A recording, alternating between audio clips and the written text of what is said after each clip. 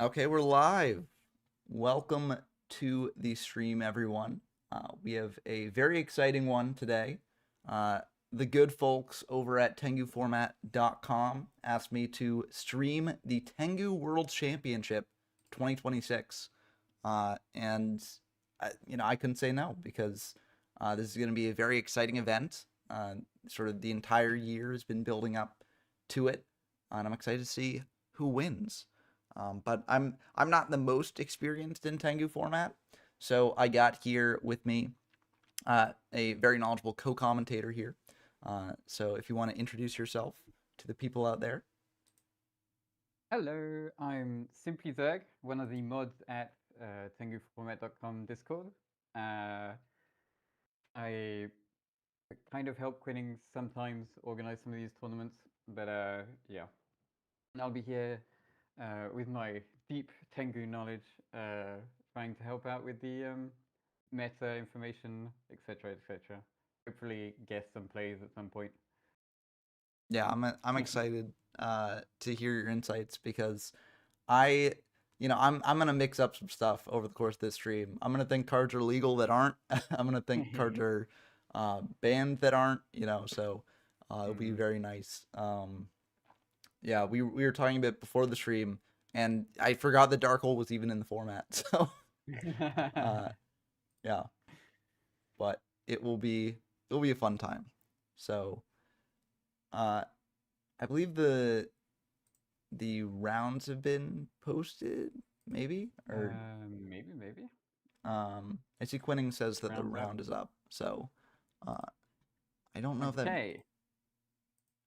Does anybody want to watch in particular?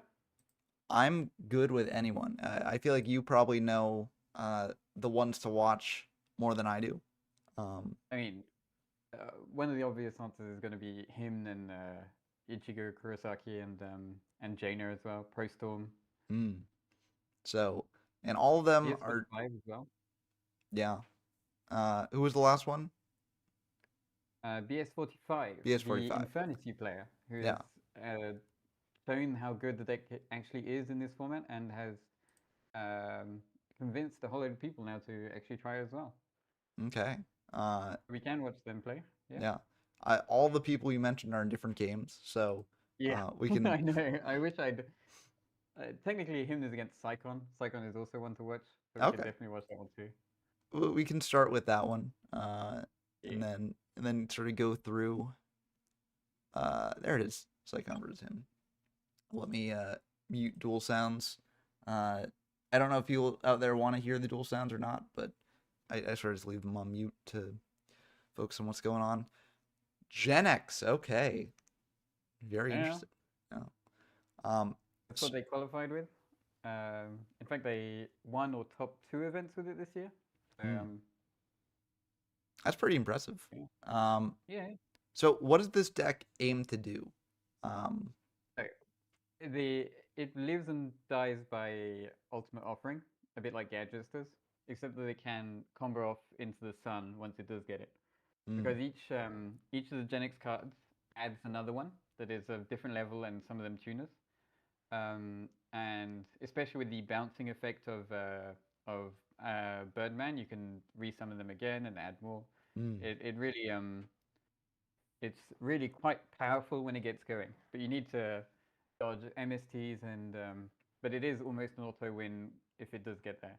And okay. him is on Gravekeepers. Yeah, that's very surprising to me. Yes, At very surprising. I wonder if he's innovated in it at all because obviously he is definitely known for playing control decks and being one of the best players in the format, let alone control players. hmm. But Gravekeepers have famously fallen off uh, um, recently. Like nobody's really managed to top with it or anything.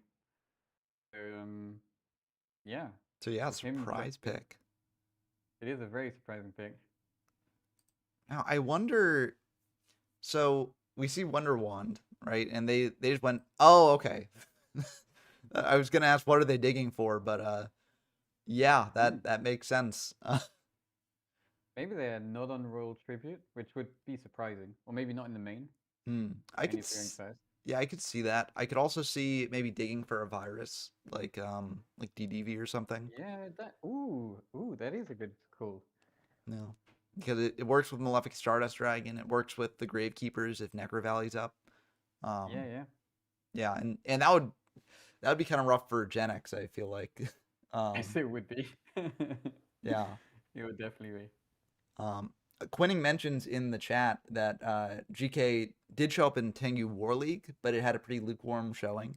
Um, Oh yeah, yeah, yeah. oh, there's the I offering. forget about the Tengu War League a lot. Yeah, I think it maybe didn't have as much of an impact as some other War Leagues, but it's very cool that y'all did it. Yeah, it did have kind of an impact. It's really what solidified Agent as the best deck in everybody's eyes, really. Mm, Um, yeah, which yeah, I maybe we'll see some change with that in this finals here in this yeah, yeah. World Championship. Um, There'll be a few agent players. Uh, Dark Signer is one of them. hmm, I think we'll see what he's on. yeah, I mean, who knows what to expect here because we got Gravekeepers in Tengu format in Mm-hmm. 2026. Yeah, So I'm excited to see what other people have brought too. they were a staple for a while. Hmm, People like to joke it's the German format, which was very control heavy at the start, and had a lot of gravekeepers and a lot of results with it as well. yeah, and I know that Himna is, or I believe Himna is one of the Germans, right? Yeah, Um, yeah, yeah. yeah, He's okay, the. They kind of call themselves the Himne crew now, especially now that he won both worlds in brackets last year. yeah.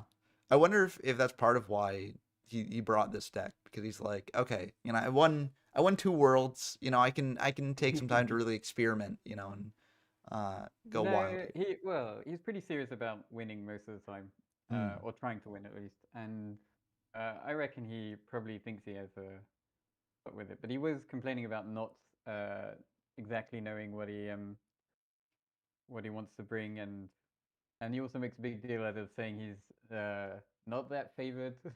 Hmm. But I don't know. I mean, maybe this is why he was saying he's not that favored, but Mm. I feel like with good play, this deck could maybe do some stuff. Yeah, yeah.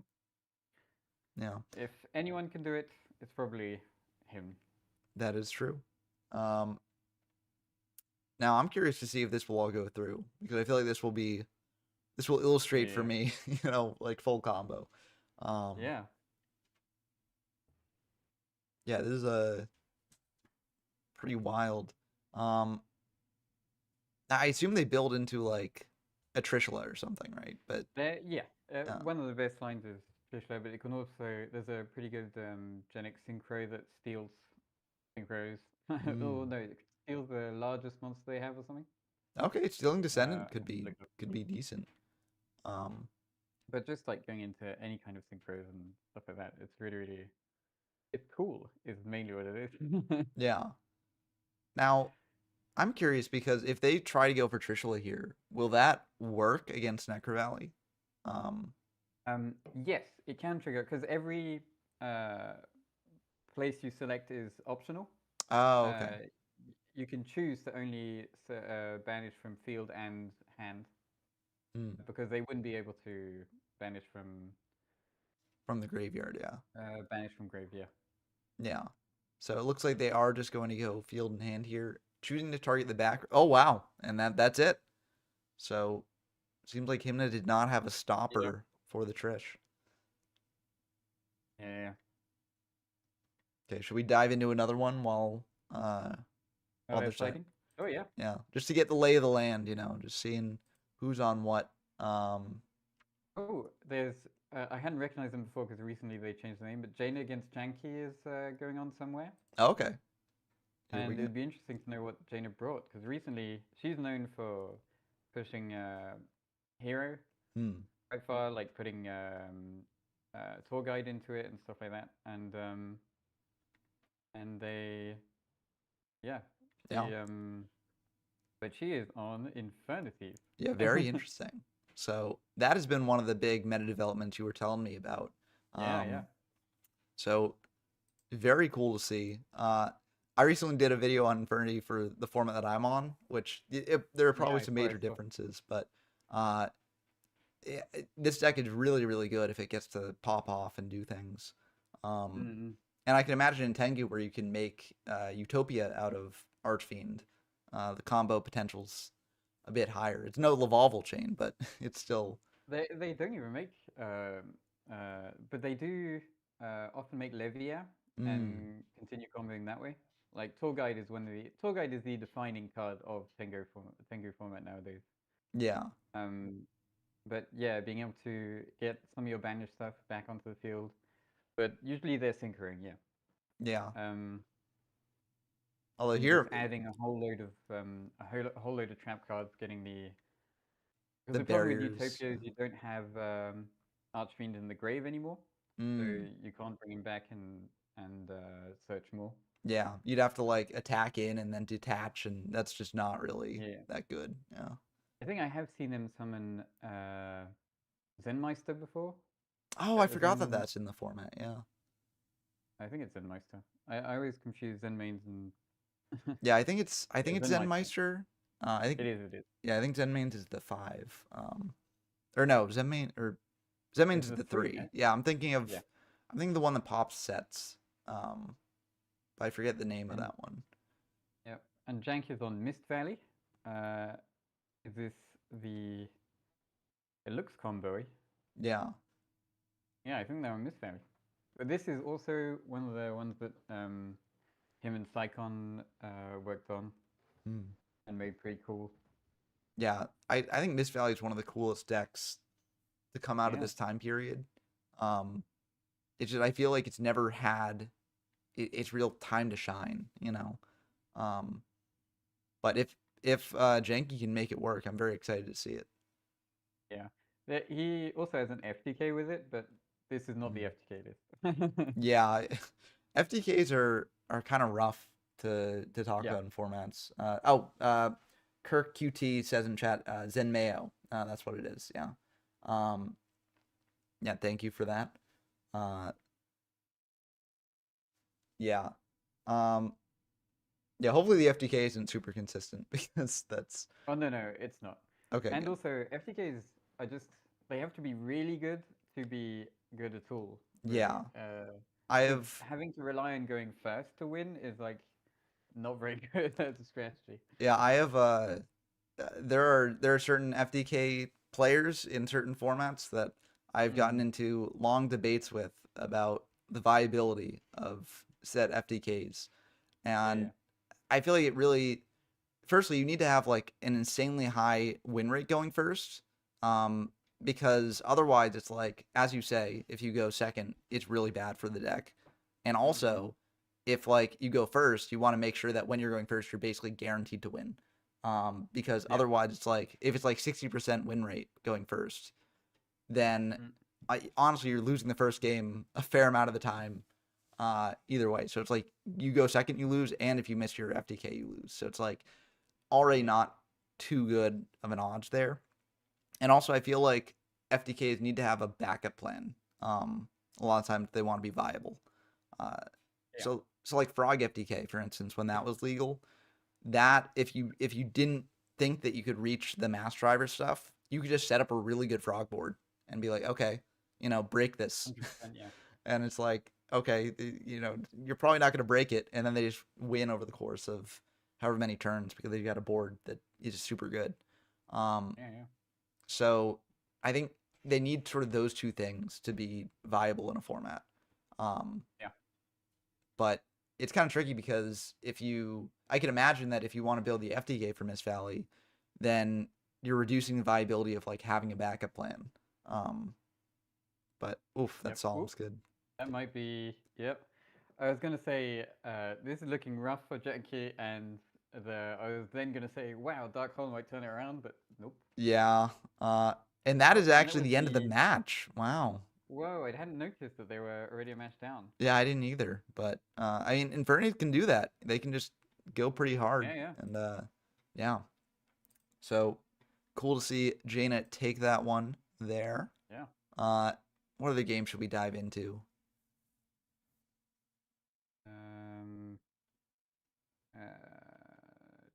tick, tick, tick. You could see Ichigo against Spike, maybe. Okay. Let's see. What are their DB names? So DB is Tia, and then and Dragon Mega Rock are the two. Okay. There they are.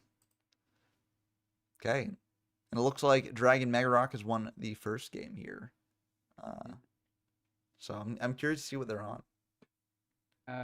They'll be on Dragoonity with viruses and stuff. They were the first ones to bring it back. It was a list I posted, which was half baked with it was the old Dragoonity list but with viruses in, and they liked the idea when they first came to the format, and then have been running with it and winning a few tournaments and stuff. Yeah, it worked out really well for them. Yeah, and it worked out for them game one, so I'm excited to see Yeah. how And game they were two. really nervous for this because they're also the only other French player I think that I know of in the format. So maybe they can bring more Frenchmen in, or French women, French people. Yeah, I'm hoping. There's not a huge retro scene in France. There's a bigger and bigger modern Yu-Gi-Oh scene, but not much of a retro scene. Which is kind of surprising to me, given how big I know retro Yu-Gi-Oh is in like Italy, and in Germany as well. Yeah, I guess just skipped over France. I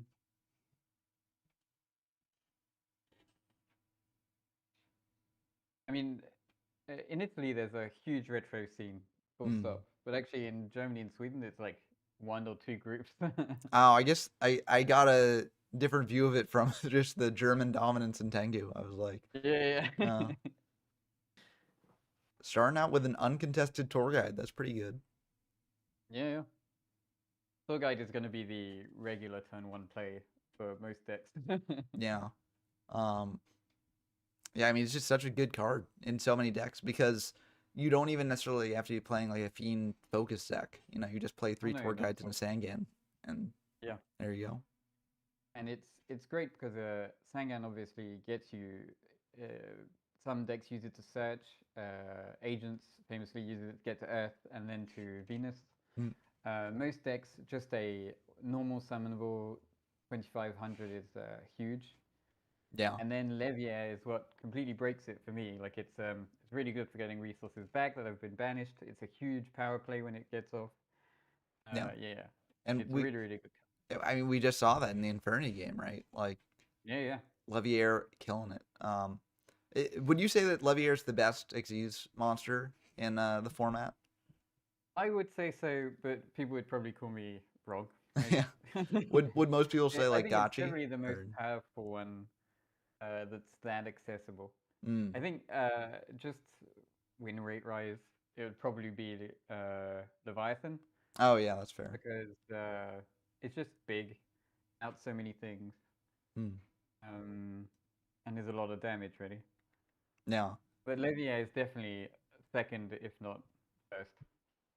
Yeah, that makes sense.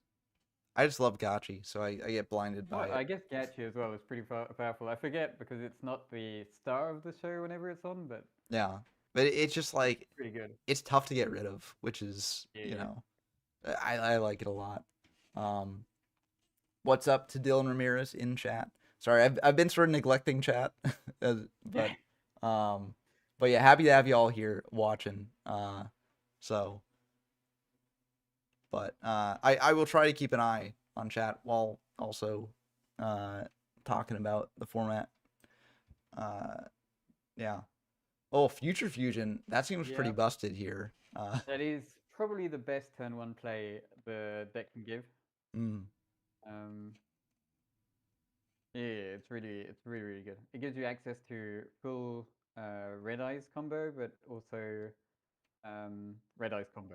Yeah, and Red Eyes is pretty cracked. But also it can send Dragonian Phalanx engraved, so you don't have to spend a cycle of the field spell to actually get to the tuner. Yeah. And also against agents, it can also send Drago, which will set up Red MD to lock out agents. Yeah. And do we know that Tia is on agents or? Tia is probably the best ever Tengu plant player Oh, within okay. the Tengu plant deck. This is obviously um, not objective, Mm. but so far they've had the most consistent results with it, I think. Yeah. And so, and I mean, they probably revealed what they were on in game one, but uh, Tengu definitely does play tour guide. I mean, as you say, most decks play it, but uh, I feel like tour guide's especially good in Tengu because with the Sangan, there's so many things you can search to just make whatever combo you want. Oh, I've just seen that Quinning has given us insider information on the Oh, stream channel. okay. So we might have to We've use got all that. the deck lists. Oh, Oh, not all the lists. We have all the names of of the decks. Okay. yeah. So we can use this as a good guide. Ooh, this is also make me want to check out some other like it's given it's giving some insight into which games we should probably look at Yeah. as well. Um but yeah. Which one's got you? What name Uh stuck out to you? I would say that Devoratore 93, that is definitely Yeah. someone I I was want. pretty sure that was gonna be one Yeah, of them. because I do love that archetype that they're playing. Yeah. Um yeah, but I mean honestly, this is a very good spread of just different things going on. 3 agents, which is like that's pretty good. Yeah. 2 Tengu plants. Oh, is it? I see three Tengu Kyle plants. Yu-Gi-Oh is also somebody who's had multiple good results with Tengu plants, and Alpha obviously has had really good Tengu plant runs as well. Mm. So we'll see if they're able to make the deck work in the championship. But yeah, I'm just really excited to see what comes out on top because I feel like this is a very interesting spread, and it seems different to me from. I mean, Tengu Plan agents, of course, have been in the past, but I feel like some of the other decks that are seeing representation definitely have a shot. Okay, That's cool. And I believe they know the other back row here, right? That is a DDV, I I got think. disconnected briefly. I'm sorry. Oh, we did? Oh, sorry. Just me. Okay, cool. Viking Goats asked if I can turn up your volume. Let me turn up you a bit. There we go. Can you say something? We'll see if that's good. Hello? Am I good? Hopefully, we will see what Viking Goats Better? verdict there is. But yeah, I can always turn you up more as well. So okay, they say much I better. think Cool, Viking cool. Goats is Gustafsson? No? Yes, I believe that is the case. Yeah, who is a very fun retro Yu-Gi-Oh player there. Yeah.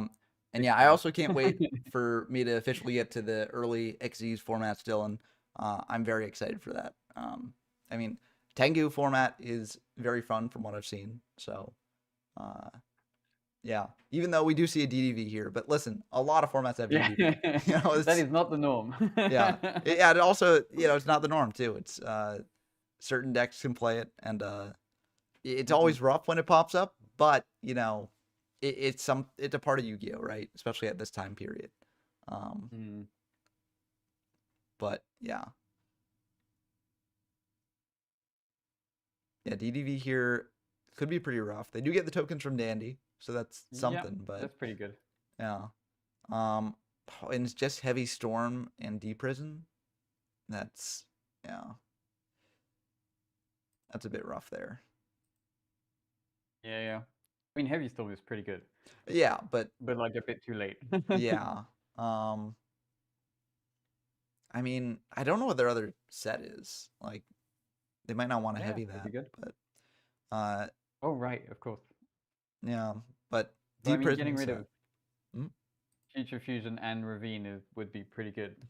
Yeah, I mean they'll have to do it at some point probably, but I mean, yeah, Megarock can probably put on a lot of pressure here. Yeah, a lot of good specials. Oh, also Ducks coming down. That is yeah, that's pretty good. And they didn't even add it, they just No, they had just it. hard drew it. Yep. I mean, to be fair, like there are a lot of good draws from this position, right? Yeah, Um, 100%. yeah. Also, this deck really easily gets to Trident Dragon if it wants to at least. Mm, So it can really OTK us if there's no interaction. Which here he knows there is DDV. Ooh, yeah. There's that's the what the set black was. one. So Actually, that makes sense. yeah, makes sense why no heavy this past turn. But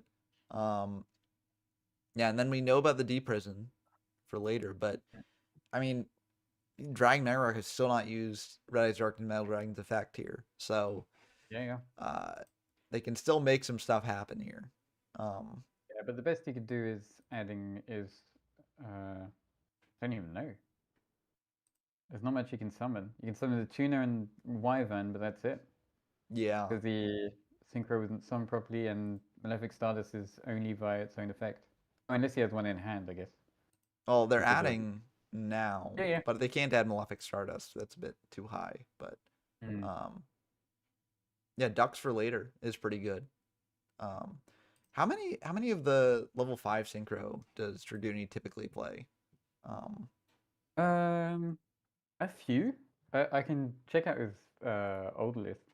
yeah, I'm just curious, like, because like if you stop that, does that stop them from being able to ladder later, or does it like, um, The level sixes or the level fives?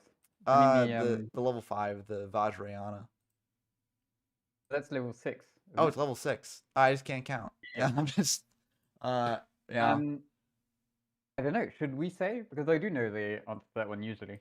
Um, I mean, it's pretty well known that it's two usually, but I okay. wouldn't. I wouldn't know exactly. And Yeah, and we do not have like, access to the exact deck list here for anyone watching out there. mm. Um, this is just based on past lists. Yeah, yeah. I need to go back to school for math there. Funny thing is, I majored All in good. math in college, so it's like I should be able to Ah, count, nice. but Actually, I had I also did math, but I didn't get that degree. mm, But one of my teachers was dyscalculic, which means like dyslexia, but oh for yeah, math, with so numbers, yeah. couldn't count properly and etc. And she was the head of the research department, so That's that that's pretty cool. There is really cool. there is also a joke among like mathematicians that like mathematicians just can't count. They're because they're too busy doing Yeah. like theory, and so actual numbers are like alien to them. If you see numbers, it was probably engineering.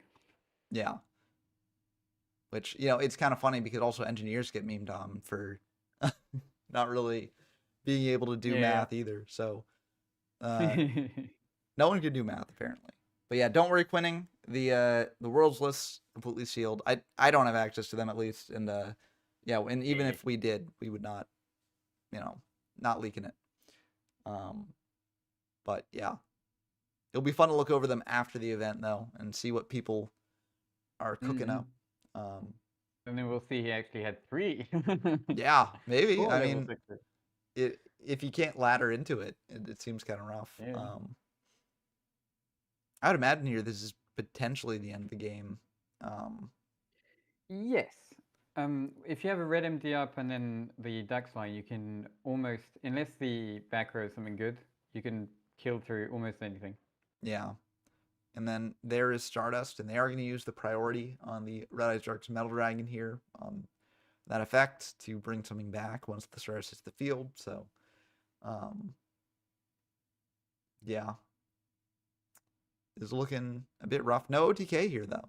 So, Yeah. I was completely wrong about that, but well, it might have been that they didn't it want could have to. been if he had any card set or something, he could have made Trident Dragon and then sent them to attack multiple times. Mm, But he only has one other card, so I assume they just don't have the resources to kill. I yeah, forget that DDV isn't a real card, like it was just a counter, essentially. yeah. But that Vanity is not going to be good enough there. Bit too late, Yep. and yeah, that's the game. Oh, and that was game three as well. Game two. Oh my Yeah, god, two. a lot Game two. of 2 game wins here, which is interesting. I know for a fact that Spike Dragon Mega Rock in that game was incredibly nervous before this tournament because they're fairly new to the format and yeah, Well, not used to high competition. it must be nice having a game under their belt, just Yeah. good start, especially since Confidence. they were up against a great player too. So like, Yeah. must feel good there. Let's check in on it looks like the Pro Storm versus Divoratore game is wrapped up. So Yep. we'll have to catch them We'll next see that round. round 2. Yeah. Icon and him is still going on. Who else is still? We could check in Can't really on see. BS45 and Shinislaw. That could be. Yes. I assume Shinislaw is Oh. RPG. This is quite the game to hop into here. Oh wow. Yeah, it's interesting though. Their back row is like clogged. So I think unless they can activate something, which usually they can because they'll set all their spells as well.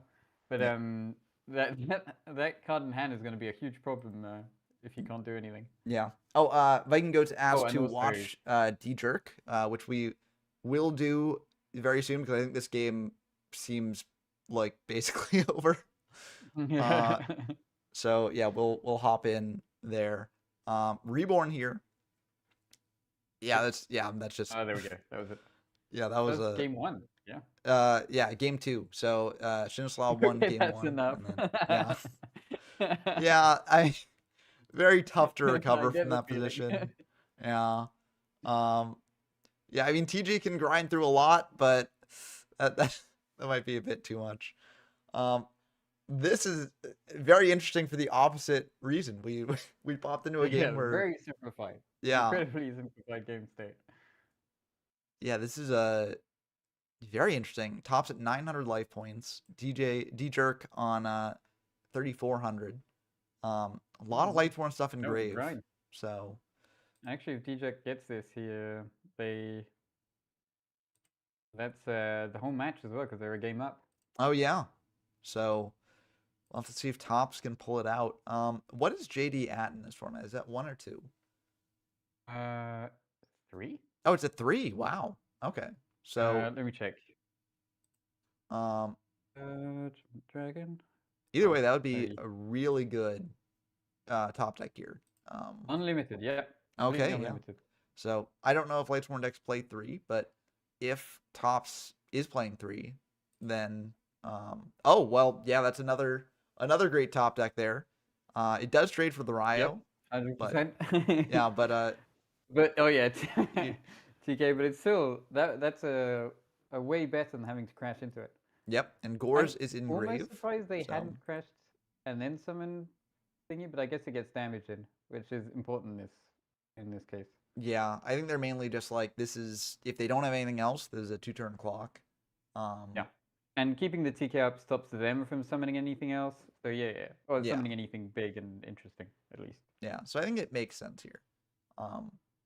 They do have a set, but I feel like that set's just probably to stay alive.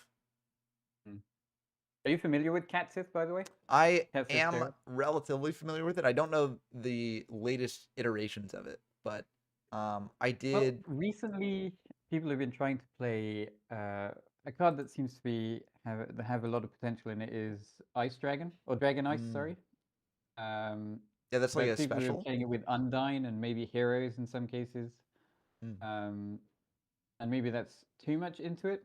We'll see. And yeah, I mean, I'm quite excited because I really would like this deck to come back because I thought it was really good and it was kind of a rogue killer because it's got so much removal that it's difficult to get any game plan out. But it's a very, very cool list. Yeah. No, I really like, because also this is sort of like a modern discovery, right? So yeah. This is a if I understand correctly, it started off as a deck full of cat cards that Janky started a long time ago, and then him and Psychon built it up to a like for a while a meta warping strategy. Yeah, which is always cool to see. It's always fun to see the success stories, even if they don't always last. It's cool to see them pop up, and hopefully this one will. Tour guides interesting here because I mean I guess it trades for the Ryo, right? If you go into Yeah. Nixies, but um yeah, it's pretty rough. And Viking Goat says a particular Viking Goat format duelist came up with the spy tech. Uh, so yeah, very That's them. yep, exactly. Uh, so yeah, which I did hear is sort of like one of the things that made the deck meta Mm. viable, like when it was first really Because it was on the rise. the deck really starts for dark monsters in grave. Like it was pretty easy to access. Like you're drawing TK and you're adding with tour guide. I forgot Yeah, what his the name the is. Kushano. Yeah, Kushano.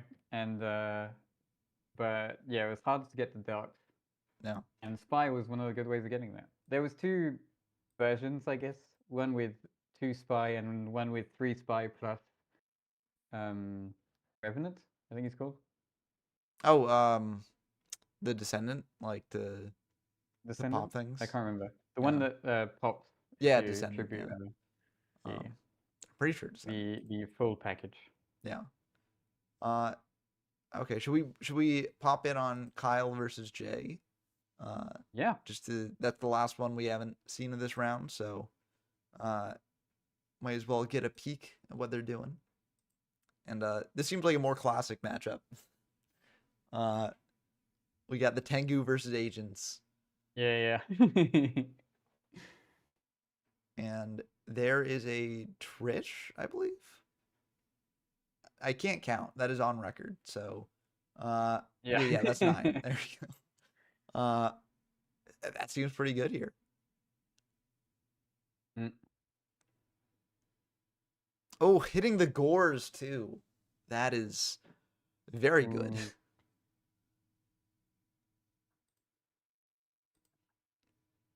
Yeah, if I was Kyle right now, I would not What was be the set? too happy.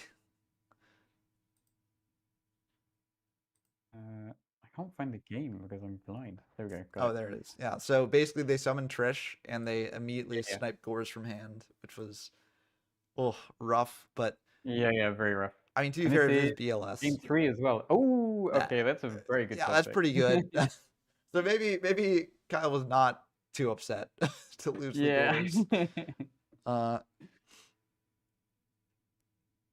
oh Oh, wow, and just wow, okay, that just was scooping it up. Yeah. yeah.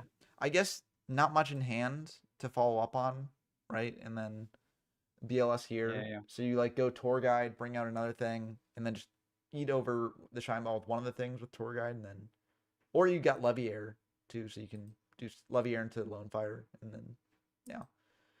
So yep, that is pretty good there. And now I think we're on the last game of the round, right? I believe it's Tops Yep. versus DJ Irk.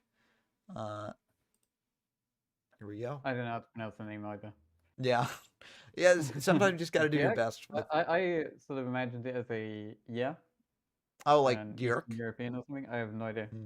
I Now don't that know where they're that makes from at all. sense. So. I mean, given the amount of Tengu players from Europe, like I would not be surprised if it's the Yeah, you know, true, true. yeah.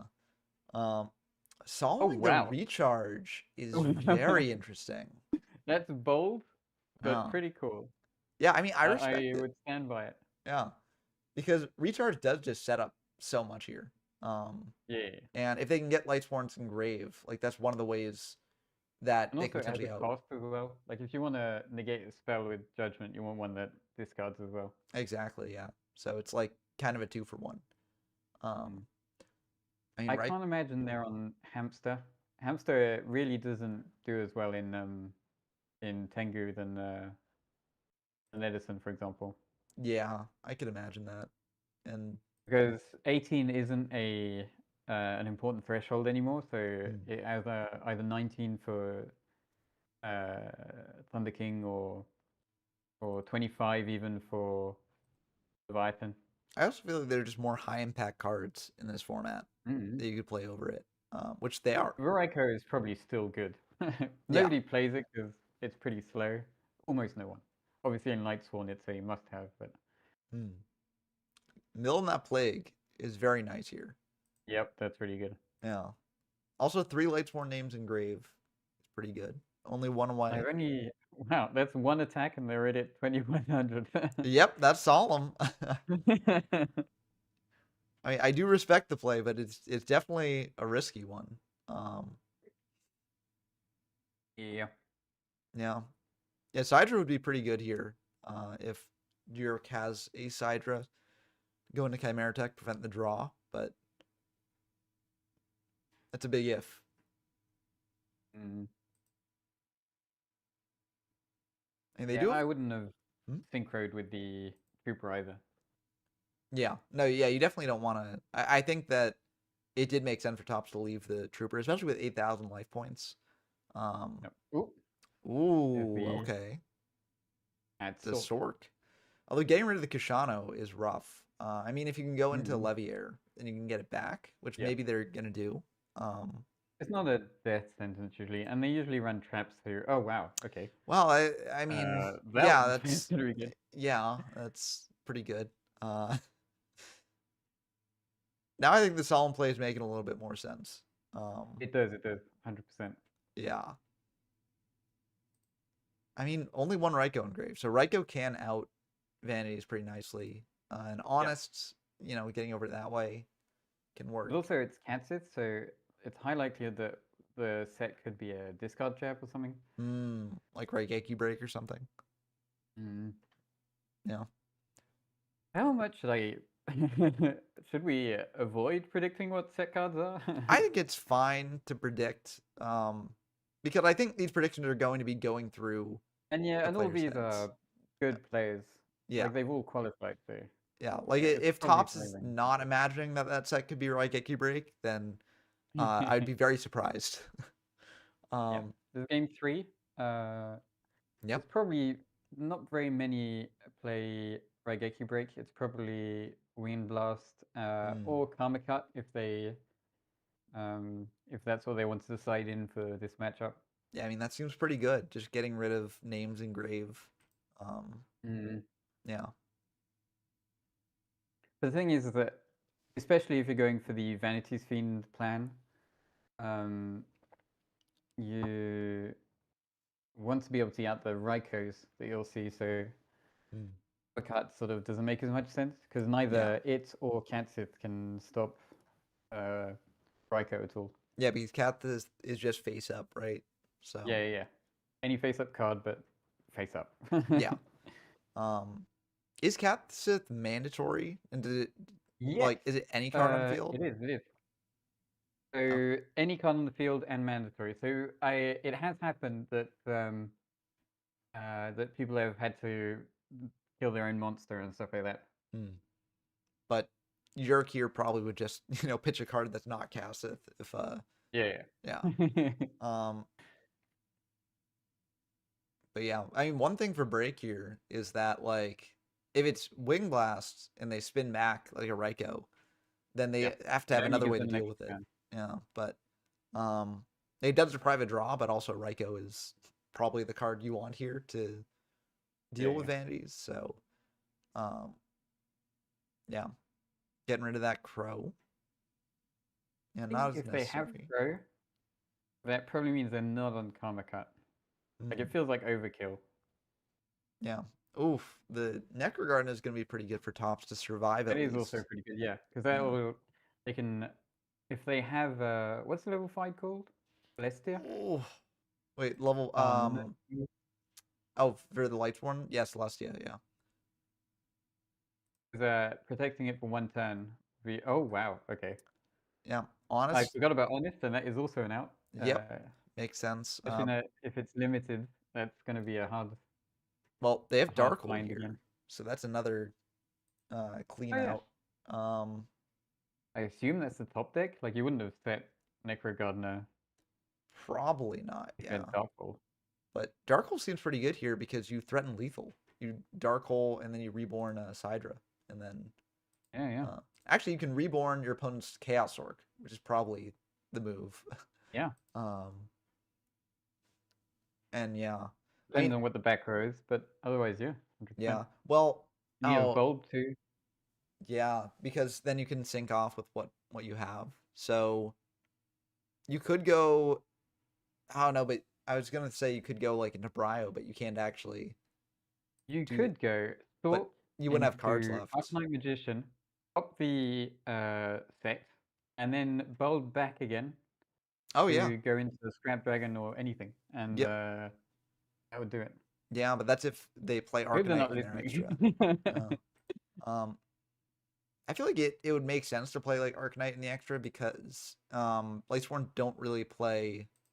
I mean, they've got Plague, right? So they can do synchro plays, but Yeah. like that's not the main goal of the deck. So Well, if they're on Chaos Orc and Bulb, like, and they are on Chaos Orc.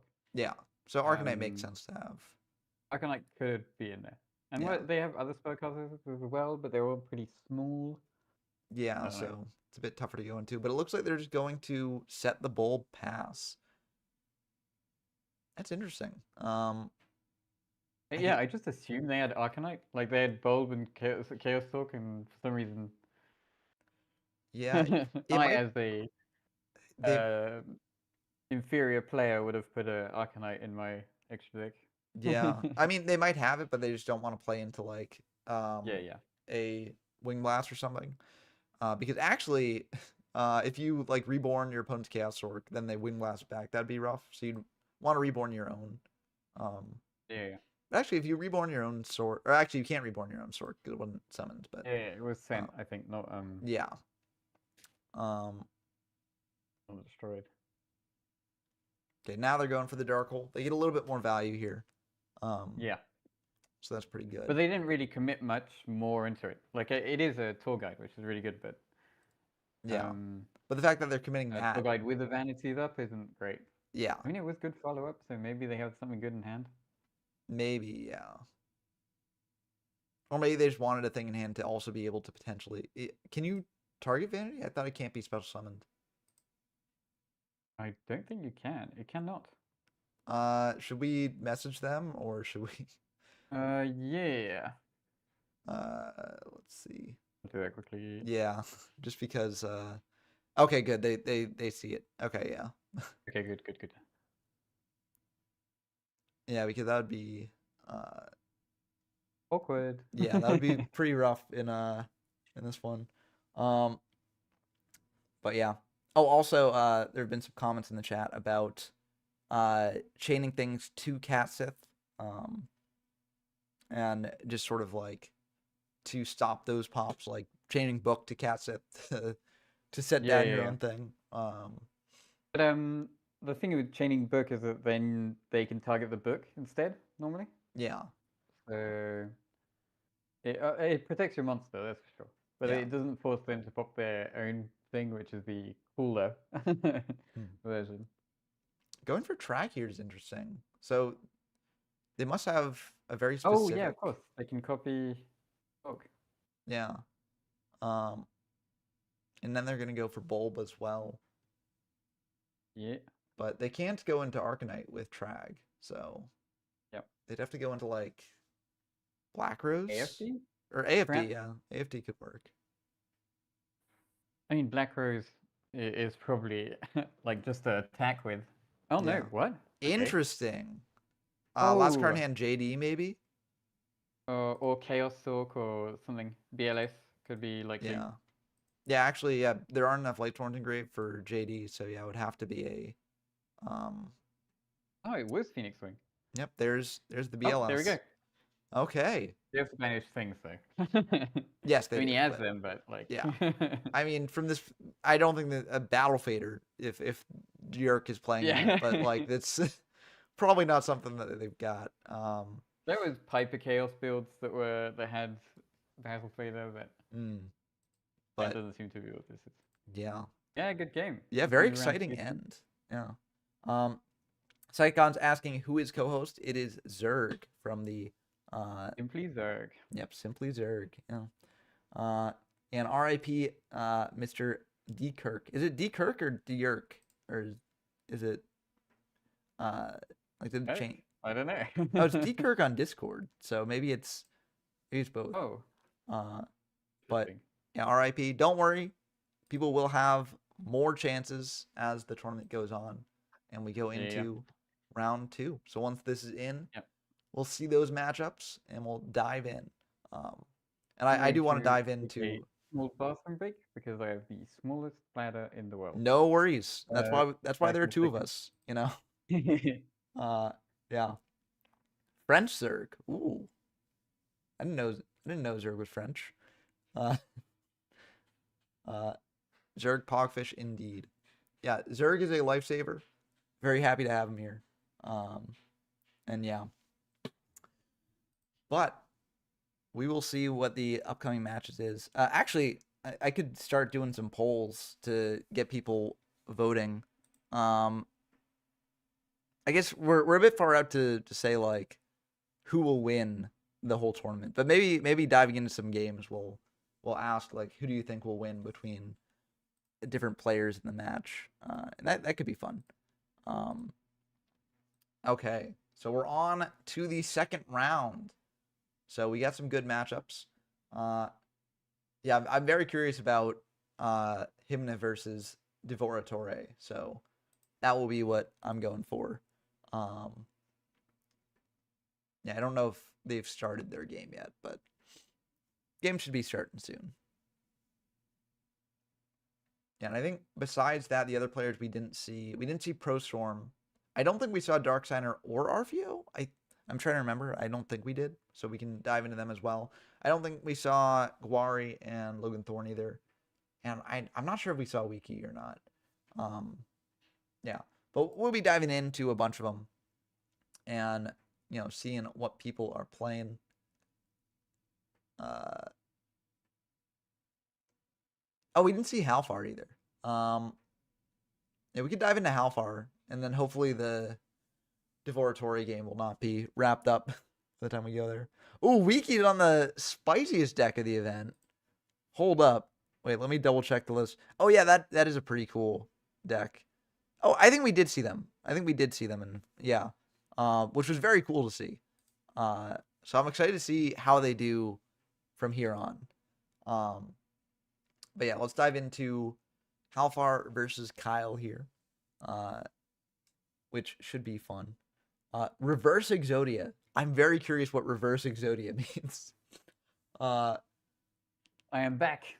Welcome back. Do you know what Reverse Exodia would mean? Yes, I do. You know that FTK I was talking about? Yeah, The yeah. engine is actually incredibly powerful, Mm. and Janky came up with the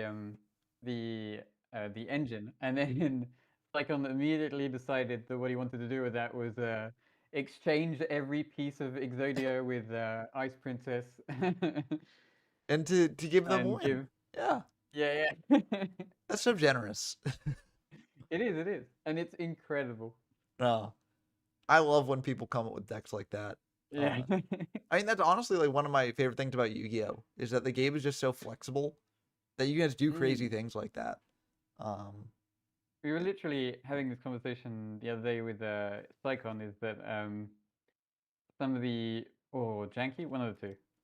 Mm. How am I confusing the two? But we're one of the best things about Yu-Gi-Oh is its worst cards, um, and I think that's just really cool. Yeah, and there are some wild cards out there. Yeah. Uh, We were watching. I can't remember every time. How far Kyle I usually just got hopped it. into How Far versus Kyle since they were up, and I realized that we hadn't Ooh, seen Tengu How Mirror. Far yet. No, looks like it. 1-for-1 could be pretty good here, especially pitching Dandy. Um, Yeah.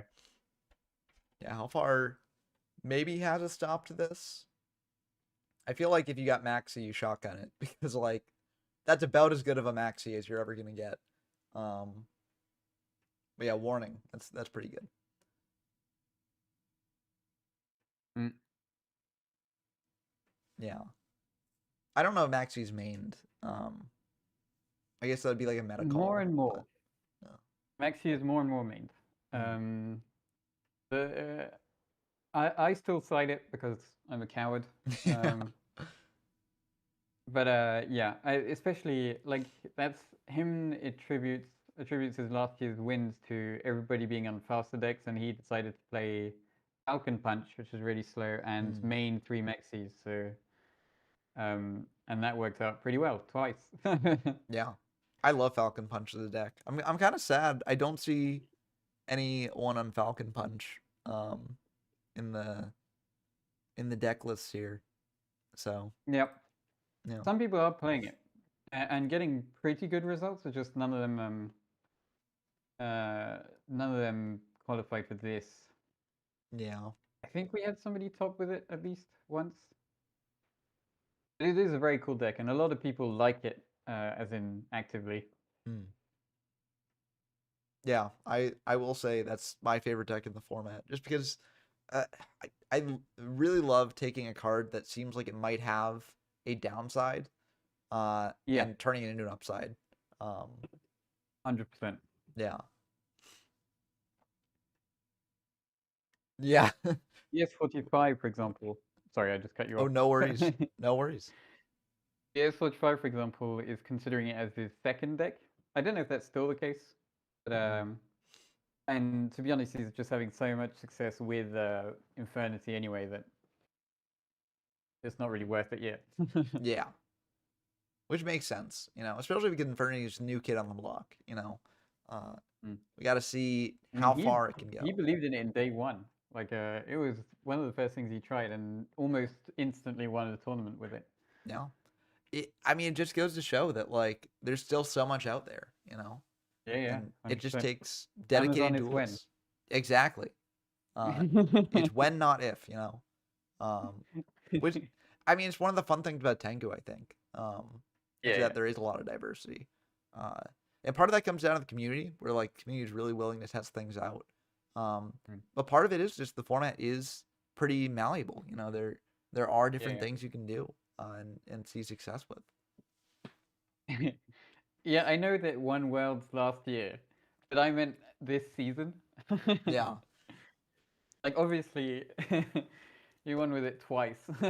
it's a skip year for Falcon Punch, and then next year it'll be back. Yeah, yeah.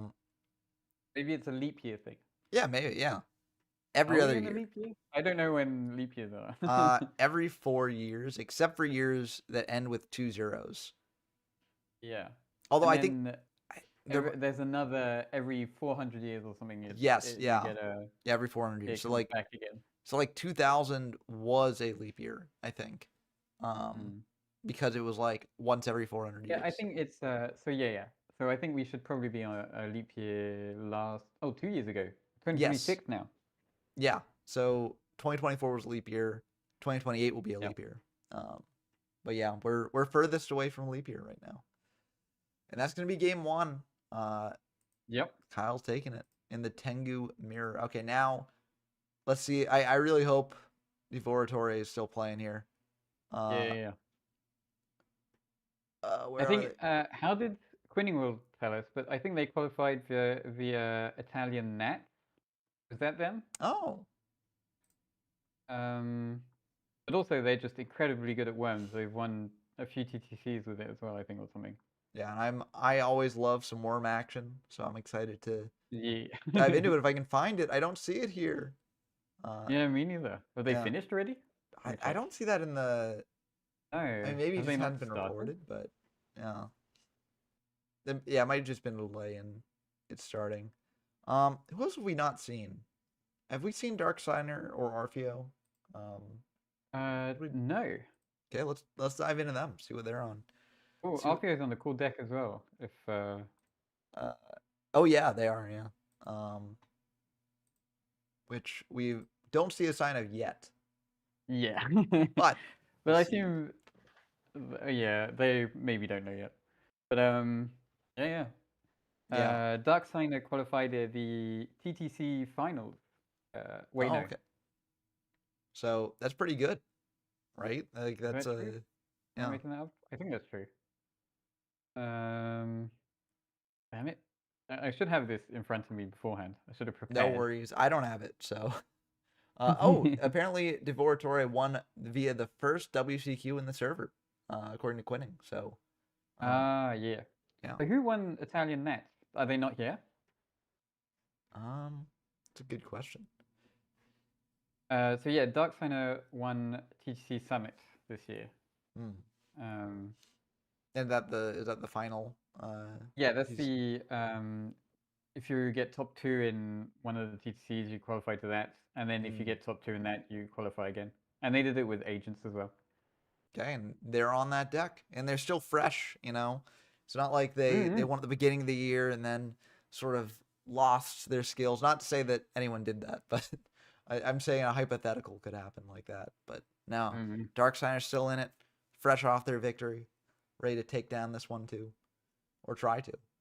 Are they not spectators? Maybe I'm gonna check on the because they seem to be playing because there's a judge Oh, call. that might be it. Yeah, I'm gonna check. they gotta hide the sauce, hide the spice. Yeah, but I think that's not allowed. I also don't. Generally in these events, you gotta host a Yeah. walkthrough, but In fact, I know for a fact that it isn't allowed, but yeah. uh, so maybe. Hopefully that's not the case. I guess it should be fine if we just make sure they don't do it afterwards. Because Yeah, maybe the sorry doesn't know. yeah, it might be it. Yeah, Yeah, I don't see them. rip. Uh, you could. There isn't another room they can host it on DB, right? Like it's just unlimited. Um, Yeah, just yeah. unlimited. Custom, I guess, also counts Oh, as maybe unlimited, custom. Yeah. but Um, I don't think so. yeah. I forgot what match we were watching. We were Um, watching RVO versus Darksigner. oh yeah, right. Yeah. Uh, and a Minecon just happened, which is going to be pretty good for Darksigner here. Mm, Because they can go into an 8. Also, this reveals that RVO is on zombies. yes, which So, is an awesome deck. yeah. Yeah, I'm a big believer in Zombie World. Oh, Uh, yeah. It's just like Necro uh, Valley for some decks, because it's just, yeah, and it's better than Necro Valley in this format, I reckon. yeah. Because it Um, shuts down Christia. it stops a whole load of agent stuff. Yep. It stops a few of the important plant cards. Um, and you Yeah, can't Spore. bias, for Yeah. example. And it's just cool because you can use Doomkaiser Dragon and stuff. Yeah. And just bring back something from your opponent's grave and just keep the combos going.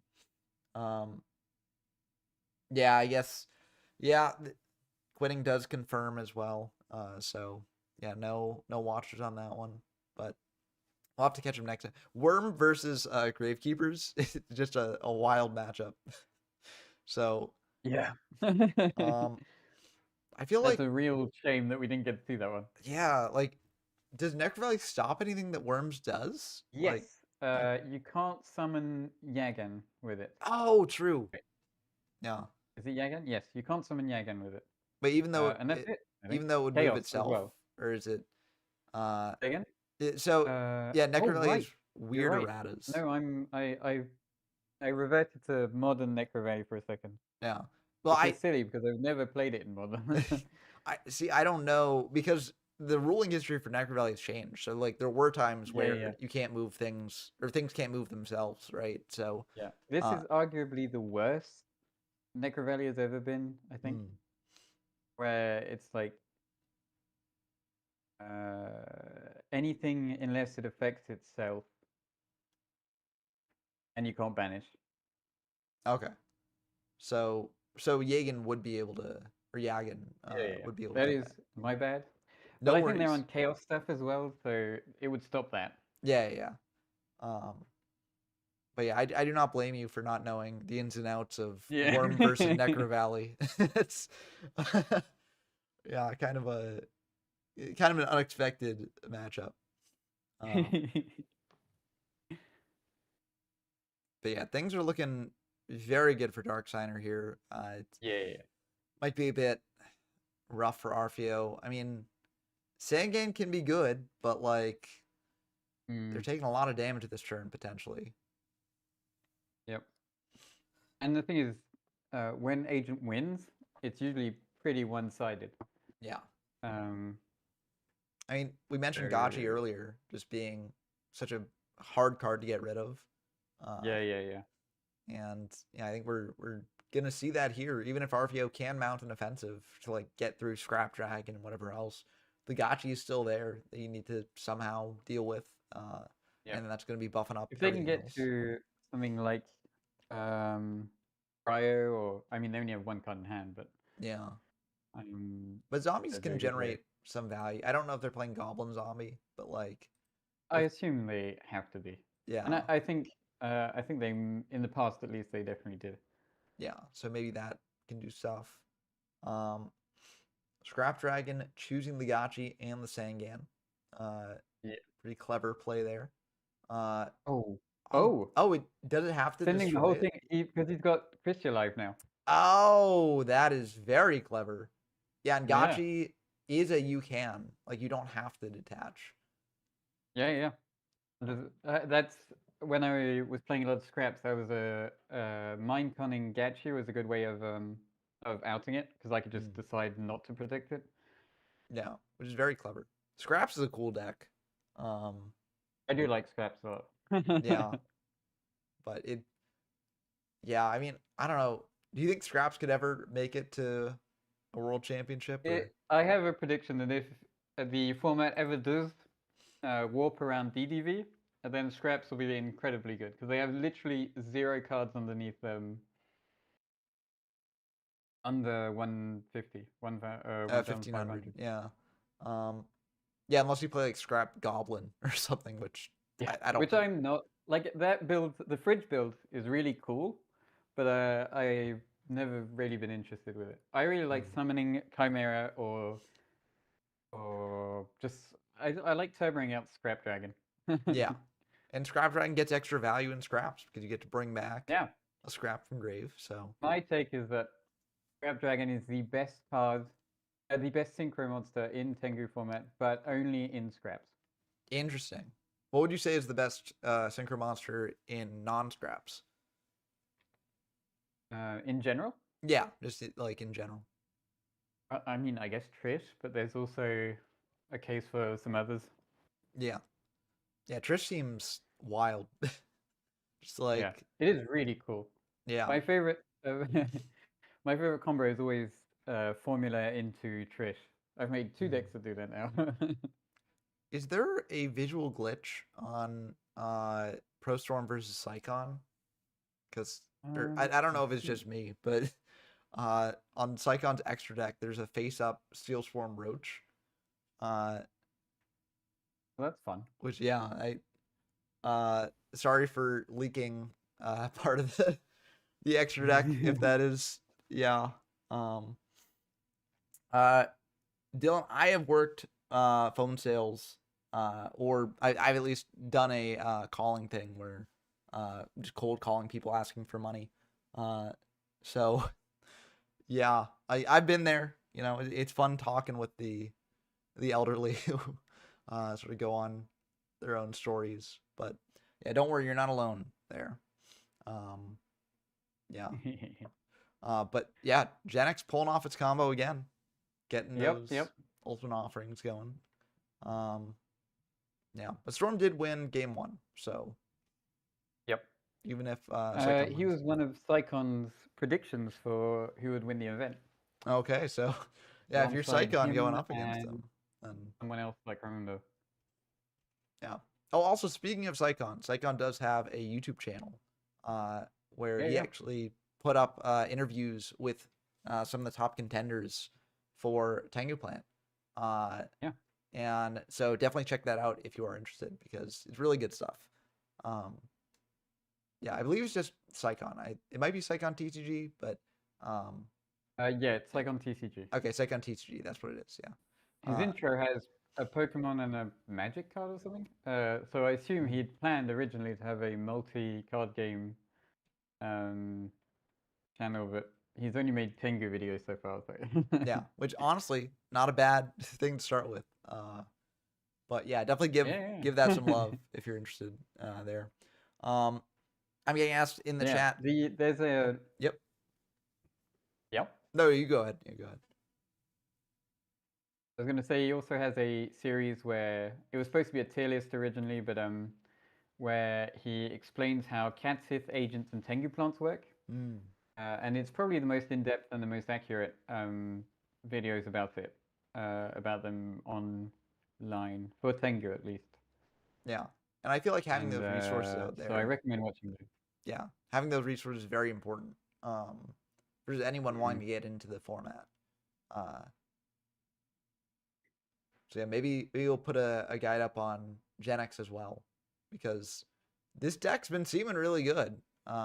Yeah. He has actually got a video on Gen X, but it's only it wasn't a same in depth as the others. It was when he won a tournament with it and wanted to. It was essentially a deck profile, really. Well, But maybe it's we'll pretty get good too. For a yeah. deck profile, it's decent. We're getting armory here. That's gonna be Yeah, interesting. is this a lethal line? Through Gotchi is gonna be wild. I mean the normal, which they have not used yet, which is very funny. Yeah. Normal. Yep. That's very funny. Going to Leviair maybe, and then Birdman and like what 7 what would would you he go make into you? here though? Eugenic synchro? Oh, nothing apparently. Okay. Oh, he's still summoning stuff. Oh, I see. Now he's. So he is doing send your entire hand in the graveyard, look at your opponent's hand, send all light. Oh, interesting. Oh.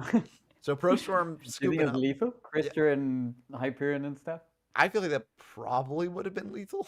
Like I would Yeah. assume. And so Pro Storm just But like I'm then they just have to equip the armory and they can do a full 4,300 damage. Because Honest would obviously be in the grave at that point. yeah. So yeah, very cool way to end the game. Showing off the power of Yeah. decisive armor. Yeah, I really like the decisive armor. I just wish it was easier to make.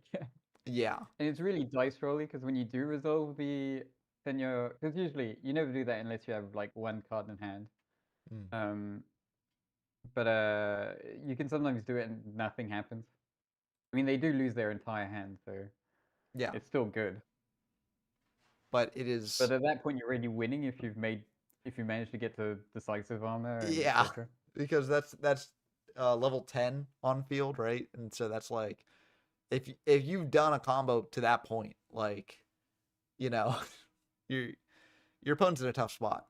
And if you can get to 10, you could probably get to 9, and Trish is just probably better most of the time. Yep.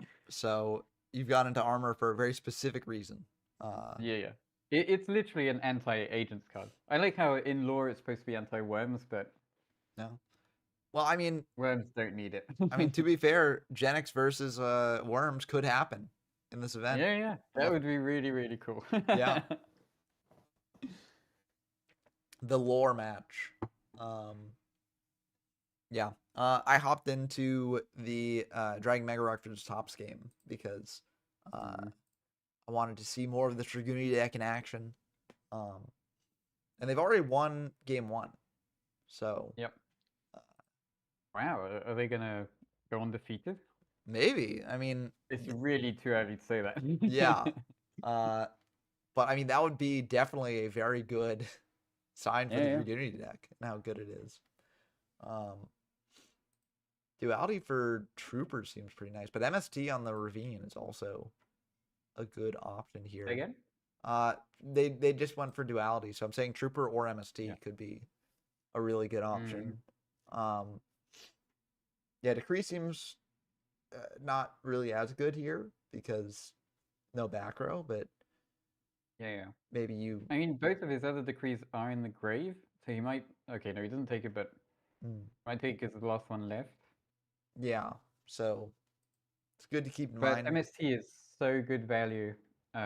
Like it either locks them out of Ravine completely because they don't want to activate it, or if they do activate it, they discard a card and you MST it, and it's 2 for 1. Yeah. Although I guess if you like discard like Wyvern and then you have a way to get yeah, you often discard something that's good for you, but it's still a 2 for 1. Yeah, exactly. So because one of the problems is you do eventually run out of hand resources, and so Ravine sort of just stops working. yeah.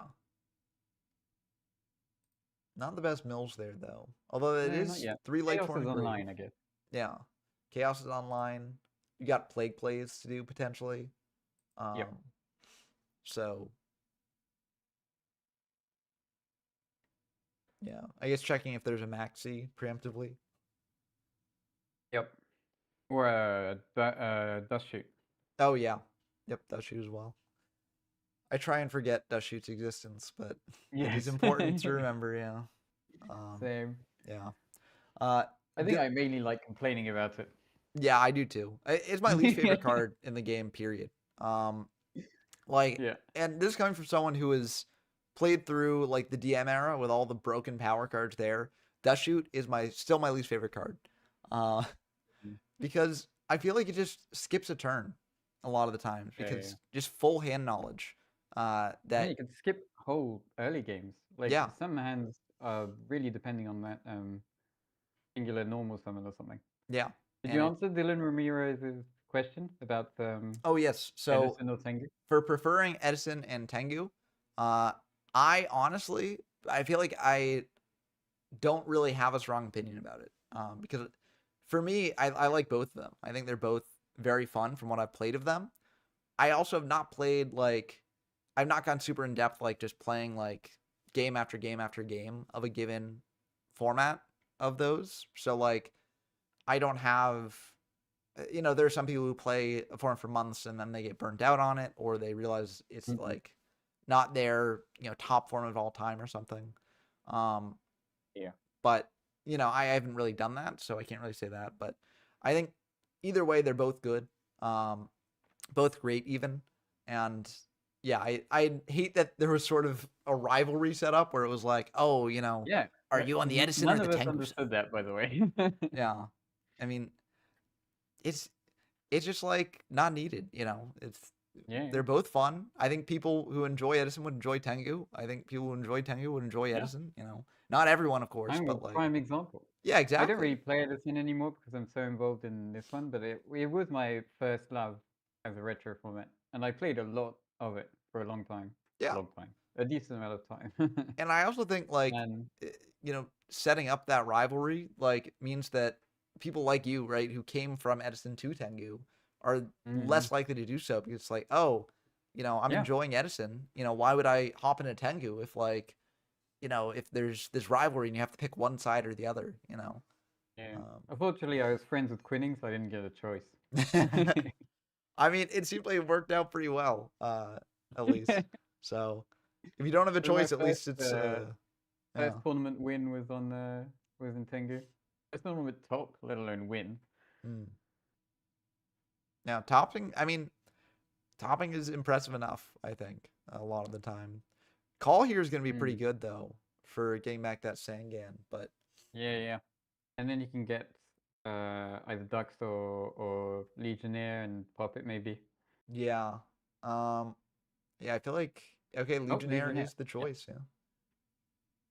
I mean, you don't want to die to um to Judgment Dragon. Yeah. Really. What was Uh-oh. that?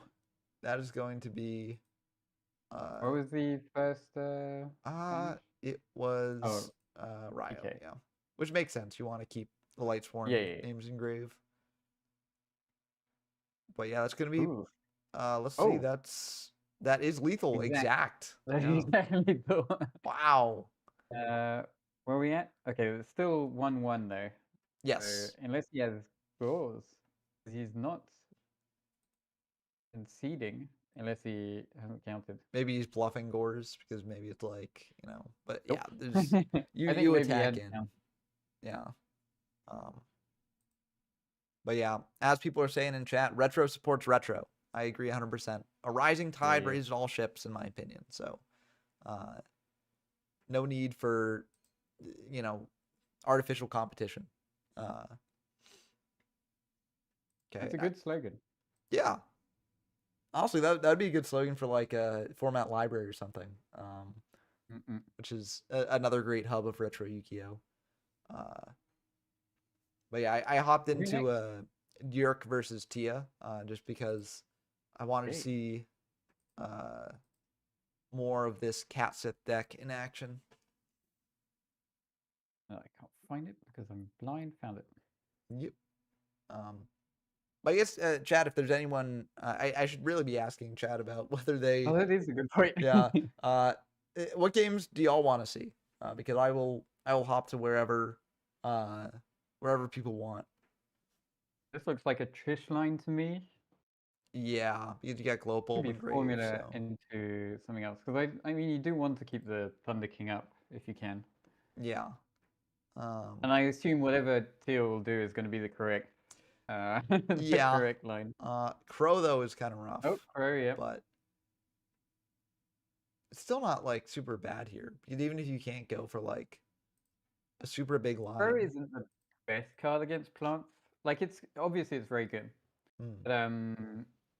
but its impact is not as like you imagine it as this graveyard deck, but it does a lot from hand a lot as well. So yeah, it's just got a lot of tricky tools in its arsenal.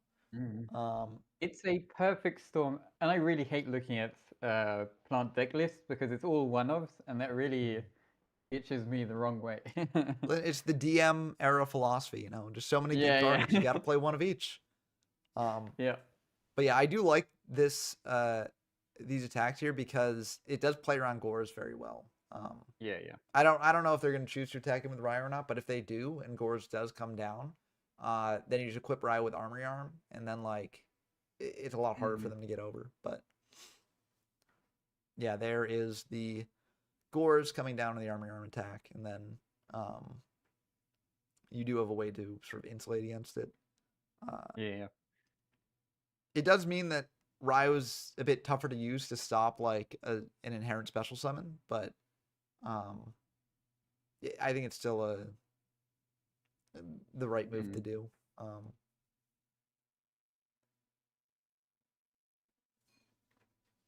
Or at least that would be my take. But Yeah, agreed. hey, it looks like Wiki won a match with Miss Valley. Yeah, they did. They beat Infernity, so very cool. Which one did they beat? Did they beat? They beat BS45. They beat BS45. Yeah, but Jaina also lost this round, so Infernity not having a good round too, unfortunately. But there's still plenty of time for that deck later in the event. It will lose some games to variants as well because the whole premise of having to have an empty hand, and even though I think they're probably on the strictly least amount of monsters you can run, you will sometimes draw too many and not be able to do anything about it. Yeah, that's also one of the strengths of that's also one of the strengths of Launcher. If you do hard draw Launcher, then that's a good way to get rid of the monsters in hand. 100%. But it's limited. Yes, for good reason because that was an incredible card. Yeah, Infernity with 3 Launcher would just be insane because it just extends their combos so much. But yeah, I think limited is where it belongs. Yeah,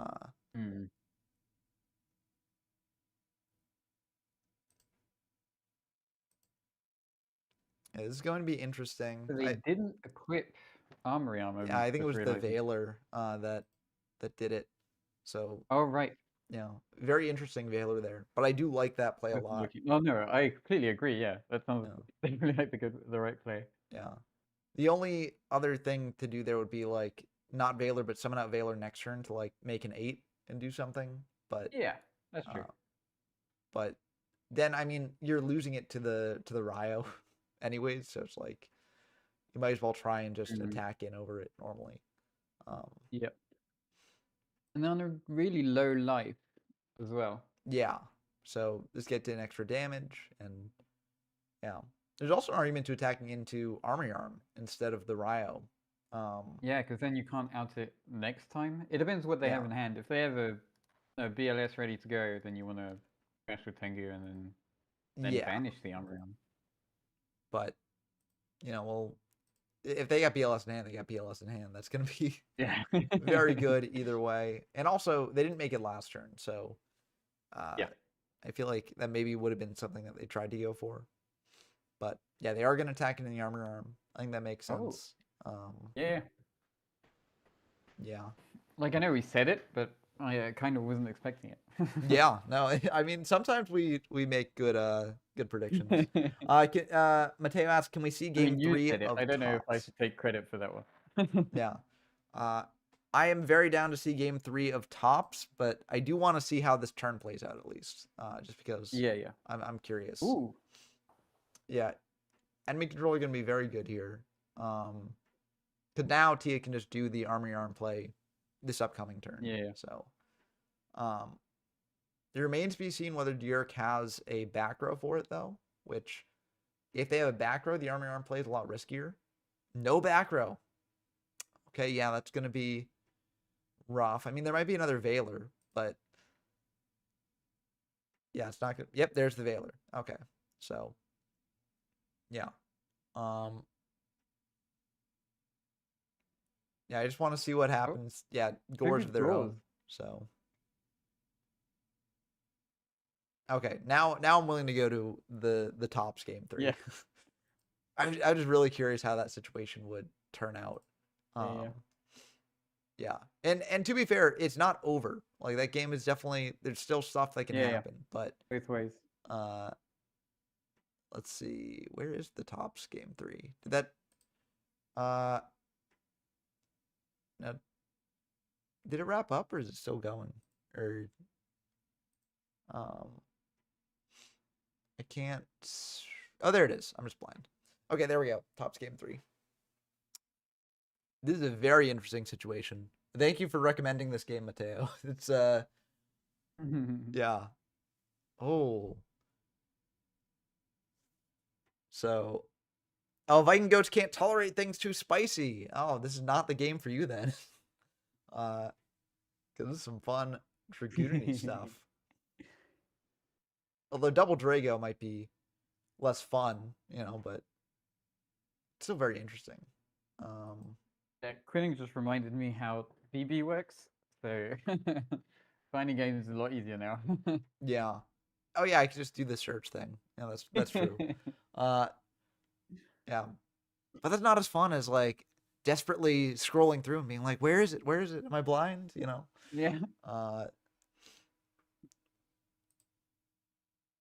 Tops checking their extra deck. Because they might have a play there. Drago's going to make it hard, and though. Bulb and Grave. I don't know what's been used, but Yeah, Bulb is good. oh, they can't get big. Oh.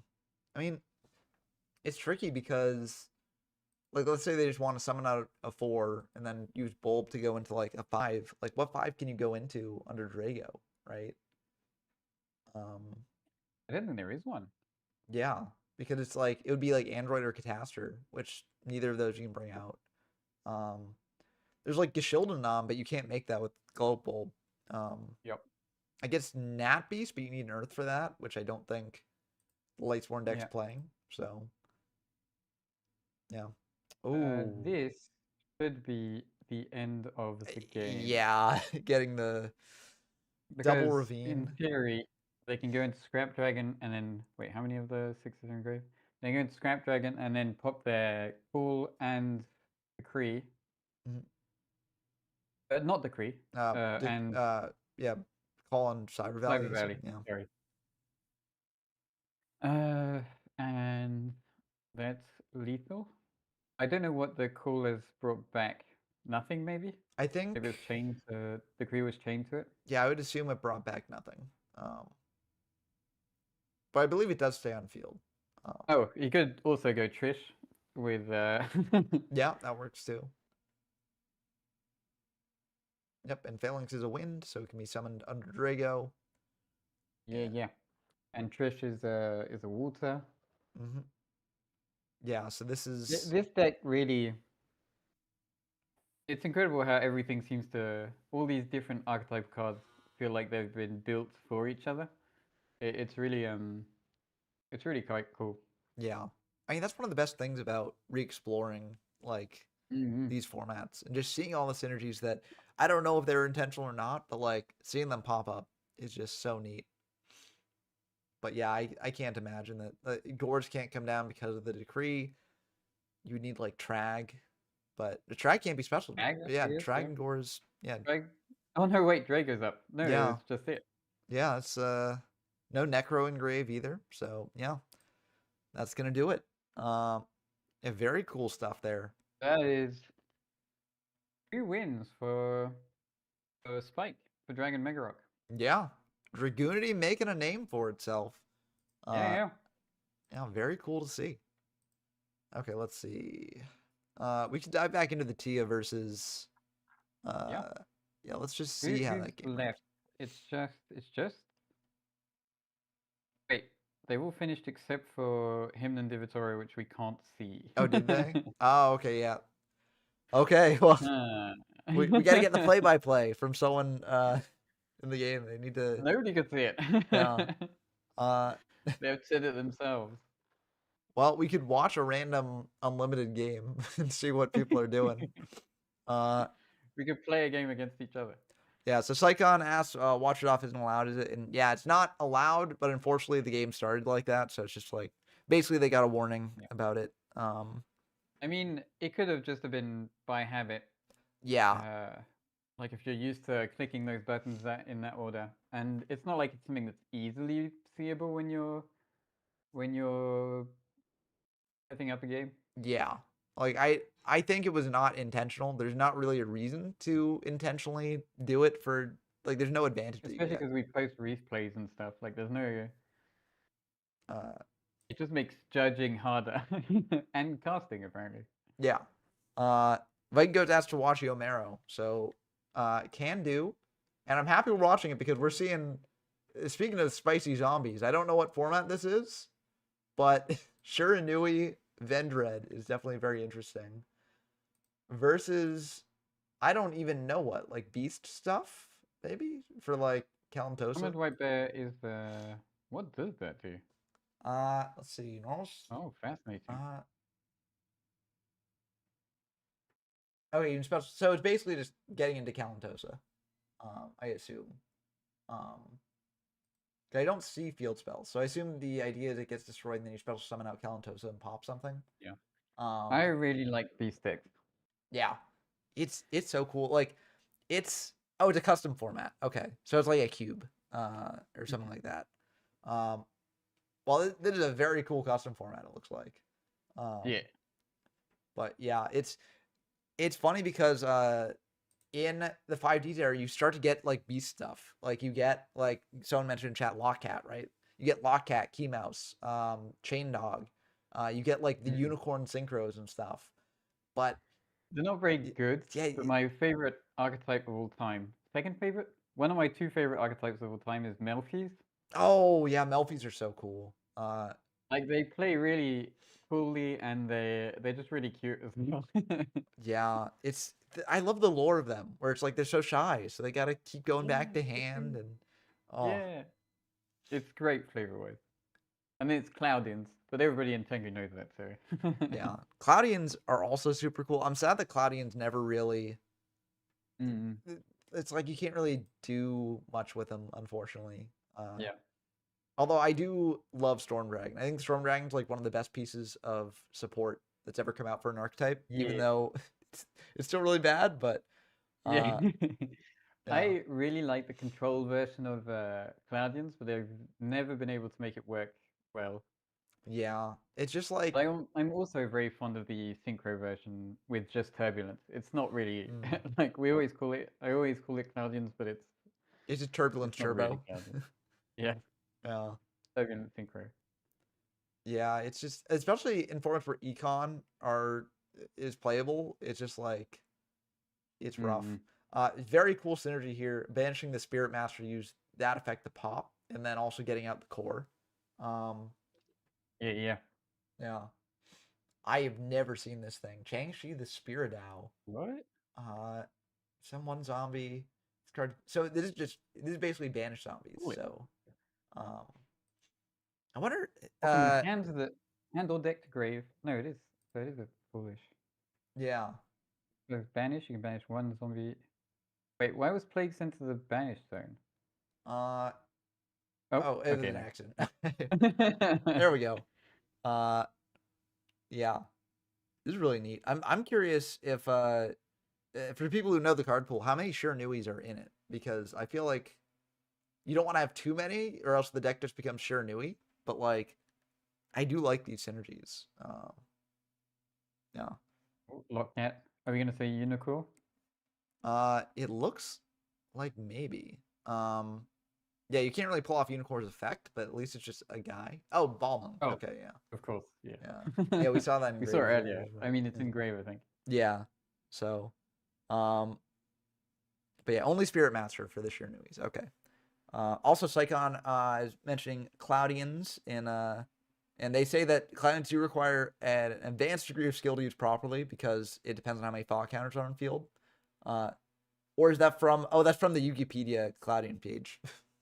Well, I can't argue with it, you know. No, that's Sycon's honest opinion. Yeah, true. Yeah, it's just Cloudians could pop off in Tengu. It just really needs a skilled player, a super skilled player to, you know, Nobody tell him. yeah. What is Balmung? I know Balmung's just like a big guy, but does it do? That's actually, the effective is pretty good. Like if it's destroyed by a card effect, you get to bring out another guy. That's not bad. I've always really liked the idea of really small synchros, like low level ones. Mm. Yeah, Formula is one of my favorite synchros ever. It's a shame that like it took till like later in the game to actually get like a good suite of very low level synchros. Yeah. Arfia, this is a custom format. I think it's like a cube. It's either a cube or just like a custom card pool that people are experimenting with. They got the Brian Act retrain here as well. That's pretty cool. So this is basically Oh, what is that? It's basically just Bryo, but also if it's special summon from graveyard, you can use its effect. Oh, so it triggers on synchro summon and also special summon from graveyard. So you can't do it like you can do it if you call it. It's a quick effect. That's sick. Yeah, That's really cool. That's really cool. Yeah, thank you for recommending this game, Viking Goats. This is very neat. Yeah. But 1-1 is not too bad, RFO, to be fair. Like, it's definitely not as ideal as 2-0, but like it's still not bad, right? And this is like against arguably, very easily arguably, the best players in the format. Yeah. So, ooh, bottomless on Shang-Chi is going to be pretty good here. But yeah, it does go to the bottom of the deck there. Oh, they still haven't finished. There's only 4 minutes left. Less now. Oh, no, they've just finished. Okay, cool. So the next round will be... lost to... Ooh, Worms are up one. Oh, let's go. I'm happy to see that Worms Looking rough for him. Doing something. Yeah. Top cut is anybody who has a X2 record goes up. Goes to top cut. So there's still a chance. Yeah. Yeah, I think once the next round of games start, we will hop into those. Yeah. But yeah, this was a very fun detour, just seeing what's popping up. It was. And yeah, I think playing like custom Yu-Gi-Oh formats like that is really fun. Especially just getting some friends together and like, you know, agreeing. I think limited formats as well. Yeah. There's not enough of them. Yeah, it's like obviously. Have you played the Dungeon Duel Monsters? I have not played that, but I did see it. Like I saw when it came out. Quite fun. I haven't played enough of it. I really should play more. But that was really cool. Yeah. But Yu-Gi-Oh is a strange limited format game because everything is so xenophobic. Like it wants to be with its own archetype. Yeah, which makes it tough, especially when you go into more modern sets. Yeah. Like they used to have like sneak peek events where you'd like get you just open up a bunch of packs of the new set coming out and you'd like make decks and play around. Yeah. Which I feel like was able to happen because back then like there would be archetypes and stuff, but it wasn't as xenophobic as you say. Like but nowadays it's like it's not only like the xenophobia, but also the fact that like certain cards are just meant to be combo pieces in other decks that then can't Yeah. really apply to just like, a general deck that you're making. So, Early Yu-Gi-Oh! Like DM would be very easy to make a cube for. yeah, Same for GX, I think. It'd be slightly more challenging in 5Ds, but it should still be pretty easy. yeah, um, yeah, and I feel like Zexel's pushing it, and then ArcV is just like, Actually, no, I think Zexal can do it. Almost. I think XCs are always really general. that's true. Like they're often very wide use cases. Yeah, I'm just thinking of like later in the Zexal era when things become a lot more archetype focused. It's like Yeah, kind of yeah. tricky. Because the engines are all the XCs tend to be pretty generic, but the engines tend to be pretty self-contained. Like it's hard to. Yeah. Okay. I'm looking for. I don't know if they've started. I mean, BS45 against Jerk will be one, I assume. Yeah, but I wanna get the worms on camera. Oh, Oh, on right, the of course, of course. because we haven't seen Hopefully them they yet. don't they don't do in uh on viewers. I assume they've been warned now, so. Yeah. We're getting in chat if we can send the challenge link in chat. I don't know if I'm actually able to do that or not. Because YouTube gets weird about links, but I will try. Yeah. So hopefully that went through for you. Good Community Italia. But yeah, if it didn't, let me know. You can, they can't. Oh, they can't see it. Or I They can can send see it. it. I can see it. Oh, okay, good. Oh yeah. Because I guess if YouTube's like, oh yeah, the creator's doing it, so it's probably on the level. I mean, and if it doesn't work, you can always go to the Discord, which is in the description, right? Yep. And it is linked in the description. /bracket, and you can get it. Yeah. I can't wait too long for the worms, so I guess we're just Where are you, gonna. worms? Oh, wait, are they up yet? I don't know. They're still not up. Okay, I'm just gonna hop into. We got in chat, so I'm wanting to see, Janky on Miss Yeah. Valley. So let's It was hop janky. into that. And okay, so I guess we're seeing another piece of that deck there.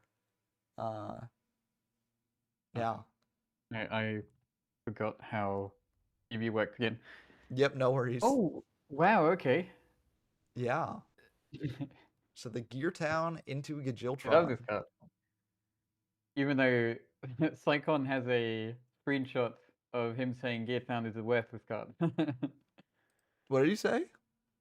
Psychon has a screenshot of Janky saying that the Gear Town is a useless card. Yeah, but here we go. Apparently not useless enough. Unless it's a No, psyop, he it's very believing in it now, I think. Or he's just laying the groundwork. He's like, "Oh yeah, Gear Town's awful. Don't worry, I'm not gonna play Gear Town." Yeah. And then Tim does here that we with GK all the time, with Gravekeepers all the time. go. They don't know it's bad deck. They would just play it. Yeah. Well, I mean, if anyone could make GK work, it's him now. So we'll have to hop in to see what they're doing later on. But yeah, as Wiki says, Gear Town best card. Yeah. Is Wiki janky or is Yes, okay, he cool. is. Yeah. Yes, So it is. we get it from themselves, just like the confirmation. That means they're listening to stream. Yeah, it is. So I guess we gotta be careful with the No commentary. leaking. But I'm sure that whatever we say, they've already thought of and are prepared. But yeah, Valor coming down is interesting. Yeah. Don't worry, we won't say helpful tips. We'll say, what's a banned card in this format? You got to play around Raigeki. That's gonna be Yeah. that's gonna be a major player here. Yeah. But yeah, formula coming down, getting the draw in, which makes sense. Trying to get ways out the Gadgetron. Well, the last deck's still on Reaper, which is insane. I feel like it should be cuttable, but I mean, it's pretty decent, against a variety of yeah, decks. it's good. Yeah. Unfortunately, a fair amount of decks have wasted out it. Like, I mean, Scrap Dragon's the easiest out to it, but like, Yeah. yeah. But still, listen, streaming while gaming, I'm not going to discourage it. It's might be kind of selfish of me because more views on the channel, but I'll take it.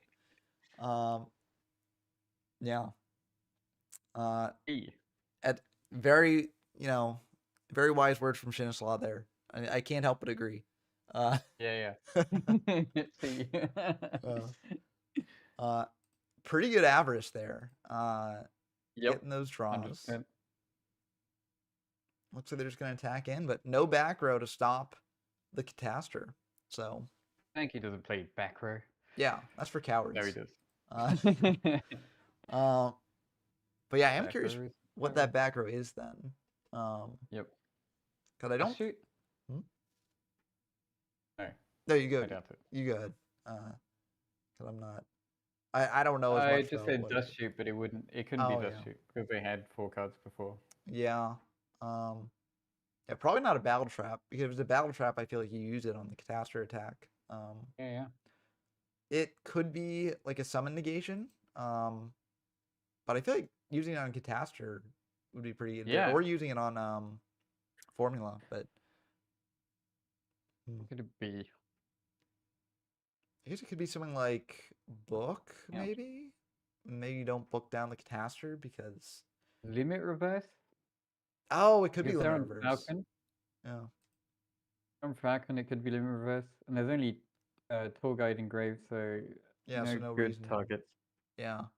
Or it could even be Call of the Haunted, because Gadgetron wasn't engraved yet. Yeah, and like also you wouldn't bring back Gadgetron when Catastor's up, and so I do like the idea that it's a revival trap. Yeah. But yeah, Janky in a tough. Oh, heavy coming down. So I guess and that 2 of your own set cards. That set card has to not be Gear Town, right? Like the set field spell. Okay, it was Divine Wind in this valley, so yeah, and 2 call. Yeah. Oh wow. Okay, so this is I think he's going for lethal. Yeah. I'm kind of surprised Janky set the second call, but I guess to be fair, if they've got heavy going for lethal, it won't matter. So yeah. 9 cut. Oh wow. That was brutal way to end the game. Yeah. If they had 2 sets, I would not have played around heavy either. Like yeah. No, it's really good. Yeah. A good like warm-up commentary game before we dive into the worm game. There it is. Are we up then? Let's go. Oh yay. Worms are here. It's still game 1 too. So oh wait, who is it? It is Tia versus Divoratore. Oh, it's Tia. Right? Yeah. I should have looked at Divoratore first. For some reason I thought it was him, but that was last game. I mean, to be fair, Divoratore is a more complicated name than just Tia. I mean, I just wrote Div and it came up, so oh well. Did they? Oh, I thought they declared. Okay, they misclicked on declaring the honest. That makes sense. Yep, trades with Ryo. Makes sense.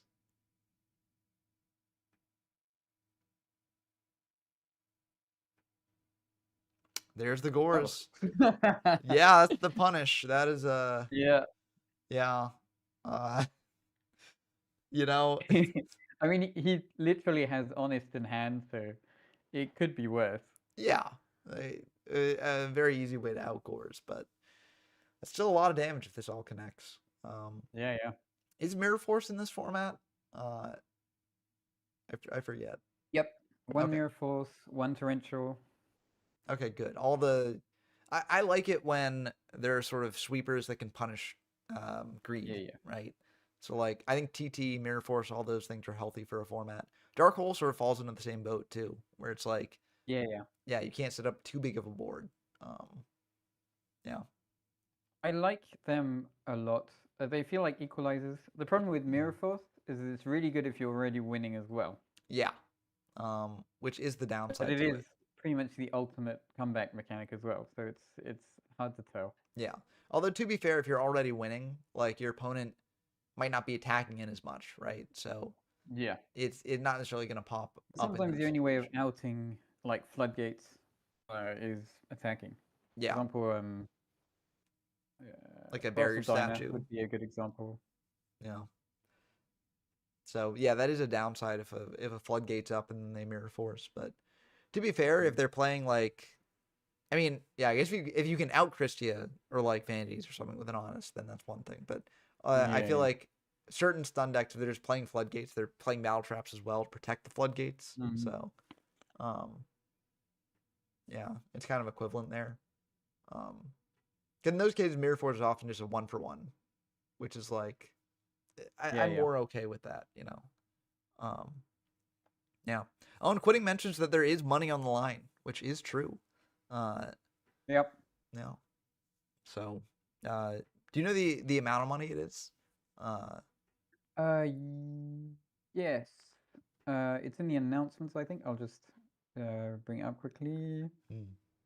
So it's $200, 200 euros. Sorry. Oh, that's pretty good. That's even For better than first place. $200. Yeah. Oh. 150 for second, 75 for third, 45 for fourth, and 30 for fifth. That's pretty good. And then mats for all of those. No, just top four. Top four gets mat. Oh, what type of mats? There was a sneak peek with a spore on it. Okay, that's a pretty fun one. I don't know how much I can reveal. I'll probably have to ask Quinny. No worries. Quitting says you can be the one to announce the mat. So, Ooh. Do you want to send him a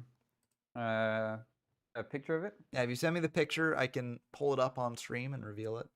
And yeah, so people can see what they're playing for. And also get excited for future ones as well, and maybe more incentive to aim for the mats in the future. Yeah.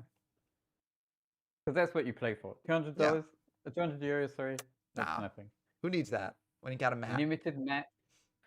Oh yeah, limited mat's priceless. You know, Mm-hmm. it's like those old Discover card commercials. I don't know if you know those, but it's like No. they list all the different things that you can buy with stuff, and then at the end they're like, you know, the memories though, they're priceless. Yeah. Yeah. So it's like that. Prizes, don't matter.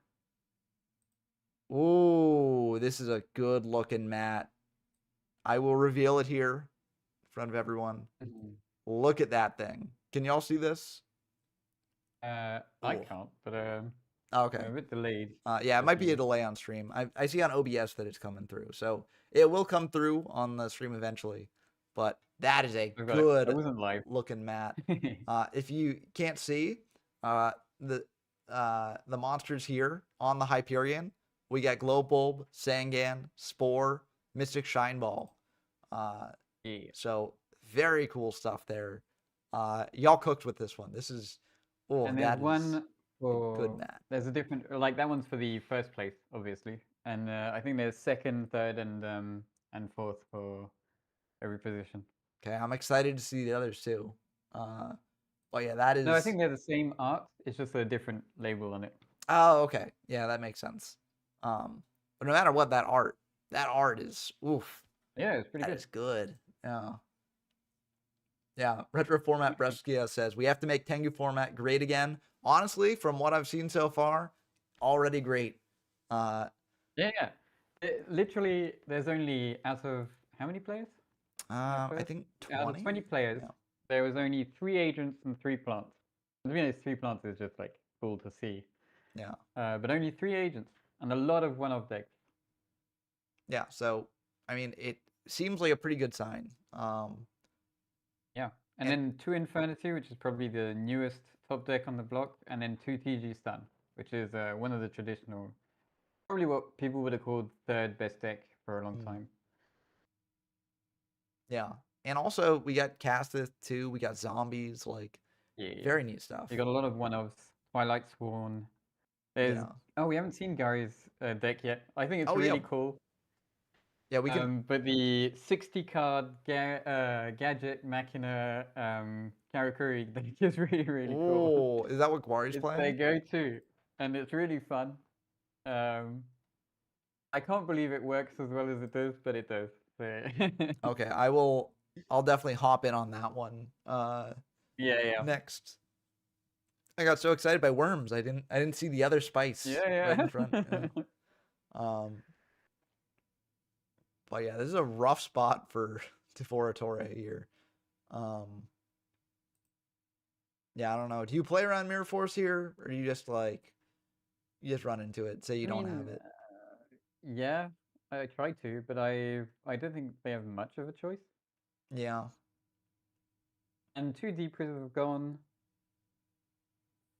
Yeah, it's probably not a battle trap back there. Yeah. I mean, because if they had Mirror Force, they probably would have used it instead of one of the 2 deep prisms before. I'm not sure what the board state was like before, but I think you're right. On the max. Yeah, I mean, if we look at the cards banished, it's Reaper and Ryo, which Yeah. Those one really. Okay, that's a GG there. So T had taken game 1. Game 1. And now it's time to dive into Gwari. Is their username on DB Gwari, or is it no, it's 2011 Tengu Plant. Okay, perfect. It looks like it popped up when we typed in GU. Really? So maybe, wow. Yeah. So maybe it's like there's like but you can search based on like the original DB username or something, or yeah, I don't quite know. But yeah, we're getting reborn on when you type GU for Gwari, it comes up with the end of Tengu. Oh, yep, that's what it is. Yeah. Yeah, that's true. So that's funny. Tenguari, Yep, Tenguari. Yeah. Nisamu, pretty good monster to get here, especially because skill rating didn't really affect it as much. This is the King Tiger Wangu version. Wangu? Yeah, Wang. I don't know how to pronounce it, so. But yeah, having started stuff. I think this is what they qualified with, maybe. I know they've played it before, and it's pretty funny. Yeah, it looks interesting. Like, Wangu does help against a variety of decks in the format. It's pretty good against. In theory, it stops It stops Shrine Balls. Yep. Poor Guide. It actually is a lot of plant. I mean, against gadgets, it's pretty good there too, right? Because true. Yeah. Machina Armored Unit, very cool card from the Machina Structure deck. I think the theory behind this deck is, the gadget problem literally is that you don't want to draw multiples. Yeah.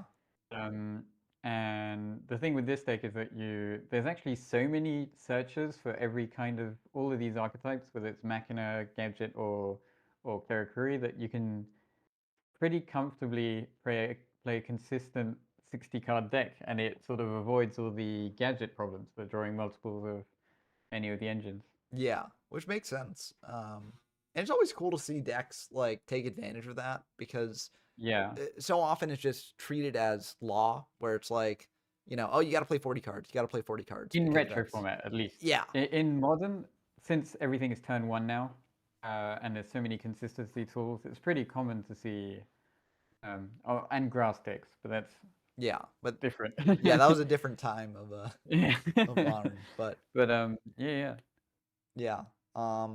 Also very cool with skill drain in these TG monsters, where the TG monster trigger in hand, so like you can actually use their effects, and potentially Tengu. It's all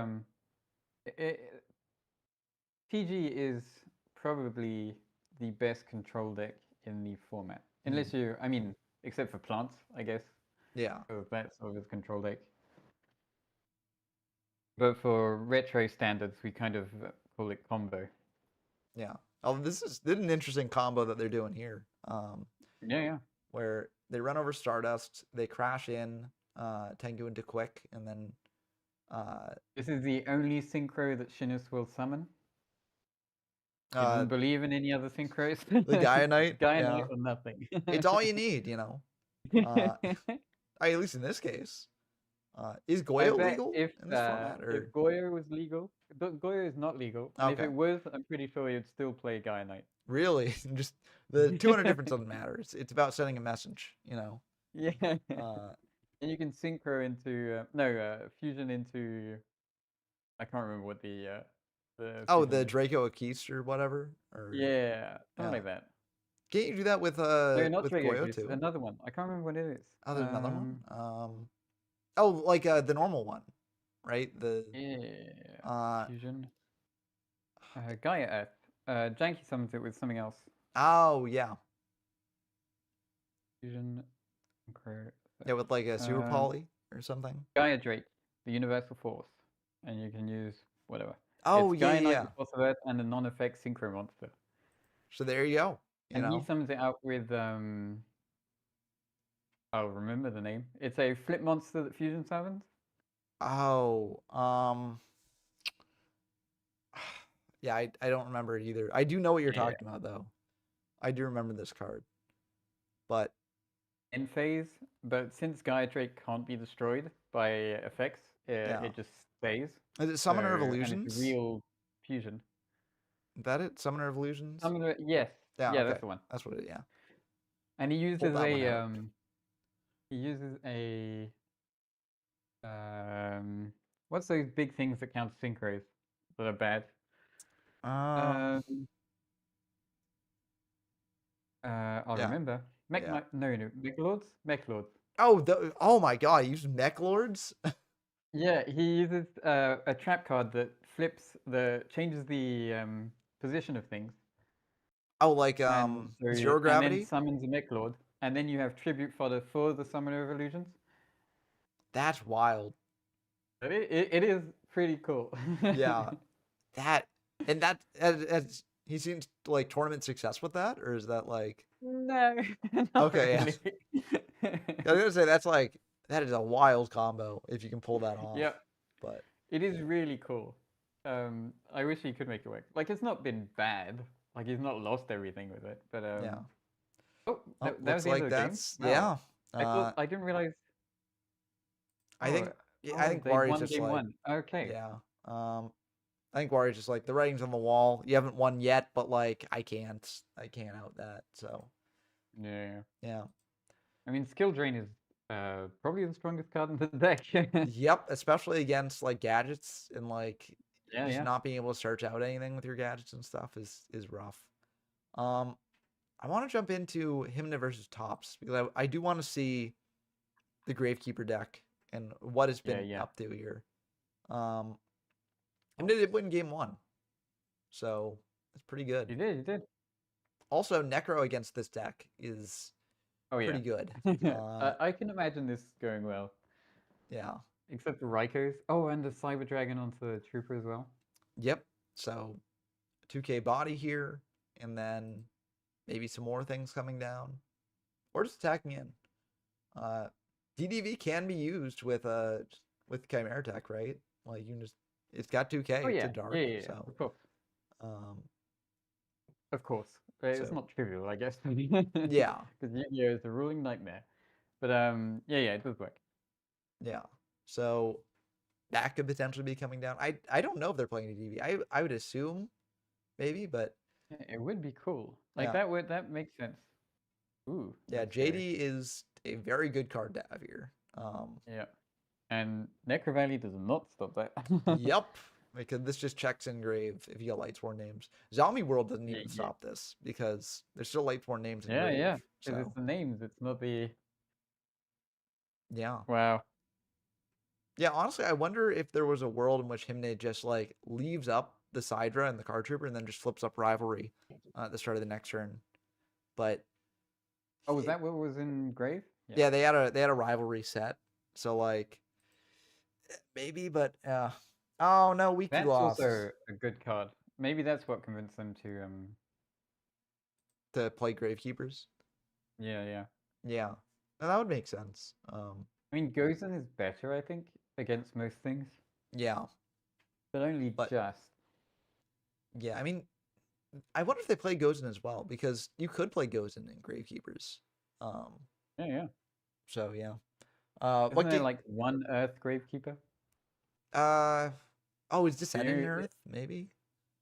Um, uh, I think the Searcher is an Earth. oh, Recruiter. Okay, yeah, that would be.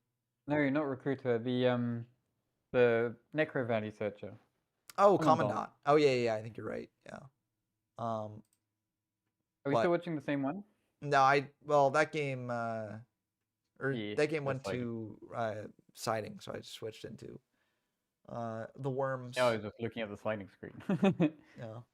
Uh, well, we got a W Nebula meteorite here coming down. Ooh, is it still resolving? I assume so. I think so. Unless, oh, this might just be the end of the game actually. There's a mine con. So, oh yeah, that's the end. Yeah, Mm. mine con on that, and then I yeah. mean, you can't resolve all of those, so I assume. Yep. Unfortunate for worms. Yeah. Why smashing? I Versus don't know. me. I think just why side it. But Oh, it was ready for emptiness. That mm, makes sense. yeah, That does make sense. very smart. Um, yeah. I guess after they resolve W Nebula Meteorite, you still have time to smashing Oh, if your it. winning list. Tia doing his research. Hmm. Oh, Squish is asking for my opinions on Tengu format. I think it's a really fun format. I think it's very diverse. Still a lot of exploration to be done here, and also the gameplay is pretty fun too. So, yeah, I dig it. Although I haven't done like a deep dive into it, but I think it's still very fun. Um, what game do you want to see? I kind of want to see the Dragoonity deck. I want to see if they're still. Yeah, and they're on the winning streak. Let's see if they continue. Now they did lose one game here, first game of the match, but Because actually, I think Dark Signer beat them earlier on as well. okay. So Dark Signer Um, is an old hand at taking down Dragoonity, I guess. yeah. But I mean, we'll have to see if they are able to win this game because I feel like having Yeah. the red MD is pretty good. Yeah, and Yeah, Future Fusion. Well, there we go. there you go. Yeah, Future Fusion is literally the best. Probably, you know what? I would almost claim it's better than Venus first play. yeah, I'd agree with that. It's not too controversial and it's limited. Uh, Also, it is you can't really very, hand very good. trap it. Like, Yeah. with Venus, it's like, oh, I drop Veil or I drop Maxi or whatever. But with Fufu, it's just like, nope, it's going to resolve. Send all my stuff to I mean, grave, you and can then max you, but it's not going to help. yeah, uh, yeah, we won't get a draw, and so yeah, it's just I mean, I have maxied this before, like to stop the second red MD in the end phase and get a oh, draw. that makes sense. Yeah, Um, but only I've chained it to the red MD, like it's not actually Future Fusion. And I have yeah, used it pre-standby phase on the resolution as well. yeah. So yeah, and that makes sense when it's actually when the 5-head's coming down, but Yeah. yeah, it's still rough because you have to face off against 5-head. So uh, Mm. speaking of rough, Yeah, Kyle's in a bit of a tough Christia spot. Hyperion. Yep. Legachi's kind of just here. It's just vibing. Yeah. But having the Hyperion and the Christia that is rough. Mm. Yeah, and I wonder if they like added back like a Herald or like an Honest or something Maxis on in top of both that. graves. Yeah. So I don't know if that was this turn or a previous one, but I doubt they're both this turn, but yeah. I assume they were recent. Yeah. Although with Christia up, it's kind of maybe not. Yeah. Yeah, after Christia was down there, but if ProStorm wins this one, that's the match right there too. So Yeah. popping the Sangan, so it's getting in more damage here. And that's gonna be And both Dark Hole and Tarantula gone. So this is really rough. yeah. Yeah, this is I gonna. mean, and even Mirror Force doesn't do it because unless you've set multiple back row because Hyperion. Yeah, and I think that's lethal I here, mean, right? oh wow, 17, 28. yeah, normal. Yep, that's Yeah, that would exact be. lethal with Venus. Um, yeah, that's I mean, Dark Honest does not exist in this format, so yeah, this is no That special should have been summons. called Dishonest. Yeah. Oh, they should have named it Dishonest. That would have been great. Because dis is also like it's synonymous with like hell, right? Like it's Hades, and Oh really? yeah, No idea. um, it's kind of an obscure term for it, but like, uh, so Yeah. it worked on like multiple levels. That would be cool. Um, Okay, that was it. That yep, was the game that was 2, Pro-Storm winning. yeah, that was the match with Kyle, and then we've got some other games here. Okay. Which one do people want to dive back into? What are people feeling? Viking Goats says that Pro Storm is a powerful duelist. Very true. Not just in Tengu, but in a variety of formats. I think we mentioned him before the stream. Yeah, we were talking about He's one some. of those players that is good in multiple. Shout out to Vera that is not here today. Yep, she's very good as And well. those all-round good Yu-Gi-Oh players. Yeah. I don't know who are we watching. I just jumped into Arfeo versus Shinoslaw. I didn't get a confirmation from chat about who they wanted to see, so I figured Yeah. it should be a good one. And we haven't seen much of the zombie list yet. Yeah. So actually, we haven't even watched Shinoslaw yet. No. I think. Yeah, maybe not. I thought maybe we hopped in briefly, but I don't think we. Oh, you know what we did? We Ooh. jumped into the BS45 version slot game, like, and it was basically just BS45 finishing off an Inferni combo. And um, he's also on Wangu. Wow. yes, it looks like I it. didn't think this was a common tech. This is news to me. It could be side deck tech. Maybe. But wow. yeah, I feel like is this new? Does anybody know? maybe. I mean, maybe Wanghu was on the rise in TG. Yeah. Maybe that's the way. Behind the curve. I feel like Wanghu against zombies is not even like that good compared to some other cards, because like Pyramid Turtle can get out just a different zombie. Like you just set Pyramid Turtle. Yeah. But I mean, skill drain's gonna be good. Yes.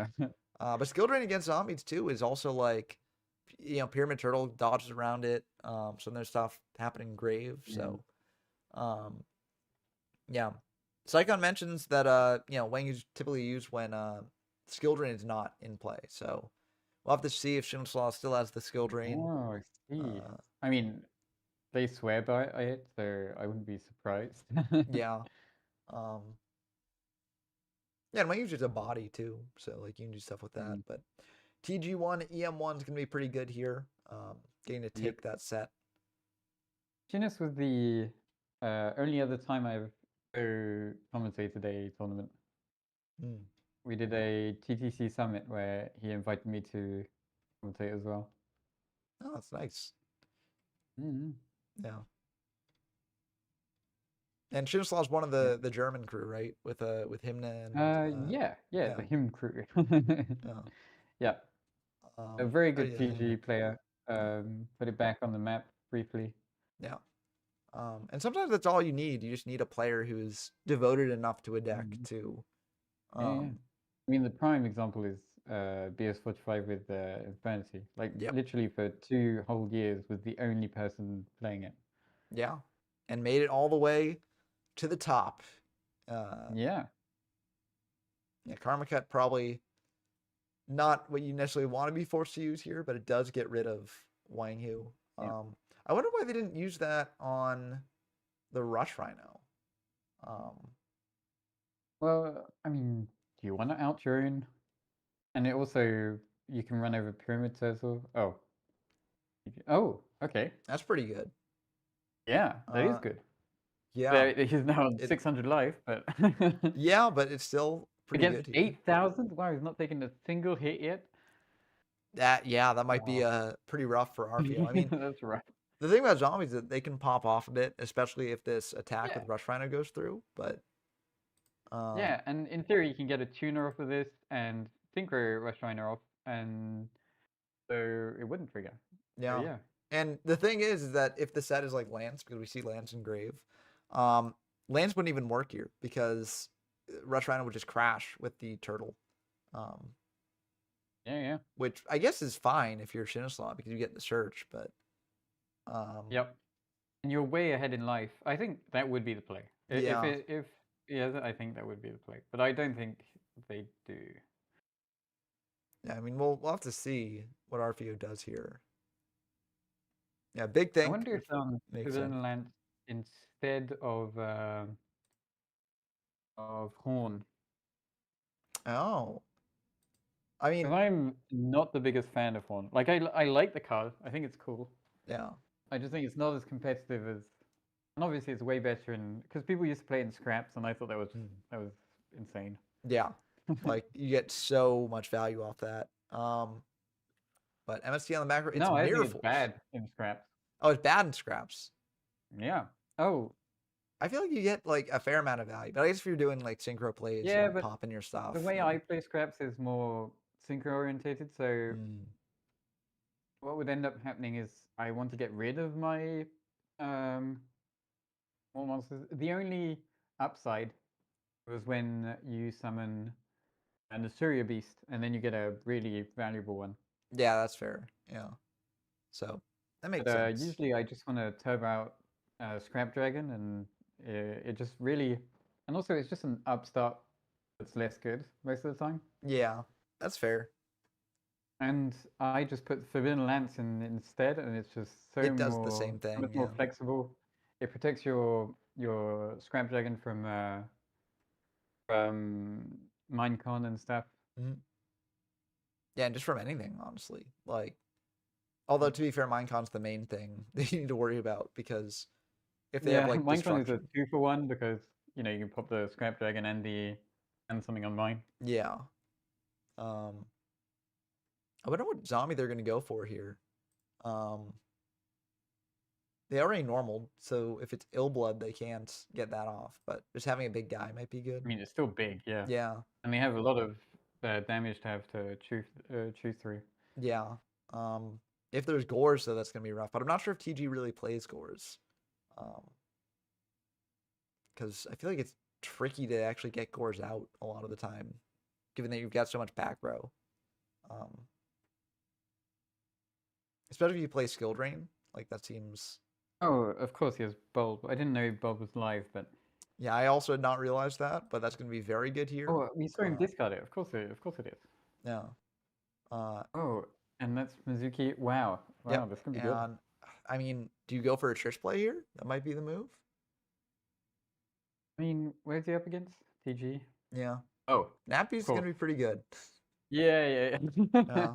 Mizuki out Goblin Zombie in defense. Bring back Turtle. Oh, Pyramid Turtle? In attack. Right. That.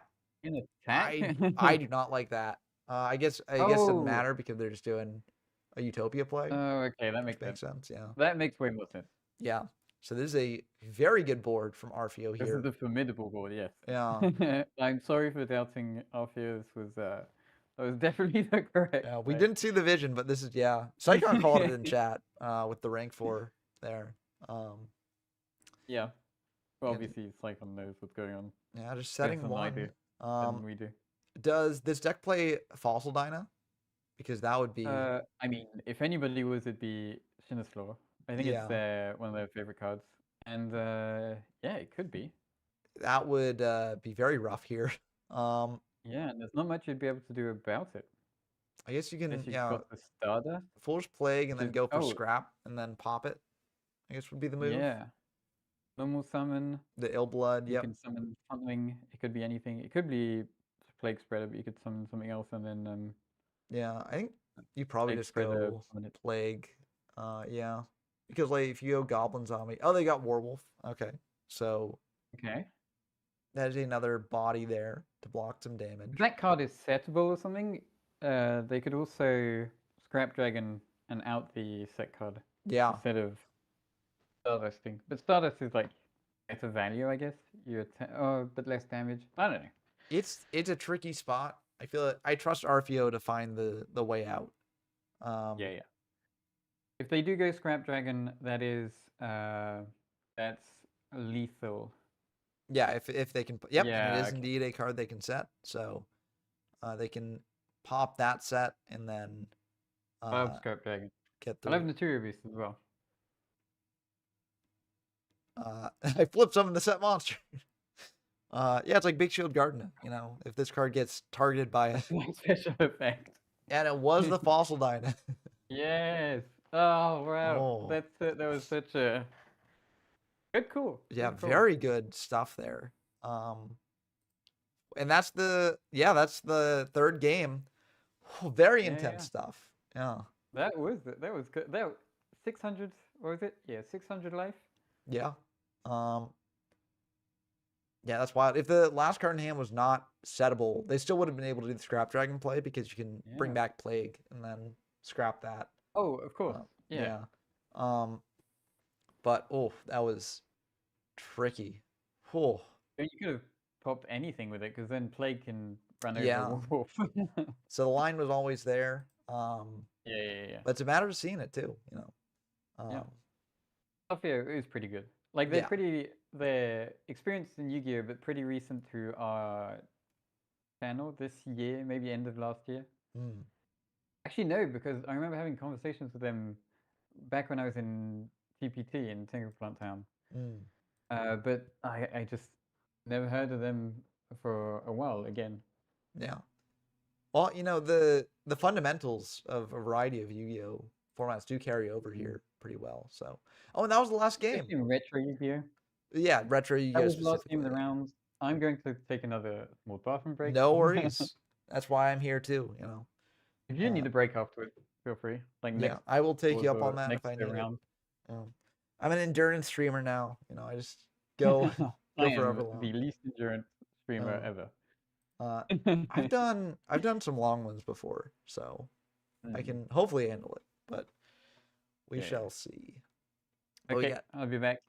Yep, sounds good. And it looks like we have had some people dropping, I think. Yeah, I think we've had some drops because now it's down to 16 players as opposed to 20, unless I'm just miscounting it again. But yeah, Zerg chugging Bordeaux here. Look, I got my water. I'm sipping on it. But yeah, the chugging is rough. Yeah. But yeah, I could be like one of those streamers who has like the bottles beneath the desk, and then you never know. But yeah. Oh yeah, BS dropped. Oh yeah. Sorry, BS 45. We still have another Infinity player, or I don't know if you dropped or you got to buy, but either way, you're not in. Actually, we can. I don't know, we can't check the. Yeah. But yeah, either way, played well, no matter what. And if you're still playing, I'm sure you're gonna play well continuing. But yeah, I don't know if someone has a buy or not. Anywho, actually, I could probably just check this on the Discord and probably see who have used the drop command. Let's see. I need to jump to present. So many messages.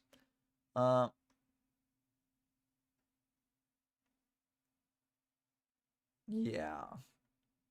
I don't know. I'm sure someone will tell me who dropped, but how many is Top Cut? Got to root for my boy D Kirk. He's like 1-2, barely played before. I mean, Top Cut's every X2 or better, so it works. If they can, run it down, they're only 5 rounds. So, if you can keep going and just get those W's, then there we go. But yeah, I don't know how big the Top Cut is. I think, yeah, I don't know. Is it like top 4 or top 8 or we'll see. We're gonna be here for the ride. And we'll have to see if there are any games going on. I don't see the game starting, but League of Legends changed the meaning of run it down. Yeah, I don't play League, so I can't. Yeah. I sent the link earlier. Go for Natalia. Let me try to pin it. There we go. I pinned the challenge link. Let me know if that works for you. But yeah, if it doesn't, then let me know. Yeah. Back. Welcome back. We've got this round starting. I don't know if people have dropped. I think someone's had to have dropped because there are only 8 matchups going 8 matches on left. this round. Yeah. Yeah, there could be a tie. Yeah. I'll if I refresh this, it should So we either tell have me. 16 or 17. 17. Okay, perfect. Logan Thorne, which I don't know who that is. So J is dropped and BS45 is dropped. Okay, yeah.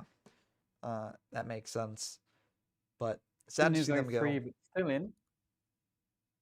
And has also got a bye, I think. Okay. Yeah, because he's the only 03 there. Yeah, that makes sense. Yeah. Okay, who are we watching? I just hopped in to Janky versus Janky. Sycon. Oh, we got to continue the following locals. the Mist Valley, And Janix, Janix very good too. So he's I'm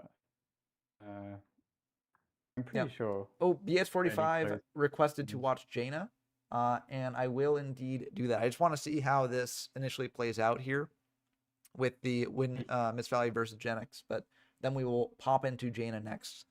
Yeah, gotta watch the Inferni players who are still in. Yeah, Mist Valley Soldier coming out. His disciples. Exactly.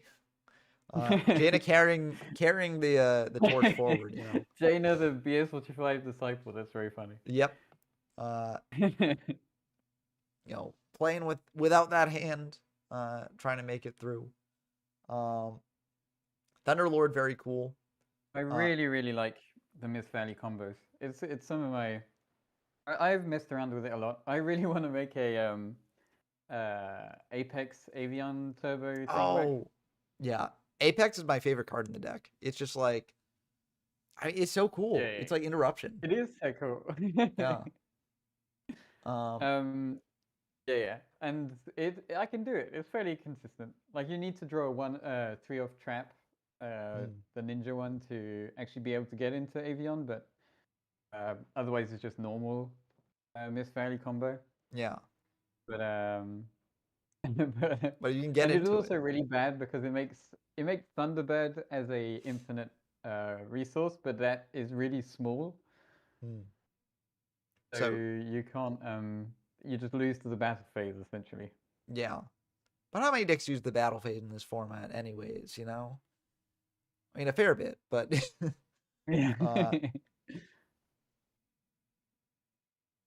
Power Planner for Birdman, bouncing Power Planner into Plaque Rose, maybe? Just blow up the board? I would assume so, yeah. Yeah, it's pretty good. I assume these two, Quinning would know, but these two have played each other an infinite amount of times now. Yeah, Quinning has mentioned in chat that this game, whoever wins it, it'll be a team kill. Because one of them can't top. So, yeah. Always bittersweet when you get games like this. But I think there's going to be reads that we're just not going to get at some point. Yeah, because they're just so familiar with what each other is doing. Yeah. Janky in a not ideal position though, because no. Yeah, the board that they built is just gone. And yeah, best game. Yeah, 2 Birdman gone, so it might be a bit tough to get combos going. Gear Town. Okay, of course. That's a good pretty comeback. Good. No. Yeah, and having the Divine Wind of Mist Valley in hand as well. To trigger. Oh. Oops. Oh, from hand. Oh. Yeah, that's rough. That's fine. Yeah. It does say trigger from hand, so.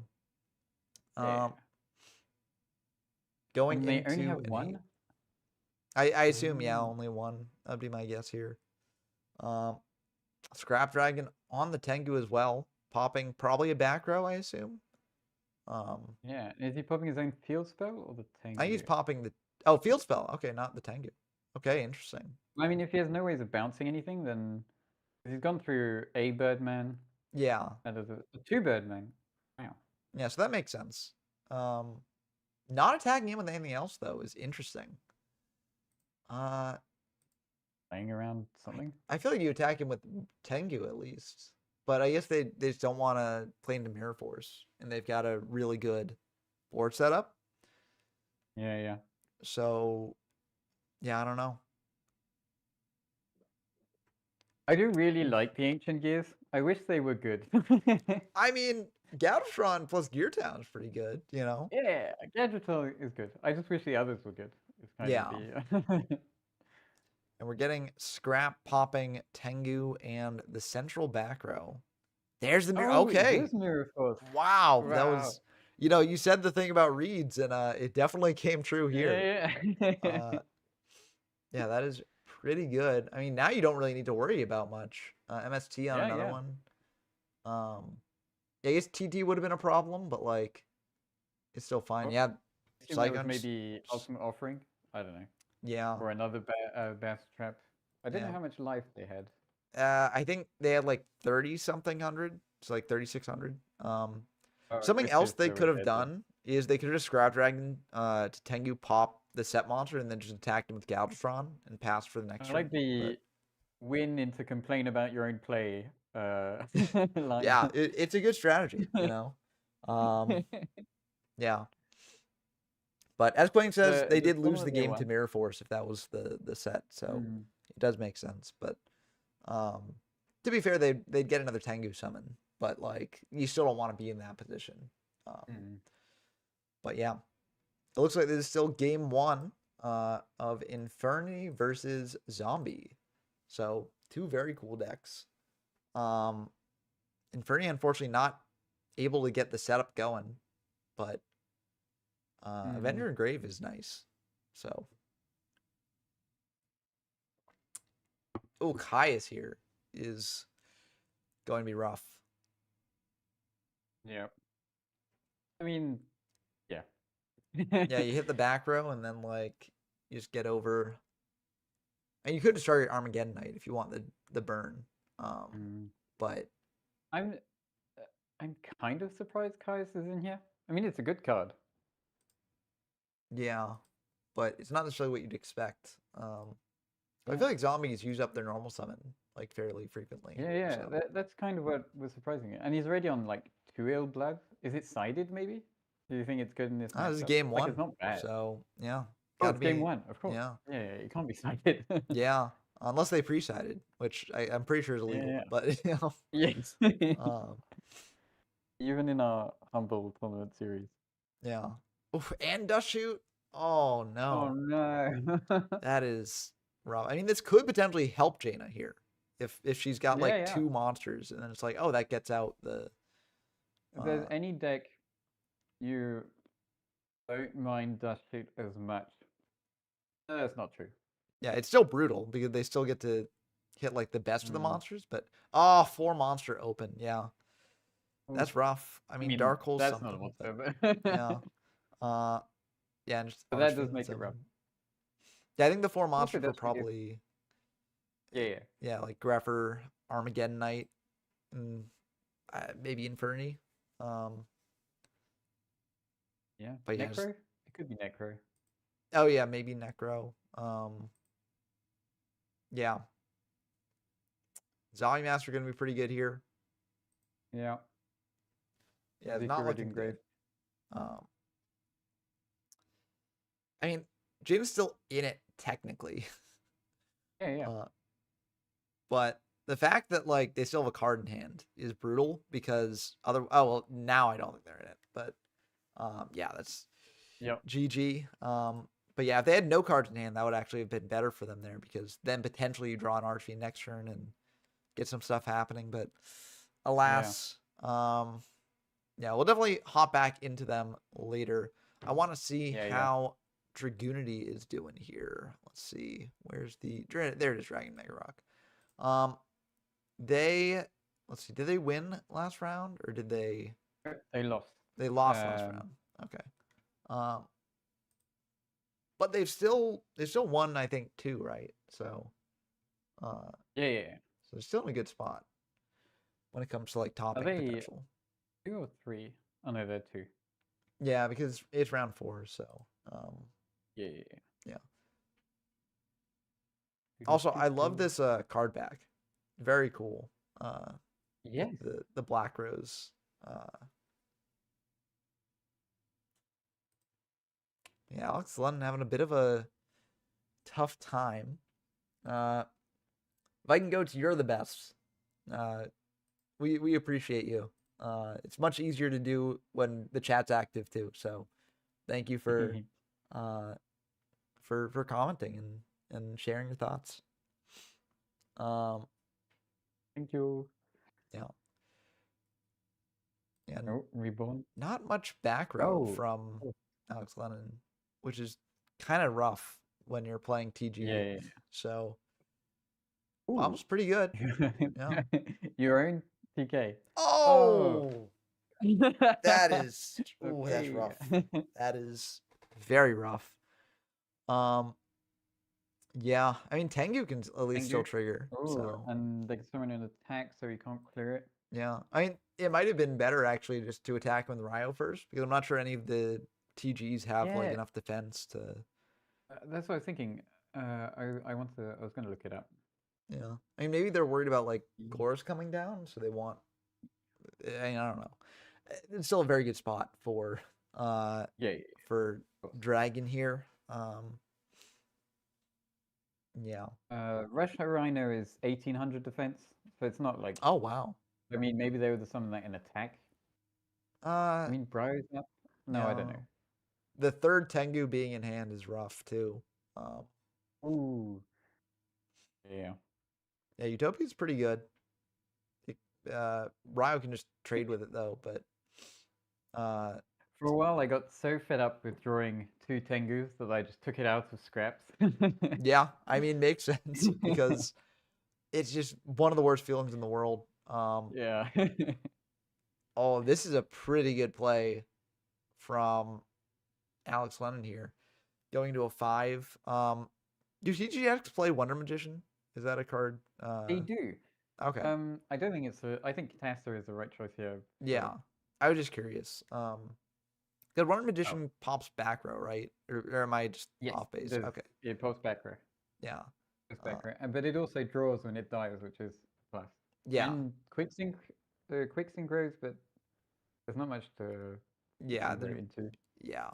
Especially given they used up pretty much all their resources there. Yeah. So yeah, rough spot to be in for sure. I guess the catastrophe trades with the back row either way. So like, Yeah. But I guess that does mean there's an argument for going Wonder Magician because you trade with the back row either way, but at least you get the draw in. Yeah. They could always bounce it, but like they have to use up a card to do that. So Yeah. So it's always a +1 ish. yeah. It's not actually a +1, but Yeah. Either way, it's kind of bleak here. This is not a super I mean, good situation. Oh, that was EEV wow. coming in from the side, I assume. Very good card here. Yeah. Call It trap. would be great. Yeah, it's just brutal. And we get the Wyvern, bring back the Metal Dragon for next turn. It's The not looking second good. EEV. Yeah. I don't know. Oh yeah. EEV can trigger off the red eyes there too. So that's just like Yeah. oh, brutal.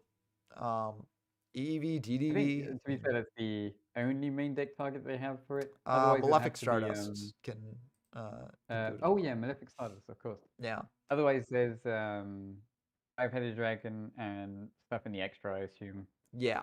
Red Hot Dragon Archfiend, whatever it's called.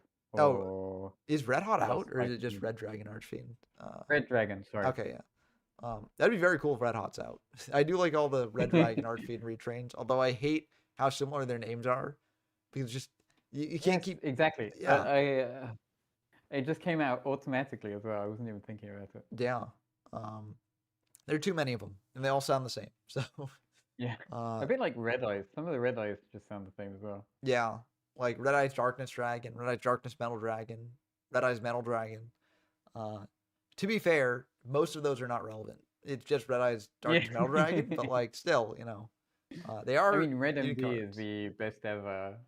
Oh yeah. Red Eyes. because it just does so much. Skill drain coming down now. So that's pretty good for Alex Len, but it seems like Dragon Megarock has a response potentially. If you Maybe. lance Bryo here, will skill drain negate the effect? No. Okay. Yeah, it would work. Okay, so maybe that's what they're thinking of, because that would be lethal if Yeah. they've got lance here. I mean, you could even mirror force it. You could do all kinds of things. Yeah. Tribute it for something. I don't know. Yeah. But it looks like Probably that will nothing. go through. So very much not lance I or mean, it's a still tribute thing. pretty far ahead, Yeah. so But it should be, because that's like a lot of damage. yeah. And he has out both now, because if you normal summons anything, it's pretty much lethal. Yep. So it's not looking the best. I mean, he does get a search here, so I assume Striker will be the search. Which Yeah, can maybe it make some have to be. stuff Unless happen. you already have Striker, in which case it'd probably be Wolf. No, Yeah. Striker, yeah. There's Striker. The thing is, if you go into a 5, skill drain stops your effects as well. So like, how do you out Red Eyes Dark Metal Dragon? Which you can't do with 5s anyway. It would have to be a 6. Yeah, there's a that. 6. So what 6 do you go into here? I mean, that I want to say Briar. Yeah, but you can't Bryo even Oh, the wait. skill drain, Of right? course. So And also you can't do it. But at least you're not dead now. yeah, you survive a turn. But I mean, maybe not even survive a turn. It really depends, I guess, on the back row and what Dragon Yeah. Megarock draws. Yeah, there's the What game is? EV. Oh, Calling traps. that was the decision earlier. I see. Yeah. I see. Now this is Yeah. interesting because you've got nothing against Gaia Knight. So like you need. Well, actually, you've got Ravine. So you pitch. You've got the Dragon Ravine. Yeah. Yeah. So you pitch, get It's ducks, and essentially then yeah. it is because that's already engraved. So yeah, now you can go Yeah. Scrap Dragon, pop the field spell in the synchro, and then it's Yeah. done. So that's game. Yep. Makes sense. So yeah, EV What brutal. game is this? This is game Okay, 2. game 2. Yeah. So not Alex won first in- game. So Yeah.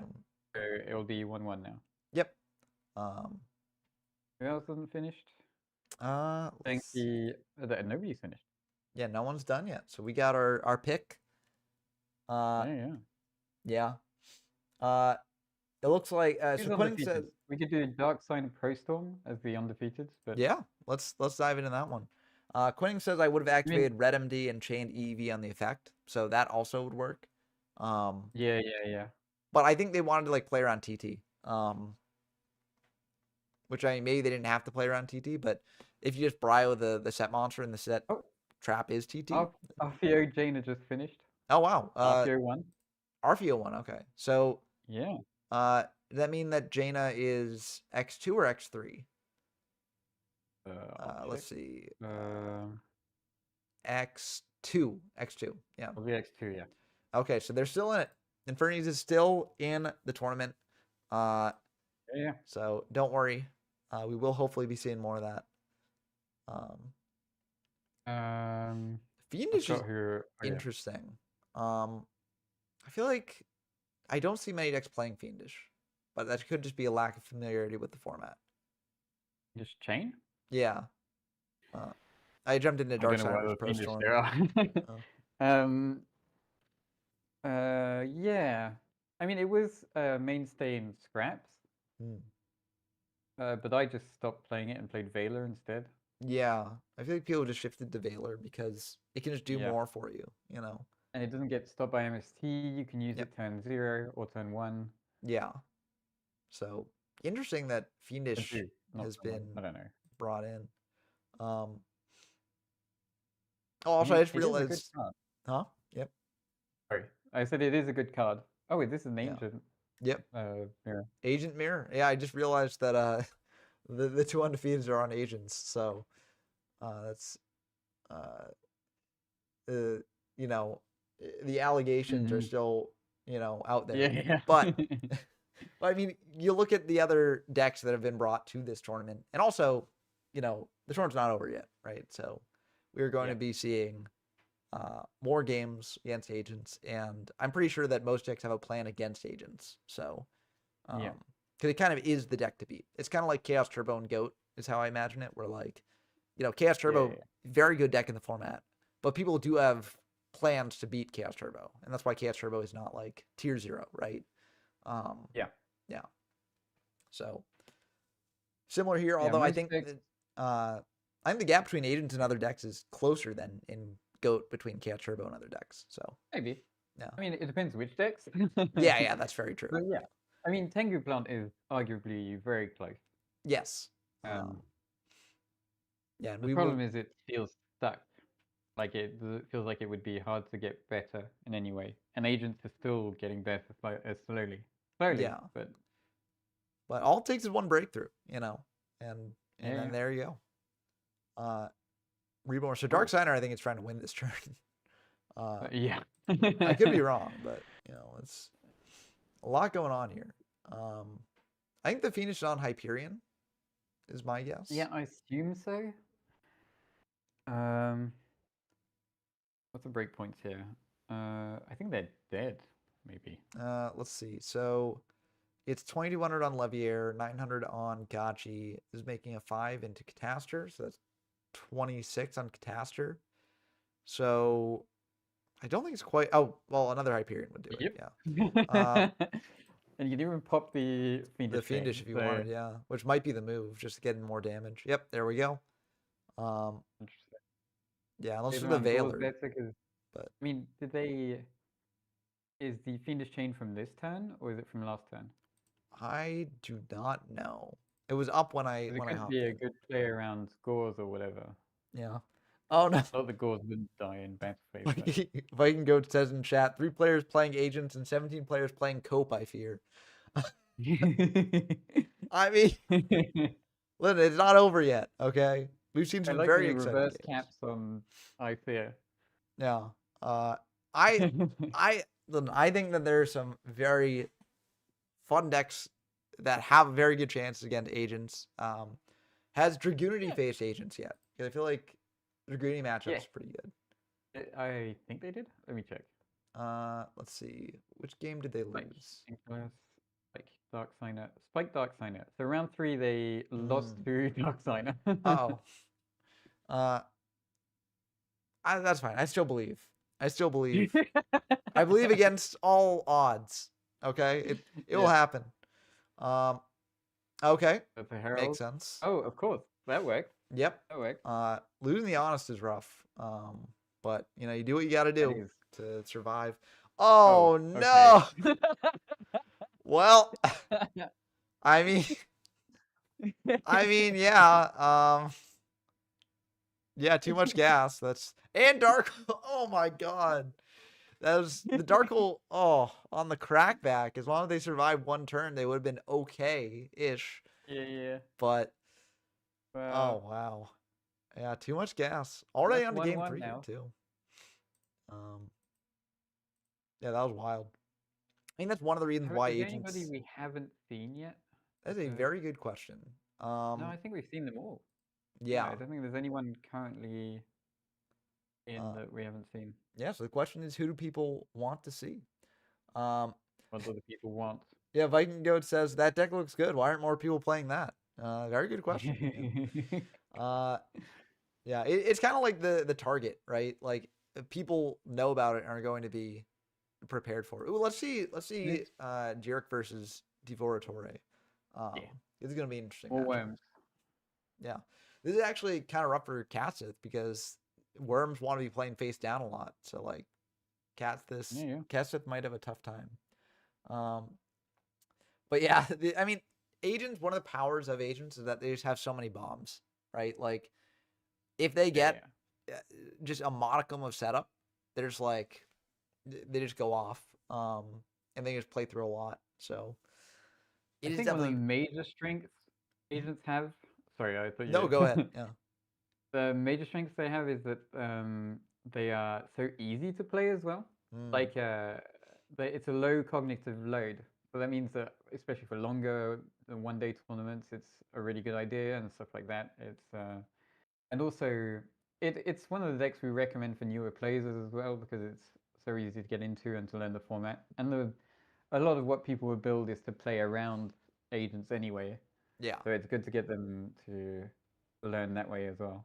yeah, And that means that two decks of equal strength will, and one is easier than the other. Uh, the match will often go towards a deck that's easier to play. Like I don't know if that made sense. no, that made sense. Yeah, I think we see that in a lot of formats, and also we see that in development of formats where like a lot of formats when they start out, like the easier to play decks are sort of on top, and then as people develop them more, like people realize that there's still other powerful decks that are just harder to play, and so people had more difficulty making them work. Tengu is very developed, but oh, okay. Quinning wants to. Oh wait, we're in the TA game, so it worked out. Yeah. I was like, oh, I should switch over, but no, we're in the game, so it worked out. But yeah, Tengu is very developed, but there is still room for development and room for growth. And Yeah. I think if any community can break the agent stranglehold, it is this one because there are a lot of very good players devoted to making Yeah. a lot of. And we have a lot of deck builders, I'd call them. Yeah. People who like to experiment. Like Arfio is one, Cyclone and Janky, me but less successful. But the experimentation, that's what's important too. Because also like the deck builders can pave the way for the deck builders are very good at the game itself, but also it just paves the way for more people to pick up the deck as well. Him as well. Yeah. Sorry, I had to mention. No worries. Yeah. Him is very good, but that's gonna be the end of the game. So it looks like Kyle won in this one. So yeah. We got an agent mirror and we got a plant synchro mirror. Yep. So that's kind of funny. That the two decks that are kind of the ones to beat face off against each other. But that's what people thought the meta would be. Yeah. The whole lot of plant and agent mirrors. Yeah. And here we are all this time later with very cool stuff. Even if it doesn't all make it all the way, yeah, I mean it's still very cool to see it do pretty well. And yeah. And as Wiki says, Miss Valley next time, that's gonna be that's gonna do it. It's gonna be the top dog, Miss Valley, I believe. But I mean, all it takes is like someone watching the event, seeing Wiki play Miss Valley, right, and be like, that deck looks cool, and then I'm gonna pick it up, and then 2 people next time are playing it, and then maybe the next time 3 people are playing it, and the more people playing it, the more eyes on it, the more lines get discovered, and then deck just gets better, and that's the exciting thing. Looking rough. Or Spike. Second Mega Rock. Yeah. Spike's in a tough the spot. Game you're watching? I'm watching that one, yeah. Yeah, I just popped in because I want to see Dragoonity. I want to see how it's doing, but yeah, booking down their own monster as opposed to the Scrap Dragon, I think that makes sense. Because they targeted the book, so they can't switch the target. How much defense? How much defense? Yeah. 1600 defense 1600 on Wyvern. Yep. But yeah, Warwolf will not quite finish off the life points here. Yeah. So it will be tough though because maybe. Oh no, just pass. Yeah. Yep. No. There we go. That was it. Ah, shame. Yeah. They're still in it though. Good for Alex, I guess.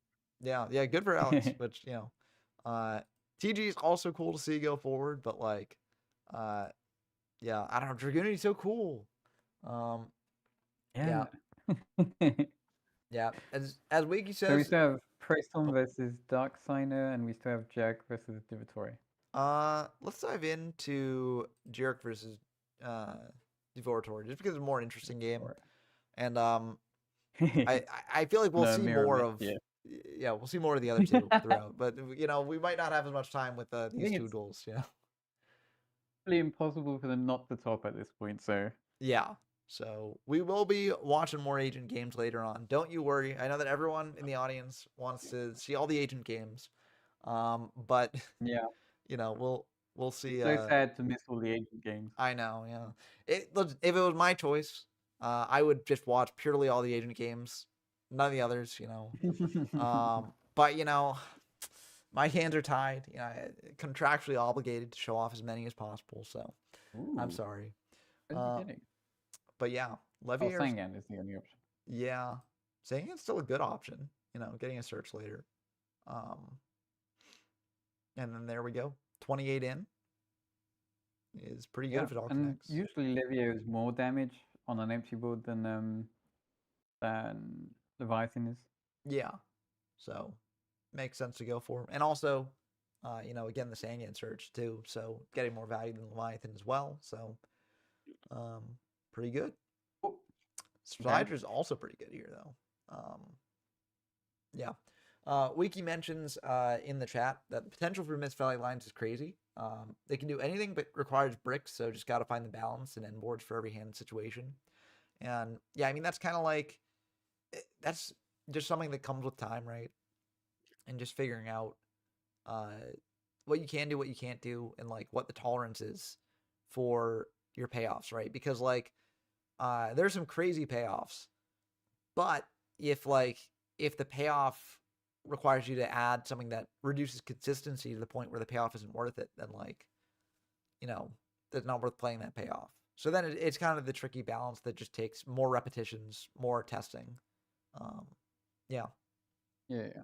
And that's another thing that agents their payoffs are so easy to access that they don't really need to consider that sort of thing. Yeah. And no matter how many repetitions you do, you're not going to cut BLS from the deck because it's just basically free. You're not going to cut Christia from the deck, right? You're not you might change the ratios somewhat, but at the end of the day, there's not really much to change there with the payoffs. But agents don't need a boost in ceiling. What they need is a higher floor, I guess. Yes, Is yeah. a less bricks, more outs to whatever silver bullets they have.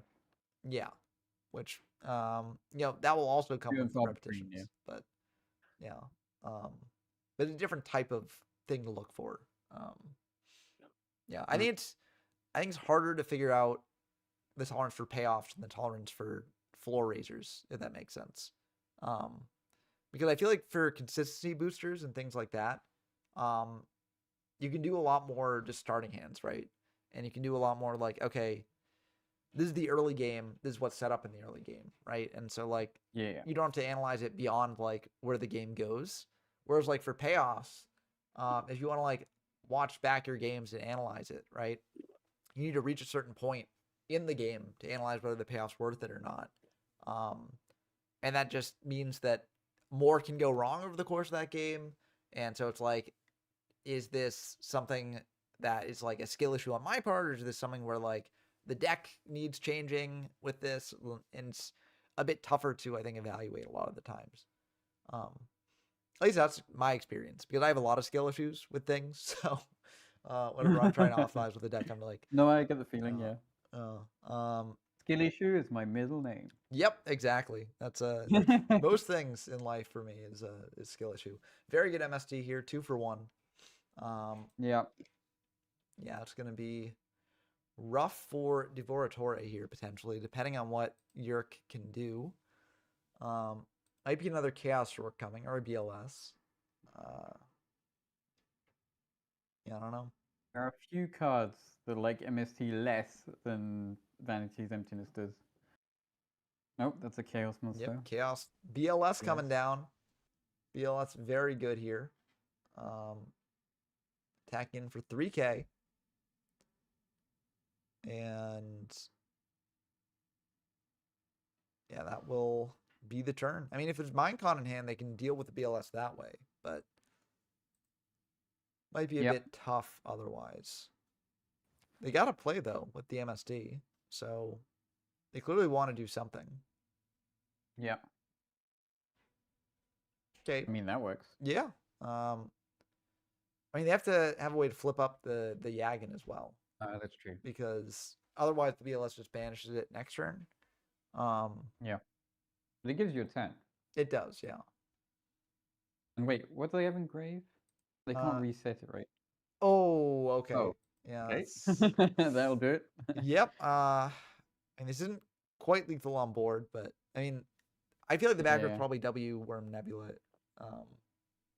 Okay, looks like ProStorm won the Agent Mirror 4-0. BS45 saying never doubted him. You know, ProStorm the GOAT. You know, but yeah, choosing not to attack in last turn. I guess this just means that they don't really have much follow up, but I feel like given the play that was occurring, there's a reasonable chance that the set was just W Nebula Meteorite. So yeah, it looks like they're choosing to attack in now, but they probably could have attacked in the previous turn as well. Maybe it was to cut off chaos. Because that was there's no lights in grave. So maybe it was a thing around reverse BLS. Maybe. I mean, no, but yeah, okay, yeah, that's probably, yeah. No, I think you're right. Yeah. That makes more sense. I'm gonna be honest, I never would have thought of that, but Yeah, I mean, it just shows the players in this tournament. Very, very good. Yeah. Oh, that's fair. Psychon also says that if there is something in the back row, like any level 4 top deck threatens Roach. Yeah. So that's fair too. But yeah, I was just thinking like I feel like you can have a very strong read that the back row was W Nebula. But like I guess there is the risk present, and like banishing it is still a very good play that turn. So like you don't really need to press too much there. So probably better just to play it safe. Yagan just attacking into the set. Probably is how many spies are left? It is a spy, so yeah.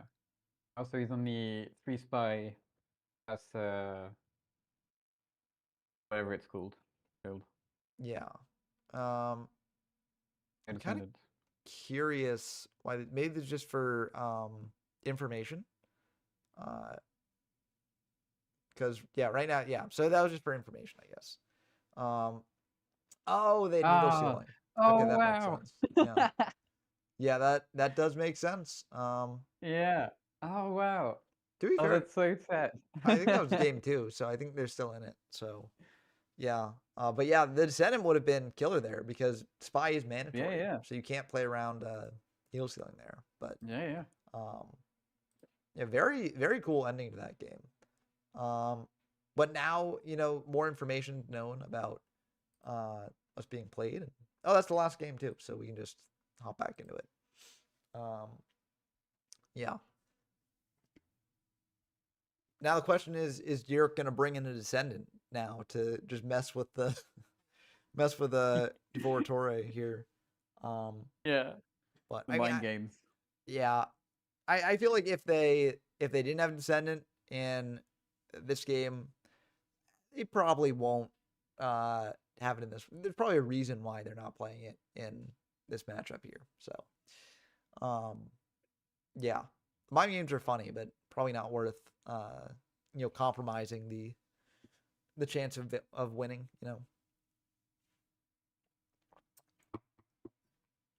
But either way, whichever deck wins here, it'll be very exciting to see them move on. Yeah. I think they're both X2 now. I could be wrong. Let's see.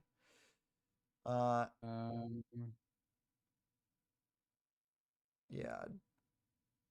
Devoratore is X2, and then D Kirk is also X2. It's Wellen gets. Yeah, this is an elimination match. Oh, standings at bottom. That is a good points icon. I need to refresh, I think, to get the standings. There we go. Yeah. So that also shows who dropped, which is also nice to see. So yeah, we're looking down here, and this is the bottom 2 standings. So it's definitely an uphill battle for them. But we've seen crazier things happen before. Shout out to him for staying in. Yeah. Him and Wiki are both still in. Despite being X3, which I think is cool. They I mean, if both get you're more gonna say testing. in any tournament to the end, it should be this one. Yeah, you're playing some of the best players out there, and you're trying out new things with the decks. It's like, uh, oh, okay, yeah, but you're still gonna play. That's what we're saying. It's good that you're still playing in the event. To get more testing. Have more fun games going on. But yeah, this will indeed trigger the effect of the spy.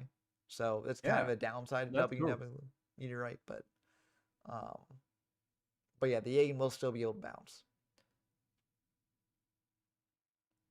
And also the draw comes through here too. So still pretty good play overall. Yeah. Um, I mean, that's now a free XCs, but I mean a free. yeah, there's the Worm King. Let's go. Yeah, so Spy is a counter, as Psychon says, but you flip up Jagen this turn potentially, and then either bounce the Spy or bounce one in the back row, and then you contribute Oh, Jagen right. for King. Of course. Yeah. Oh, it has to be Spy. Yeah. For Jagen. Yeah, but Worm can contribute for the back row if they want. Yeah. Warning is going Oh, to come down though, so that is okay. going to be a pretty good use of warning, I would say. Oh, I see. I assume they set it turn before. Uh, yeah. I think they Yeah, so said they it can this. warning the worm, the Yeah, nebula. yeah, because turn one setup was Nebula Jagen, so yeah, you can't warning that. They'd have to set it here, but Yeah. I'd say that's a pretty good warning. Um, Praying the Worm King from being able to pop something, and they might have another summon negate if there's like his X coming down, but oh, they're gonna tribute the Worm King to pop the other back row, hitting MST. Not the best hit there. They didn't use the warning on the spy, which is interesting. Um, I mean, would it's that not have like been? it did much. Yeah, I guess it wouldn't have mattered because you're still bouncing, so it's like, Yeah. yeah. And the idea, I guess, is you save spy for the next turn. So, um, yeah, Good card. yeah. You can't spy chain link 1 because Yurk is the turn player. So yeah, that would be chain link 2. So you could potentially negate the spy activation with the warning. Um, but you're already bouncing 1 spy, so I guess it wouldn't really matter too much, but I don't know. I might have considered it. But yeah, ending on Tour Guide Sangyan's also very good. So if Yurk makes the defensive play here of just setting the spy, then Devoratore could potentially do an Xyz play next turn. Yeah, I like this play. Mm-hmm. Allure, okay. Seems pretty good here. We know about spy in hand, so I guess it's the banish, yeah. yeah. Um, Unless yeah, I mean they might have something better to banish, but I think spy is not a bad PD banish. survivor. I Yep, don't there it is. know. Wait, that doesn't even work. It'd have to be scout plane. Oh wait, Chainlink 2 is Jagen? I thought oh yeah, Dierk was the turn player. Okay. Yeah, so no Chainlink 3. Yeah. Okay. You're right. That is chain locked. Yeah, I thought you were saying that you can't spy Chainlink 1. Like you can't put spy as Chainlink 1, but I get what you're saying now. So yeah, that makes sense. Yeah, so you can't warning it. It's rough. But now yeah, no worries. I also should have just known. Like it's a basic ruling of the game, so I should have known how that worked that way. But Minecon here on the tour guide for the Fabled Cat Sith. Do they play Unicore? Is the question. Yeah, I mean you have to for Yeah, these kind of plays. Like it's not the game plan, but it's just so yeah, good. very good here if this sticks. I mean, Yeah, incredible. if that's a warning, it won't. But like, I mean you have to. yeah, It could be a. I don't think they'd play a discard trap, but it could be. yeah, they could just do like a. Okay, they got Oh judgment. wow. Yeah, Yeah. makes Okay. sense. I was gonna say they could potentially just use like a Veiler or a Crow or whatever, not to get the effect off, but just to change the amount of Mm-hmm. cards in hand. I mean the effect would go off, but yeah, Yeah, you'd probably do unless that they like, had a max T or something. oh yeah, that's true. It would have, yeah, because you discard it and then. Oh, okay. Well, yeah, that's pretty good here. It's Sork, not BLS though, so not the end of the game Yeah. yet. But Yeah, BLS would be the end. yeah, but that's still pretty good. Yeah, Vortori in a tough spot. Now that being said, a Zex can still get them back into this. But yeah, Effect Veiler is there. Okay, so that was probably the consideration. Like, do I Veiler the Yeah. Unicorn or something? But yeah, Veiler on the Sork is pretty good. And you're choosing not to run into the Sangan. Unfortunately, the Sork You is an can't attack. because of the Chaos Soak effect. Oh, Yeah. even if it's negated by Veiler, you can't? Yeah. Okay. Even if it's negated, it's a kind of, I don't know what it's called. Condition? I don't know. Yeah, no, that makes sense. But yeah, Reborn here, maybe for a king. Assume so. Yeah, because you can just king tribute, and then My big worms. yeah, you can. Okay, yeah, warning coming Okay. down makes sense. You can't really let that go Now through. Chaos, maybe? Um, Like, here would be a good time for a BLS or yeah, that'd so. be pretty decent. There's also a potential that if Oratory just tried to run in the Sangan into the Sork. Yeah, it looks like they will do that. Really? Wow. I feel like it puts you on dead to a lot of things, but I guess you still have your normal. Okay, sure. Yeah, so I guess you like crash Sangan in and then get Jagen and then set Jagen and like Yeah. Yeah, it's not ideal, but Great. it's like it potentially outs the Sork. Like gets you something, but Yeah.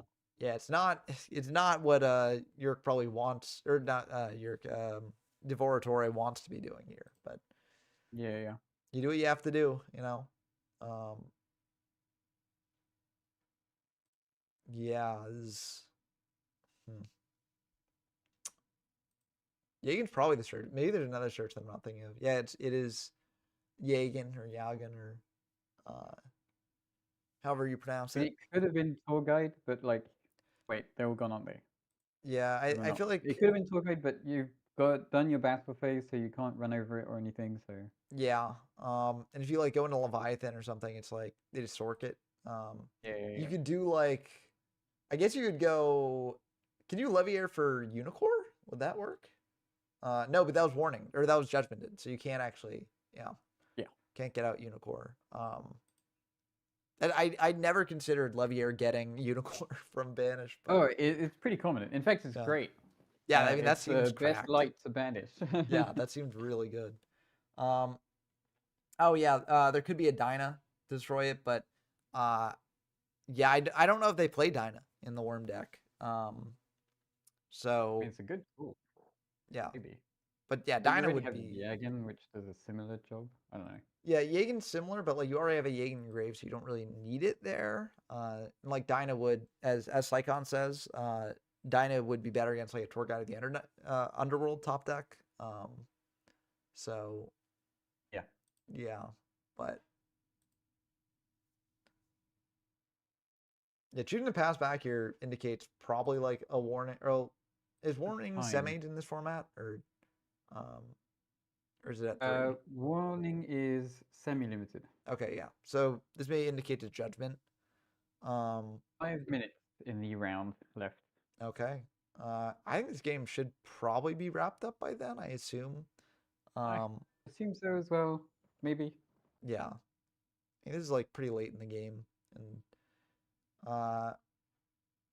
yeah. I mean, I don't know. There's a potential for it to grind out a fair bit.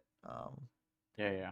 But like basically if York just doesn't push into this. If any deck can grind these matchups out, it will be these two. Yeah.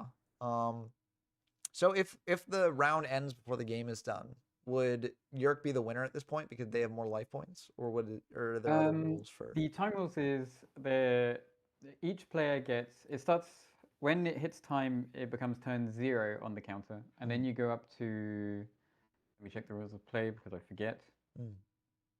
You count up to 3. And then you finish then. Whoever has the most life points wins, yeah. Okay, yeah. So that could potentially happen. But Yeah. I feel like Yurk is in a very good spot Yeah, here because like Spy's on field. So if Spy goes to grave, you got Sork out again, and like that's what was bounced, yeah? yeah, that was what was bounced, which was kind of necessary, but like yeah, it's kind of rough. Warning shut off if there is a warning in the back row. Um, so yeah, not looking the best for Devoratore. This might be where the worm run ends, which is very sad to say, but you know, does happen sometimes. Mm-hmm. You know, there's a think coming down here. I think this game is probably over within 3 turns, anyways. So, Yeah. I mean, hopefully? I don't know. yeah, we'll see. I guess like call for Worm King can. Well, the thing is, both players are at relatively low life, so like if either of them makes a big play, like Yeah. they Hard think. probably. Ooh, okay. Well, I mean, this is like a critical turn, so it makes sense why they have a hard think ahead. Um, yeah, Hard same. think for the All right. set. So I wonder if that means that it's Jagen or not, because like if it's Jagen, you might not hard think there. Just snap set. Yeah. I mean, it could be Vex, and he was considering hitting over Spy, but then the Stalker's live.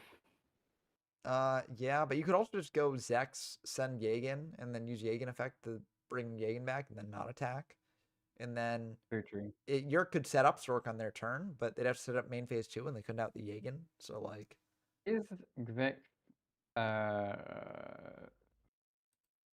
optional or mandatory? I oh, that's a very good question. I don't know. I think you don't even send the third one. Yeah, you might want it as a top deck. Yeah. Yeah, that makes sense. But either You way, can. Okay, so it's optional. okay, yeah. Either way, I think if you have Zex, you summon it, and then whether Yeah, you yeah, send or yeah. not, you You're bring back going to Jagen. attack and then get yeah, Yagan back. Yeah. So like, I feel like that works out pretty well for you, but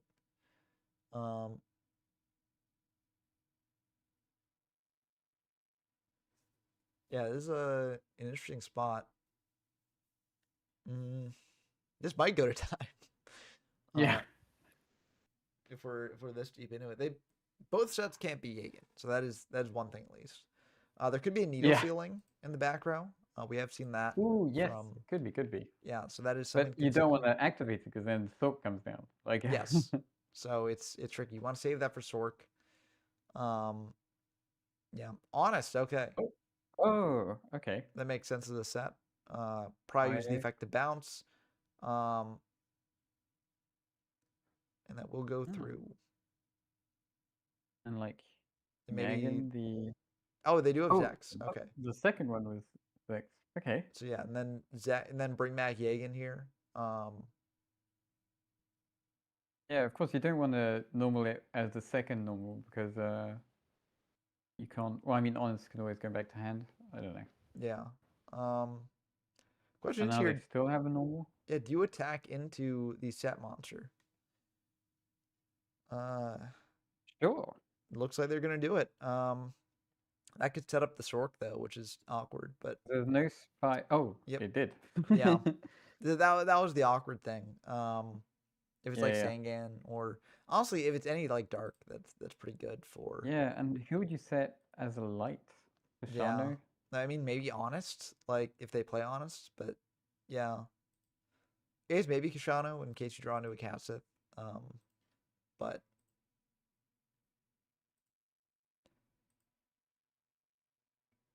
yeah, I don't know. I'm not sure I would have done that if I was Divoratore. Okay, looks like Yeah, time rules have occurred. So, yeah. we are in the time. Oh my Yeah, word. so I've just seen the wall of text from Psychon. Icon has pretty good commentary here. So Yeah, yeah, yeah. they thought I should needle have had sealing him was on coming. instead. Uh, I mean, needle sealing would be very good here, and that is something that Yerk probably has to consider. Um, But I assume you have to wait for Sork to come down for activating it, yeah, or exactly. something. Yeah, and That that would, means as soon as Jack draws any other uh, good thing to summon, you can start summoning Sork by needle sealing, and then you have something to come back with I mean, to be for the fair, second. if there's like Phoenix Wind or Karma Cut or something like that in the back row, to clear out like either the set Yagan or the Zex first, then you can go for Sork without much fear, right? Because then there won't be 4 cards on field. So, um, yeah, I feel like okay, here comes the Sork. So they're playing into the needle ceiling. Um, Yeah. oh, Oh, black one. okay. Okay, Got that. that works too. That makes more sense about attacking into Tangan then. Yeah. Um, but now the question is, what follow up does Yerk have? Because next turn, Devoratore can flip up the Yagan, bounce the Spy, and then get in for damage. So, I mean, they could just have a discard trap. So, yeah. But yeah, as Psychon says, Devoratore has 1 battle phase to do 2.5k now, or more than that. And then Yerk can try and push back. So it's definitely in favor of Devoratore. But Dark Hole is going to make any pushes a lot harder here. Yeah, that's rough. Yeah, that's brutal. I mean, Solemn's used up, so you can't stop it that way. Yeah, and there goes the Yagan. Does Tour Guide's Oh, gonna be very good here if that yeah. goes through. And This, hopefully they're not listening because I'm about to say maybe I'll wait until they do the play. yeah. Um, I feel like this is probably over for Devoratore one way or another, though. Maybe. It feels hard to come back from that. Yeah, and we know the last card in hand is Honest. Mm. Yeah, and drawing into his X would not. It would if the game was going longer than, one more Devoratore turn, then drawing into his X would be good. But unfortunately, not the best Yeah, yeah. here. BLS off the top would be pretty good, but you'd have to get into that. So Mm. yeah, Psychon says need like double call the haunted or call the haunted TT here, which I think makes sense. Going for Kashano and then just attacking in for 1,000. So Kashano's just in defense, which makes sense. Mirror Force comes down, so that does stop the tour guide, but Yep. I mean, Kashano's still good. I wonder why. I guess they could have gone like Levier into something, I guess, but Yeah, I was gonna say I didn't want to say it before they did it, but I was gonna say if you've seen a black one, yeah, exactly. oh yeah, Seen they the got black another one, you black want to one. avoid X-seizing, Yeah, and no, that makes sense. Yeah.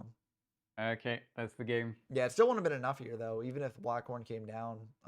If the Yeah, game was yeah. continuing beyond this, then it would have. But actually, if the game continued beyond this, I'd be very curious to see who would win because it would be Ryo plus Honest there, and then we don't know these Yeah, yeah. backers. So maybe these backers would have stopped the Ryo coming down, but oh yeah, that would have stopped Careful. the Ryo. That's good. Yeah. Yeah. Hey, so next round now. Okay. Good That's stuff. critical. So Yeah, yeah, not surprised. we are in round 5, or this game has to get reported first, but then we'll be in the final round of Swiss. And yeah, so I think even if it had gone beyond, I think Yerk still would have won, just based on what was being drawn. But I mean, who knows? It would have been interesting. I don't think either player was like super slow playing there. It's just grindy decks take a while. So And they only started playing slower, as in Divotori is thinking a lot after time was called, so it's not like they were still before time anymore. yeah, It's just they were exactly. trying to play through, maximize their odds of actually winning the time. Exactly, yeah. So yeah, well played by Worms.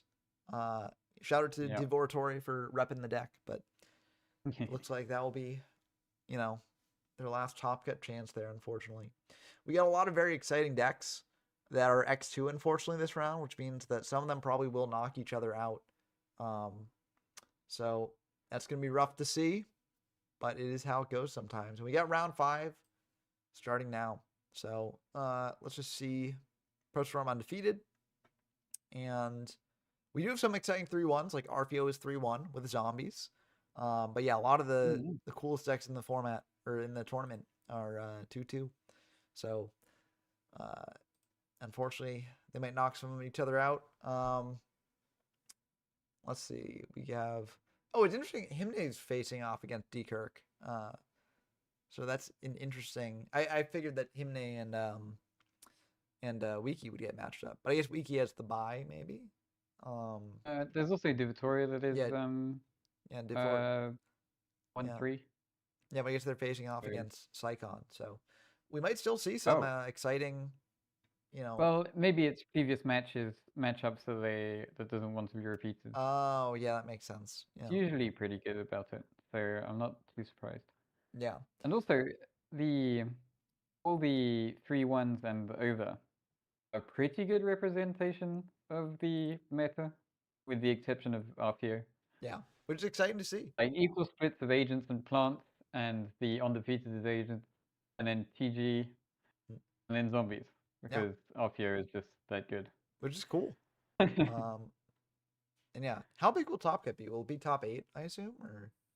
It's Quinning has decided it's everybody who's X2. Okay, so actually that might be So, more than top 8. it could be more, could be less, probably more. Yeah. And then it's double elim top cut from Okay. memory. So yeah, we're in for a ride beyond this too. So that'll be exciting. Let's see. I know we got BS45 who asked for Jaina earlier, so let's dive into Jaina versus Tia. And we also haven't seen really like the beginning of Inferni combo. We've sort of walked in on them mid combo, so let's hope we can catch combo. Mid good combo, but let's see if we can catch the deck popping off. And Allure's a good way to start. Yeah. Unfortunately, seems like probably a fair bit of monsters in hand. Just having to set 2 pass. I bet that's double. What's it called? Infinity. Barrier maybe? Break? Inferno? No, the one that discards. Inferno. Yeah. Inferno. Yeah. It could very well be. It's not. There's no way it's double Inferno. Yeah. Warning. You got a warning that Ryo. Yeah. Yeah. Because Ryo is a huge problem in the matchup. Yeah. Actually, S45 swears that and he seems to be right. Swears that Infinity has a really good agents matchup, but a terrible plants one. So this could be an uphill battle, and TK is one of the reasons. Yeah. But if anyone can do it, it's Jaina. So we shall have to see how this one goes. Yeah, and as Quinning says, a lot can happen. So we'll have to see what happens here. Yeah, will they be able to get their combo going, especially into one back row? Okay, just trying to dig for a way to get cards out of hand, I assume. Otherwise, like if you had a way to evacuate most of your hand, you'd probably set upstart and then use it later. Okay, here we go. The sets are coming. Yeah. Oh, there we go. Okay, they did indeed have. Yeah, so they actually had this last turn too that they could have done, but they didn't have any way to special. So. No, they had Necromancer as well. Well, they banished that off Allure last turn, so. Oh, last turn. Oh yeah, right. Of course. Yeah. All new set. Getting, I believe. technology mixed up. Yeah. I believe that the new sets are the ones. So the one close to the deck, and then also the 3 furthest from the deck. I believe. I could be wrong. That's public info though, so it's like it's not Mm. I can share that, I think, here. But yeah, BS45 says they've got too many hand traps / Thunder King Ryo and Decree from what I've experienced, which is true. And Warning is going to be used up on that Archfiend. Is a heavy going to come down here? That would be crazy. But yeah, there's Oh the no. Ryo. Second rare. Yep, I mean that's going to be sad if Oh. okay, Yeah, of break course. is going to be pretty good here. No other Infernities Has besides Spanish the Archfiend. Archfiends. Honestly, this is pretty good. Just banishing the Archfiend for like Leviair Yeah. plays, like that's not Yeah. bad. If top deck is TGU, then that's really good. Yeah. It's really If good if stuff. top deck's Archfiend, that's also pretty good. Oh, obviously, yeah. Yeah. That's a good point. Yeah. Many good top decks here, which is what Inferni sort of wants to Yeah. have, right? I mean, it has to have good top decks because most of the game is top decking. Exactly. Break banishing break on the back row makes sense. Yeah. You want to I stop think any this was other. what I was mentioned before that part of the skill of piloting it is setting yourself up so that any top deck is good. Yeah. Like, Yeah, just yeah, maneuvering and yourself. to be honest, it's pretty amazing. Yeah. Watching them do it. Which is part of the fun of Infernities. Like it's just Yeah. I really like the Infinity archetype just because it's like doing something completely different from every other deck in the game, but still in a way that's distinctly Yu-Gi-Oh. You know, it's not doing things in a different way to then I just set think up floodgates, although it kind of does with barriers. But only Yu-Gi-Oh so far could pull off Infinity as an archetype. yeah, I'd agree. And that's exciting. It's uniquely Yu-Gi-Oh. So, looks like he's just passing here. So could be Gores in hand. Foolish going to be very good here potentially if that set is a Necromancer. Avenger, I assume. Yep, Archfiend there. I So assume they have a revive. probably Necromancer a on revive. field, I would assume. Yep, there's Necromancer. Did Oh, of not course. switch to defense because I it was assume Full of the Haunted or something. Oh, that could also be, right? Yeah. If there's Crow here, that's going to be brutal. But if there's not Crow, this is pretty good.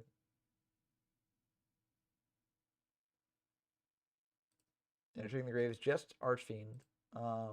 Also, as a note, if there's Barrier, then Barrier is live now. Because they do control an Inferni in attack position. So yeah. And that's well, it's kind of rare. Yeah. But you often want Necromancer in attack, even though it looks really silly because it's a 0-2000 and you're putting it in 0 position. Yeah. But yeah. But barrier is important. And honestly, if there's a barrier here. Oh, Veiler on. Oh. Yeah. I mean, it's still same thing would have happened, but I'm surprised they didn't Veiler the Necromancer. I'm also kind of shocked at that, but it didn't end up mattering. Yeah, I guess maybe they figure if you know what it probably is, if there's like a Call of the Haunted or something in the back row as well. They want to just stop the Archfiend as opposed to the thing to be impactful. Okay, that does sound like a good play. Yeah, a good reason. Mirage here. Normal, of course. It's interesting. Oh, it's 1 for 1. Okay, that makes sense. Yeah. Oh, yeah. Okay.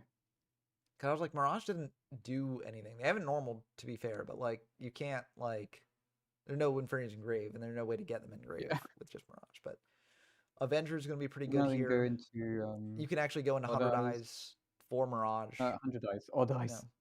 Yeah. Oh, Dark Eruption. Okay, that also gets you back into Mirage. Yeah, that makes sense. Yeah, so you can go Mirage here, and this should be. This should be lethal. Wow. What a line. Yeah. Good. The tricky thing is if there's Gores, but otherwise, actually, is there a way to play around Gores here? There might be. Not that I know. What could they? Well, the idea is if you like potentially set up lethal, in a way that Inferni Doom Drag doesn't have to attack, then you can just pop the Gores after. I mean, if it's just attacks last. Oh, I see, and then you would get full damage. The burn damage. So, but I mean, it would mean they would have to not Gores You'd have to have enough damage so if they gauze early, you can go over the gauze and still kill them. So it's pretty Yes. rough. So I mean, you do if you go 100 eyes here, and then you, yeah, BS45 says full combo. Let's see if Jaina does it right. So there must be some way to, to deal with this. Yeah, PS5. Is there a line through gauze? Yeah, that's the question. Um, Searching out barrier now. I mean, to be fair, even if there's a line through doors, it's gonna be very good. Very good turn for Jaina here. I mean, uh, Infernacy can OTK, but its main strength is the fact that it sets up next turn so well Yeah, by adding a whole load of stuff. I yeah. think so. So even if Gorge comes down, it's going to be very good. But yeah, you can go 100 eyes for Mirage, and then Mirage bring back Archfiend Necromancer, and then it looks like they're not going to do that though. Probably figuring, if there's Gorge, then they can use the 100 eyes in main 2 to then do the plays. So I think that's fine. But yeah, this is, it's not quite lethal. Actually, no, yeah, it is lethal because if Gorge comes down on 100 eyes, you can pop the token, right? Yeah, I think it works that way. Does it work that way? It doesn't say. It feels like it checks on field.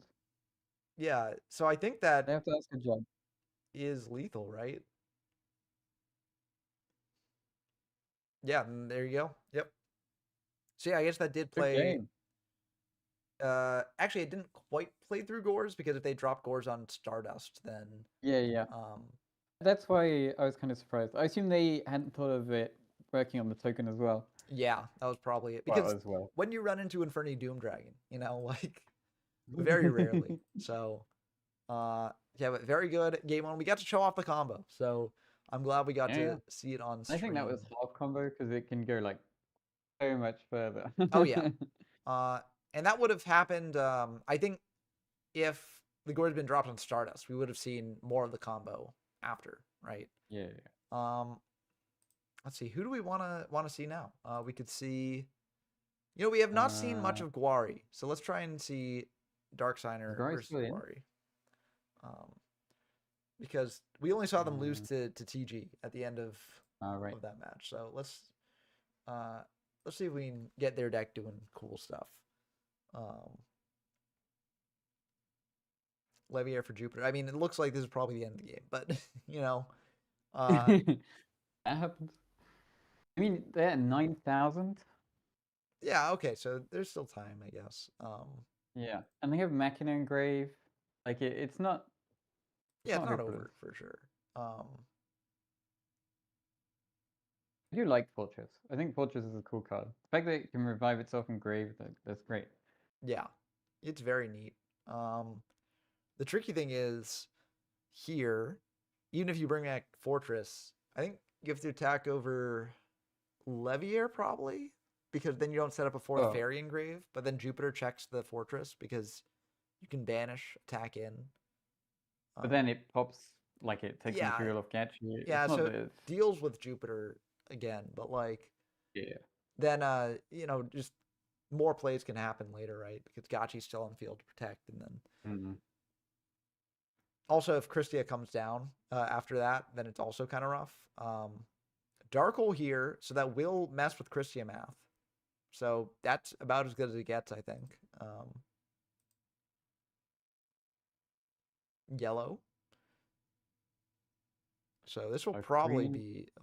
Oh no, Fortress. That is interesting. Not enough for team. They might be saving it, right? Because they want the search next turn too. But I feel like you want to get out Fortress now when you can. I mean, I guess Dark Hole's an option. So like, if they Dark Hole the board and you lose Fortress that way, you don't get the search from the gadget, and then it's kind of awkward. But yeah, I guess it makes sense because Hyperion now, so yeah, I was gonna say like if they don't it have gives them an answer for the next thing. Sure. Yeah, if they didn't have anything, then like next turn when they summon out green, like then it's a rank 4, so that's pretty good. But yeah, Hyperion on back row with Prio, it looks like, and yeah, there's the Solemn. Yeah. Or not the Solemn, the TT. That's 1, 2, 3, 4, 5 fairies and grave. So, yeah, with the TT, it Good also place makes to be. sense to. So I assume green's coming down this turn. Because it looks like Yeah, red. Gachi's naked? What am I calling Yeah, it? he's naked. Empty? Yeah. He's Empty Gachi. he's all his balls are gone. That's one way to put Oh it. no. Yeah. So we get green for red. And I assume they go for fortress here if they've got it. Oni for Oni. Yeah. Oh, only for I'm very glad blue I've tried got it to make that only. work in Tengu. It's terrible. Yeah. Is Oni out in this format or? Yes, it is, Oh but wow. there's so few. There's no good. So all you do is spam out utopias, and OTK is what you can do with it. Yeah. Only Still OTK neat. through an empty board, and you can, in theory, go for a 1 material Roach and 2 material Utopia, or vice versa. Which Like, is neat. that's Like a bit underwhelming. that's a decent board, I guess. Yeah, but it's so hard to get into that situation in the first place. It's like a really slow payoff. Yeah. Which I Also, think you're one of not playing the some of the best zombie cards. is I think it's good that Tengu doesn't have like rank 4 toolbox as a deck. Yeah. But it is fun to play with rank 4 toolbox in formats where Yeah. they have it later on. But try getting It has dropped rank here. 5 toolbox. That's true. Yeah, rank 5 toolbox is also very fun. No, literally, be honest, that's some of the best rank 5s that could have come out first. Like they're very yeah, like it's Armides and Tyrus, yeah. Or Tyrus, yeah. I can't remember what their names are. Okay, But yes, they're really good. I like them. Gadget's taking game 1 against Darksigner. Yeah. Yeah. So Against undefeated as well. Yeah. I think ProStorm is undefeated. Oh right? right. Yeah. My bad. But almost Good person undefeated. against, by the way. How far? I guess we could put it as the decks are undefeated against non-agent decks. I want to see Dragoonity versus Zombie. These are two very cool decks.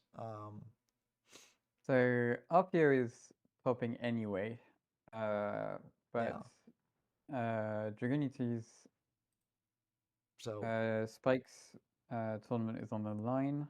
I'm rooting for Dragoonity here. Yeah, Brute Drago getting around Drago is very Brute Drago. Yeah. Oh, you're right, with Ill Blood. Yeah. I wonder how they set that up though, because I guess they had to hard summon Ill Blood before that, or maybe they special Ill Blood before that, and then they normal summon Plague. I would. Oh no, wait, skill drain's up. I'm being silly. Yeah. So skill drain stops the Drago effect. So you can special summon out Ill Blood and stuff like that. I mean, yeah, it still means you have to. Yeah, because Ill Blood then can't trigger either. Yeah, Ill Blood can't trigger, but it's just a big guy. So what I assume. Oh right, of course you don't need. You can just normal Sangan. Yeah, of course. Sangan. Plague, I think. Yeah. Then you need like normal Plague and then sync off. And now Plague's engraved, so you can do a synchro play with that too. Foolish from Mizuki is very good here too. So it's looking like Mizuki? Any zombie or I forget. Yeah, Mizuki's any zombie. Wow. So it includes Plague, and it's looking like this might be the end for Dragon Knight Rock. Axie is okay, but like if there's lethal on board, then is it lethal on board? But you can go for an 8. And you can't. Yeah, you can't scrap dragon, but you can go for, well, if there's another zombie in hand and you go for like a 6 synchro, right? They can just get over the set. Of course. Then that's probably because I'm normal get. Yeah. Gores would also protect here, but Gores is not sticking around because I accept the challenge. Oh, let's go, Maxi challenge. Yeah. I think with skill drain up, they can't win the challenge, but it would be very I fun. mean, if they have a 4, Yeah. all they have to do is dodge. I guess Trag Oh, there's is Goblin. yeah, Goblin's going in there, and so that's a 6. So very likely the end of the game. Revive King is funny. It's funny, but it doesn't do anything really. Exactly, yeah. But yeah, what are they even going to search? I think the search doesn't really matter. Yeah, just another Goblin zombie. And now it's an attempt at lethal. If there's a gorge, it's got to come down now. But no token will spawn. And yeah, Yeah. no And gorge. I kind of know for a fact that the Dragonity doesn't usually play Gauze and very rarely Trag. Yeah, so Like I'm pretty sure never Trag actually, in fact, because you barely ever have any hand resources and there's just yeah. stuff on the board. No, that makes sense. Yeah. So there's no way out for Dragon Mega Rock here. Unfortunate, but at least they got knocked out by a cool deck. We Yeah. can just ignore the fact that cool deck was already topping. Yeah. Let's see. Who else should we peek in on? We can peek in on you know what? I'll hop back in on the Jaina game since BS45 might be curious about that Yeah, we too. want to see if she's topping or not. Where'd you go? There she is. Yeah. It's 1-1 right now. So Yeah, that means she lost game 2. yeah. Um It just gets harder. Like, Infinity often wins game 1. hmm. It comes down to winning game 2 and 3 that really changes how often you win, I think. Yeah, and the There's a side lot deck of good hate side deck is cards. yeah. Yeah. This might be the end of the road. We have Gub coming I back. mean, oh, Tengu's are gone. Yeah, Already. so that's a nice Okay. thing here. But if there's like Minecon for like Trish, like yep, there we go. Yeah. Not the end of the game, but it is like extremely difficult to come back from this. And speaking of decks that don't play like Gores and Trag, I mean, Infernities is a pretty good example of that. Because just they need cards that they can get out of their hand. So, alas, actually, Tia might be thinking about whether to even banish from hand, but I feel like you probably do. Yeah, there we go. Yeah, why not? Mirage, very good hit there. Yeah, that's exactly. Well, I mean, you can still get it back with Levia, but that's exactly the kind of hit you want to see. Yeah, and if you're getting that back with Levier, you're not getting back Archfiend with Levier. So, I mean, you definitely get Archfiend back with Levia because. yeah. Oh no! Yeah, Foolish and Call are not quite going to do it, probably. Luck and top card. Yeah, Yeah. yeah. Rip. We see another Yeah. fun deck fall. Yeah, there's the warning. Yeah.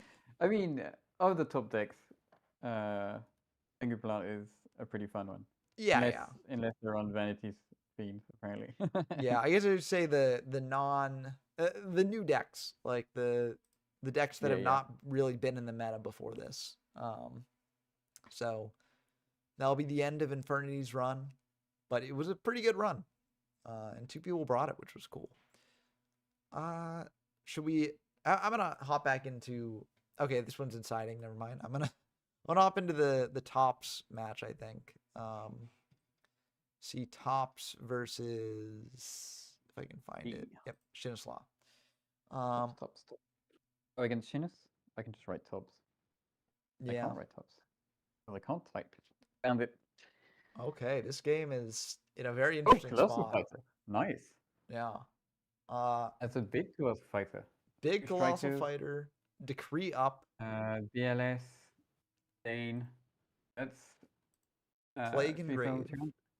That's so Arcanite would be not bad here. Although, do you even go for I Arcanite? mean, skill drain. I just realized skill drain's on the field, so Yeah, Decree's it's up still too. true. So Decree is stopping the skill drain. So it's a Oh right, degree. Yeah, of course. I'm not reading this thing well enough. yeah. There's a The lot of field well stuff on enough. screen right now. So Yeah. yeah. Are they in draw phase? What happened? Oh, okay. He's No, just I not think you just not didn't field. move the phase. Yeah. Yep. As Slap God Thousand Hand says, Chinslaw's signature Gaia Knight. Yep. Mm-hmm. Which we discussed earlier in the stream as well. Yeah. But yeah, looks like attacking over Brio with Colossal and attacking over Tengu with Arcanine. And that is the last Tengu. Yeah. And then you probably pop both, I guess. Yeah, Both might as the well. You know. unknown back rows. Like I know Yeah. you're left on the 400, but oh, is that 1400? Maybe not then. Uh, Maybe not. yeah, that's a good point. Yeah, if they're both shut off by Unless Decree, but Bulb is not live. Bulb is not live. Yeah, Bulb Egg was doesn't used get up. you anything. Okay. Yeah, I think that was the correct play from Tops. Yeah. Yeah, because Decree's up. So like, what are they gonna have? Like the set could be like a Book or a Lance, and either way, you're I mean, not if they out too upset. decree, skill drain makes Arcanite small. Yeah, but they have So to have it a way could to be a out Decree, and the back row are going to be a problem. So, or not a problem, that is. Because if it's like MST, like you go to pop MST, and then it just like, they chain it. So, Reborn though will be a problem. Sorcerer. Okay. Yeah, it's probably either Sork or Brio. I'm surprised they didn't go for Brio. Yeah, Brio bounce decree back into Arcanite. Yeah, that's I mean, lethal. I guess they might have a battle trap. I don't know. Yeah, I guess that's the risk there. But like, how are you winning from this position though? Is the question. And Shinis is against synchros anyway, so Yeah. So you can't go for the Brio. It's blasphemy. It would be heretical. Yeah.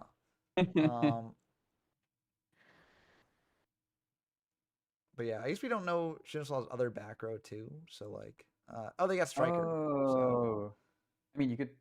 No, you can't do Brio with that. yeah, probably Okay. just Scrap Dragon. And then Scrap Dragon. Oh, or Colossal. How much on Colossal? 1, a 2. lot. Oh wait, yeah, 3, and then yeah 3,200. So yeah, it's 800 in. Yeah, that's pretty good. I mean, does he not play Scrap Dragon? I mean, it could just be because he didn't know what the last back row is. So Yeah. I mean, this is a better position. Yeah, it is a live back I mean, row. it's tough because Plague is engraved. So yeah, that is true. That is true. So I feel like turning on your own back row makes sense. Yeah. It's not that bad position. I think if I was Shinis, I probably would. Well, I just really like Scrap Dragon as well. So yeah, I mean, they might not have seen the line too. Like, or maybe they did. Yeah, they probably did, but they must have their reasons. Yeah, they do have. Okay, setting here. So, I mean, I guess to be fair, if it's like a 4, it could be Raikou. No, it's just Thunder King. Yeah, I guess if you go for like I want to Brio. keep the card in hand. Oh, that was the top deck, right? Yeah, that was a top deck for sure. Or at least I'm pretty sure it was a top deck because otherwise you Dark Hole summon out Ryo, right? I guess what do they do with the level 6? Because they could only make. Yeah, they wouldn't be able to deal with it because they'd have to make Brio, and Brio can't out it because they'd have no cards in hand. So yeah, it's a waiting game. It's waiting to see who can do what first. All the strikers are gone. All the Tengus are gone. That leaves probably triple Warwolf, triple Rhino in deck. I do appreciate how this game both players have summoned Colossal Fighter. Oh yeah. Lose Bell Decree is up, so that's stopping Skill Drain. But yeah, if Skill Drain was up, then Arcanite would not have that. No problem, Antonio. Thanks for playing some great matches.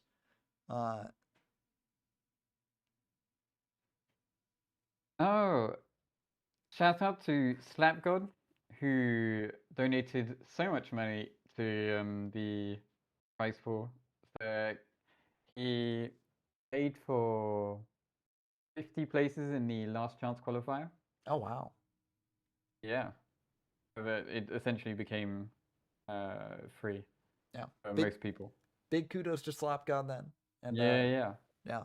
And Antonio is Arfio, so thank you for. I mean, your matches were so cool, and I'm excited to see what you continue to do in the top cut. So, let's see if zombies can make it all the way.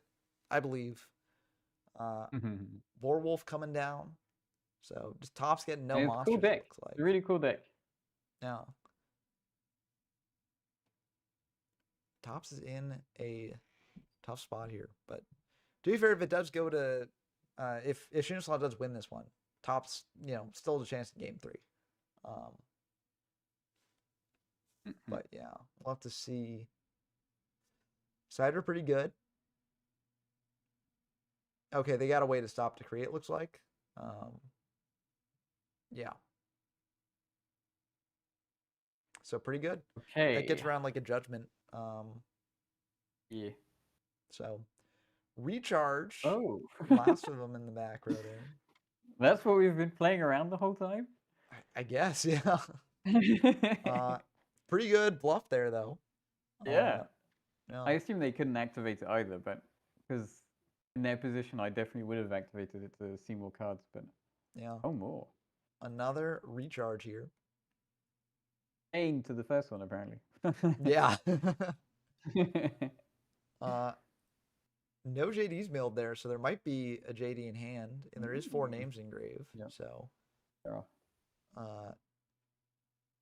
that would be pretty good, even if you can't use the effect. Just dropping a 3K body is nice. Yeah, 3K is huge right now. Yeah. I mean, the back row could be real as well. Yeah, but you might have 2 JDs. Also, no normal summons happened yet. Oh. Oh. Minecon and Warwolf. I mean, it turns off TG1, whatever. Can't remember the EM1. Yeah. TG1 EM1. Also, if you've got a level 3, the JD. yeah, or at least one of them. If you got a level 3, you can go for Levier into. Oh, there's 2 JDs, and I didn't realize that both. Both 2 of them were there. I wonder how many they play. Okay, it looks like they searched out the Arcus to go for a rank 3 play. Actually, you can't do Levier because of skill drain, but is Acid Golem in this format? No. Okay, that would be a very funny play. It would be funny. Oh. Avarice here. That can recycle the JDs and the... Wow, there's so many things you'd want to put back. JDs, BLS, Sork, like all those are super good. And then, I don't know, the Synchro to not dilute the things more. Yeah. I mean, honestly, though, I don't think you even need to worry about dilution because if you add back, I mean, I guess Ryo's kind of the odd one out here, but I mean, any of these things I'd be happy to draw. Yeah. Except for maybe Ryo. Because TK's summon negate is still live even on the skill drain, so it's not like it's dead. Yeah.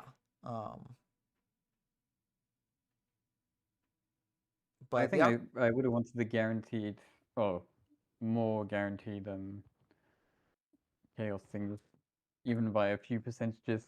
Yeah. I feel like also the normal summon this turn is definitely Arcus, no matter what. Because you just go into rank 3 and then didn't they add Aaron? Oh, did they add Aaron? I thought they added Arcus.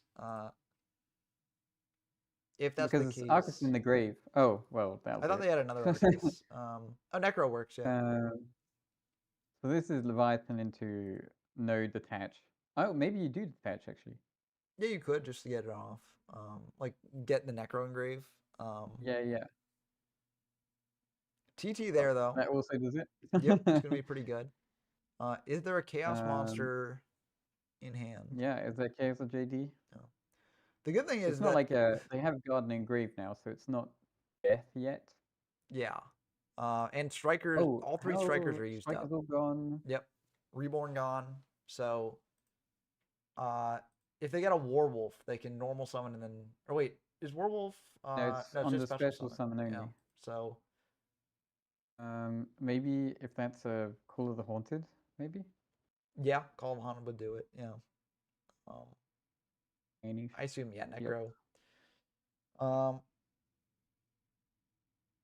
Yeah, and then Ryo's still a good. Oh, maybe not anymore, but okay, another decree. Yeah, Ryo's Yep. still very good here if that is the draw. Mm-mm. Um, 100%.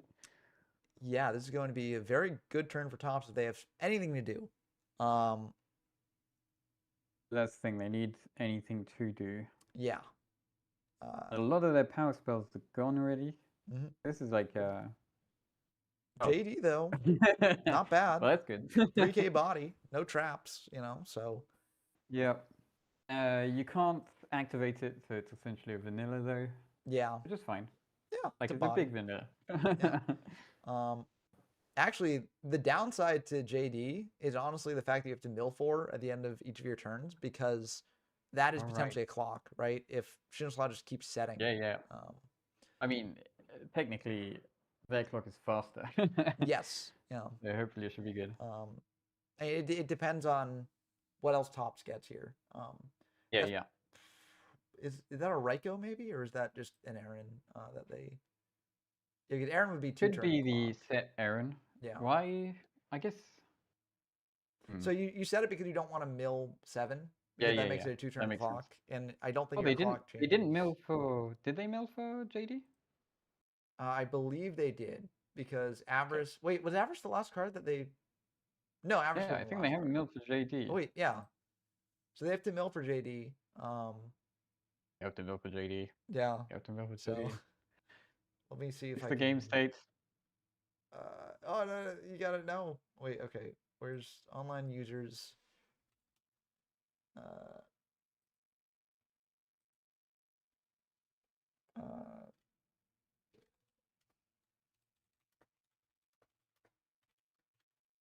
I'm just gonna ask, did they mill for JD? Because that is important. Uh, I mean, unless they win now, but. I mean, yeah, but they drew into like TK. Yeah, they did. Yeah, but Losebell that's confirmed they random. did not mill for.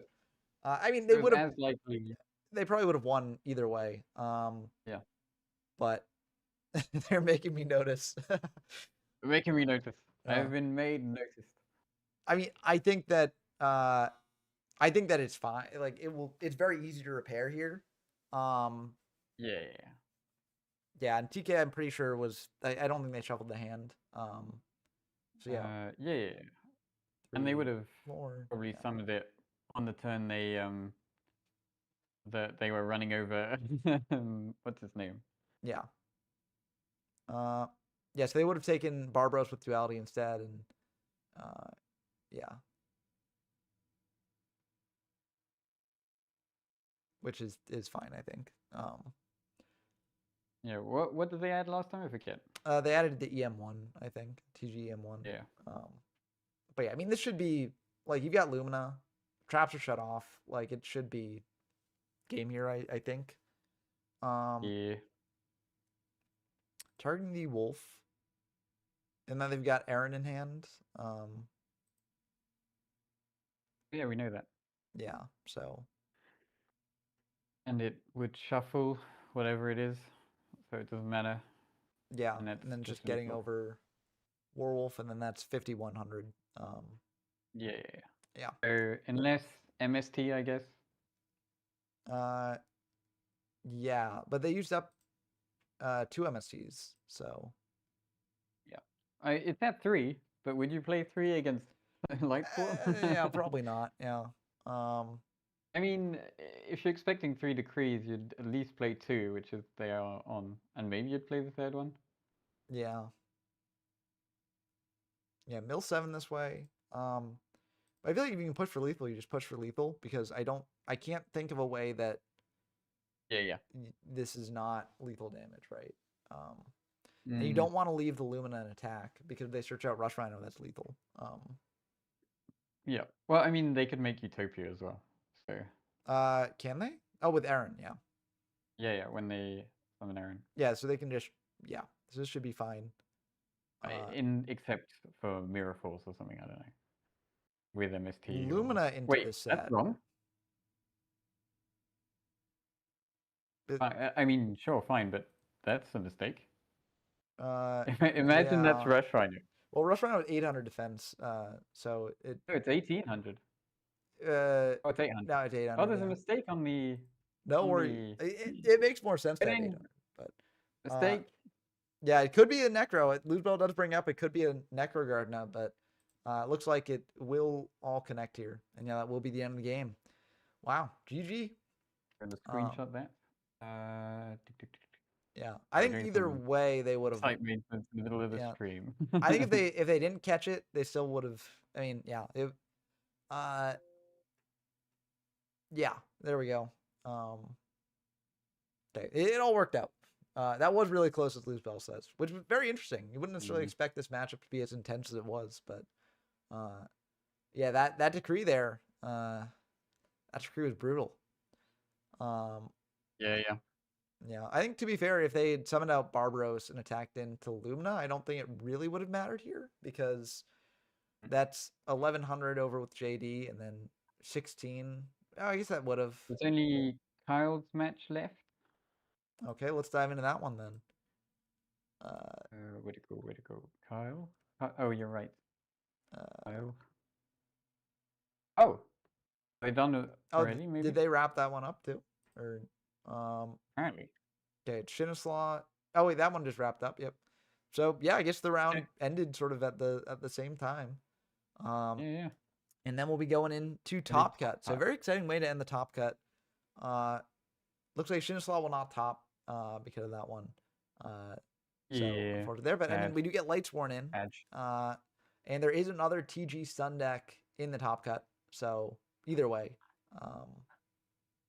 So yeah, no matter who wins in Kyle versus Alex, it looks like Alex won, but they'll both be in top cut. So yeah. There's the two fun decks left with three. I forgot Graria was still in as well. Yeah. There's Agents and Plants and TG. Okay. Two of each. Yes, count. I think so. Prostorm and Dark Sign. And then 3 plants. Yes, because how far? Well. Wow. Yeah, how far Kyle and Ichigo are all playing plans. But so there's four. We got one of decks. Yeah, we got Genix. We got Lightsworn.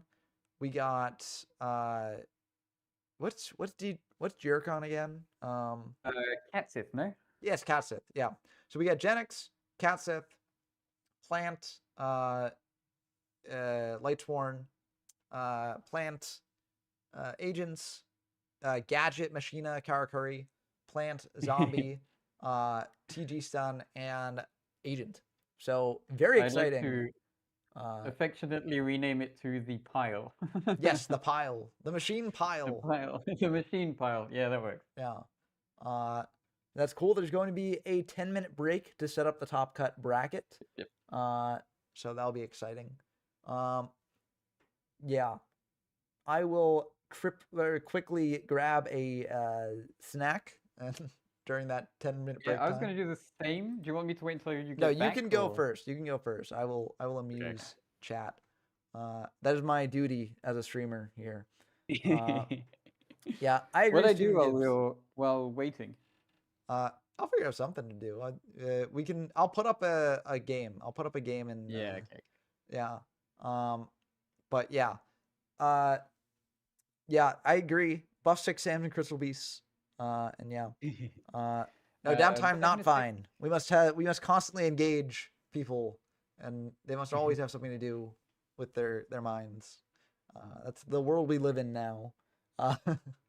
Nah, but feel free if you're watching to take a break or whatever. I'm just gonna pull up a game here. I don't know which one to pull up. I don't know. Anyone have any suggestions? We just start at the top. This Genesis? Well, they would be hosting in Genesis. But yeah, there's Radiant Typhoon versus Vanquish Soul. Interesting. I don't know what any of these stuff do. I'm gonna go to a format that I know a little bit more about. So yeah, let's see. Another one where I don't really know what these decks do. I know somewhat. I know what Yummy does generally, but I don't know what Radiant Typhoon really does. Besides MSTs or negates now. Let's see. Lunalite versus hand traps.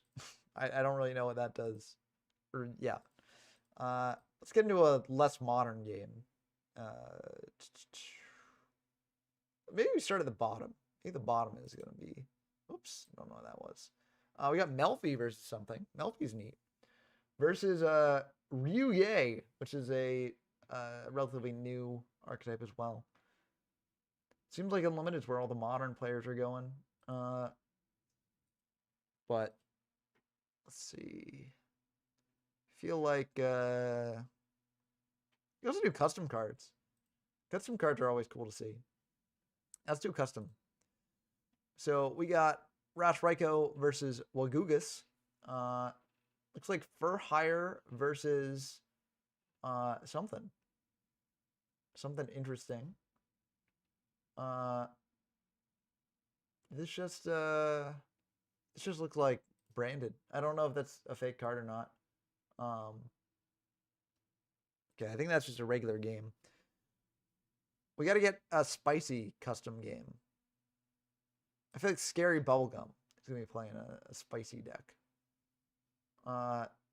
We got Cortanda Stundvis. Shinobird Samurai Hikatsuru. So Shinobird Samurai stuff. We got Painter de l'Ancien Poing. Excuse my pronunciation there. I'm not good at pronouncing French. It's like old something, right? Something of old. We get Cortanda. I don't think Cortanda... Is Cortanda an actual archetype? Or is this just this looks like custom. Paranoia versus and Virtual Eyes. That seems custom. That's cool. That's like a Spirit Hand Trap. That's neat. I like that a lot, actually. So it seems like there's a mix of a couple. Molcharmy Waffles. This can't be real. Is this actually a real card? Molcharmy Waffles. Like that can't be real. Guardian of the Wandering Spirit, that I feel like the art on this is not Yu-Gi-Oh, right? Reverie, this seems like a custom archetype as well. Magnasaver, Advancement Reverie. Long Tidal Reverie, so they do have a link monster to their name. Sorry for not following the combo, everyone. I'm sort of just trying to get. Oh, they crossed over with Karakuri. That's crazy. Trying to get my bearing. What's going on here? So it seems like they're just getting in for lethal, probably, right? I can't imagine protection here. Well, let's check what Pencher de l'Ancien Ordre Chaotique does. Once per chain, when your opponent activates a card or effect on the field while you control a level 5 or higher spirit monster, play one of the following effects. Return that card to the hand. Bench one card from either graveyard. And that's it, basically. Okay, so that's not really going to do much here against this board. Cortana... Oh, it lag. Okay, that was it. Hopefully my Wi-Fi is still good. Yeah, my Wi-Fi is still good, looks like. So, seems like it's on DB's end of things. This land was just getting good. Or this game was just getting good, you know? I saw Land Akin to Paradise. That's why the land, but... Yeah. These are indeed custom cards. I just hopped into a custom game because I was curious what people came up with. But we're in the downtime between rounds, you know. So, I figured I would just hop in and see if there's some fun stuff going on. I do like spirit monsters, so it's kind of cool to see people trying to do stuff with spirits. But I don't really know what does the Reverie stuff do? It just seems like a special summon spam deck. Okay, there we go, yeah. And yeah, Kuzugai had to go to the laundromat, so there we go. Yep. So yeah, let's see another custom game. I'm just curious to see, you know, what Guilty Weeb came up with here. What's going on? We got the Iron Blood cards here, classic, versus what? What is this? More Sinful Spoil stuff? I don't know, like, are these not real cards for Sinful Spoil and White Forest and Azamina? I don't know enough about those to say. Yeah, the Iron Blood cards. Seems like they revolve around being treated as continuous traps.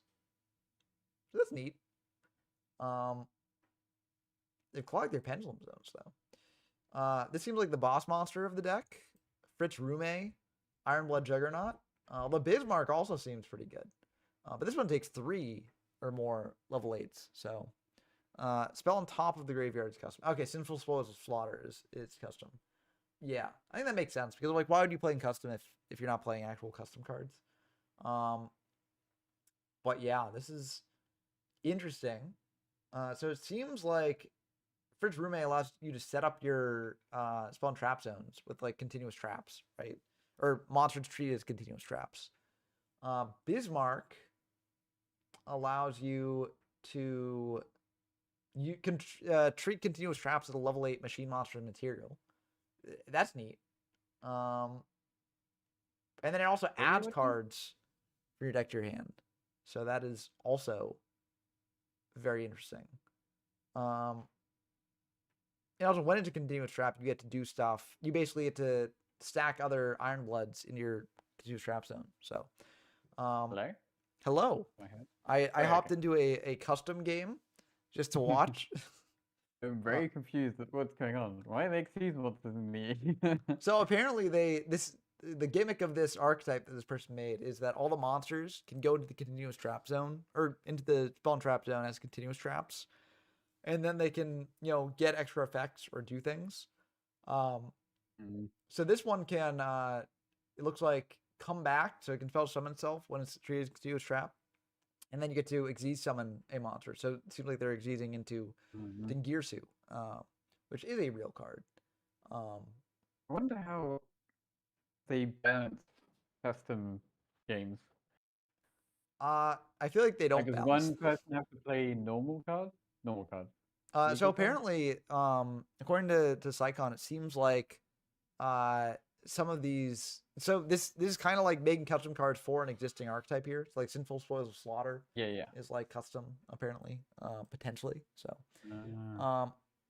yeah. So it looks like Quinning is getting ready to start. So we can hop in to the first match there. I think I probably will grab a snack while we set up the first match, and then we'll be. Tell me what game you're putting on, and I will let you know when. Or actually, we can ask chat to do that. Chat, which game do y'all want to see?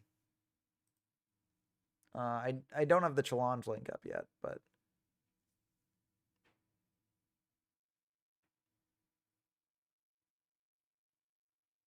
But yeah, I think the challenge link is still going up.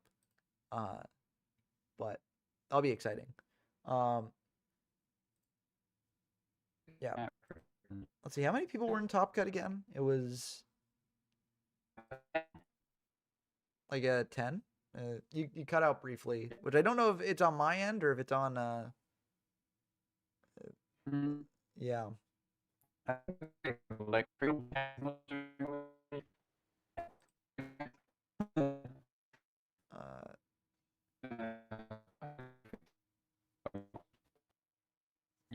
Am I still weird? You were weird, but now you're good. So Okay. I don't know if that was me or if it was because DB also like me.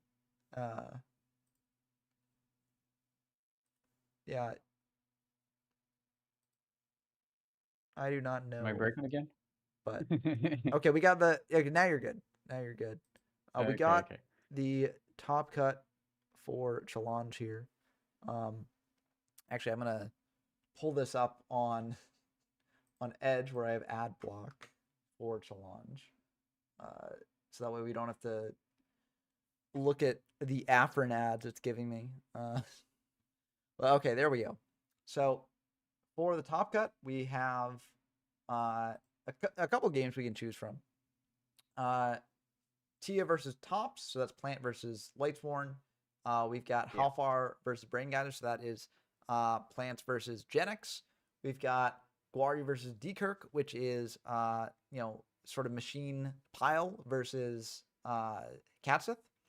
And then we have Kyle YGO94 versus Darksigner, which is a very rare matchup. Plants versus Agents.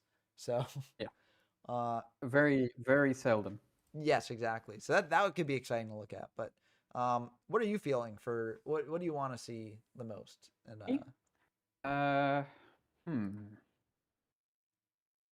Maybe Machine Pile against Catfit. okay, let's pull that up. One of them are about to be. Oh, it's double elim, so I guess one of them is about to be knocked out to the double dreaded elimination. losers bracket. Yes. Oh no. But yeah. But okay, I will leave you to start the commentary on this one. And I will go grab a snack real quick just to keep myself topped off energy wise. So I will be back. Yeah.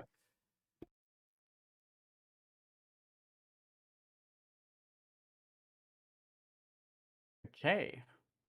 Now I have to find the game so I can watch it live. This one. Okay. Well, I mean, Dust Shoot first play is awesome. I love this card. Hands up if you love Dust Shoot. I guess play though. Gadget first play. I gotta assume that's Spy. Yeah.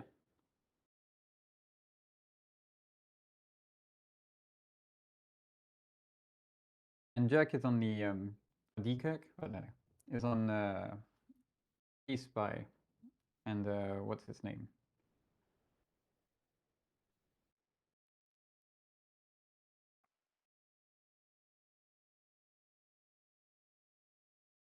That probably means a no tour guide hand though. I'd have to guess.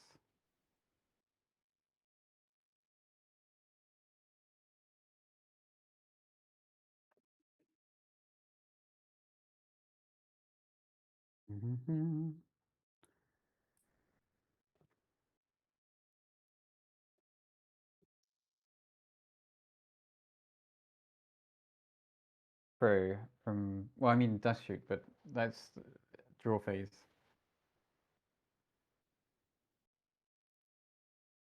It's not like you're playing around Heavy Storm much.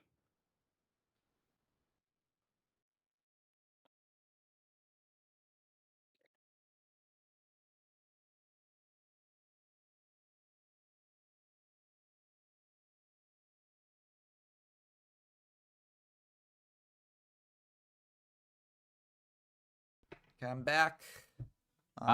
With the potentially risky snack of a banana that I'll eat on stream. So, we'll see how this goes. Yeah. Yeah. Looks pretty good for Jerk so far. Yeah. I mean, my one is a bit overkill. Yeah. I mean, But, I guess. Yeah. This is going to be too, and unless it's bottomless, it's almost guaranteed light engraved as well for chaos. Yeah. And it looks like no mirror Like, force. if he gets judgment warding. Oh, what? Oh, not again. Oh, did you? Yeah, you were kind of cutting it out. Okay, things are happening on my end. It looks like I don't know. The internet is going crazy. Oh, Chat, are you there? Okay. I'm here. Okay, you're here. Hopefully, I'm connected. OBS briefly disconnected. I see. But Okay. hopefully everything is okay. Okay, it looks like we're back now.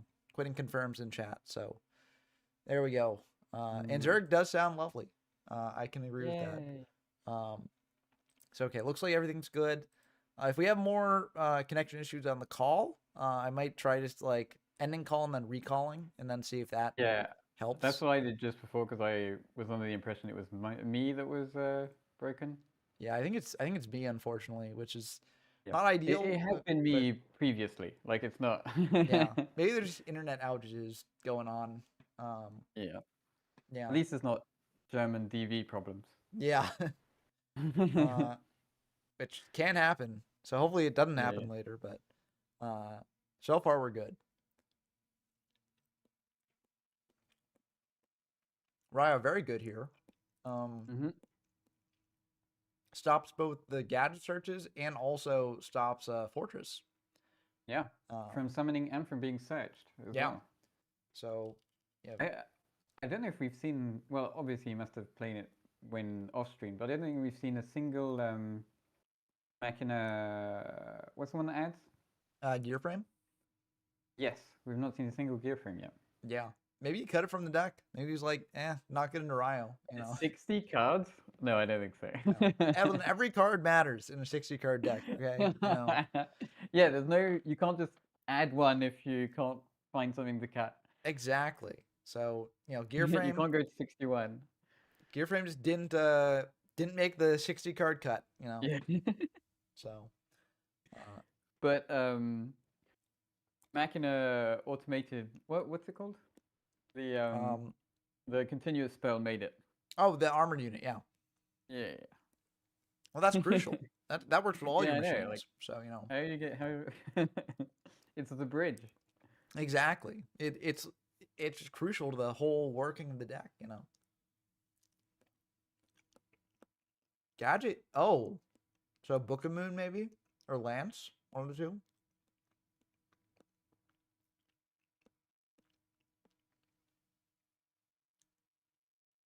Okay, looks like Battle's gonna be fine. So it is damage step, and yeah, so it will be Lance. Oh, limiter. Okay, that Oh. worked too. That's a sad use of it, but it works. Yep, and you do what you have to do, right? So.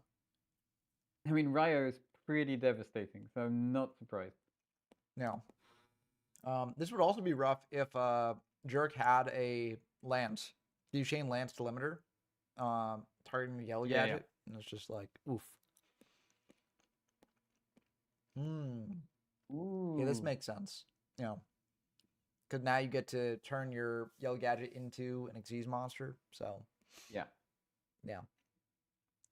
Okay, I see the vision. Is there going to be a warning? I feel like now's the time to warning. Veiler. Veiler works too. Veiler. That works too.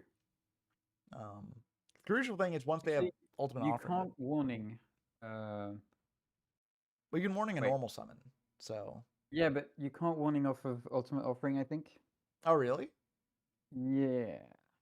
Because isn't it immediately after this effect resolves, you normal summon? Yeah, but I think it counts as the effect doing it, maybe. Let me look it up again. Because this is something that's changed. Oh, okay, I see. So yeah, it might be weird retro stuff. Yeah.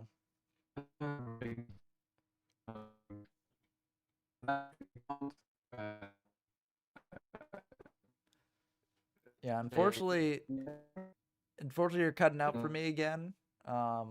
Hopefully I am not cutting out. Because I am seeing I think DB is lagging for me too.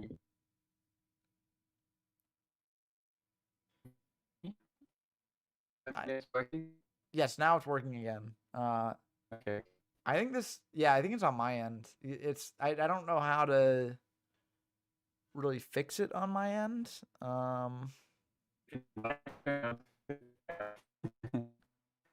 Yeah, I couldn't even get that. Like that was. Oh, yeah. Sorry. No, that's not your fault. It seems like it's my fault. I don't know how to fix it either if it's on my end. Okay, we're heading back in. Let's see. I really don't want to stop and then restart stream. That would be very unfortunate. So hopefully I won't have to. Short coming down. I thought I saw a Roach coming down, but I guess Phoenix Wing was used on. Oh, on the Roach. Phoenix Wing was used on the Roach. Okay, yeah. Yeah. yeah, getting the Sork down there, then going for a lure. So seems like blind lure. I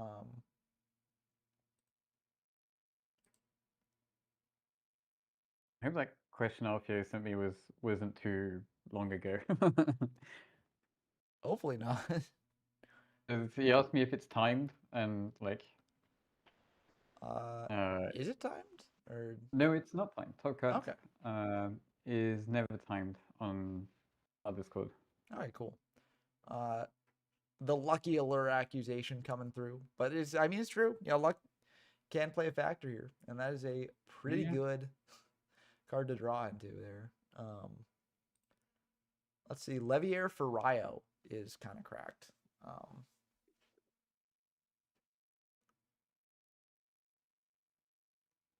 Yeah, and Guari already knows. He's already taken the damage. Yeah. Yeah.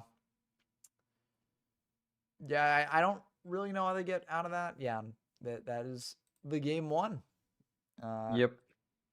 Very cool game one. Glad we actually got to see the end of that game one. Yeah. So Who do you want to watch next? that is a good question. Let's see who's still playing.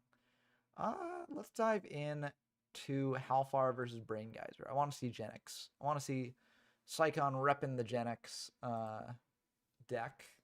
Genix. Brain Geyser. Wait. That's not right. Psychon Lycon, are on they called? DB. Yeah. Or How Far. You can just search How Far. And then, Yeah, got it. Yeah. I mean, I could watch on stream, but the quality is lower and the yeah, there's a delay and too. there's a bit of delay. Yeah. Yeah. Probably better just to do this. Yeah, this seems like a bit of a tough situation for Psychon to be in. Popping fake trap. Oh, that's very funny. That's hilarious. That is actually hilarious. Yeah. Can you not fake trap? I think Then you fake can, trap, but then fake you just trap? destroy it instead. Yeah, it's the fake trap. You know, avarice. If anything can get them out of this, it's avarice. Yeah. So, oh, they're I can playing only imagine. Granosaurus. Very rare Granosaurus sighting. What? Really? Oh wow. Yeah. I mean, I guess it can come up like just getting that burn damage in, but I mean, like I guess you often have 3 Birdmen, Birdmen, yeah. banished. But like, if you have the ban, wouldn't you go for Levier to do more stuff? Or Yeah, I mean that's better. yeah, I don't know. Maybe they're on 3 and 3, and no, that sounds maybe. insane. I would have imagined the extra deck to be tight in Gen X, but apparently not. Yeah, I guess not tight enough for Granosaurus. Yeah. So this is a rank 4, or yeah, the Army Arm can't buff up the Arginx Turbo enough.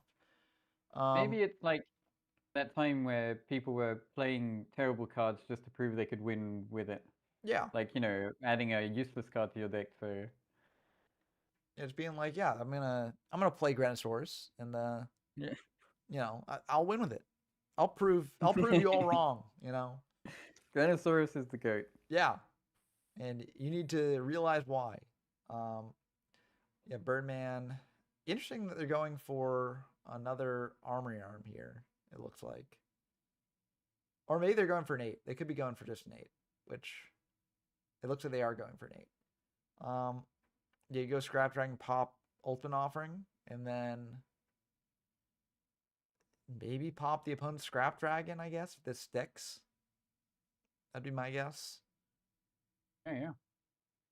And there's probably not attack, unless you think that you need to attack just to get the pressure on. Wow, I just realized I'm at 300. Wow. Yeah, it's a rough spot to be in for Psychon. Not the end of the game, though. Yeah. That's one of the major weaknesses. Janky briefly tried to convince Lycon that you should be on Life Dragon or whatever it's called. The big power tool dragon. Yeah. So that you could bring yourself back up to 4,000 and then carry on. that was a wild turn of events there. Yeah. And you pulled it off, yeah. Yeah.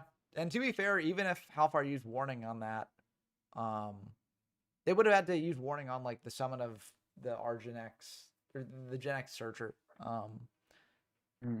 Which they maybe should have, but then BLS would still come down.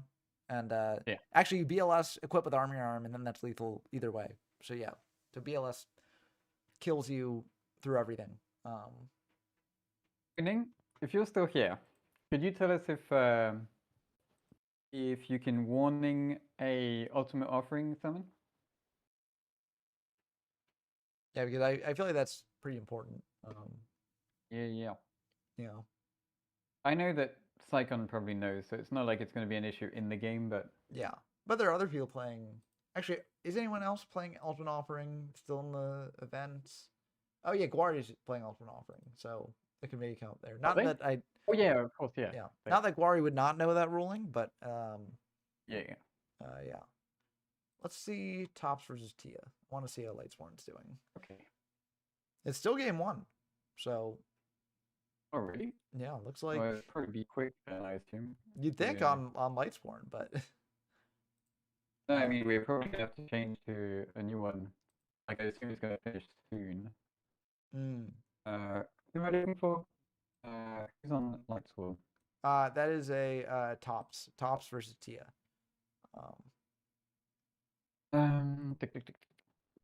Looks like game 1 will probably be wrapping up soon though. So, yeah.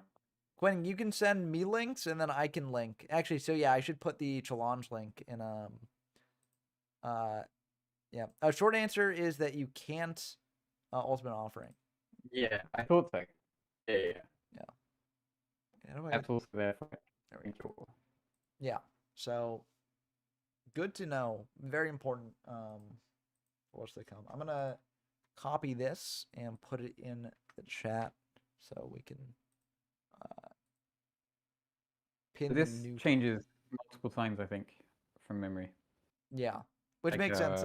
It's kind of a tricky ruling to like wrap your head around. Necro Engrave is really good. Mail off card trooper. Yep.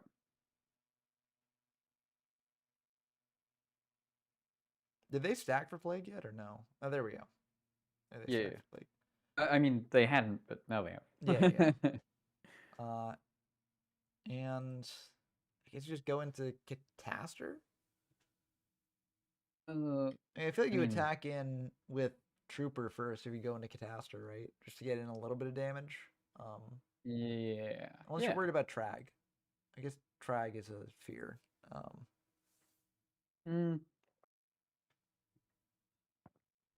I guess so. Like I wouldn't be the most afraid of it, but I guess it is something. It's very small, and then unlikely to have a level 5 to steal with. Yeah. I guess even if they keys, you wouldn't be able to get over the Catastor main phase 2 anyway. So I think it's fine. Yeah. And it looks like Tops has also come to that conclusion. Yeah. Yep, there's the second Tengu. And then probably just Catastrophe or anything, right? Yeah, and they're banishing Plague. There we go. Yep. I think I just hit my mic twice. No worries. It didn't come through here. You never know what's gonna come through on a mic. Yeah, just strange. I was eating peanuts earlier, and I was afraid that would come up. Okay, it looks like the Solemn Warning ruling is covered on tenguformat.com, which is a good place. If you want rulings on Tengu format, it is a great place to find them. It's also by far my favorite deck search, which is not saying much because I was one of the people he asked about how I wanted it to work. Yeah, so it'd be kind of sad if it was not. Yeah.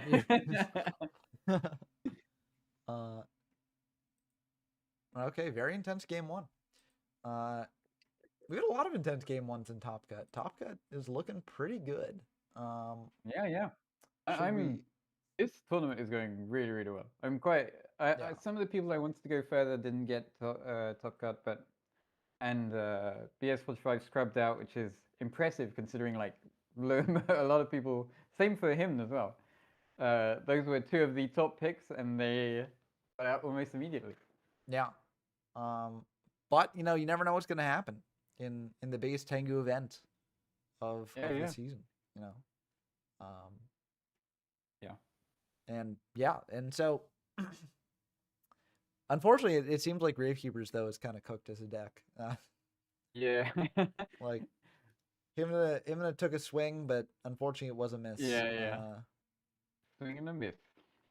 Yeah. I opted in briefly to Guari versus Dierk, but that game just wrapped up very quickly. So yeah, we I was looking for it, and now it's done. yeah. We could do Dark Signer versus Kyle just to see what we haven't seen them. Yeah. Yet. They're a round ahead anyway. Yeah, they're still in game 1 though. So. Oh my. Yeah. Maybe they took a longer break at the start. They had more time anyway. Yeah. So it was probably fine if they did that. But it seems like the game's been going on for a bit. A lot of stuff used up on both players' sides.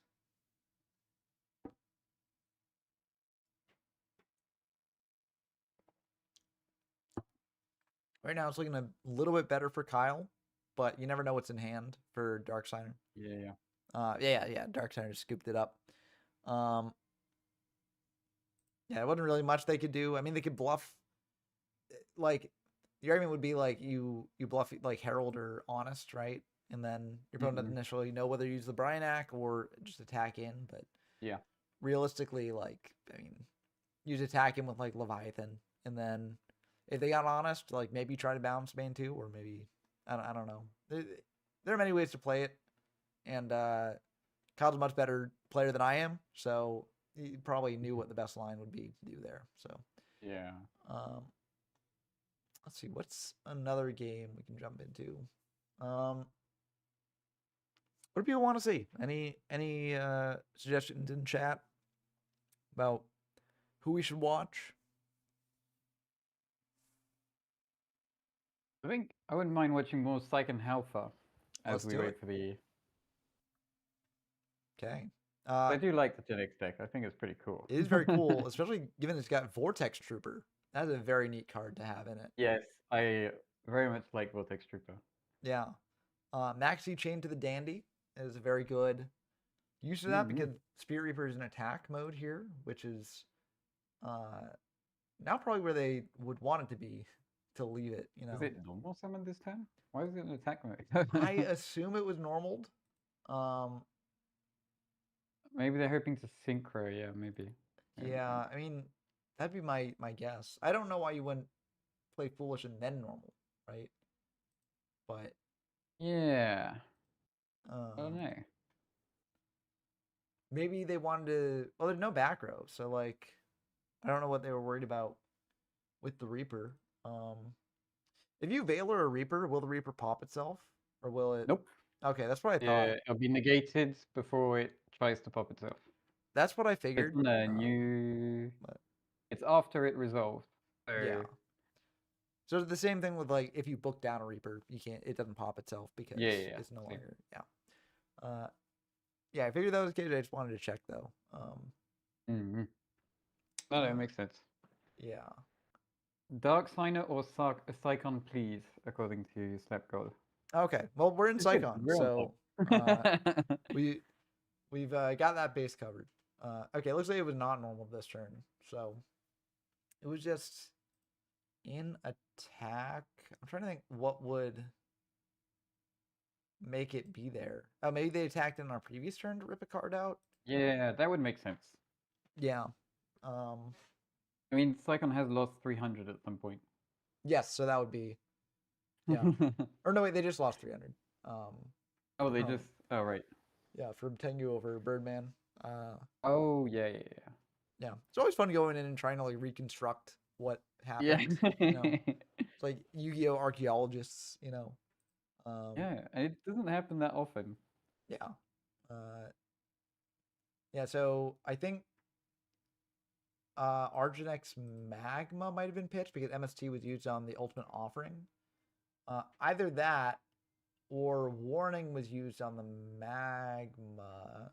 Maybe warning was used on the. You probably wouldn't want a warning a vortex trooper because then they get the draw. So like, Yeah. kind of unfortunate because just if it's destroyed, not if it's destroyed on field. So there's the Birdman. So an 8 could be incoming. Yeah. Looks like they're just gonna clear out the tokens though. Yep. Sounds completely reasonable. Yeah. And then I don't know if they're gonna push further. Maybe they will. I mean, you can go into. Have to synchro, right? Or at least you have to bounce the power planner, I reckon. Yeah, so you don't take the You damage. don't need to synchro, but you need to. Yeah, I didn't want to leave the power plant on the field, and I wanted to be able. I would have wanted to be able to use it next turn as well. Yeah. Stardust coming down. Makes sense. Alfar might have like a warning. Looks like they will be fine though. Then one back row. So the good thing for Halfar though is that they probably have a synchro play here, right? Because they did do the foolish last turn. Yeah. And I assume they have like 1-for-1 in hand. Would be my guess. Yeah, that would make sense. Like you might make a synchro if you get maxied after foolish, but if you can normal summon it, like you wouldn't 1-for-1. That'd be insane. Yeah, so their foolish ordering was also correct. The Spirit Reaper had not been normal summoned that turn, so yeah, they were correct to foolish the Dandy first, and then yeah. I mean, there's an argument on Psychon's side to potentially maxi when the 1-for-1's activated, but I mean, I don't know. They could just normal summon out a level 1 tuner. So if they have that, then you don't want to run into that situation. So I think it made sense for Psychon to do it where they did, and for how far to order it and how they did. So, which is unsurprising because this is the top cut of the biggest Tengu tournament of the year. So it's like it'd be surprising the opposite. Yeah, exactly.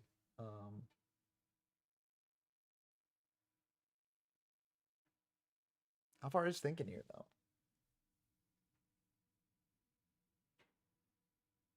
So I wonder what they're thinking about. I guess 1-for-1, you have to pitch the other card in your hand, which is kind of awkward if it is 1-for-1. If it's not 1-for-1 though, I feel like you're insulated if you have to summon out a level 1 tuner. I feel like that's probably fine. Like if they got like warning or something, they warning the synchro summon, but you get out another Tengu, so not terrible. Oh, debris. Okay, that was probably the plan last time. That makes way more sense than 1-for-1 even. Yeah. I was just thinking 1-for-1 because they didn't do anything after the after the maxi, but debris is kind of the same argument. So yeah. Yeah. I think the 1-for-1 made sense, but here it's interesting. You could go into Black Rose and try and blow up the board. If they trade for Stardust, you still have the Tengu to attack in, and Reaper to attack in as well to rip a card out of hand too. So. What? Oh. That's interesting. Or you could crash for Trish. Then, yeah. That sounds crazy to me, but I mean, it works. That's very clever. I would not have seen that line at all. Yeah. If so, I reckon the back row must be a solemn. Yeah, because you wouldn't do this into an unknown back row. Like this, you went down so far in life. Psychon's back row might be Ultimate Offering here if they're thinking on the end of the battle phase. Yep. There we go. Ultimate Offering. That was my reckoning as well. Yeah. Which is interesting. Yeah, you can't use this in response to the Trish effect because that'll happen main too. But this will allow you to get cards out of hand, so then Trish can't banish anything from hand at least.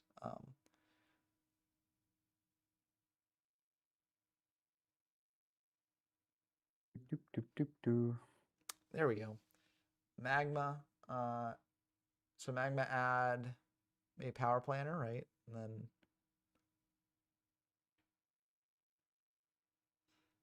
Crusher. Okay. Yeah, I think they're gonna try and get as much out as possible before what's his thing comes out, Trish comes out, so that dilutes the good targets, I guess. Yeah. Well, here's the thing though that you got to consider is that how far can still attack with other stuff too. So. Oh right. Yeah. Well, I mean, just Tengu. Oh, I guess the Bree can get over the small thing. Pressure. Yeah. Okay, so it looks like Hellfire's Can choosing you not not to attack continue that? into. Ooh, maybe you can't. That you can definitely Because attack in because I you'll don't know, because Gladiator Beasts, you can't go back into. If it's the same window. well, so this was activated so Hellfire was trying to leave the battle phase to go into main phase 2, but then Psychon activated Ultimate Offering. Yeah. And use the effects of this. So this is still happening in battle phase. So it's not like Yeah. You're not in the process of leaving battle phase. So you should be able to then, since you're still in battle phase, like go back and attack in, right? Maybe. I believe that's the case. Based on the way the battle phase works. Gladiator Beast might be different because they say end of battle phase specifically. You should have done it start of M2. He can't do it start of M2 because it's on your main phase or your opponent's battle phase. Yes, yeah. So you have to do it end of battle phase if you want to do it. But yeah, I don't know. Maybe that is the case where you can't attack in, but I don't see why you wouldn't be able to, because like if you activate like Call of the Haunted like at the end of the battle phase, right, to bring back a monster, like your opponent can attack into that, right? Yeah. Someone smart is gonna have to tell us, I guess. Yeah. Yu-Gi-Oh rulings, it's quite confusing. Psychon is a judge, right? He could tell us. Psychon definitely knows. But I mean, even if Hellfire can attack in, it might still be worth it to do it. Trish, what's Trish gonna banish is the question. I mean, from hand, like it's random, but yeah, a Cider from Grave makes sense. Can't Levier that back. And then on field, maybe Stardust, or maybe just like maybe the Arginex Crusher, because Birdman can make a Trish with it. But yeah, it was they're going to do the Stardust, which I think makes sense.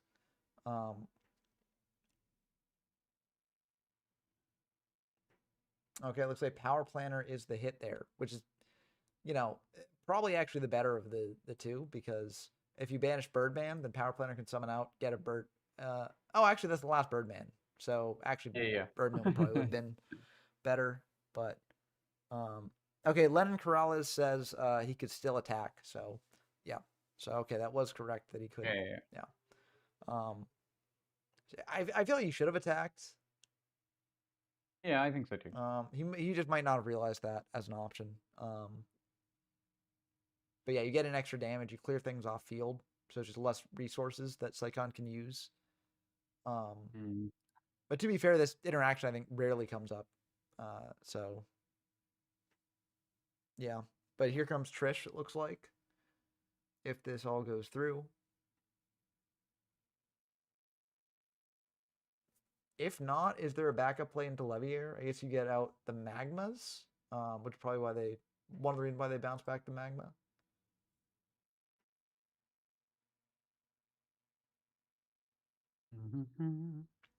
Oh yeah, you can. Maybe you Trish. Trish. Do they have Trish too? They should have Trish. Yeah.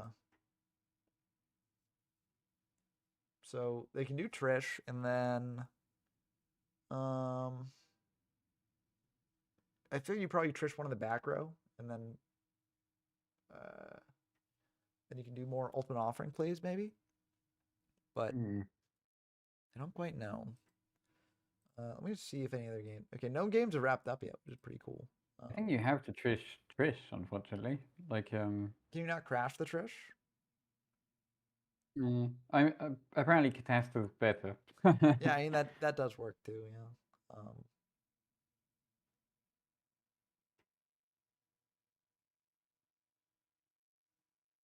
Yeah, it's kind of rough though. I feel like it runs into a lot, but okay, it did work. Yeah. I I mean, guess it's not like they have a huge amount of choice. Even if they wish, like, it runs into this. I mean, it banishes one. Yeah, right.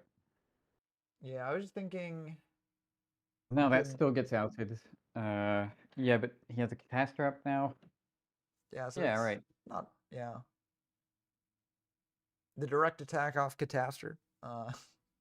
Because Tengu doesn't exist, you know. It's there we go, Tengu defense. Yep. Yeah, Death Stranding on the new one. I guess a lot of resources have been gone through in terms of ultimate Yeah, offering, yeah. so that It's makes not like you can sense. get another Birdman or Yeah. I'm curious how far get. I mean, they haven't gone through either of their level 1 tuners, so if they have a way into those, like then that unlocks a lot for them. Oh, one game is finished. Oh, D-Kirk winning against Aguari. okay. Sad to see the machine pile move to loser bracket, but happy to see Capsis move on. So, Yeah, um, it was one or the other. yeah, You couldn't have both. exactly. Either way that game turned out, I would be satisfied with What one happens going to on. me is if you get a draw. I guess you just keep playing until. Yeah, I guess you just keep going. Which is a benefit of ending your games early potentially, because then like maybe you have a breather, right? In between some of the later rounds. Yeah, especially if you're winning. Yeah.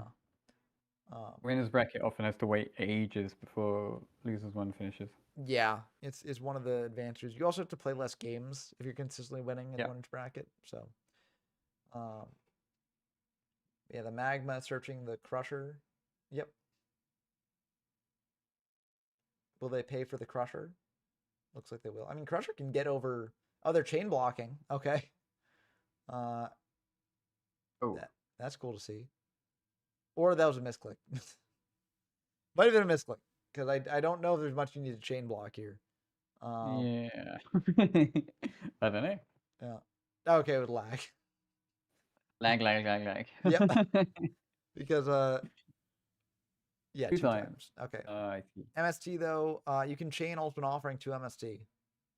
So yeah. This is a fun thing that ultimate offering can do that doesn't often come up in later forms, but yeah, that's it. Beautiful then. Yeah. Yeah, GG well done. indeed. GG Cyclone. Yeah, I think if even if Halfhard attacked over, well, it would have been less materials. So actually, it might have made a difference if Halfhard attacked over. It probably did make a difference. Yeah, But also less life points available to work with. yeah, so. yeah. We got Psychon making it on to face off against Alex London. We'll see how that goes. Should we dive into the last match of round 1, or should we dive into Arfio's game with zombies? We haven't watched them, so yeah, let's go see Ichigo Kurosaki and any Kalus, but I don't remember what they're tops. So. Oh, we have watched them, maybe. I think we popped them briefly, but I don't think it was. Oh yeah, right. The round finished instantly. Yeah. The game. Yeah. Yeah. So yeah, let's see the perfect timing too. Right at the start of game 3. Ah, I see. I thought we'd arrived at the end of the game again. Yep. But very rare opening from Tia here. Yeah. Wow. Yeah. Tour guide into tour guide. That's semi-rare. Yeah. It's pretty. It's fairly common. What is it? 1/15 of a chance of drawing any single two. Yeah, it's something like that, I think. Right? Because you draw 6 of 40, and yeah. So it's, or actually, I guess this deck is 41. It looks like. Oh right. Yeah. I remember the frustrating deck. Yes. Yeah. Gotta have that 41st card. I know. But the thing is, they keep winning with it. Like not just Tia, a lot of Brown players, including the original list. Like it's ridiculous. There's nothing you can cut. Ooh. Necro, very good hit there. Yeah, and they're content. might as well just pass on that. Yeah, I mean, I don't think Necro is going to be used here unless there's like a major push, but we'll have to see. It's funny to me that Trooper is limited. Sorry, semi-limited in. Like, I Yeah, understand why. It's because of the Troop Dupe. yeah, Troop Dupe Scoop. Yep. So I think it's just trauma, you know. Yeah. Uh, It's very funny. I think it yeah. wouldn't. I mean, it would hold up. Like, that's a good mill 9. Yeah, but like, would a deck play an inconsistent combo like that? Is the question. You know, I mean, some decks would. I feel like Lightform would play 3 Trooper, but I'm not sure they'd play Dupe. You know, Because what's it called? Morphtronics play Dupe. no, that's fair. Yeah.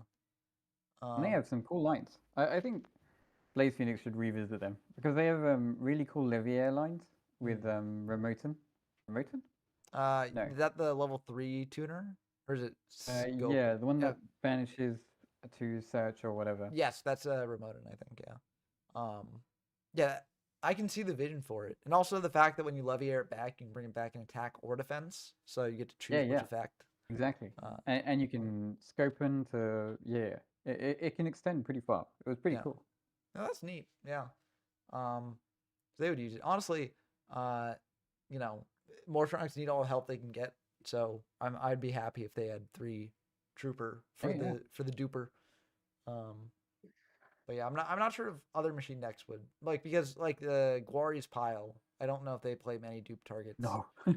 Yeah. So there's nothing to dupe except for you'd never find it. And also you don't really need it too because you're searching constantly. So yeah.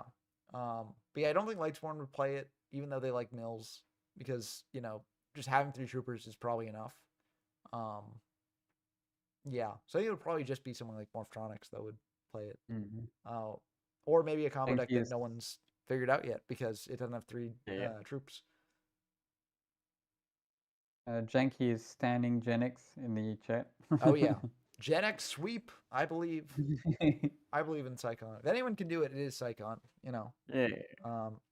See, Psychon got into the top players' heads with their interviews. So it was actually just to take out the competition. And then lied in his own interview. Exactly. So there you go. It's psyching out the enemies. I mean, how many of the people Psychon interviewed, how many of them made it? Was it all a psyop to eliminate people? I guess Shinislaw. No wait, Shinislaw didn't make it. So I mean, how far they couldn't. Yeah, so they interviewed Shinislaw, BS45, Jaina, Alexina as well. Yes. Okay. So yeah, Alex made it, I think. Yeah. But I don't know. It's a pretty good hit rate on the interviews. So it was all part of Psychon's master plan, just to eliminate the competition. Hymna's posted his GK list. GK?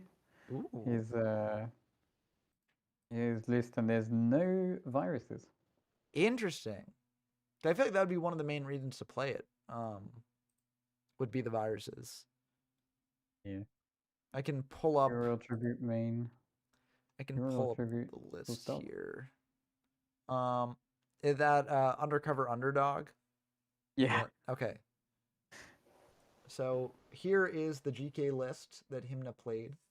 So yeah, no viruses. Triple Wonder Wand is cool. I feel like nobody can see it. I don't know if you're. Oh, is it not up yet? Or I see it up on OBS, so it should head on over to YouTube soon. Oh, I'm not live. That's why. Yeah, that would do it. Yeah. But yeah, this is the list. So neat stuff. I feel like viruses in the side deck at least. Do you need the ally salvo? It's not that common. It's just who gets the 2000? I sort of expected more of the Stardust, Malefic Stardust as well. Yeah. I guess if you have multiple of it, can clog Yeah, up a only bit. Descendant and Assailant have 2k. I kind of expected a less classic build considering how badly it's been doing. Yeah, only Descendant and Assailant have 2K, but also you can get into them. Well, Commandant is not a dark, but you can get into things with Spy very easily, right? So I think that I think it Side could is make spice? sense to do. What am I missing in the side? Ally Salvos in the side. That is pretty cool. Yeah. I really want to make the Allies of Justice a thing. Yeah, it's just sad. Yeah. Yeah, if you have Spy value, you're already ahead, true, but like, I'm just thinking, like, you mainly want to use the viruses as like if they're going for removal on your board, right? Then you chain a virus to then get more value, right? And also there's certain decks where it just eliminates, right? So it's good for that as well.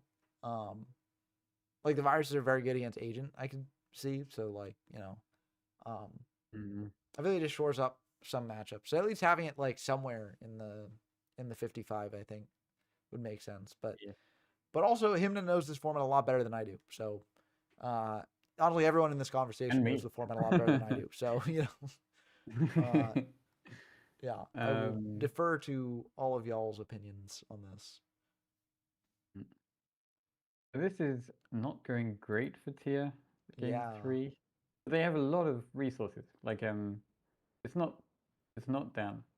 7 cards. I miscounted as well. I thought it was 6. Yeah, 7 cards is pretty good, but a Necrogardna Engrave can make. Oh, well, Dark Hole, that yeah, helps. that's. I was gonna say it might be tough to deal with the board, even Necro Engrave, but yeah, I mean, Dark Hole will do it. Is the Necro Engrave still? Yeah. The Plague is gone. Yeah, Plague's gone, so that's nice. Tour guides aren't gone. I'm not even sure. Are they on tour guides? I assume so. I think I could be wrong. I can see them not being on tour guide because it's like if you do mill out a ton of cards, right? You just don't have any fiends to bring out off tour guide. Yeah.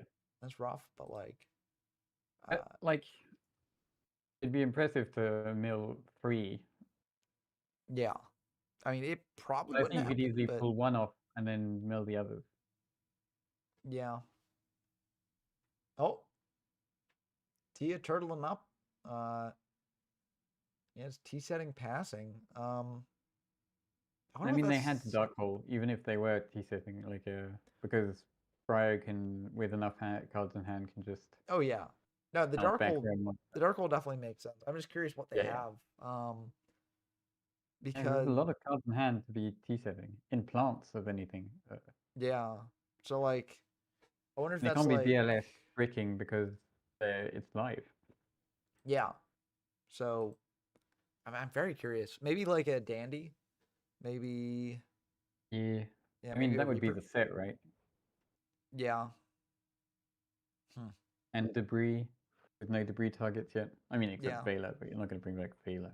Yeah, Debris Veiler's kind of sad. And 2K is 2K, so do you think it might be warning and like you warning a Lila, right? Even though the Lila's going to deal with the warning, it looks like they will. Yeah. That's rough. Yep. 115.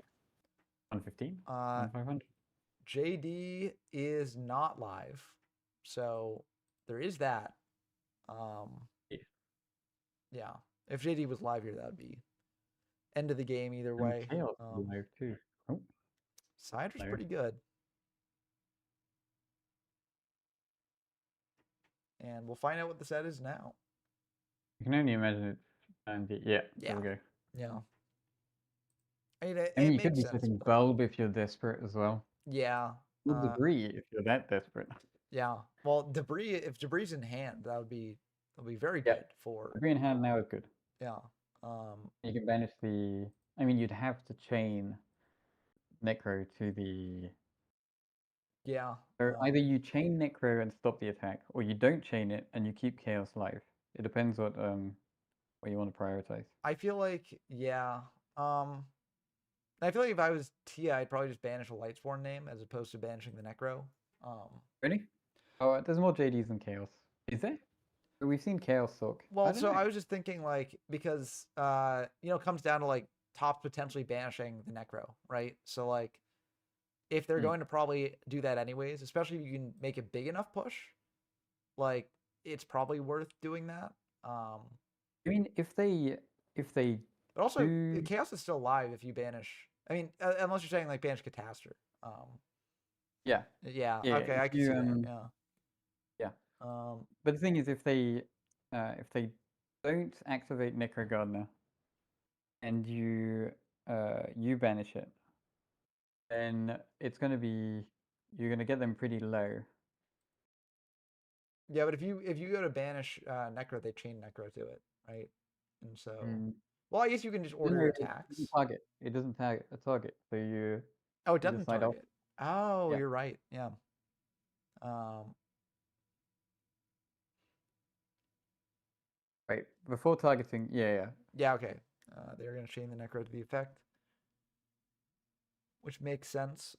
Tia can order their attacks though to mitigate this, but But that implies they have something to summon. yeah. Mm.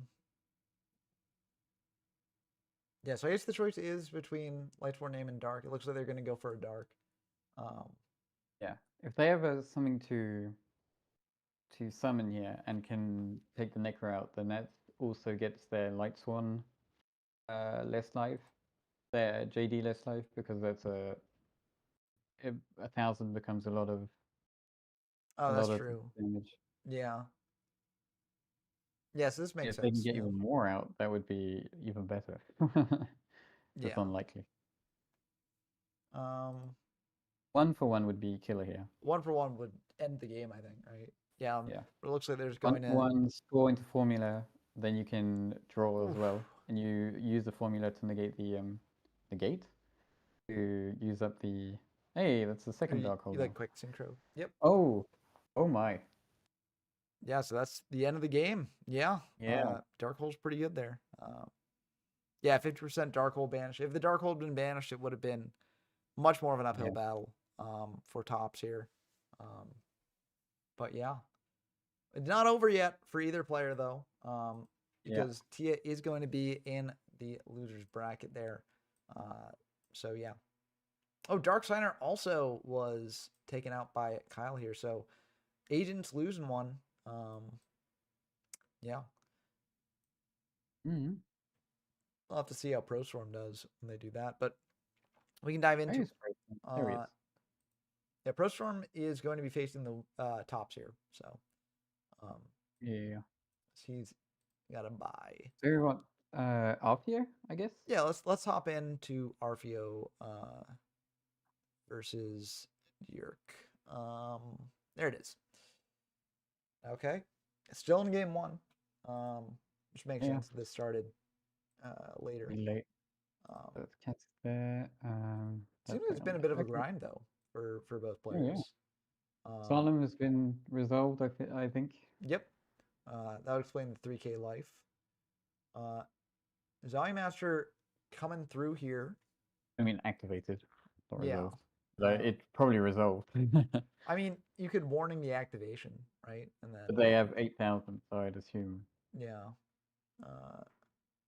If you wait to warning the activation, then they have to pitch a card, so like, makes sense there. But going for Turtle. Oh no, I'm realizing we're having two different conversations. Yeah, I think that's probably Dylan Ramirez is back. Let's go. Welcome back, Dylan. We got an exciting top cut here. Yeah, unfortunately, some cool decks fell out. So no Inferni in the top cut. No Dragoonity in top cut, unfortunately. But we still got some fun decks going on. Zombies is here. Gen X is doing well. Lightsworn, Catsith. A lot of cool decks running around. And there's the Utopia. Yeah. Pretty good when you're on low life, just being able to stop the attacks from coming in. Yeah. The Upstart giving them a little bit more life to work with. So yeah, nice I assume Arthur is happy about that one. Yeah. I wonder what the set is. Maybe another turtle. have to assume because Sangan is Goblin. It could be Goblin. Oh yeah, it could be Goblin. It could also be Reaper, I guess. Yeah, it could be. Yeah. I mean, wasn't their field empty? I think I maybe would have. Oh, but their hand was empty too. Yeah, It could be. so no point running in. There's a 2-turn clock if Utopia keeps hitting in. Yeah. Oof. I wonder what the back row are, because I feel like if it wasn't anything that you can really like activate here, I'd save it in hand for like a discard trap, right? Because like if you top deck a discard trap, you want that to be live, but Mhm. yeah, I don't know. This is gonna be a rough one potentially. To be fair, this new card could be a discard trap that they set to then, use Yeah. with whatever cards in hand, but right now it's not looking good. Yeah. Yeah, 2 spies gone, so even if there's spy, you can't necessarily get her another thing. Reborn, okay. Okay. Illblood. You could Okay. reborn Illblood and then special normal summon Illblood and then try and special summon I out a think they're zombie. both Chaos Orcs were. I assume that's what the warnings were. Yeah. Actually, there are no zombies in Grave, so I guess you can't do that yet, really. But if this, Eventually, that's one. I mean, we'll see if this is a zombie that then they want to bring back with Illblood. But it is a Reaper. Good call. Good call. Yeah. I mean, there are a couple different things it could be. So. Bye. Minecon. So that means you can bring back the Reaper. Bring back the Reaper. Yeah. Which would actually be very good here. Yeah, it would. Just I mean, unless off. Mafia has a Minecon of his own, but yeah, but they gotta have it, right? So. Mhm. And honestly, if they got a Minecon of their own, they can Minecon the Illblood, bring back like the Reaper, and then yeah, that's not ideal. Well, they can't bring back the Reaper since since it will be on. Oh wait, Dark actually, if you bring back Reaper, it pops itself, I think. Oh right. Yeah, Illblood's a continuous targeting effect. Is it? I believe so. Yeah, I think actually, the move here might have been to Minecon the Utopia, attack with Utopia, use Utopia's effect to negate the attack, or negate the attack of your Illblood. Detach like Zombie Master, and then Illblood back Zombie Master just to survive a little bit longer. Yeah. But I don't know. We'll see what happens here. Karma Cut is gonna be rough. But that's Illblood gone. no. So. Yep. And then yeah, it's the end of the game. So not a discard trap set. Yeah, I think they realized that the Spirit Reaper was gonna pop itself after the fact. Yeah. Just kind of rough. I mean, there wasn't really a good situation. Like it was gonna be rough for them no matter what happened. But Slap God says IDK if I'd call Dragoonity is a cool deck. That virus build is no fun. That's fair. Yeah, I mean, I disagree. I think it's a cool deck. Yeah, I mean, don't think it's virus is annoying, but it's not that annoying. Yeah, from what we saw, it wasn't like virusing like too often. It was pulling it off occasionally, but a lot of time it was just winning through like comboing. So, but it definitely is something the deck can do, right? Which is not necessarily pleasant to play against. So, yeah. Are you watching? I just hopped into Psychon versus Alex Lennon. Because that was just, I was scrolling through and I was like, I see these names. So might as well just go for them. Psychon having won game 1 with Genix. Yep. So we'll have to see if they're able to take game 2. I feel like skill drain is a major problem for Genix. It definitely is. Yeah, it's a big problem. But I assume they're on a lot of what's its names? The double add of the double return of the Genix. Yeah. When you lag and return something twice, it does that weird jump. Oh, like on my thing or just in the game? Oh, in the game. Okay. I don't know if maybe you didn't see it. but for me, the Genix Birdman came out of the deck and then went back into it. Oh, no, I didn't see that, or I didn't notice it. Maybe someone else did, but um, yeah, we've been seeing a couple visual glitches here. Like we saw the roach Yeah. on the extra deck there. Uh, Tengu Vortex triggers too. That's yeah, cool. not the worst TT, but not ideal. I mean, you got to do what you got to do, but Yeah. it's kind of rough there. Dylan says that Pot of Duality might be the most fair pot card IMO, and I would agree with that. Kind of. Yeah. I mean, the pot of duality effect is great, but it does have the downside but not all decks benefit from it the same. Yeah. I mean, I Uh, think it's more just like about balance between mm-mm. like there's a drawback that makes sense, whereas like the other pot cards, they're either all benefit or all drawback. Like I don't know if you know Pot of Generosity. Yeah. Where it's just stacking 2 cards That's for your stupid, hand in the deck, and it's like that's all drawback. Like And yet, it was used. I think recently there's been an FTK in Duel Links of all oh yeah. things involved in Yeah, you need to get things back in deck so that way you can special summon them out, you know. Yeah. Yeah, there's skill drain. That's rough. Duality, maybe we'll get something here, but Being able to choose one of 3 is so strong. Like, yeah. it's so. It feels so good to resolve every time. I don't know. If you just get Birdman, like, yeah, I mean, I guess so. everything else is. Add the magma back so that you can try again when you've outed skill drain if that ever happens. Well, Or I not. think you can't attempt it because of duality, right? So Yeah, of course you can. Oh, because of duality. Yeah, yeah. I'm sorry. I think you meant skill drain and No. Yeah, yeah, skill no, I'm drain would dumb. be fine, Right. but yeah, it's just You the are correct. duality. This might be the end of the game here.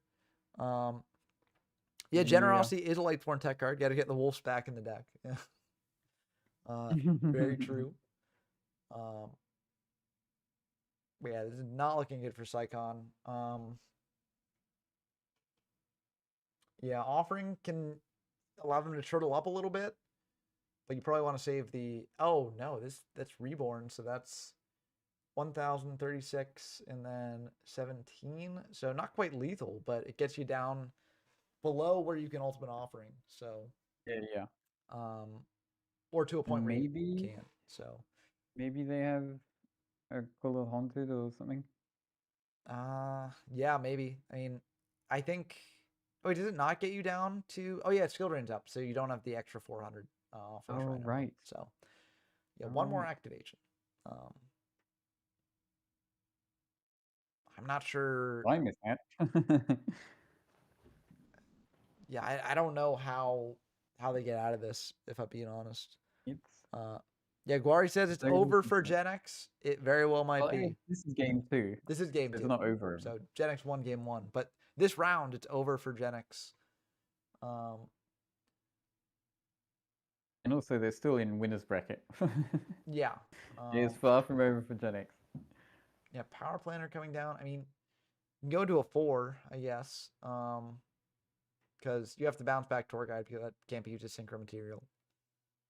So, What? oh, Minecon. Okay. It can be. It can be used for. Wait. Oh yeah, the Fiend monster it brings out can't be used for. Oh. That's pretty good, Solemn. I think that's the game. Yeah, because we know last card in hand Tour Guide. So yep. Over for Gen X that game. Yeah. Let's see. So Corey's gonna be facing off the loser against the loser in Pro Storm versus Tops. So we can jump into that one and see how that's going. Yeah. Yeah. Let's see there. Where are they? I could just use the search, but yep.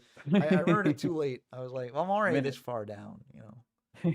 Sunk cost fallacy says, you know, that I gotta just continue. Yeah. You have to bet one more time. Yeah. One more scroll. Pretty big drag here. Like literally a big drag. Yeah. Taking and Sangan steal? that's Oh, nice. yeah. Like, I would have done it just for the necro. Yeah. Yeah, and then you can potentially summon out of 3, and then or you can do. Well, you probably want to summon out of 3 and Xyz summon. Oh, or copy 3. That works too. Yeah, you could do that. Yeah. And then just go into maybe Leviair. Okay, Leviathan. I was gonna say maybe Leviair because you just Yeah, you banish the necro and then summon it again. exactly. Or you do a plague play and then you summon back that too later. So like Yep. you have multiple That'll be options. more. Oh, That'll be more. Hopefully, more TG action. yeah. But we'll have to see what Pro Storm does here. Oh, all 3 I didn't even notice that all 3 tour guides were engraved. Yeah.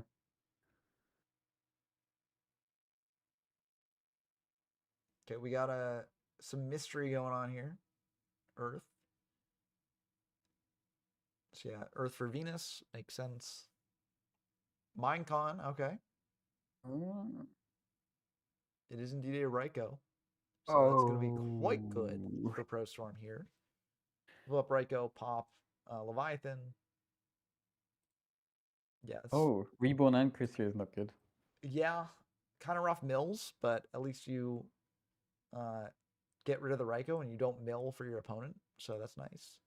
I mean, I guess you lose to Gauze anyway, so might as well Armory first and then like. I mean, you could potentially. Yeah, I'm curious why they attacked in with Earth first because I feel like if you're risking Gores either way, like it just makes sense to attack it. Like, yeah, I don't I know. guess maybe. Oh, of Oh, course, there's main Amelia. Gachi, yeah. Yeah, They are 2 level that makes 2s. way That more is sense. true. Yeah. Listen, everyone. It's been a long stream. Okay, you know, not everything is immediately apparent. Yeah, yeah. It definitely is the. Because I was so not expecting it to be Raikou that it hadn't occurred to me that they weren't going to synchro with it. Yeah. Interestingly enough, Trooper can't get over Gachi. So they have to run cores into it, and detach the Earth. It's only 2 fairies engraved though, so but does allow for Hyperion, I guess. So it is a little bit tricky. Because Pro Storm has 5 cards in hand. So there's a lot they can do.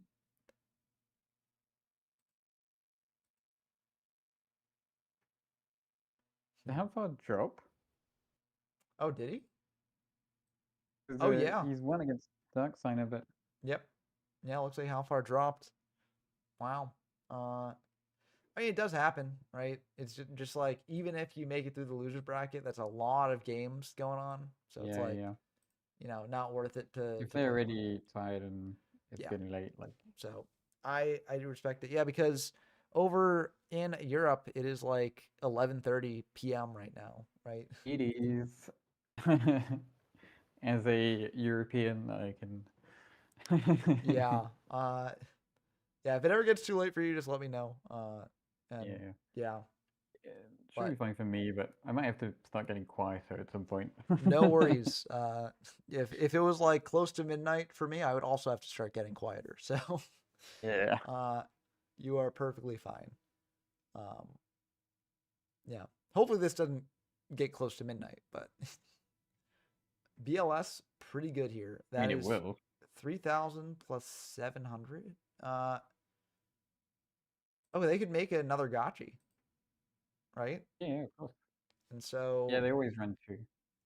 Yeah, so that would be 34 plus 11 is already 45, and then you attack over with Venus, and then you attack indirectly. Yeah, so that's lethal damage right there. Oh. Are they only on 1 Gachi? It seems like it, I guess. I don't know why you wouldn't be on more. Is this lethal? Am I just miscounting. Maybe. Uh, so this Probably have is Trag, considering their thinking, but... is Shrek semi in this Oh, format? Or? Necro, of course. I'd forgotten about Necro. Oh, honest. Okay. That makes Oh, sense. alright. Yeah, yeah. I mean, yeah, that makes sense. Yeah. It's doing more than that. Yeah, that's a lot of damage. Okay. I mean, that's one of the other powerful things about agents is that they can play so many hand traps. They can be tough to really Yeah. suss out what they've got. Are they bricked up on balls or are they just on honest and herald and all that stuff? Tough to tell sometimes. How would people feel about seeing Arfio versus Dekirk? Kind of want to jump back into that one. I'd love to see more of you myself. Let's do it. Getting those zombie versus cat Sith gameplay here. Looks like Jurk is in a pretty good spot. The Chaos Sork out.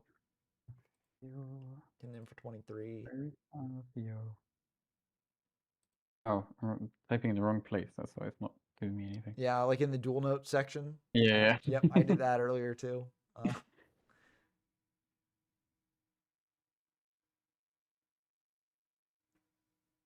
let's see. I mean, Glow Up is in Grave. Looks like they haven't used it yet.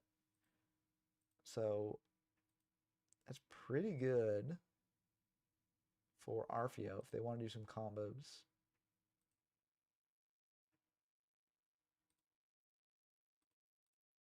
Hmm. 3 spies gone on Jurk's side. Sidra, good start. If they're still playing Caius in the deck, then Caius here is very good. Yeah. Trap's done. Okay, that is a bad sign for Jurk. You never want to see the opponent flip up Trap's done. Yep. I'm a big fan of Trapstun. Yeah, very good card in a variety of decks. Yeah.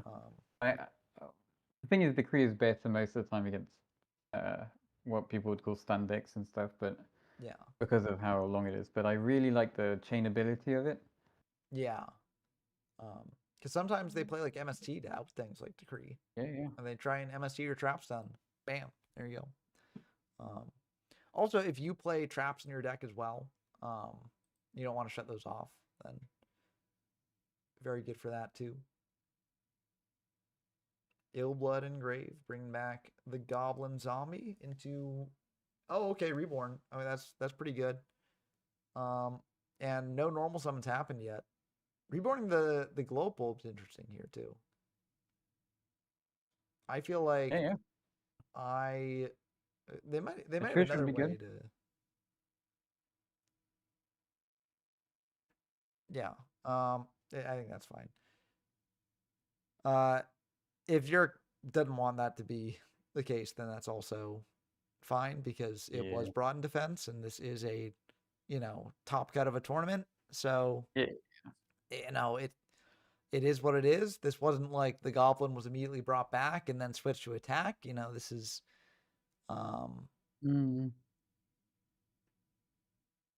like, yeah. No, I think that's that's very fair on Jurk's part. Yeah.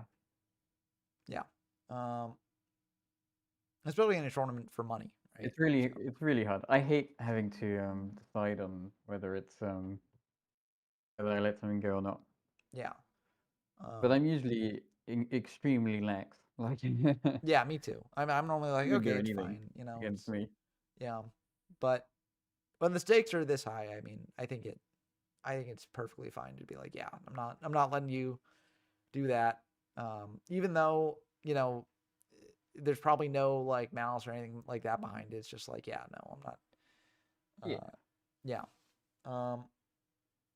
So the question is, where does Arfio go from here? I feel like Trish is really good. Yeah, Trish is so good. Yeah. And then, yep, there's the Trish. What do you banish here? Do you banish Sork or a... I feel like you banish the Sork, so that way, You know, you've got Oh, more because like if you're going in for damage, right? I think it makes sense. yeah. If you're going for damage, yeah, there's an argument for doing the back row as well, because you can always hit over it. It's not like if they have lethal. If they do have Yeah. lethal, then maybe, yeah. Well, I don't know what RPO has in hand. If they Mm. got a way to revive Illblood, then this makes sense. But I feel like, um, If they banish Utopia, Chaos is no longer live. yeah.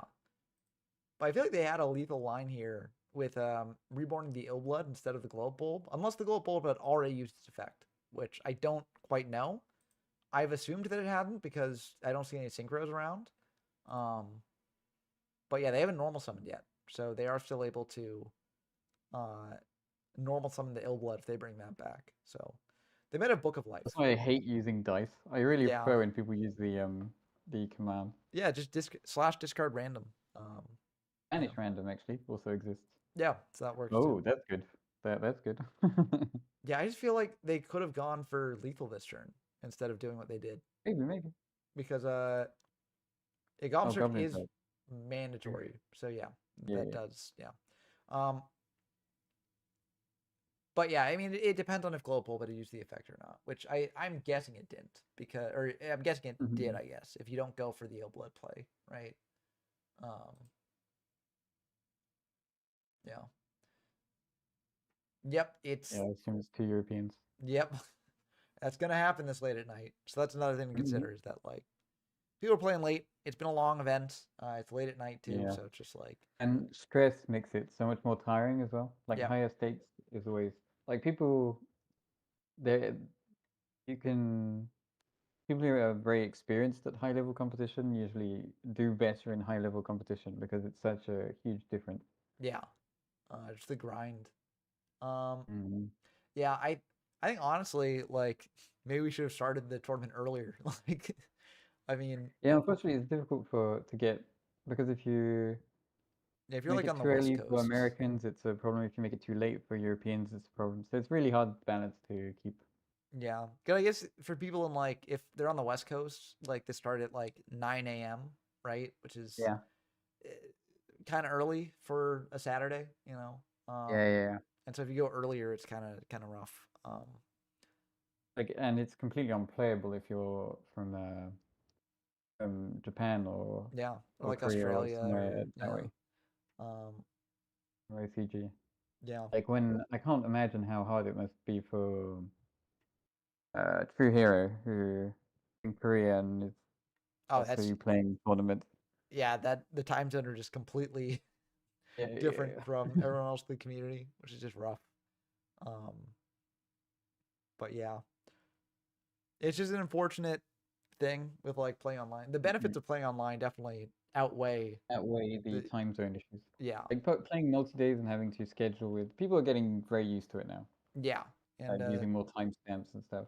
yeah, and multi-day is very nice for having people like all across the world Yeah. because like then you don't have to accommodate everyone all at once. It's just more like the pairs have to just find times, which is Yeah, the generally hardest is European. It's really hard to schedule with West Coast yeah, because often when we're free, they're working, and when they're free, we're sleeping. So yeah. So it's tough.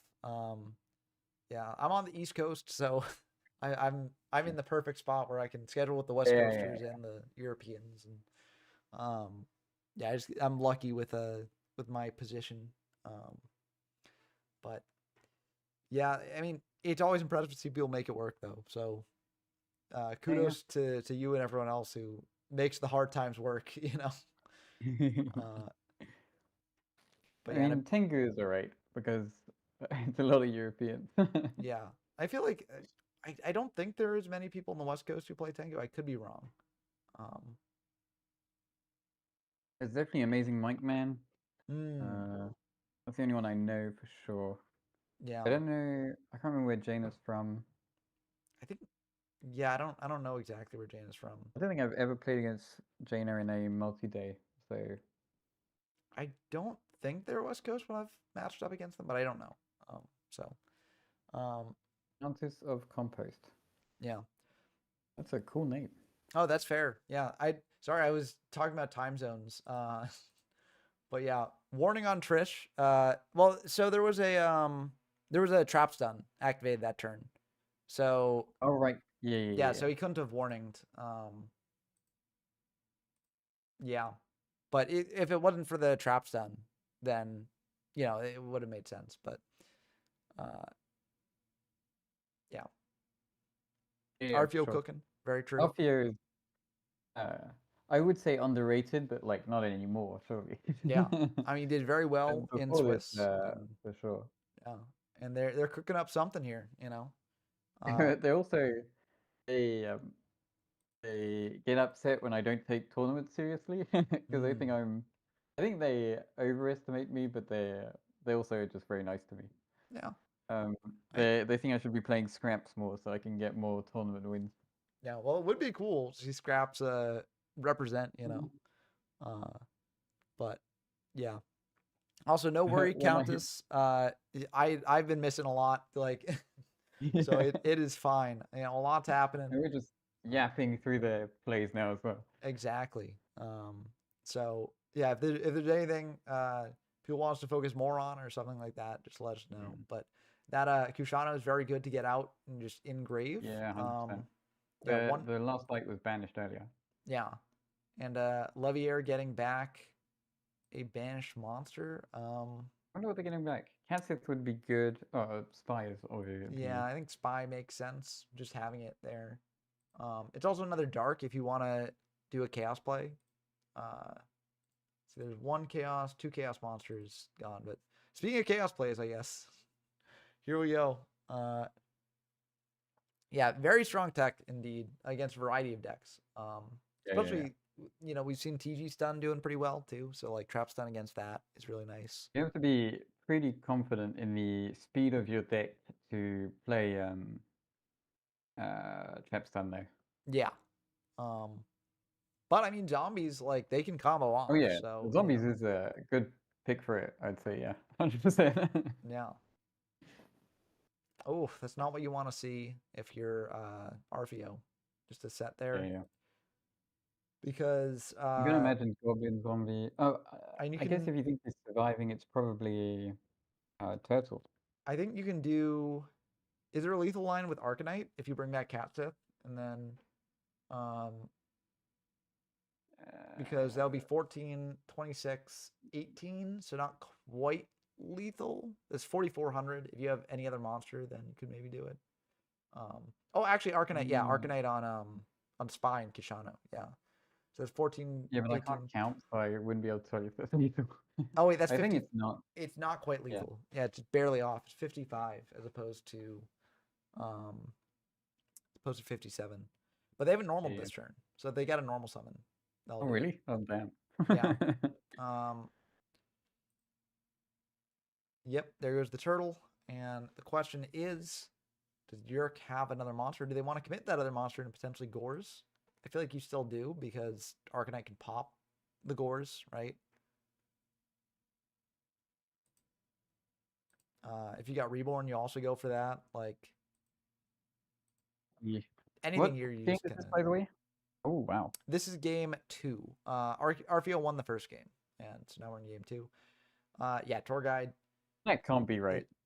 This should wrap things up. Oh, I see.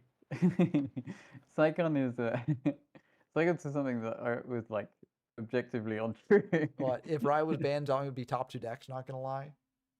Yeah, I But do have a then bit he of a said, tough yes, I time can play zombie. believing that. Yeah. Okay, so this does stop the onslaught.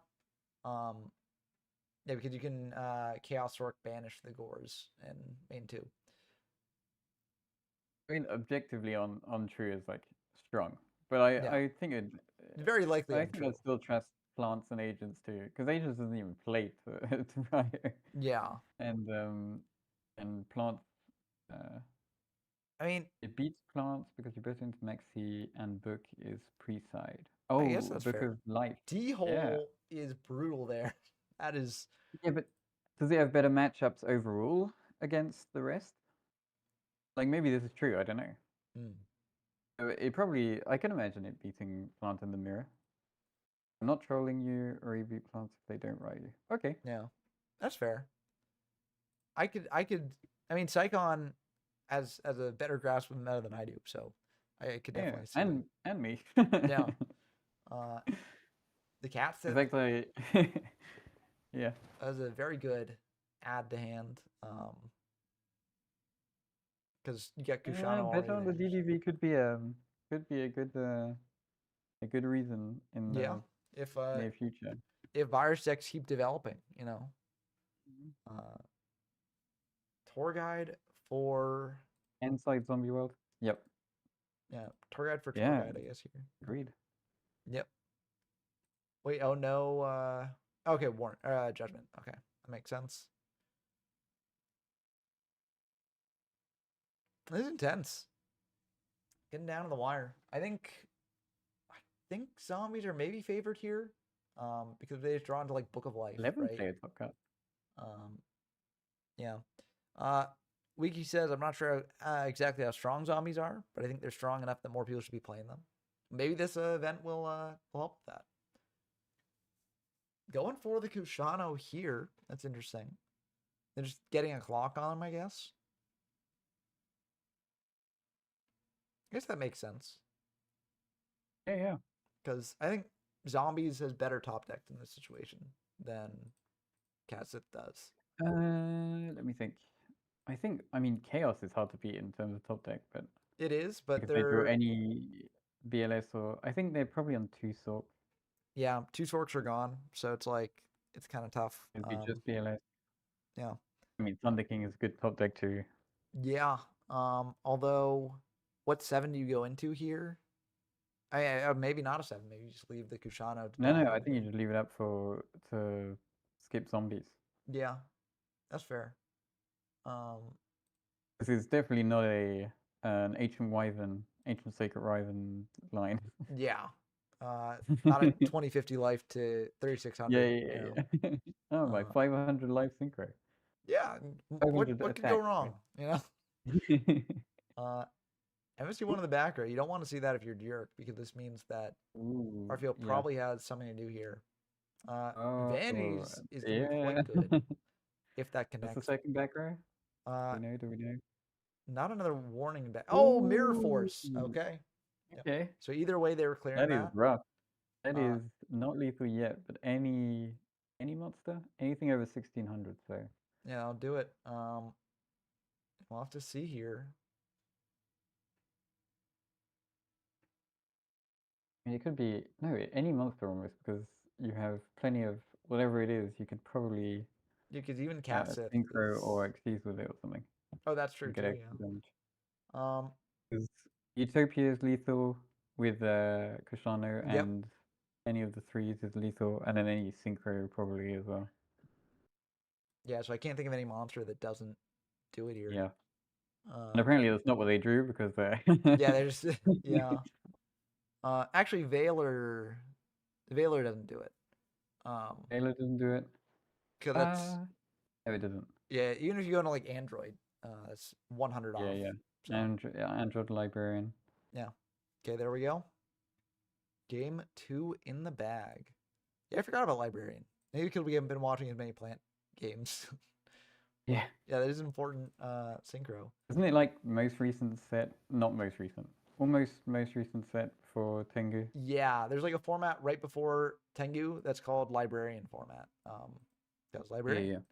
Yeah. I mean, it had to get limited. Yeah. It's very, very good. Looks like Psychon won against Alex Lennon there. So Gen X, they're making a run for it.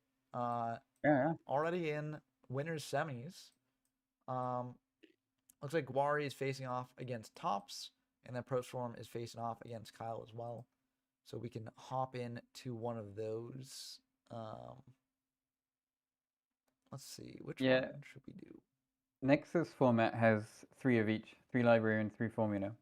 And I'm desperately trying to make Cloud in Synchro work, because they also have 3 Fishborg.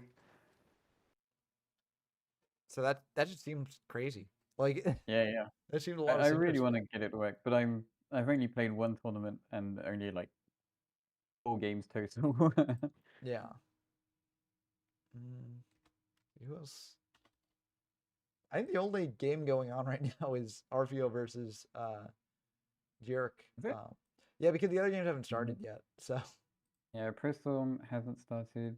Everything else is waiting on anything else. Okay, yeah. yeah, so we We can have just to wait hop through back sliding into then. them. And they've started again, so it's not a wait. Okay, cool. Cool. Countess says it's a Psychon. Maybe they're right. And Zombies of the Future, nobody has the right build yet.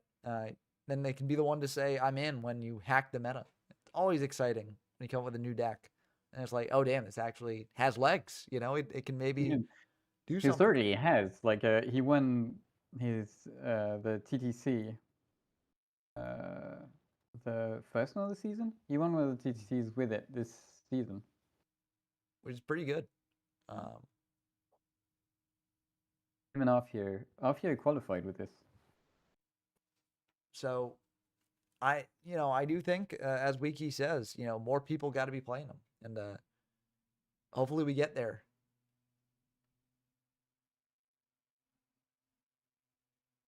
Yeah. I think zombies have always been awesome.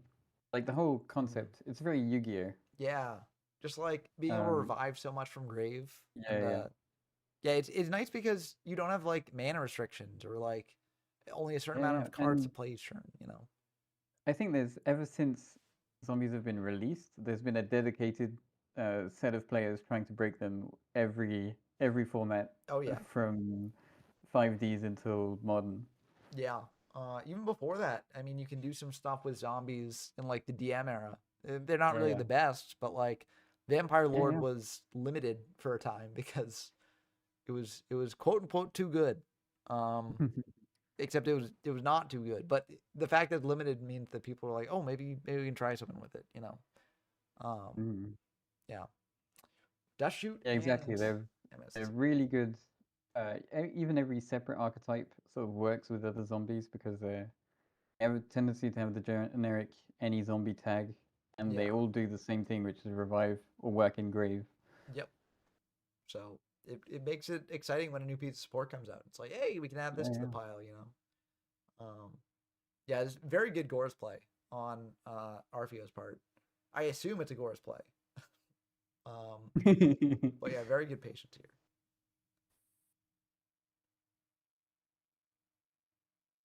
Yeah, and then they get full hand knowledge.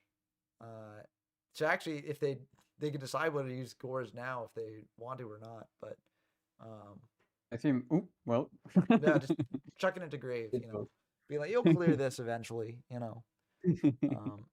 Yeah, very strong thematic coherence. Yeah. As Quinning says in the chat. Yeah. But yeah, very cool play. This is why we're watching the Tengu World Champion Top Cut. You don't get these types of plays in the lesser tournaments.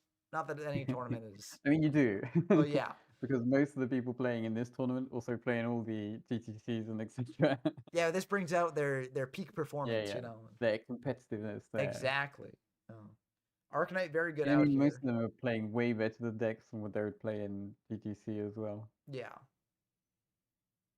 If you pop both, or you just pop the Gores and leave the token?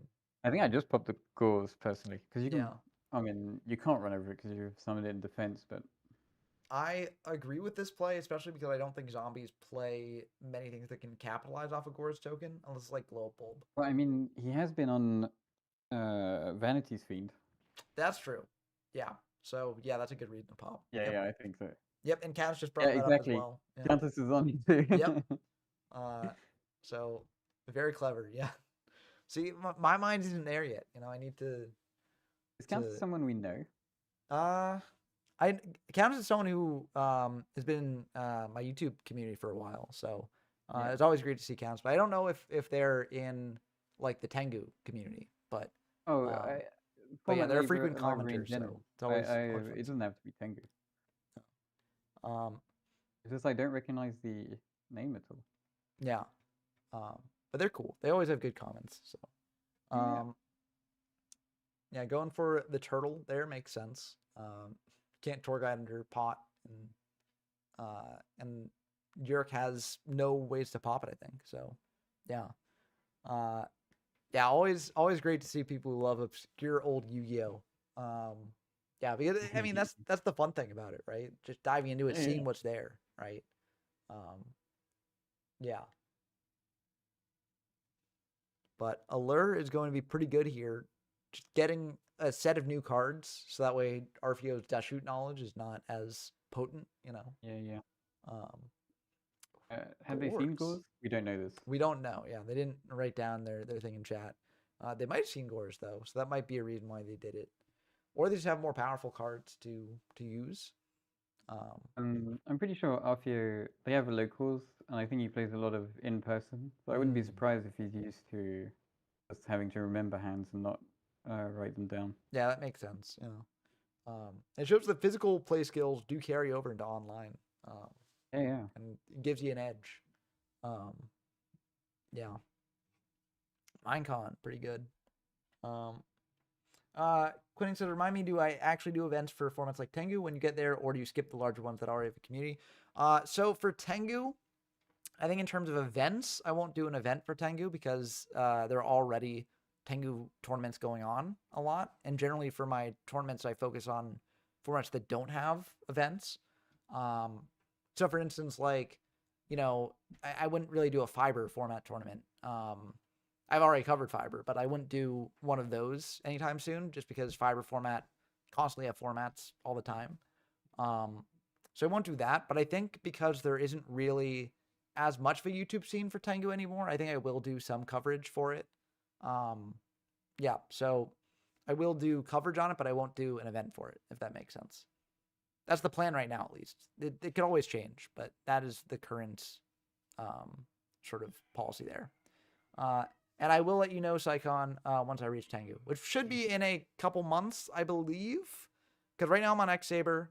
X-Saber, I have not been able to put out as many videos as I wanted to because it has been the start of a school term for me, and some of the classes have been pumping out papers right at the gate. So that's been a bit busier than I expected. But yeah, it should be like within 3 or 4 months, I would say. Yeah, I would guess that it would be around then. But yeah, I'll let you all know when I get to Tengu. And I'm looking forward to it. It should be pretty fun because I mean, Tengu seems like a fun format from what I've played of it and also what we've seen here. So, you know. And Blackmore. one of my favorite parts is the people in it. Yeah, it's always nice when there's sort of a built-in community who are great as well. So yeah, yeah. Thank you, Saikon. But I'm so thankful for so many of the people that play the format and interact regularly. Oh yeah, and like winning existing. I mean, that's the best part, I think, about the game, right? Like, Yu-Gi-Oh! Is not a one-player game. It's a game that you have to play with other people. And it's just great, you know, playing in a community. Like, you know, not to say that everyone who has ever played Yu-Gi-Oh! Is perfect. Far from it, right? But the Tengu community seems really fun. I've tried to make the YGO from Zero community pretty fun too, and I've hopefully. I'm in the Discord, and I have some of the formats tagged, but I haven't actually entered any. Yeah, no worries. I always say like, you can just sort of do what you're interested in. Because like not everyone's gonna be interested in every format that I cover.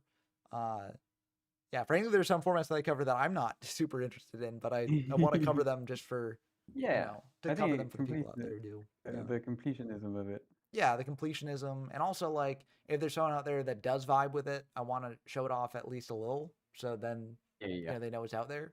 Like, you know, Frog format is an awful format. It's just an FTK format. But there are people out there who might enjoy it, you know. So if you want to play Frog FTK format, to what's he called? Which one?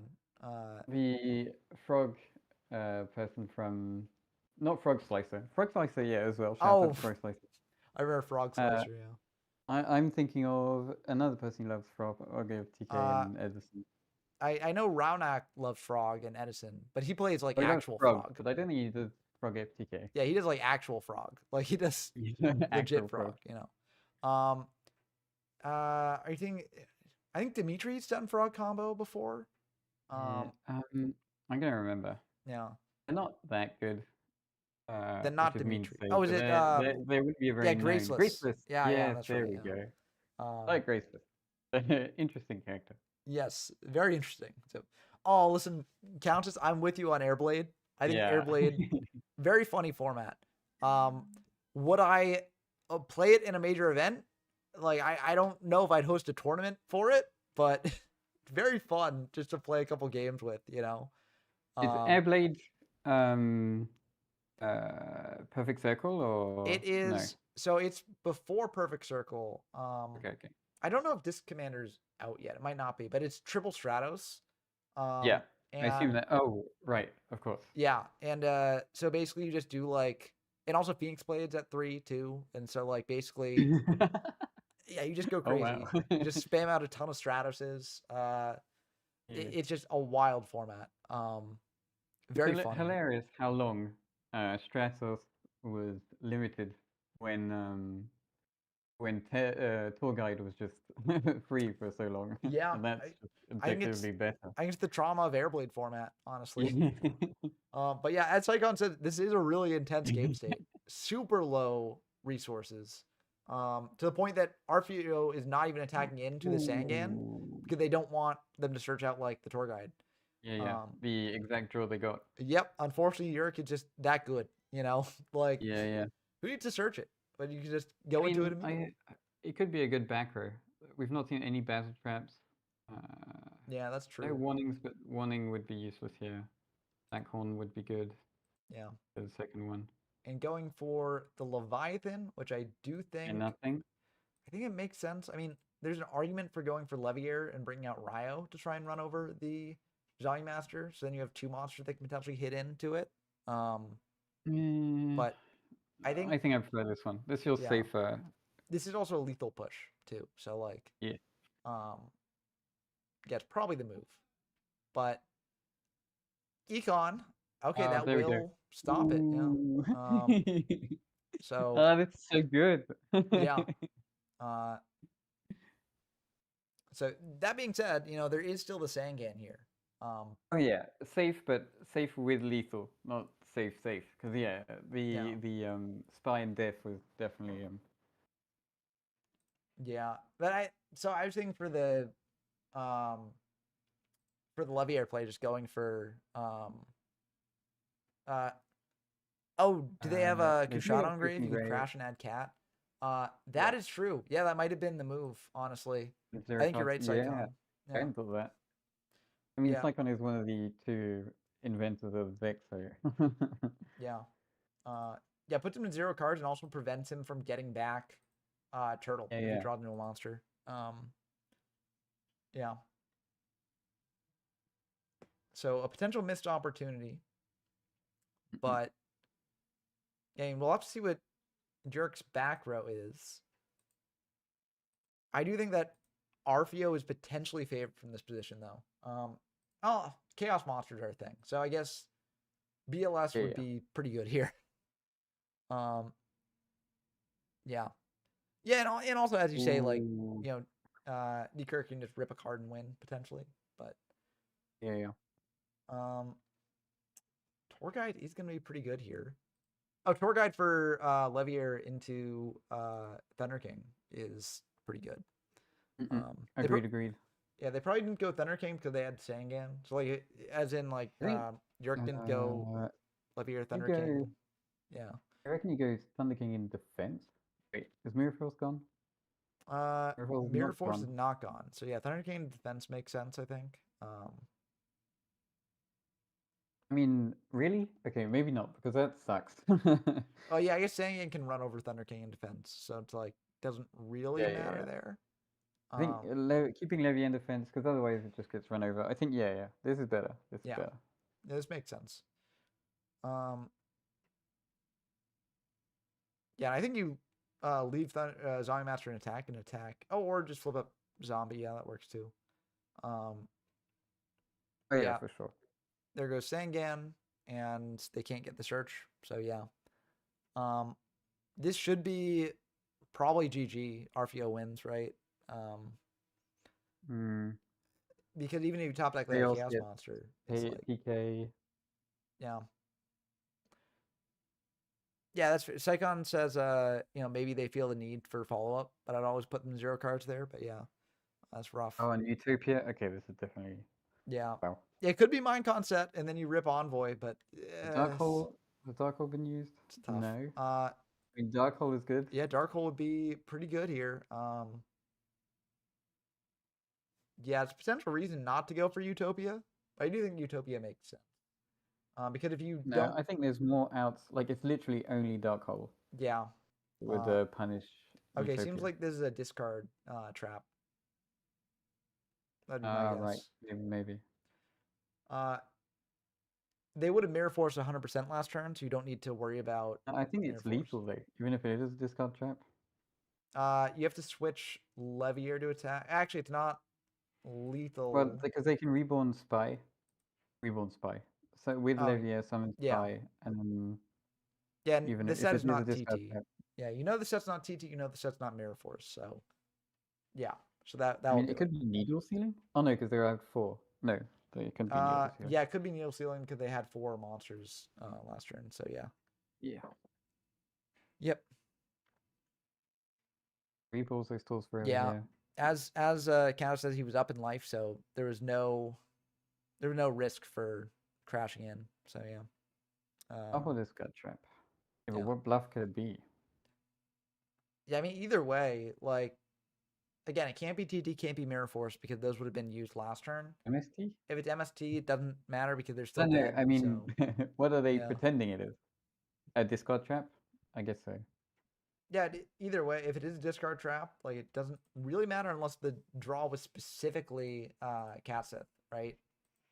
If the draw is specifically Cat Sith, then a discard trap saves you. Ooh, that's right. Yeah. But I mean, if the draw was Cat Sith, wouldn't they just Kashano? Oh, it's Valor. Okay. Okay. So, well, that's still lethal if the card is nothing useful. The one thing is if there's like a Dim Prison set. Oh, yeah, this is lethal. Yeah. 100% lethal because that's 29 plus 19. So yeah, that'll do it. Unless there's Waboku. It could be just, Yeah, it could be Mirror. It could be Mirror. That would be wild. But yeah. Held Mirror would go crazy, yeah. I don't need this. What was it that was on the field before? I don't need this Sangan. Yeah. And that was a wild turn of events. Yeah. I think I think Yurk could have pulled this one out, but unfortunately. Oh damn. Yeah. Unfortunately it's not enough for them. Yeah. Very intense stuff. Yeah. To be fair, I think Arfio could have won game 2 if they'd gone for the Ill Blood line instead of the Global line. I think I'm trying to remember back. Yeah. I think they had ways to deal with a Sork beyond that. I think I could be wrong. Maybe I'm wrong, but I think they could have done something. But either way, very good stuff from Arfio there. Now have the choice between Prostorm and Dekirk and I'm gonna check in between Gwari and Tops because I feel like they're both playing cool decks, and this is the elimination round. I've forgotten Gwari had his opponent now. Yeah, the losers bracket. Pretty good spot for Gwari to be in. Yeah, the creature swap for JD is kind of wild. Ooh. That is a wild turn of events. Yeah. There are ways around this, on creature swap. There's going to be a lot of cards that we've never seen from them. Yeah. In fact, I hadn't seen a rat either. I mean, that's part of the advantage, I guess, of playing this style deck. Yeah. Like you're playing against 3 different decks. This isn't lethal. It's only 1800. Oh, now it's lethal. Yep. Oh wow, that does it. Yep. Very good stuff. Yeah, just go into a 6. GG Gwari. Yep. Thanks for playing. That was really cool. Yeah, great getting the deck all the way to the top cut. And I think they play this in another format as well. I don't know. I would not be surprised. It's pretty. It is a really fun deck. I like the idea. So very cool to see it make it that far. But fortunately, got taken out. So do we But keep watching losers bracket now, so we can yeah, we can. Yeah, we see can. people for the last time, which is really sad to say, but Yeah, no, but it's true. Like we gotta make sure people get their due. You know. Also, well, So- okay, we could watch loser bracket, or there is Psychon versus Arfeo. Ooh, have they Wait, started? That I don't. Oh, let's check. They have Because that's not started juice. yet. Okay, That's that'll be one to dive juice into racing, though. right? That Arpo? Who's Arpo? I uh can't type. Wait, Arfeo I or booked out? Why can't I see anyone? uh is anyone playing right now? Or there's gotta be at least one game going on. I'm just missing them all. 'Cause I think a lot of games just like wrapped up. So okay, we got Kyle versus Pro Storm, so that game's going on. Okay. Yeah, so we'll watch this one. I can definitely imagine both Jack and Afio. Maybe they're still talking in the previous game. That might be too. Yeah. Because there's a fair bit to talk And about. reporting and stuff. Yeah. If they reported. Yeah, they did report, but they might just still be doing a post game chat. You know. Alex reported loss. Wait, that was way long time ago. Yeah, it's updated on the GPD. challenge, so Okay. should be good. BS45 says my goat. My goat. Yeah. Yeah. Who's that for? I believe for Arfeo. Managing to take down that game. Yeah. Uh, That was an awesome game as well. oh yeah. Really grindy. It was great. Being a grindy, Wait. it looks like this game is Librarian into agent? I mean, I guess Trag is on the field. yeah, but still kind of interesting. Oh, I mean, if they have Bulb engraved, then oh no, it's Spore. Yeah. I don't know. I would go for Capacitor every day, every day. Maybe they're worried about Sidra, and they're like, Oh, they don't want to. I don't think Agents players play. I've not seen an Agents list with Cider in a long time. Yeah. Like sometimes you see people side it for machine matchups, but there's just like better ways of dealing with every machine matchup. Yeah, and it's not like this is from a synchro play that then got stopped by something, because there's no no like hand traps engrave, nothing like that. Oh, there's no plants. Yeah, I assume there would be a follow-up with Spore, but there's no other plants in place. Yeah. That's interesting. We got the number one frog hater in NA watching this game. I don't know who that is. So yeah. Are they I actually didn't the realize number whose one? turn it was. frog hater? I wonder what they're afraid of with the hyper librarian. Like when you just attack into librarian. I don't know. I mean, Trish? Like less Trish lines? I guess, but I don't know. I feel like maybe Avarice. You don't want them to like Avarice back in the other Tengus. Also, I guess I don't know. Yeah, I think that could make sense, because like, what synchro lines do they have to do here to like? I mean, it's Pro Storm, so like we got to imagine there's a good reason. Yeah, I assume that they I feel like it's probably like Avarice, or it's like restricting synchro lines. There's probably a good reason for the TG as well. Now that I'm thinking about it, but Yeah. Yeah, I wonder what the situation was that led them to do that. I guess it's more damage. Maybe it was before Gotchi got made, so this actually matches up against Trag, right? Yeah. Because right now, if there was no Gotchi here, like Trag would be at 24. So like, it's the Yu-Gi-Oh archaeology again. Yeah, exactly. Just reconstructing what's going on,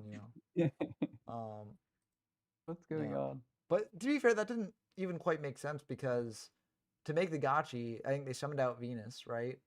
Yeah. The gotcha was made on Pro Storm's last turn here, so they would have had 5 cards in hand, so they could have just run over Librarian as Prevent is. Spyro TK in main phase 2, and better Dark to waste since Catastrophe can lock out Christia and kill Hyperion.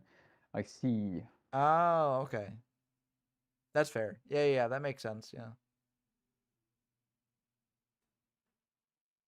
Yeah, that makes sense. Psychon again with the insight. Yeah, because they Oh yeah, get a main draw phase in 1. there. Yeah, that makes sense. I didn't even acknowledge the main phase 2. I just figured that they meant Bryo OTKs in like basically you're at such little resources that it's basically killing you. But maybe. Yeah, I don't know. Spore. Yeah, I mean this does make a 6, Yeah. so that's something. If they go Orient Dragon and then Trident Dragon, I'm going to scream. Oh no. Can That Trident would have Dragon been be so made with cool. only 2 materials? I It thought doesn't Trident. even do anything because Oh, chaos Chaos, play. that does something. That does a lot. Yeah. Are they gonna bounce back the? Oh, they can't. Yeah, they can't I anymore. assume you have to crash the Briar in so it doesn't die, so that you don't lose. The Minecon. What's its thing? BLS. Yeah, I think you. Oh, you the mean like shorter the attack, you wait? Oh, is this lethal? 6 plus 14. It would so be lethal. 2,000. Yeah. Yep. Yeah. Oh, the hand was known from Dust Shoot too, so maybe they saw something in the hand that they didn't want to. Yeah. Also, yeah, I reckon attacking Briar into. Okay, Trident is small just Dragon unit? Tuner and Dragon Non-Tuner. Okay, I guess you can make it with 2. Oh yeah, Trident you can. Yeah, I didn't realize They that. just don't have Trident. Why would they? Yeah, they didn't need it. Um, But how far happy to have you on the stream here as well. Yeah, happy to see a fellow Yada enjoyer doing pretty good in a tournament. Sorry you couldn't continue on, but yeah, happy to have you here. Okay, now let's see. Oh yeah, you dropped, didn't you? Was there a reason? Just too tired, or alpha? That is. Yeah, the stream might be delayed, so it might. Yeah. Be a little I was just checking inconvenient. that. I was just making sure that they knew who I was talking to. Let's see. I don't think. Nobody else started again. I'm trying to see if Arf. There it is. Arfie over to Psychon. Okay, I wanna see this. It's because it's like it's going to be. These are 2 of the most interesting decks still left in the event. Yeah. So it's like I want us to face off against each other. Both are so cool. Yeah. Very unique in the Tengu meta. Yeah. I mean, the only thing I'm not a fan of is Ill Blood, but every other zombie player is a fan of it, so it must be good. Yeah, I mean, you can do some pretty wild combos with Ill Blood. Yeah, so. I know you can. Yeah. It just feels like I'm not a big fan of Geminis. I think is the issue. That's very fair. Yeah, and you can't even play Gemspark. Gemspark is like level 4 or lower Gemini. Yeah. So like the only Gemini that is cool is I think it's fine is Alias, because you'd never normal summon him. Like, why would you? Yeah. He's just a guy, Well, what if you want the Neos name? Literally a vanilla. you gotta make the Neos fusions, Yeah. I also like Gigaplant, but it's I just don't like level the fact that it's a Gigaplant's Gemini. cool. Yeah. Apparently, as Count says, Gemspark is just level 4, not level 4 or lower. So. Oh wow. Very interesting. I've literally never summoned a Gemini. Is there a Gemini as well? Oh yeah. Yeah. There's the small warrior. Yes, Gemini Soldier. Yeah. Yeah, and then I'm trying to think. Be others. Are there some others? There probably are some other ones, but because you want them to have good stats, I assume most of the time you just play 4s. Yeah. I do know that like the Gemini monster in the art is a level 4. It's Goggle Golem, which is a really bad Gemini monster. Yeah. But something you can play if you want. It's worse than Alias. Like yeah. Yeah, because you normal summon, you just go up to 2100 attack. But I mean, it's not actually worse than Alias, but it's like I think it's worse it than is worse than Alias. Alias. I think it's It's worse worse than than Alias Alias. because you have to normal summon it twice. Yeah. Yeah, Alvar points out there are gigavised versions in Tengu as well, although there's only Yep, one yep. lone fire. So, Yeah. The lines are pretty bad, but it's Yeah. possible to do stuff with it. listen, people thought the lines were pretty bad in Edison until someone cracked it. Mm-mm. Yeah. Light Gem. Oh, Endymion. Yeah, Endymion is pretty decent as well. Yeah. Ooh. I forget the full. It's like Crusader of Endymion. I think that's what it is. Crusader of Endymion is the other one that they play in the Hero Beat deck for the Shining. Yeah, that's pretty good. It's alright. Well, it cuts off the Psychon's play there, right? Because they kind of Yeah. wasted a tour guide. So, yeah. Crusader's a cool guy indeed. Yeah, it just goes up 2100 attack. Didn't Endymion like add a counter to itself as well, where it like gets a counter and then because of the counter, it's like goes up 2100 or something, kind of like Dark Valkyria. I think it's something like that. I don't know. There's a lot of Like, Geminis to keep track of. Breaker. Yeah. So that was a very clever play from Psychon here, where they go tour guide in end of battle phase to then get out another tour guide, but it unfortunately backfired pretty badly. Yeah. To be fair, the one thing that would cause it to backfire is Minecon. So, Yeah. it's kind of rough, but Ooh, that's pretty good. great card. Yeah. Once per turn, you can target a face-up card in the field. You can place spell counter on, place one spell counter on it, and if you do this card gains 600. Okay, wow. Oh, it can't put it on itself. Okay. That's weird. That's such a weird card. So cool though. Yeah, it's neat. Yeah, kind of. I think we were thinking of the same one. I think we were thinking of Dark Valkyrie or Dark Valkyria. Or also Goggle Golem. Reverse Minecon. You Minecon me, I Minecon you. That's Yeah. Everything in balance. Yep. In the saying games, just do the graveyard switcheroo. So, okay, I guess you want the draw off of it. Yeah, that'd be my guess. Especially because it doesn't seem like they have their Gen X lines. I mean, you're not very low life, but you want to protect your life a lot. I don't know. Like that's two activations of. Then you draw a card. I think it's two activations of offerings worth a card. I guess so. I think basically the idea is like if Psychon had a Gen X, they would just go full combo here. But because they don't, they really need to draw on Gen X, especially because RVO doesn't have. It doesn't seem like they've got much interruption in terms of back row. So like, you just want to get into your Gen X line as quickly as possible. So, yeah. Tengu is Minecon format. Hellfar says, which you're not wrong. Minecon very good, but luckily it's a card you can play around to some extent. But sometimes you can't, and then it's just rough. I mean, XEs really make Minecon so much better than before. Oh yeah. And luckily the XEs in Tengu are not like too oppressive, so it's not like it's not like, oh, you wanted the XEs monster that just kills me, right? You can always synchro with them. Yeah. I mean, always. Since synchros existed, you could synchro with them, and that made it playable in Edison, but like not BrainCon. Exactly. Like BrainCon is cracked. But XEs make it way more usable. Yeah. Justice Punch says, I played Dark Valkyria in D-Rev format, and the card is really good in a format with lots of set monsters, which is very true. Because you get to use the counter on Dark Valkyrie to pop, or Dark Valkyria to pop. So maybe there's something, I mean, I don't know. Maybe there's stuff that can be done with Gemini here, but...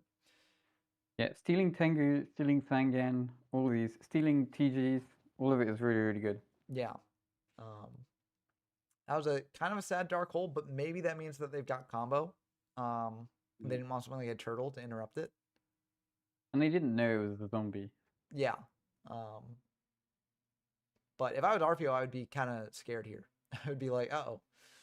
This means that something's coming down the pipeline. Yeah, and also to get the draw, as Wiki says. But I feel like if it was just for the draw, you wouldn't... Oh, I guess it was. Okay. That's... Because the way I'm thinking of it is like... No, that is desperate. Yeah, Wow. because you could just switch Vortex Trooper to defense, and then get the draw naturally that way. But I guess they're just really hoping to draw on something good there. But yeah, that's No, rough. no heroes this tournament. Jaina has been the one of the most, if not the most successful hero player, and she brought Infernities. She was pretty disillusioned with it recently Yeah, because it has such a bad agent matchup. yeah. It seems just to be the story of Hero Beat in a lot of these formats. It's just like starts out really good, and then just over time, people realize like, oh, it's just not working well. You just can't do enough against some of the other decks in the format.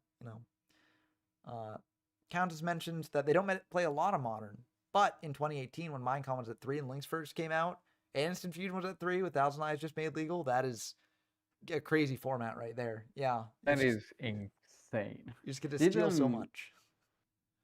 Did Instant Fusion have to be summoned to the Link zone, the extra monster zone? I believe it did, yes. But if you link off, whatever you bring out to the extra monster zone, then you can just, make a link monster there. It means you can't insulate your plays as well. You'd have to summon a link monster with 2 arrows or 1 even. Yeah. Then But then that gets you started, so. Yeah. Wiki pointed out that Psychon probably respected the Caius play as well, which does make sense. Oh, Caius comes that down, makes a lot of sense. Yeah, that makes And the sense. Trish play, apparently. Yeah, I like that analysis there. Yeah, TR was very, very cool. Just Punch doesn't point out that they won a Nexus format tournament with Hero, and an IRL event, an IRL Tengu event potentially could be fun to cook with. So, Yeah, it's not weak. Yeah. Especially against anything else than agents. It's just that it unfortunately has such a bad agents matchup. I mean, it's not. I don't know. Yeah, it's. But it can feel like you're locked out of the game against agents sometimes. Yeah. Jaina tried things like what's it? Super Poly and Karma Cut is recently the card she has used. Yeah. But, yeah, she did really well with Infinity as well. Yeah. It was very, very close. It came down to like the last game in Swiss, and could have gone either way. But yeah. Unfortunately, it's like with decks that are more high variance too, the bigger the event you have, like the tougher they often have it. Like it's tough because if you need to start out with like a certain amount or certain types of cards in your hand, and like if you don't start out with a good opening hand, the deck kind of struggles. Then that makes it hard for like a long event where like you're playing a lot of games to like get the amount of variance that you need, or get the amount of good hands that you need. So it can be rough. Yeah, and I assume every now and then, because I know that like this tournament, BS45 has scrubbed out tournaments like 0 games going his way. A mix of them bricking every game and a lot of games, and their opponents getting their side cards at the right time and stuff like that. Yeah, like it can just be. It's a bit of an all or nothing, and then they've just like swept other tournaments as well. So yeah, it really just depends, Yeah. It just some decks are like more luck based than others, and I don't say this to denigrate the players or anything like that. It's just a fact of the matter that certain decks depend a lot more on what they draw than other decks do, which is not a bad thing. It's just a different type of thing, right? Like, yeah, BS45 bits high variance. It does happen, right? It's like it's sort of what you sign on for when you play the deck. And a lot of reason why you sign on for it is because it does have a very high ceiling if it gets into like what it can actually do, right? But it is kind of a downside to it, But a lot of the fun innovations with that sort of thing is then finding ways to mitigate the variance, right? And seeing what you can do to And I just like watching I don't know if it's I don't know if it's that I like watching BS or Shrive play Infernity, but watching Infernity play is quite entertaining as well. Yeah, very fun to see Like combo. Maybe not if you're sitting on the other end of the table from the Infernity player, I've but done it. I think it's fine. But yeah, I don't mind losing, so it's alright. yeah. I'm also someone I'm okay with something like Infernity most of the time. I'm less okay with like FTK decks. Like FTK decks are just kind of annoying. Well, if it's a short FTK, fine. If it's a long one, that's annoying. Yeah. BS45 points out that a lot of the top 8 decks are very mid-range, which does seem to be very true. So for those out there that you don't know what mid-range is basically sort of a middle point between going super aggro and combo heavy and a more control-y sort of deck. So you basically play such in a way that like you're able to push like and ramp up to like getting pretty offensive. But you're not necessarily locking down what the opponent does as well, and you're also not like just putting everything into a combo, you know. That's at least how I would explain it. Yeah. Lethal push, by the way. Oh, Yep. oh, Yeah, I mean, speaking of a lethal push, right? Like I would say zombies is a pretty mid-range deck. But yeah, once they get the resources in a row, they can definitely push for like it's a heavy push. It's I don't know. Yeah, it's kind of mid-range. Like it sort of has this controlly, not stall, but like slow gameplay at first, and then suddenly accelerate. Yeah. Huge burst of a bit like Tengu Plant is kind of the same. Yeah, I'd say Zombie and Tengu Plant are similar in terms of pace. I'm just hopping into Tia versus Jurk, just to see how this one's going. It's on to game 3 here, so very cool too. Oh. Yeah, mid range can play traps as well, right? Like because they're not putting everything into one combo, right? So they can play defensive cards as well to like set up for their pushes and tempo and all that stuff. Ooh. Oh yeah, Tia versus Jack is who you're watching. What is my favorite synchro? And also, I assume what's Zerg's favorite synchro as well. My favorite synchro, I don't actually know off the top of my head. Do you know off the top of your head what your favorite would be? I don't know. I'm a big fan of Formula. Yeah, Formula's like Formula Synchron. Yeah. What else do I like? Fish is good, but like, I don't know if it's my favorite. I think Formula. I like the draw is nice and it's good dopamine hit, but the quick synchro is amazing. I really like quick synchros. Yeah. Cell synchros. Someone brought up Fabled Unicorn in chat, which is that's a good one. That's a fun janky. one. Janky likes. Well, Fabled Unicorn is pretty fun, right? Oh yeah. I see Scrap Dragon. Like best in power is definitely Scrap Dragon. Yeah. I think I might have to go basic. It might just be Stardust for me. Just like it's like a classic, very good but very fair card. Right? Yeah. For how early it came out, it was amazing. Yeah. So I might just have to give it up to the champ, to the OG. And also, I really like it has the best assault modes. Yes, very true. Some would say the only good assault mode. Yeah. But yeah, Quibelt. I don't know Quibelt. Wait. Is that the one you can send to grave? Wait, Quibelt. Let me see. I know this one. It's a dragon, I think. Quibelt. Yu-Gi-Oh. Quibelt the Blade Dragon. Level 7. If it's synchro summon, you can target one card on the field, destroy it. If this card on the field is destroyed, you can target one face-up monster in the field. That monster cannot attack until the end of your opponent's turn. That's pretty cool. Yeah. Yeah, that's not bad. I can definitely see in sealed or in a limited environment. Like very, very good card. Yeah, that's fun. Oh, this might be over. I mean, Gores could be in hand. Drag could be in. I don't think of more recent synchros that I like. Yeah. I don't think of any off the top of my head. Because I feel like most recent synchros are sort of just like an extension of the archetypes that they are. I kind of like I like Earth Arctics because they're bad. Yeah. And it And I also really like turn 0 play. I love the decks that can do that. mm. Uh, and the little bear, the level 1 synchro is very cute, you know. yeah. There's Alec another just one now. Catastor, very good catch in the chat as well. Oh yeah, for sure. Yep. Catasta is great. Red Nova So- Dragon, I am a bit less sold on. You might need to sell me on that, Lee. Like yeah, I oh. Oh Black Rose also cool. Yeah. yeah, Black Rose is also cool. Actually, no, I think I might update my favorite, but this is a favorite because it's very funny. Is the Majestic Stardust? Oh yes, that one's cool. Yeah, that's hilariously bad. Like Yeah. there's no It's like there's worse to no have out. reason that should be that bad. Like you're worse off having Majestic Stardust out than Than having regular Stardust out. Stardust. So, Yeah. yeah.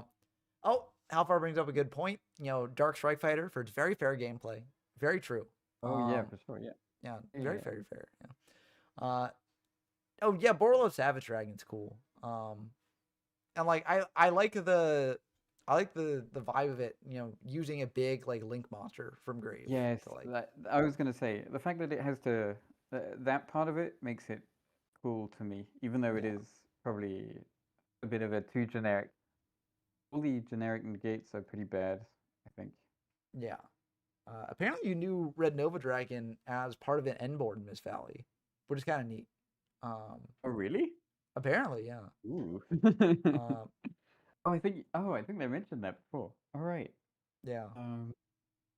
Yeah. Goyo. It's sad not having Goyo and Tengu, but I could also see why you wouldn't want to have Goyo and Tengu because, having a lot to do with like what you take. You know, I could see that being very good. You know. I think the effect is fine. I really think it was just too big. That's fair. Yeah, I guess it gets over Trish, which is kind of awkward. Yeah, the errated version would probably be fine, as Kirk QT Also, says. yeah, But that's more specific. yeah, I think if they'd swap the attack values of Gaia and Goyo, it would be fine. Ish. Maybe not. That's still too big, but yeah, I can see that. No, I can see that. I think 2400 would be a good breaking point. Yeah. Yeah, 2400 because then it doesn't get over like. I mean, getting over stars is kind of awkward because if you use the stars effect, your opponent gets to bring it back. So like, yeah, that's a bit awkward, but that's really fun actually. Yeah, I mean, sometimes it comes up where like you're going for like a lethal push, yeah, and like 100%. Yeah, you just insulate And you it. have to negate the dark hole or whatever. Yeah. So it looks Jerk like won. Oh wow. Yeah, Yerk winning against Tia here. So I mean, we've been talking through it, but it's been really rough at here for a few times. yeah, that was kind of a slow march to Doom. Yeah. But the other Plan Synchro player still in it, Kyle, did manage to make it to winners finals. So that's exciting to see. Yeah. Yeah, the Pro Storm game wrapped up. So winners bracket is going fast. Oh yeah. Should we dive into Darksigner versus Enicolas or versus Tops? And congrats to Decak, but I would not have pegged Ichigo as one of the ones to get pushed out of Top Cup first. Yeah. Very good stuff. But that's the funnest part about Yu-Gi-Oh events, right? You never know who's gonna fall, you know. And with Katsif as well. Yeah. Like, I really want Katsif to come back. Like, to be fair, it was kind of ruining a lot of my decks. But it's still fun. It's like not like an unfun deck, you know. Yeah. It's fun to play against as well. Yeah. Who are you watching? I popped into Tops versus Darksigner. Yeah, okay. Because I'm curious about this one. Darksigner is 1-0. They're playing Agents against Lightsworn, so also Darksigner is at a very, very good spot right now. So yeah, ProStorm lost against Kyle here. So but listen, ProStorm's still in it. Yeah. He's quite high in the losers bracket. Like it should be fine. Yeah. I mean, there's still going to be a whole load of other strong people who are going to end up in roughly the same place. So. Yeah. Like, with all the names, like some of these even the newer ones are doing really, really well. Dekirk, pretty new. Tops, pretty new. And they're all doing really well. Arfio is pretty new, even though Arfio is just like good. This is a very interesting game state here because I think this guarantees lethal through Gores because Gachi attacks first, Yeah. right? If Gores comes down here, you attack over the Gores with the Asian Creation, and that does 2,700. And then BLS attacks in over the token and then for game. Yeah. It should be guaranteed. Yeah, because if Gores doesn't drop here, basically you just attack him with BLS, and then you attack in over the Gores with the Asian but- Creation Venus. Oh, wait. That doesn't work. Why wouldn't it? Because if BLS attacks in, then they drop down to It'd be 300 26, off. right? 300? 400. No, think you attack him with 300. BLS, and then they're down to 26, and if they drop Gores, Oh, you right, attack 'cause over. BLS 34. My bad. I was Yeah, counting yeah. at 30. Yeah, Yeah, so yeah. My bad. it's very, very interesting. Yeah, that like very cool line. I would not have seen this line. Yeah. This is great. Yeah. Yeah, I don't think unless there's a Gores and Trag. Maybe Trag would Trag do it on its own? So Trag comes down. No, it's just 3K. So Trag would not do it. I guess you could drop Trag on the BLS Yeah. attack. So that would do it. Alpha is on the money about that one as well. Yeah. I mean BLS is cracked. Like imagine if CED came back. Like It's ridiculous. I it's can't believe funny. it came out that early. BLS was the less powerful of the 2KS monsters released Yes, at that time. that's crazy as well. Yeah. And CD would still be cracked. CD would Yeah. be much more broken. I think it'd be pretty bad in modern Yu-Gi-Oh! It would be game-breaking in Tengu. Yeah. I have not seen Tainted Wisdom's old FDK videos, but now I got something new to watch, so I will check them out. The prior FTKs, all the prior combos are so convoluted and flimsy. Like any interaction is just sad. Like even Vela, that's a -1. No. It's really, really rough. I can understand why they didn't. Like Briar is probably the stronger card of the two. It's weird that Goya got banned, really. Okay, yeah, they did order in the correct order. So yeah, there's more likely that was Trag, so they attacked him with Venus first. So yeah. I would just think about Gores. Yeah. I would have messed Yeah, that yeah. up, but So how do they go through Gauze if it was so Gauze? if it was Gores and you attack him with BLS first, that is lethal. Because Yeah, but that's the thing. You can't play through both. yeah, you can't play through both. So because the reason why you can't play through both is they just drop Trag on the BLS attack, and then the Agent of Creation can't get over it. Yeah. So it's just a cool. I mean, if you're gonna play against something, it should be against round Trag because that's the Yeah, and also to be fair, if it was Gores, they just attack over both. So it's you still clear away what that's Thompson's certainly a good got. spot. Yeah, for sure. Yeah, but yeah, very interesting stuff. Good run from Tops, showing that Lightsworn still has some sauce to it, but unfortunately, not going to make it. So Darksider moving on to face the loser of Psychon versus Arfeo. I went back too far. Yeah. Yeah, let's see. Who's watching? Who's live? I don't know who's live. I was checking the chat to see if Alex and D Kirk. we could watch them. I don't think we've featured much Alex. Yeah, in so Top Cut, not at all, I think. Yeah. Yeah. Yeah, no, I get what you're saying, Countess, where like it's not necessarily that they're like meta threats, but it's just like interesting what the game can do, right? Yeah. Yeah, it's sort of just kind of like limit testing almost in a way. Satisfying. Yeah. What's satisfying? There's a lot of things it could be. Yeah, that is a good skill drain there. Is it the Briar that's satisfying? I don't know. I believe it's the Brio. Yeah.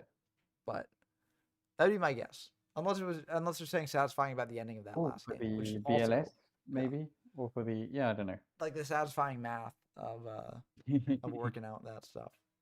I am so enjoying this tournament. It's good. Oh yeah, this has been a great event. And Yeah. there's still a fair bit left too. Like it's Yeah.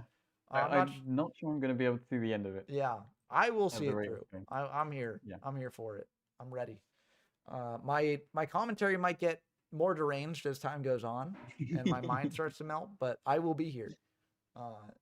So yeah. I mean, how many How many rounds is that? Happy to do it, One, Quinning. one, We're card troopers. one, two, But yeah, three, it should four, be. five, I mean, 6 rounds still. Holy. yeah, there's still a fair bit left. It also depends on which decks make it forward, right? Like, for instance, Alex's deck is a slower deck than some of the other ones in the format. I appreciate that, Quitting. Yeah, I mean, but I'll try. It kind of depends. At 1, when my closest roommate goes to bed, she'll tell me how annoying me speaking is, and yep. I'll No, see then what I do. listen, no worries if you have to sign off or Yeah, get yeah. quiet or what have you.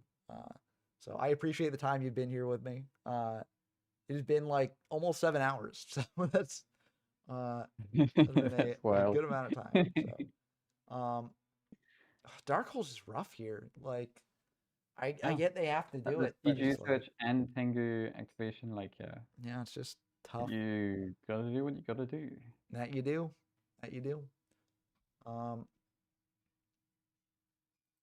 And maybe they've got a push to make here too. Like, maybe they can get some stuff working, but I do not know.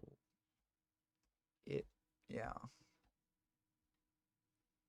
This is where you'd really want Phoenix Wing Yeah. and Catsit. Yeah. Appreciate you, Viking Goats, as well. Yeah, we'll do a lottery for who gets to join after after Zerg. All the this week. Swedes staying up for the stream. Yeah. Wait, Viking Goats, isn't it like later for you? Like, Yeah, no, it's the same. yeah.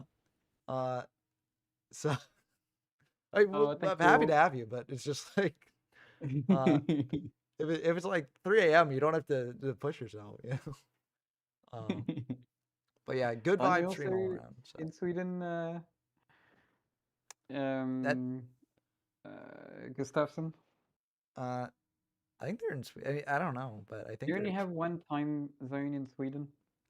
uh How far does it stretch to the side? Because especially when it gets close to the poles, it will be that is a very good question. I'm gonna look up a time zone map and see if I can tell. It's yeah. I think you slept a couple of hours just now.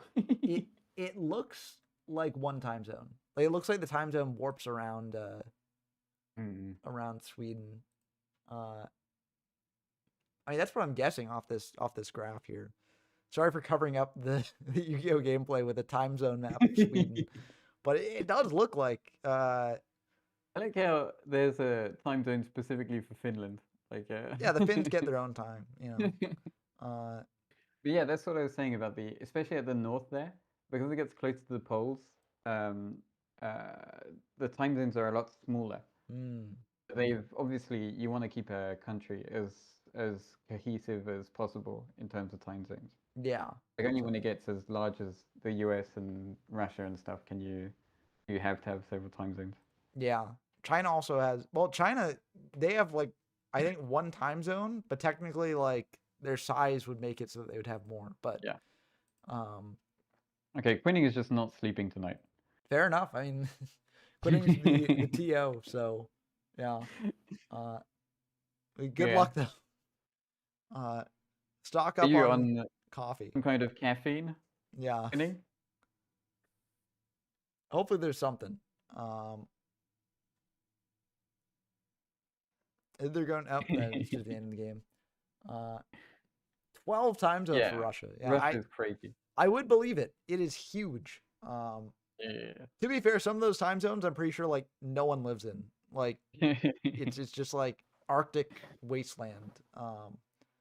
But yeah, must be tough to coordinate between different sides of the country. Oh, the event is Riftbound tomorrow? Oh, that's cool. I've heard good things about that. Okay, yeah, I have not looked at it at all. I know it exists. Ooh. Looks like the Psychon versus Arpheo match just ended. So we've got Psychon versus Darksigner and Kyle versus Arpheo won. What, zombies in winners final? Yeah. That's insane. So I'm gonna leave it up to you to decide who we check out first. Who do we just watch? We just watched Alex versus D Kirk, which is still going on. I think it's in Are they playing right now? Let's I think check. I'd like to stick to. I would like to maybe when to after Cyclone and Darksunder start siding at some point, check in on them, see Okay, how it's going. But I think I'd like to stick with losers if we can, sounds good. because it's the last showing of at least one of every match. Yeah. Well, let's do Dark Sider and Psychon then as the last showing for one of them. You Yeah. know, and yeah, But in theory, they've only just started, so it should be yeah, it should be. shouldn't be too bad. Okay, Cam says actually only 11 time zones for Russia, much more manageable. Yes. Yeah. Well, the 12th one is what gets you. Yeah, exactly. You know, that's when it gets too much. But I mean, are there 24 time zones like just for the amount of hours Yes, in a there's day? only 24. They're only just below. I mean, 12 is exactly half, so Yeah. it is maybe too unmanageable. My dueling book is having a visual glitch. I apologize crap. for that, everyone. Right Oh, now, both wow. players have Oh yeah, lost by reload deck when out. that happens. I'm gonna Unfortunately, it's reload. just Yeah.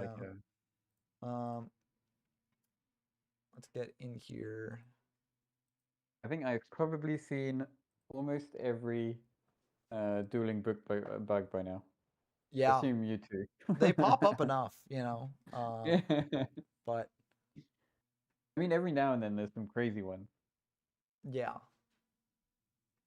like one. I had a PC that would randomly turn off every now and then, so relogging in is like DB does not enjoy relogging into a match. Yeah, it's especially awkward when like you try and like refresh or something, and then it registers your account it already locks you logged out. in. Yeah. Yeah. Oh, interesting. It seems like there's a Firefox specific one where all the cards get mirrored. So that's neat. Mirrored, as in like opposite. The image is backwards. That'd be cool. I guess honest wouldn't be That's effective weird. because it's a symmetric, but uh,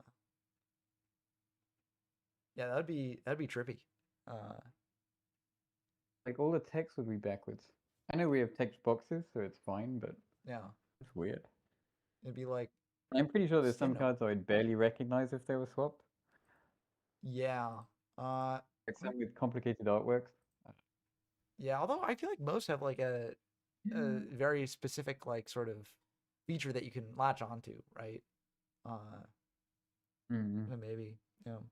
Yeah, like Vortex I would get, Euro I would get, Upstart I would get. Yeah, every card that's been shown so far, I feel like would be Yeah. like, okay, yeah, I know that one, but I mean, maybe I wouldn't recognize some of the Gen X's, but not because they're flipped, just because I don't recognize every Gen X monster. yeah, a fake trap coming in Like, if you clutch. show me just the art, I'm not sure I'd recognize Crusher immediately. Like I Yeah, would right now because I would not know Turbo. I would not know. I would know Turbo for some reason. I wouldn't. I haven't reached these in like my sort of going through just all the cards that get released videos. So for the cards that like I cover in those videos, I think I get them down like pretty well. But for the ones that haven't been out yet, I'm just like, you know, I don't know Crusher from Turbo, from Magma, from what have you, you Yeah. know.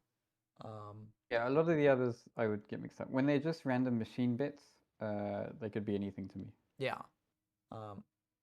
Okay, I was gonna say I don't know what the no R bug is, but yes, I've gotten the no art bug. Like all the R's and all the texts are gone. Yeah, they're all gone. Gen X Turbo, Gen X Tubo. That's what it is. Next to Fake rap or fake tap. That's what it is, not fake rap. Fake Trap. I agree. Fake Trap is amazing. I think. Bringing back the critter techs all the way from the start of the game's history. Yeah. No worries, Countess. Happy to have you here in whatever form you're on. Yeah. Yeah, fake trap is iconic. You know, especially because you've got triple MST in Tengu as opposed to some other formats. Yeah. So like it makes more sense to play as opposed to something like Starlight Road. Yeah. It really upsets Law that we have 3 MST and 3 Decree.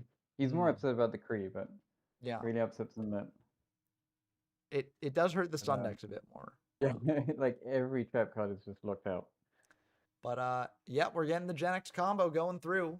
So there's Magma, there's Crusher, probably into Turbo, and then into Birdman, and then into, yeah. What did the critter fake trap say? I think it still says false. I mean, it depends if you use the Japanese text or not, right? So, Japanese text, I think it means false, but it doesn't actually, say it. But yeah, Sweden on top. Are there any Swedish players? Is Saikon Swedish or? Saikon is Swedish, yeah. Okay. Saikon, Janky, Gustafsson, and Quinning are the 4 Swedes that I know. I think there's some more. There's J4. Is J4? Is it J4? Somebody else that I remember them from Edison, not from Oh, yeah. And they were really good, but they didn't play Yu-Gi-Oh very much. It was interesting. Yeah, some people don't have the time, Yeah. Real life gets in the way sometimes, It's frustrating to me. The people who are like never practice and then are just like insanely good every time they pick up the game. Oh yeah. I mean, some people are just gifted at it, Yeah, I know. And I'm bad. Yeah. I mean, I'm with you there. But are they gonna do the Max C challenge? I don't think Genix can do the Max C challenge. Oh, sick. But yeah, we were talking about limited formats earlier. Yeah, cubes are a great way to play. Just get a good group of friends together and play it, and it's a great time. Yeah, my favorite part of Magic is how easy it is to make new formats. Like I really enjoy. One of my favorite examples is Dan Dan. Oh yes, Dan Dan format's very neat. Crazy. I really like that one. Like just the idea of it. Yeah, I saw that like I think MBT made like a Yu-Gi-Oh Dan Dan format, but I'm not sure it really is the same. Yeah, they did. I think I saw that, and it was cool. But obviously, it's an imitation, and I think we could find some really cool Yu-Gi-Oh specific games. Yeah. Formats that would be really fun to try. Yeah, I feel like Yu-Gi-Oh players are inclined to not try things, which is unfortunate. I think there's less support from Konami. The rules work in a way like Magic is a very open-ended game. Like there's no limit to the monsters you can have on field, stuff like that. Yeah. Like they're restricted by resources, not by ceiling. While Yu-Gi-Oh has a strict space you can play in. Yes. Yeah. So it's more freeing in some ways, but also it means that things can get out of hand pretty quickly. Yeah. Like it's pretty well known that Magic is Turing complete. Yes, I've seen the computer they made with it. It was very funny. Insane. Yeah. Yeah, it's crazy that they could do that. Yeah, I don't think Yu-Gi-Oh would have a similar sort of thing. I don't think they have the effects you'd need for it. And also there aren't as many 500 IQ. Yeah, maybe. But it might be because I feel like Magic has ways to cheat out more resources more easily than Yu-Gi-Oh does, which sounds wild because like, Yu-Gi-Oh you play a ton of cards each turn.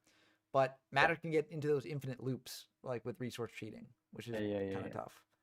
Like you can negate the need for resources, but you need to it has to come later on in the game. Yeah. If anything like that happened in Yu-Gi-Oh, you'd die at turn 3, so yeah. So going from Yu-Gi to a game with mana feels so wonky. Has one mana puzzle duality without drawbacks. It feels like cheating every time. Like yeah. Yeah, a lot of people are very good on dealing with these retro formats. Yeah, because people practice. People get in there and they grind them out. Lots of Greed is the best example of this. Like other card games will not bat an eyelid. Like Pokemon has cards that draw 7 for free, and they're fine. And Pot of Greed should just never come back. Yeah, because it's too broken. Although I have heard people saying like, "Oh, it can come back. It's fine." Yeah, I think they're wrong. We've limited. What's the one where you banish 10 cards from your deck and draw 2? Pot of Extravagance, I think. Yeah. Yeah. That's ridiculous. I feel like, this wasn't lethal. That's wild. I feel like So I think even if Pot of Greed was fine to play, right? And I do get the arguments for why it would be fine, right? Even if it was fine to play, you don't want that card ever resolving because it just feels like you're cheating around a basic level of the game, right? And like it would have to be an auto. It's like Maxi or something. Like it'd have to be an auto include in every deck. Yeah. Like you need a deck that specifically doesn't want that, which is insane on its own. Yeah. Countess mentioned that Prosperity is the one at one. The one that you banish. You banish extra deck cards and all your garnets are gone. Yeah. Yeah, it's awful, and yet I've played it in like almost every deck I've tried it in. Like I mean, it's consistency boosting, right? So. What was I gonna say? Tick, tick, tick, tick. Somebody said something interesting. I wanted to bounce off of it. Counter saying that everyone is so good on the dueling book. Yeah, like the online scene is often. I am amazed by how good people will get. Yeah, although deck OP. it can be kind of tough dueling people you don't know on dueling book. That can be a bit tricky sometimes. Because I'm randos, but I always feel bad about saying it because it sounds so derogatory. Yeah, it's just people you don't know, and there's some great people out there, but there are also some pretty bad people out there. So I do think the recent changes to dueling book rules were good. What were they? Basically, there were some issues with people saying very bad things and not really being able to get away with it. Enough. Yeah, so now they're a bit stricter on that, which I think is a good thing. Oh, right, I remember. Is this the thing with Dyer? Yes. I can't remember. Yeah, it was the thing with Dyer. I remember that now. Yeah, it was a bad situation all around, and so they changed the rules, and I think that was a very good thing for just making. And yeah. It's just a healthier environment now, right? You don't need to necessarily tolerate that sort of thing in your community. You know? Yeah. But yeah. I mean, trolls are going to troll no matter what, so there are going to be people who do that sort of thing, but you know. Ooh, WO. Yeah, that was. I mean, it makes sense why you'd set the other one, but. I can't imagine. I've never played a format with where Fiber Jar didn't have the button. Oh yeah, it's so much nicer now. I think when we came around to Fire format, that was like the big thing we were afraid of, and then luckily they'd already had the button in there, so it wasn't even like Fiber became popular. It was just, it was there for whatever reason, and we were like, thank you. I'm glad they did, because like Chainmaster, Amazon's Chainmaster, that would be impossible to resolve. Like people who don't know there's a macro, like try all kinds of things, it doesn't work. I'm happy because with something like Chainmaster Exchange or something, there's like no way to do it, but with Fiber, you technically can. Because there's not even a return all banished cards to your deck macros. Like you'd have to do it individually, card by card. And most of the time you have to get it to come out of the banish thing, whatever, I don't know. Is this lethal here? Sorry, which one? Which way? Not quite lethal. It's 300 off, I think. I can't count. Yeah, because basically Gachi might be lethal. Wait, they missed lethal. Taking damage? Wait, they missed lethal. If they had switched Gachi to attack, I think that would be. Or no, it wouldn't have been. Yeah. Yeah, because it couldn't attack over anything. Oh, never mind. That's lethal. Oh, well, okay. Never mind. That's lethal. Yeah. That's lethal. We were doing out like the finicky math, and it's like, oh, dishonest. Yeah. I do agree that Countess says that they want to top an Edison event, and they think those events are more prestigious than Modern with better players. And I agree to a certain extent, right? I think that people playing in like the major Edison events, like they have grinded a lot. Like they're experts. I think you have to be a generalist and be pretty innovative and adaptive, as well as a good player in modern formats, because it's like a rotation. Like you're constantly having to keep track with what's going on. Yeah, it's a different set of them are like technically proficient as well. But I think some of the most technically, like some of the best players from retro formats, because it doesn't change, these people are playing the same thing every day, all day. Well, okay, that's an exaggeration, but still, like I think some of the best players are definitely retro players Yeah, online specifically. yeah, I agree. And it's important, you know, the different skill sets is important to note because, you know, Yeah, whenever statements like this is made, you know, people will be like, aha, see, we're better than you, and just like making sweeping yeah. generalities and stuff. And that's not necessarily what we're trying to say with that, you know. And to be fair, there are plenty of modern players who can easily hop into like Edison or like whatever format and just like absolutely go nuts, right? Because they're very, very good at the game, just period. But in terms of the deep knowledge of a format, definitely gives you an edge. And There's retro players have definitely that. overlap, but there's also two kinds of ways. Like there's people who are really good at a format but not very innovative, Yeah. kind of. And then there's people who are very innovative and not necessarily most top. And then there's people who are both. Like Psychon is here, Alfio is here. um, Ooh, that's a there's good many of chorus them. play. For a I second, I might was use like, it. why What are are we they spinning watching? back the Tengu? But yeah. Oh. Okay, Alex Linen. Okay, that's what we're watching. Yeah. 'Cause I was watching a siding screen and you were talking about Oh, tools. sorry. Yeah, I just sort of like switched over quickly. No, I just got distracted because I was talking too much. Yeah. Um, Alvar says, I think the best approach to retro is playing multiple formats. I built Yada, Goat, Chaos Return, PC, Edison, Nexus, and Tengu IRL. And I'm also someone, big surprise, that I believe that playing multiple retro oh formats is wow. great. I know, it's Really? I shocking. thought you were one format Andy. I know, right? My one format's Toss, actually. And that's the only thing I play. I just do videos and everything else. But Yeah. I think it's really good also from a mental perspective. Just like, Yeah. I feel like people get burnt out on formats a lot, right?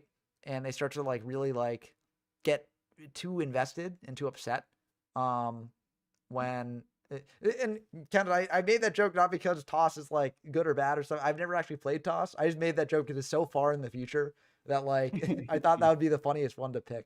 But yeah, I've heard great things about Toss, and I'm excited to eventually get to it. Yeah. It feels polarizing. Like some people seem to hate it. I Yeah, really like that in and also one of the problems is there's so many formats that could be called TOS format that nobody has any idea of what is what. yeah, it's kind of like, I mean, Tengu had that problem initially. When Yeah. there was a question of like, do we Then we include Dark broke it. Worlds or? I mean, I say we. It happened before I was there. Yeah, same. But I'm just saying that I'm aware of that conflict. Yeah. And yeah, and Toss has that in spades. Like Hat has had that too, occasionally. Mm. But pretty good Kushano play there, being able to pop the scrap I'm drag. slowly collecting at least one format in every era. Yeah, that's a fun thing to do. I enjoy Hat for Arc V and stuff. Tengu obviously, Edison obviously.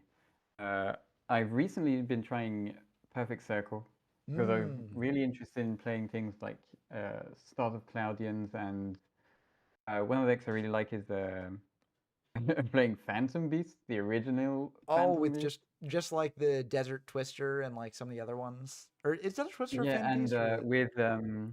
with the what's the beast aura that comes back every end phase when you oh, Manticore. Manticore of Darkness. yeah, Manticore. Yeah. With Manticore, and it's insanely cool. And then fiber format. I've played a lot of fiber format. Yeah. Fiber I keep format. trying to make light beatdown work, and it just doesn't work. I've heard you've done well. This is Zeragon voice, by the way, BS. But I've heard you've done well with it, you know. But yeah, fiber's really fun. Kind of well. I've never topped it with it, but it's tough because a lot of the people who play in the fiber events like just play a lot of fiber like all the time. Yeah. Also, there's a fair amount of variance in fiber. A lot of them play smarter control. My hot take in fiber though is that I think people should try and play more of the Last Will. I think Last Will works really well in a lot of situations. Yeah. I think it'd work especially well in the best deck. I think Last Will is definitely in consideration, but like the issue, I think it depends on the deck you're playing, right? Like, I think if you're playing tomato control like at base without creature swaps and stuff, like you're not playing like rats and all that stuff. I think that you're right. Where Last Will can just be another powerful card to use. I think in like a recruiter swap deck where like Yeah, Last Will in recruiter is different. Yeah, 100%. I agree. I agree. because it's just like then you're adding a hat on a hat kind of. Yeah. Another deck I like that is even worse that I like trying to make in Fiverr is Warrior Control Oh, with yep. Last Will as well. Like many ways of triggering Last Will with reinforcement and Warrior returning alive Yep. and Marauding Captain. Like spamming, it's basically, I called it Exile Turbo because I thought that was funny. I mean, honestly, Warrior Returning I have a Alive is very kind of terrible sense of humor. Warrior Returning Alive is kind of underexplored in Fire format, I will say. Yeah, Like, I really enjoyed being able to bring back Exiled Force, and also Marauding Captain making Exiled Force not tempo neutral / negative. yeah, that's also really cool. I thought that was fun. Ooh, this might be it here. Yeah, this is. Yeah, wow. Depends what the back row is, but Yeah, I mean, I think they have a read that is not Mirror Force, or oh, I guess they're. yeah, they'd pass Okay, Bat Phase. yeah. But Speaking of Mirror oh, that's Force, Mirror Force. yeah, but yeah, Thunder King very good here, and yeah, it's counter So stuff they that just Rhino ran might over. see. Yeah. Yeah. Rush Rhino Is it though, Corset? that is about as good as it gets, and I think you have to use Phantom Horn there if you got it, but it looks like they don't. In which case, it's lethal, isn't it? Phantom Horn won't be lethal there, but it would just be like, yeah, you just got to No, draw it. I mean kind of lethal stuff. the other way around. Oh yeah. Yeah, just skill drain. Thanks. So Congrats to Jack and thanks Alex Lennon. Congrats on getting this far. yeah, very cool stuff. Very good TG stuff. Yeah. Match. Oh, favorite Obviously core they set. can't hear it. I mean, maybe they can, but Yeah, but if they can, D Kirk saying I will need it. Maybe not. I mean, I don't know. They're doing pretty well. Oh, they're facing against Pro Storm, so yeah, maybe. you check on Kyle off here. Yeah, See what they're doing. Let's see how that matchup's going. There it is. RV over. It's Kyle. Game 2. Okay. Kyle Kylie taking got game 1. Yeah. And Afia is looking pretty strong game 2. Yeah. Only 2 cards in Kyle's hands. There's that Vela was for the Trishula, so that means they're already ahead. Imagine if that resolved. Yeah, there's a Bulb Engrave, which is rough. Because it potentially allows. Has it been resolved or not? Because Bulb, we wouldn't be able to tell. I assume it has not because there's no synchro there, but maybe that the is TT, true. I mean, know. unless it was interrupted. What's in Alfia's grave? No Max C. I mean, it could have been torrential. It could have, yeah, but. Oh, are these 2 Italians? Are they both Italian? Well, I didn't know Kyle was, but I know Afia is. Oh yeah, you just said Penso. Yeah, Penso, so I think, or thinking, basically. Cool. Yeah. Solte says if Psychon and Port Storm win their round, y'all should stream that. Oh yeah, 100%. Yeah, we're kind of sticking to losers brackets anyway. Yeah. We're gonna. This is the last winners bracket. Yeah. In fact, if they get through, we have to stream it. That's literally the only thing going on. Exactly. So, yeah. Half the retro unity is, or the retro community is Italian. Very true, and we're happy to have it that way. I mean, I'd say 3rd Italian, 3rd US, and then the rest. Maybe actually, I think a 3rd Italian, more than like half US, and then then the rest. I feel like there's some representation from the British Isles. Really? No, maybe. Maybe it's just the circles that I run around in. Because I know GBO is British. Maybe I'm just thinking of GBO. Actually, I don't know what the GOAT format community is like. I guess I know there's a lot of Americans playing Edison. Yeah, a lot of Americans playing Edison. I know that there are a fair amount of Americans playing GOAT too. Rognark is Irish. Yeah, I think he's Irish. Yeah. His name is definitely Irish, and he teaches Irish, I think. Oh, like Gaelic or? Yeah, he teaches a language. That's for sure. That's cool. Yeah, I went to Ireland like right before the pandemic. Goats is mostly Italian. Yeah, a lot of Italians go. Yeah.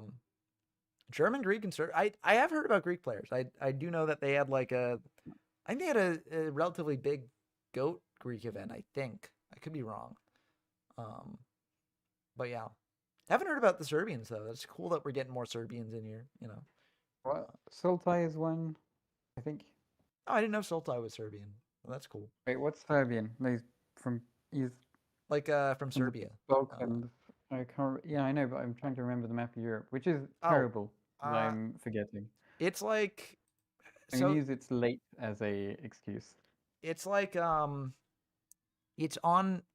I forget the coast, but it's like it's right next to Bosnia and Herzegovina. It's right next to like it because it was all part of like Yugoslavia, I think once, right? So it's like it's in that region.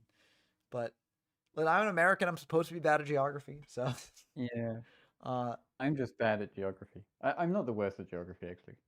It's just yeah. that when there's a lot of small countries close, my brain just sort of mixes them, and I have Yeah. trouble. Okay, Serbia is not on the coast. I thought it was. I was thinking of Croatia. I think. Slovenian. Uh, I couldn't remember. Sorry, oh, Sultai. Slovenian. Okay, yeah, Yeah. I yeah, knew it was from the Balkans. I couldn't remember which one. yeah. Couldn't remember where from. But yeah, that's cool. Yeah. No, Slovenia is right by Italy too. It's adjacent, so makes sense. The Italian passion for retro is spreading into Slovenia, and then it will spread I beyond know that. Spike, who is French, is not too far from the Italian border, and I think he said he sometimes goes to tournaments there because there's really, I said before, but there's a really small. There's not many retro Yu-Gi-Oh, not much retro Yu-Gi-Oh in France. Yeah. Which I'm kind of surprised by. Yeah. And maybe you guys mix them up with Italians, but it, All the same, Europeans. yeah, I mean, all Europeans are basically the same, right? Yeah. That's the American perspective. Oh my right? god, yeah, I just noticed skill drain in zombies. What? That's interesting. I mean, I it get worked with Turtle, right? Yeah, it works with Turtle, Zombie, and all the grave stuff. Yeah. So it's probably like a side deck tech, right? I can't imagine they play it main. Oh yeah, for sure. Yeah. I mean, if I was going to play in anything against anything, it would probably be plants or agents. Yeah. And this is up against plants, so I guess I don't think we've really seen them go up against like plants and agents. I think we skipped the matches where they did that. Yeah. So I mean, they beat a decent chunk of them from where they are. yeah. So clearly it's working. But yeah, Scrap Dragon coming out. That can get over the board right now. So yeah, pretty good. Yep, as Quinning says, Zombie looking like a threat. Yeah. If they can. This is where you wish you had Red Dragon Archfiend. Yeah, to hit into that turtle. But it wouldn't work under Skill Drain, so that's No, I mean to get over Scrap Dragon. Oh yes, yeah. You could just make a Scrap Dragon of your own to crash, but not the same. Yeah, but that's sad. Yeah. Unless you're playing scraps, in which case you're like happy. Okay, well, play could be good here. I mean, what do you No go into decisive under armor? Skill Drain? Apparently not. Although Decisive Armor could also be good. Orient Dragon, but Orient Dragon can't activate, unfortunately. It can activate. Well, yeah, it resolve. won't resolve. Yeah, that is actually a good point. Unless he's going to MSC his own skill drain. He could. So, yep, there we go. We're getting a declaration. Oh. MST? Or just nah? Okay, yeah, looks like. Oh! Okay. Whoa! Okay, that is Snap Solemn, yeah. Yeah, also good Solemn there.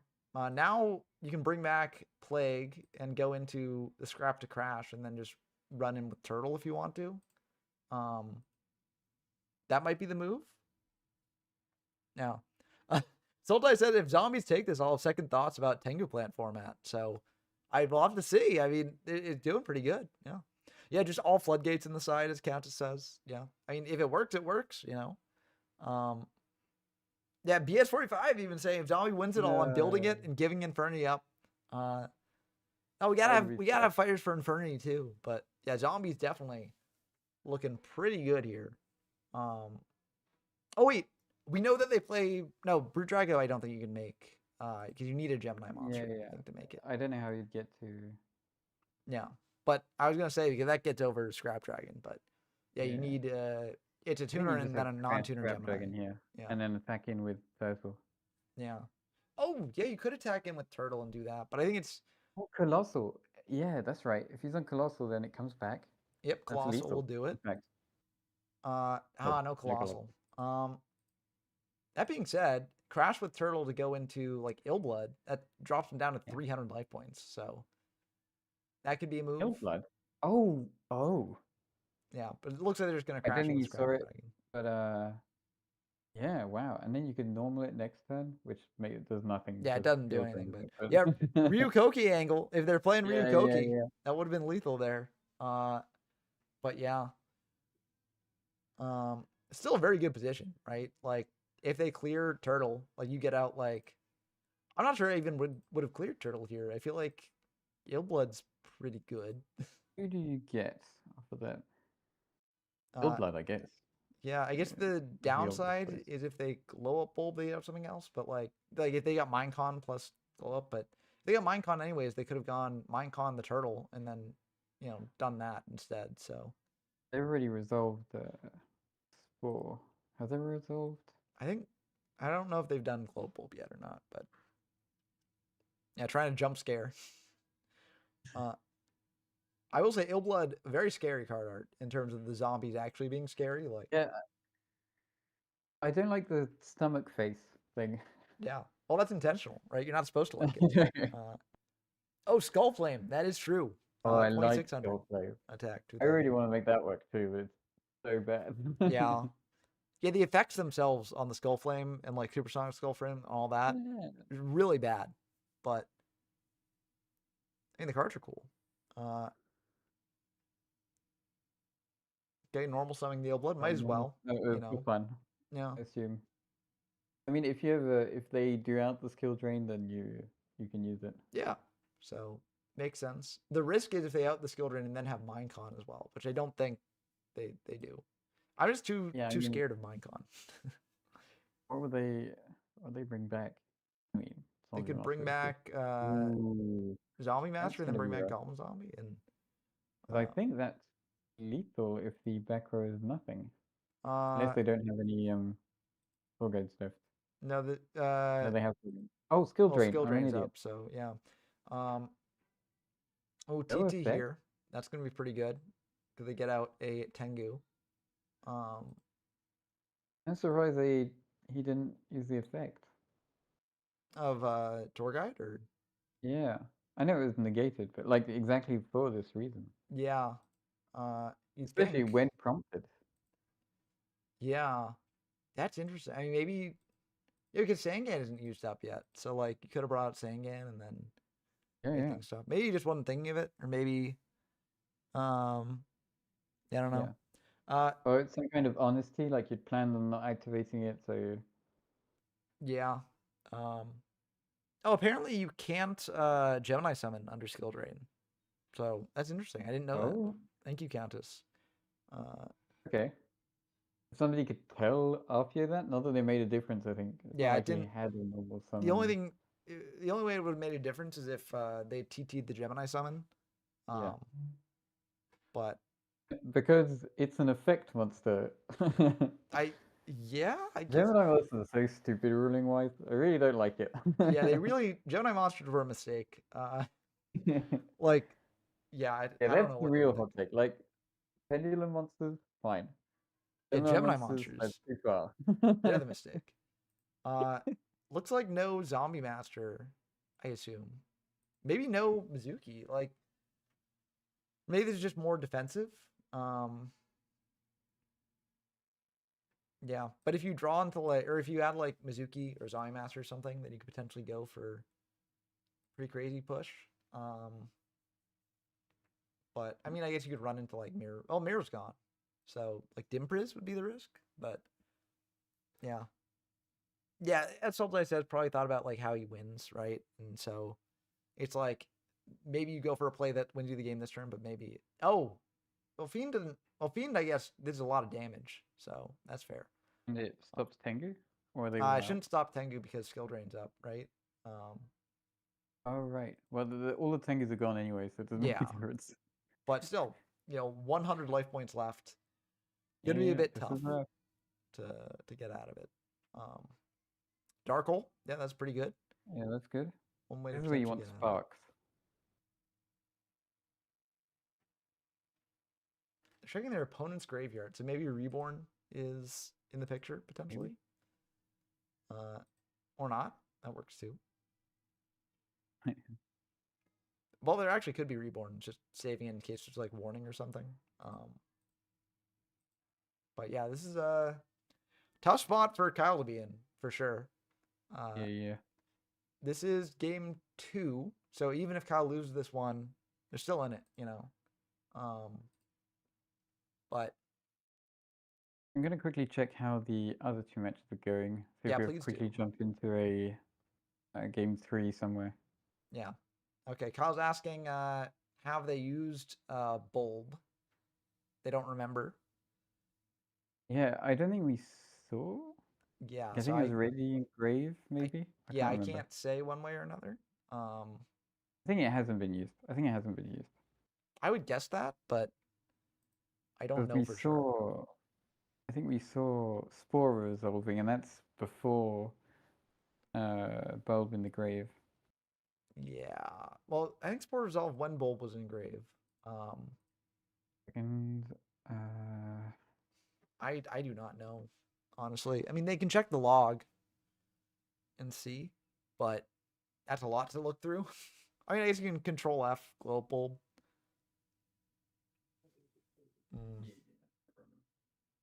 Yeah, Bulb's pretty good here though. Just going for a play.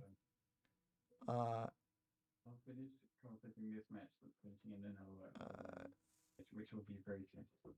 Non-me. So it looks like, I think that means that they didn't find it in the log. I could be wrong. Oh, Psychon lost. Oh no.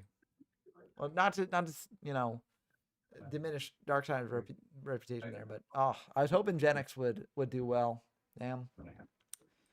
Psychon, you put up a valiant effort, repping a deck that had a bit of an uphill battle, but you managed to do it proud. So, congrats. Hello. Welcome back. It looks like Psychon lost. So. Oh, damn. Yeah. Very sad. But it looks like Glow Bulb also had not been used, so they went for an Armory Arm here. Yeah, after this match, I think that'll be it for me. No worries. Thank you for joining me. As long as you joined. And I wish I could have stayed longer, but yeah, no problem. Well, the stream will be here if you want to watch the rest later. Yeah. And yeah, thank you for your service. Thanks. Yeah, and we can get someone else in here. Again, who wants to join me in the commentator booth for like however long the rest of this goes, or for part of it too. Yeah, just let me know and I will set it up. Congrats to everyone. Congrats to whoever I missed that's been eliminated. Psychon that's just been kicked out. And congrats to everybody who's still in. Yeah. And I'm excited to see who will take it all. But if you made it this far, even if you didn't make it in a top cut and just made it to the tournament, just great job all around. Like that is an impressive feat in itself. Congrats. So, yeah. But thank you for serving with me. I mean, 7.5 hours on stream is also an impressive feat in itself. So, yeah. Yeah, good luck for the end as well, because not finished. So, I shall see you around. Looks like Psychon is also down to join, and I'd be happy to have him too. Thank you, Quinning. Thank you, Quinning. Who else am I thanking? Thank Psychon for the video. Thanks, Flap, for the donation. That was huge. Thanks all the other mods. Yeah. Thanks to you for doing this for us as well. No problem. Happy to help. I had the Saturday free because the northeastern U.S. is covered in snow and cold, so I'm not leaving my house today. So, yeah, happy to do it. Bye, everyone. Yep. See ya. Thanks for playing. No. Thanks for commentating. Yep, no worries, Psychon. Just let me know when you're good, and I can get you in here. And you have time because I don't know how to hang up. Yep. Oh, do I have to hang up, or is it? No, I've got it. Okay, cool. Bye. Yep. Thank you, everyone. See ya. Yeah, this game is going interestingly. So I'm very curious how it ends up, because I thought for sure it was like, is it glow up bolt for game? Oh, it's glow up bolt for game. That's wild. That's wild. But I mean, yeah, it worked. It worked. That's wild. Oh, damn. That's crazy.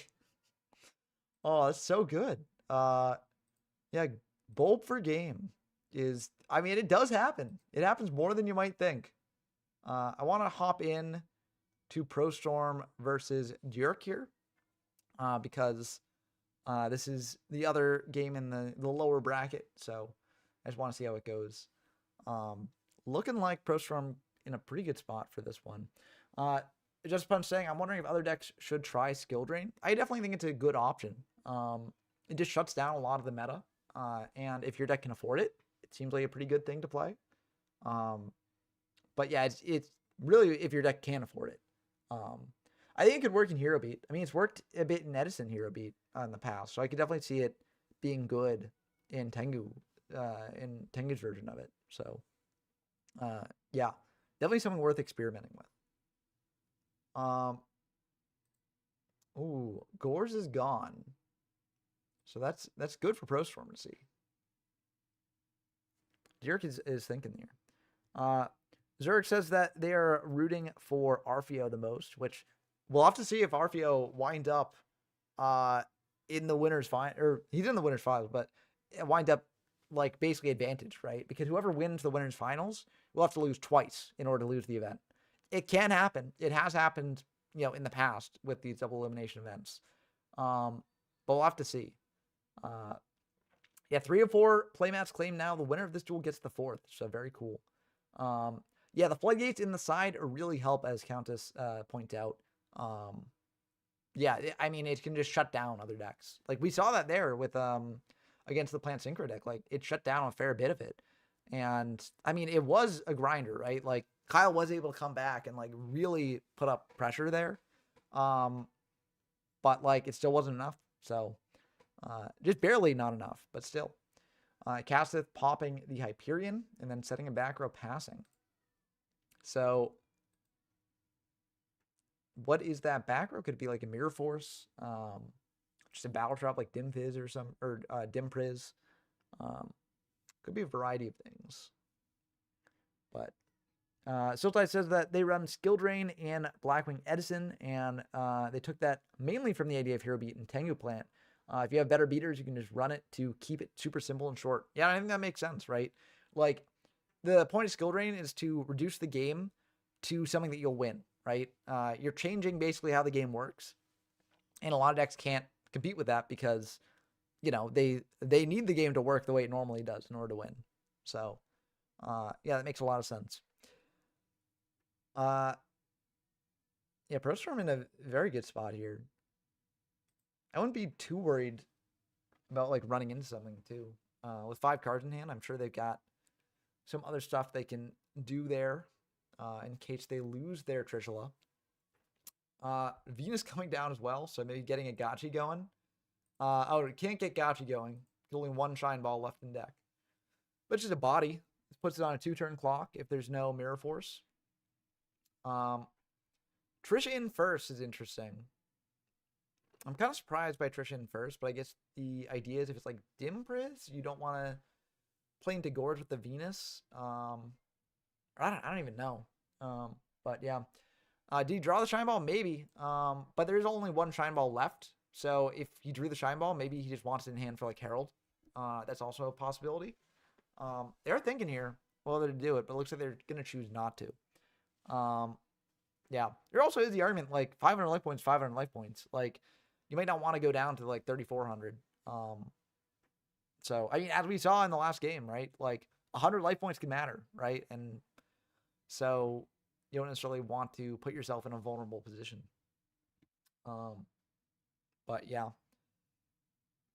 Yeah, he is indeed holding it for a bit. You're checking their extra deck, so that means they might have something to do here. The risk of Herald is high, though. No Herald used up. Very likely that there's a Herald with Shine Ball. So that's tricky as well to navigate. And Yerk is low life points. They are down to a point where, like, they might... I mean, next turn, if they can't stop this attack, they're going to lose. So it's like, what do they do here is the question. I don't necessarily have a good answer for that. But how many fairies engraved? Very good question, BS. 1, 2, 3, 4. That's an auspicious number right there. So yeah. Is Prostorm on Trooper build? Looks like he is. Okay, Psychon says right now, I just did it through a Discord chat or a Discord call with Zerg, so I'll call you on Discord, if that's okay. Yeah. Here we go. So the call should be going through, hopefully. There you are. Am I coming through clear? Yep, you should be good on my end. Chat, let me know if you want Psychon louder, or softer, or whatever works there. I see shower. Viking wants you to talk a bit more just to get a read on the volume. This game is looking close.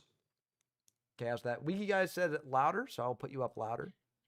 But yeah, this game does seem to be closer than expected because it seemed like ProStorm had the game like pretty unlocked, but I mean that can change in an instant, you know,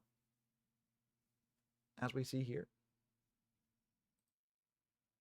But okay, try again. I put you up a bit louder, so let's see if this is good. Is it better now? Chat, that good?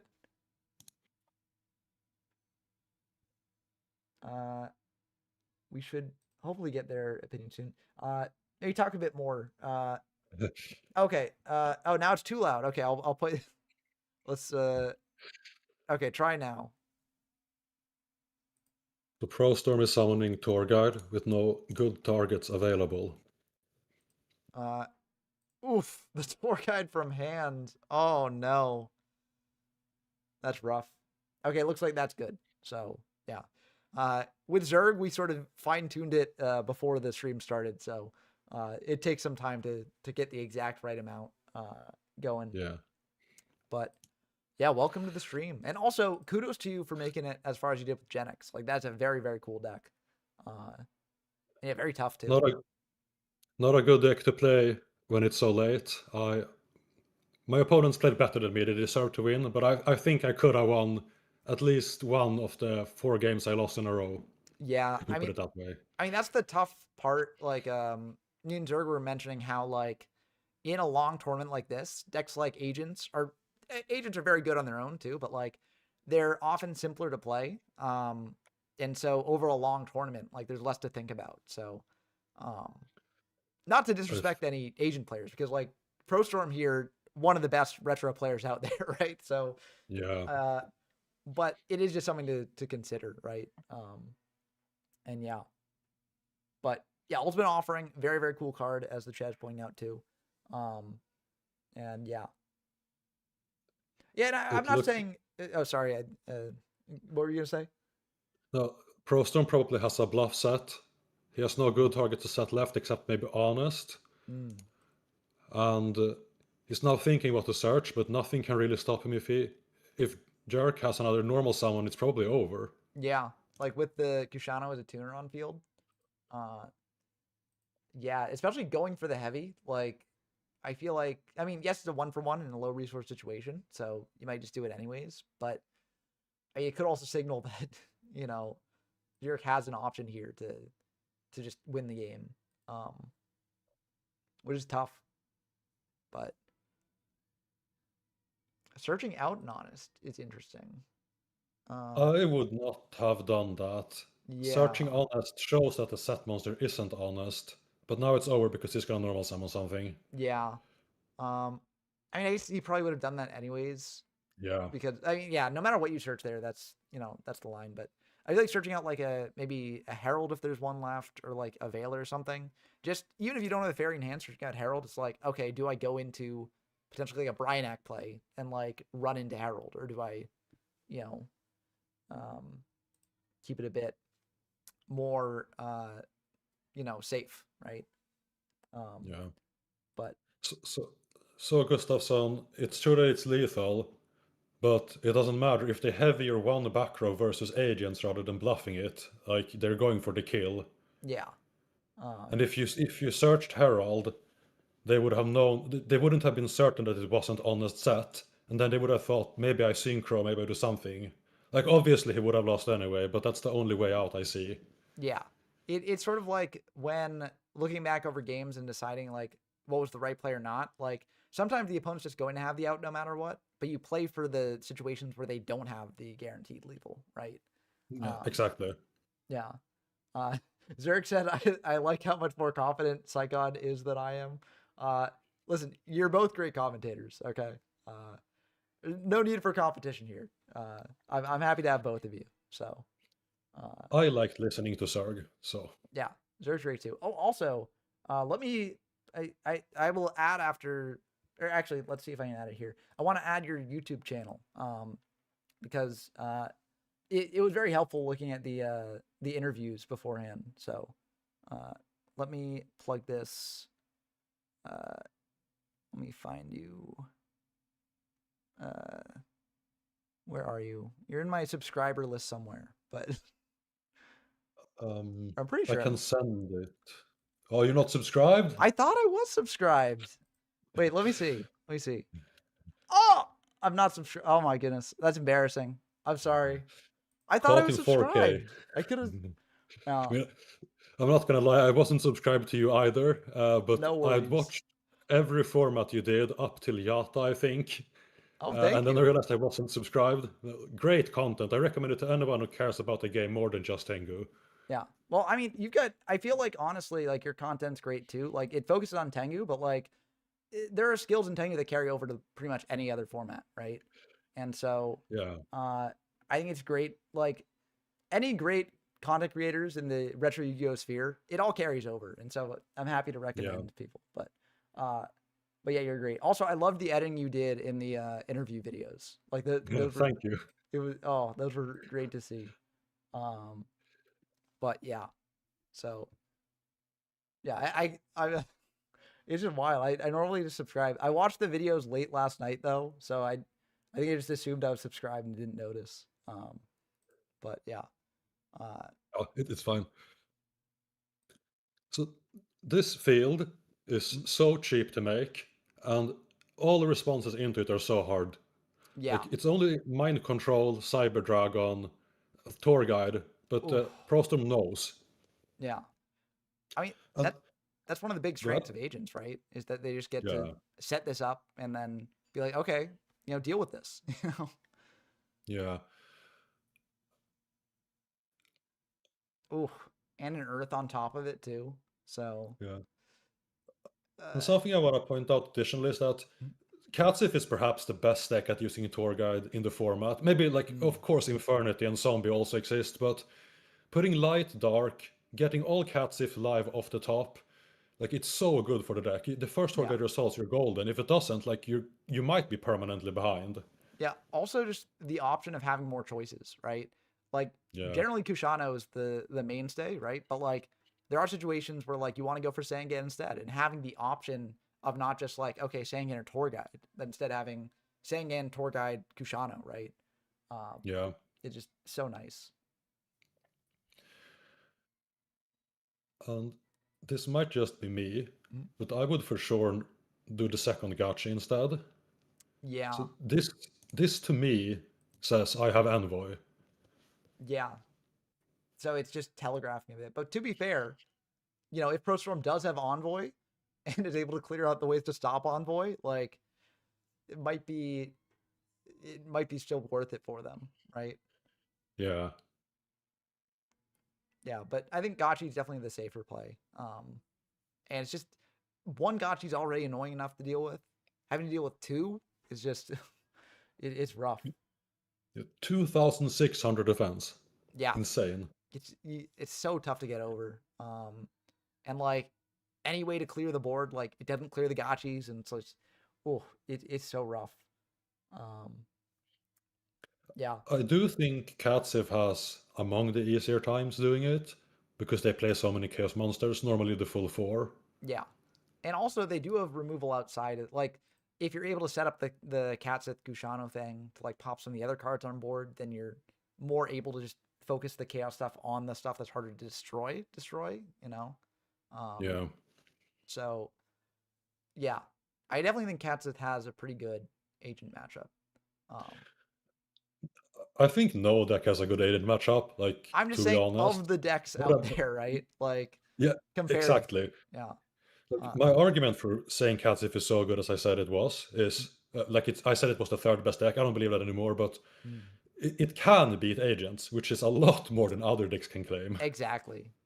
It also is sort of like it sort of locks some other decks out of the format, like some more rogue decks, because they just have so much removal. That if your deck can't deal with that, it's kind of tough. Yep. Yeah. So, what would you say is the third best deck now? I mean, Genix, of course. Oh No, yeah. it's hard to say. It's definitely not TG or Hero. Yeah. Although TG did have some good showings here, so that was cool to see. But Yeah, like I think Tengu has like agents is clearly on top, and then somewhere below is plants, and then somewhere below that is like 15 different decks. yeah, it reminds me somewhat of like Goat format, in that like Chaos Turbo is like regarded as like the top dog, right? It's the one to beat. Yeah. But that doesn't mean it's impossible to beat.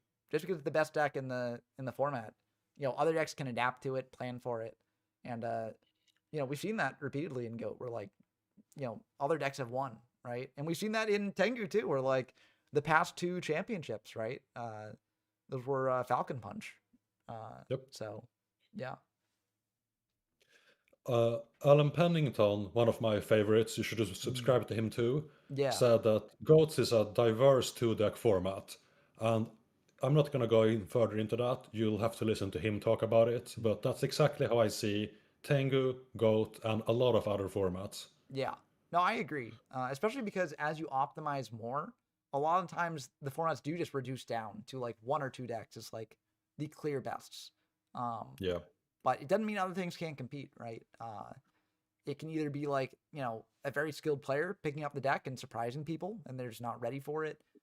Or it can be just like the deck has a good matchup against a specific thing that's meta, and can take advantage of that. Or it can just be good meta calls too. Like, we see that all the time where like people are like, I think that people are going to bring this to the event. I think that people are really going to go hard on this specific strategy or this specific card or tech or whatever. And you bring the thing and counter that. Which is part of the fun of joining Yu-Gi-Oh tournaments, in my opinion, right? It's like trying to sort of get into the mindset of like what people are going to do and what people are going to bring, and then figuring out the best way to make your own odds of winning the best, Yeah. I'll just take your word for that, Lucas. Not yours. Yours is just true. He said Tengu is a lot more diverse than Goat. I'll just have to take your word. I'm not a Goat expert. Yeah. I wouldn't call myself a Goat expert either. I'm familiar with it, but yeah, I think from what I've seen of Goat, I can agree with Viking Goats. Because like you'll see people win occasionally with like Warrior. You'll maybe see people win with like Goat Control, things like that. But a lot of the decks are playing a lot of the same cards. It's just different flavors of it. And you could argue that like, Tengu decks, they play Tour Guide, right? They play BLS, they play things like that.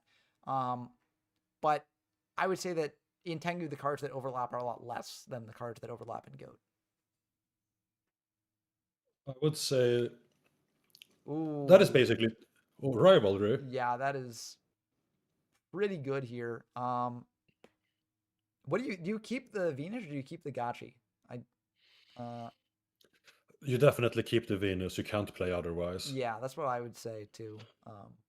Unless they brought in like Fossil Dyna, but that wouldn't even be good here because, yeah, Fossil Dana is not a play against Katsif. yeah. Uh, so yeah, and I think I think they probably just keep Spy, I would guess, unless they have further extension. So if you keep Kushano and you have a defensive card set Mm. or a mind control, you can actually do something. Oh no, there's no But you light can't 6. Never Minecon, mind. yeah, because of the rivalry. But Yeah. You pay for the Shine Ball and then you make Avenging Knight Parshath. yeah, Side one actually, Shine Ball for the. that do people play Avenging Knight Parshath in the extra deck here? Or Some people do, but it's incorrect. yeah, it just seems like Uh, extra deck space is so tight. I think turn player sends first. I'm gonna confirm. Yeah, yeah, yeah. Yeah, and then it looks like they'll go with your ruling on that. But I want to make sure since this is Worlds. Yeah, yeah, yeah. It's important to get it right. Yeah.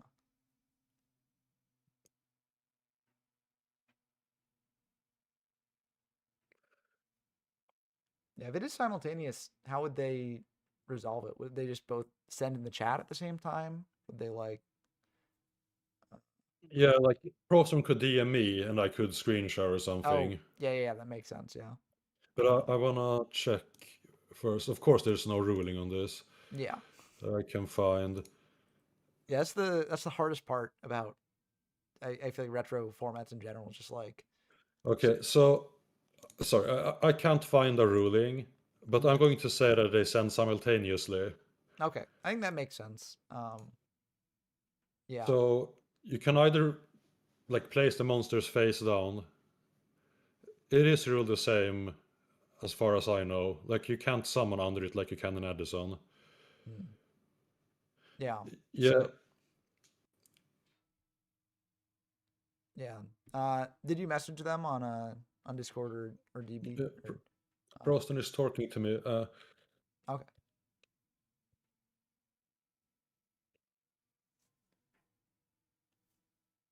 Yeah, as ProStorm says, the cards revise so much. It's so tricky to tell. Yeah.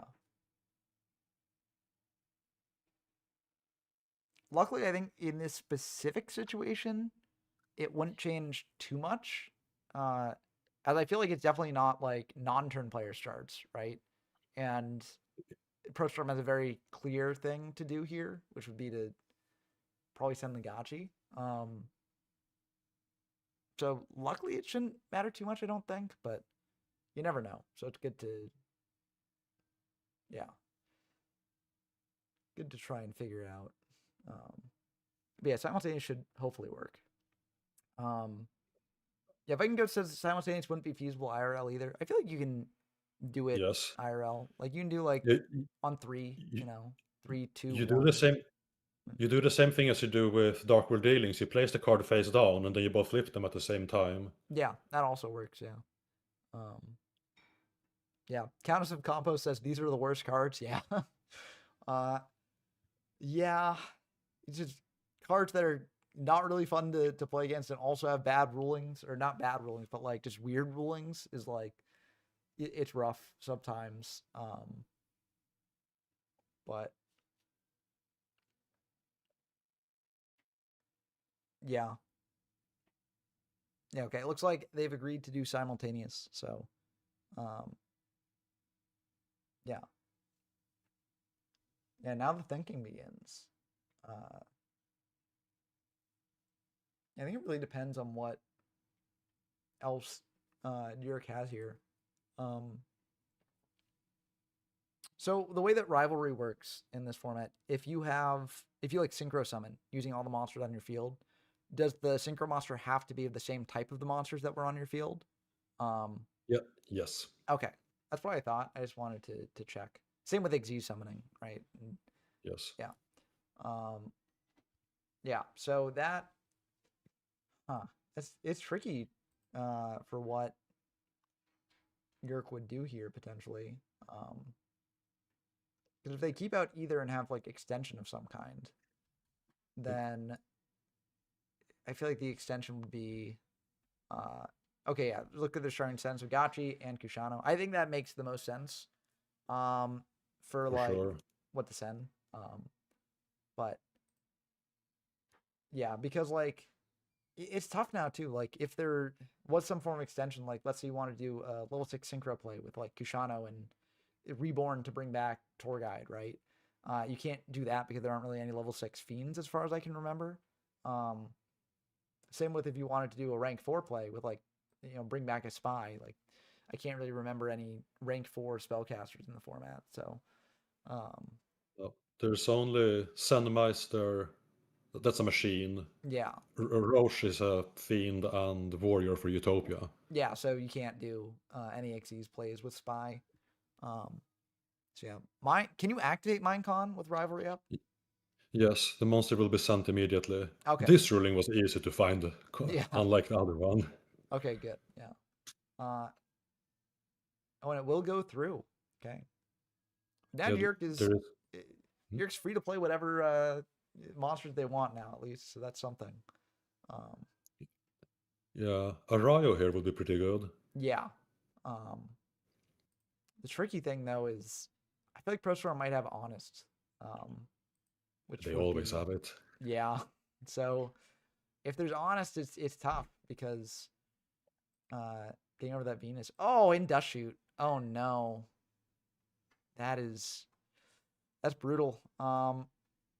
Yeah, they've got an uphill battle here. Stephen Gibbs asked, isn't Gozen match simultaneous? Not sure if that helps. So, yeah, I don't know if that ruling exists for that or not, but yeah, simultaneous I think is the way to go here. But yeah, I do agree with Zerg. Cards being too strong, that's fine. But having stupid rulings, no, can't deal with that. Yeah, because also sometimes with the ruling stuff, it's kind of rough because you don't necessarily want to lose a game because of a ruling that's like very obscure and like tricky. It's part of the skill testing of the game, sure, but like if it's like obscure enough, it's kind of like, well, that's not really fun to lose to. It's I feel like I lost to a knowledge check as opposed to a skill issue, right? But yeah, it's tricky. Wiki also says, I wish we didn't have to tolerate Dust Shoot. I mean, listen, Dust Shoot's my least favorite card in the game. I'm with you there. But yeah, the Ryo, as you said, coming down. Very good card here. I think the Trooper is the Trooper destroyed or is it sent due to rivalry? I don't actually know. Yeah. Wait, is this correct? Yeah, I don't know.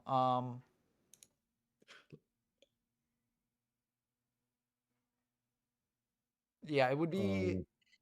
Luckily it's a quick enough fix, I guess. You just put back the card they just drew on top.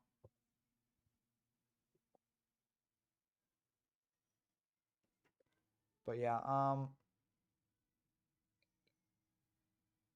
yeah. Are you messaging ProStorm or Yeah, I messaged him. Okay, cool. Let me. I'm pretty sure it doesn't work like that. Yeah, I believe so, but yeah, I mean, rivalry. It's just like, oh, this card is a rulings nightmare. Yeah. Just Punch says, Dust Shoot and Ignition Priority were always huge turnoffs for me to try the 5Ds formats. I do think that they are annoying, but like, the formats are still largely fun, despite Dust Shoot. Do you know this, Quinning?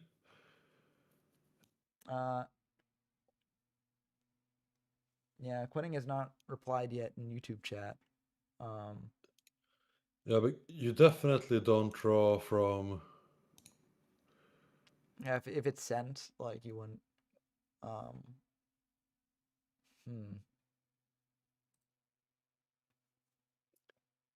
Yeah, exactly, quinning. So yeah, it's ruled that the draw does not happen there, or We'll see what quinning has to say. okay. They're going into like they're continuing the game, so I don't know. Yeah. Uh, uh, I mean, okay, that was not one of the ones they drew off. That would have been in their hand either way, I think here. Yeah, I'm almost certain they Yeah, had it already. yeah, because I don't think they shuffled. But I mean, we'll see. I mean, there's also an argument that having that card in hand versus not having that card in hand could maybe have changed what they wanted to do because, like, yeah. Oh, this is okay. It looks like Zerg has encountered this before. Yeah, they're continuing play, so I'm not sure they've seen the messages. I DM'd him, so hopefully he'll put it back. Yeah. Did you DM on Dueling Book as well as Discord, or just on? Yeah, just DB. Okay.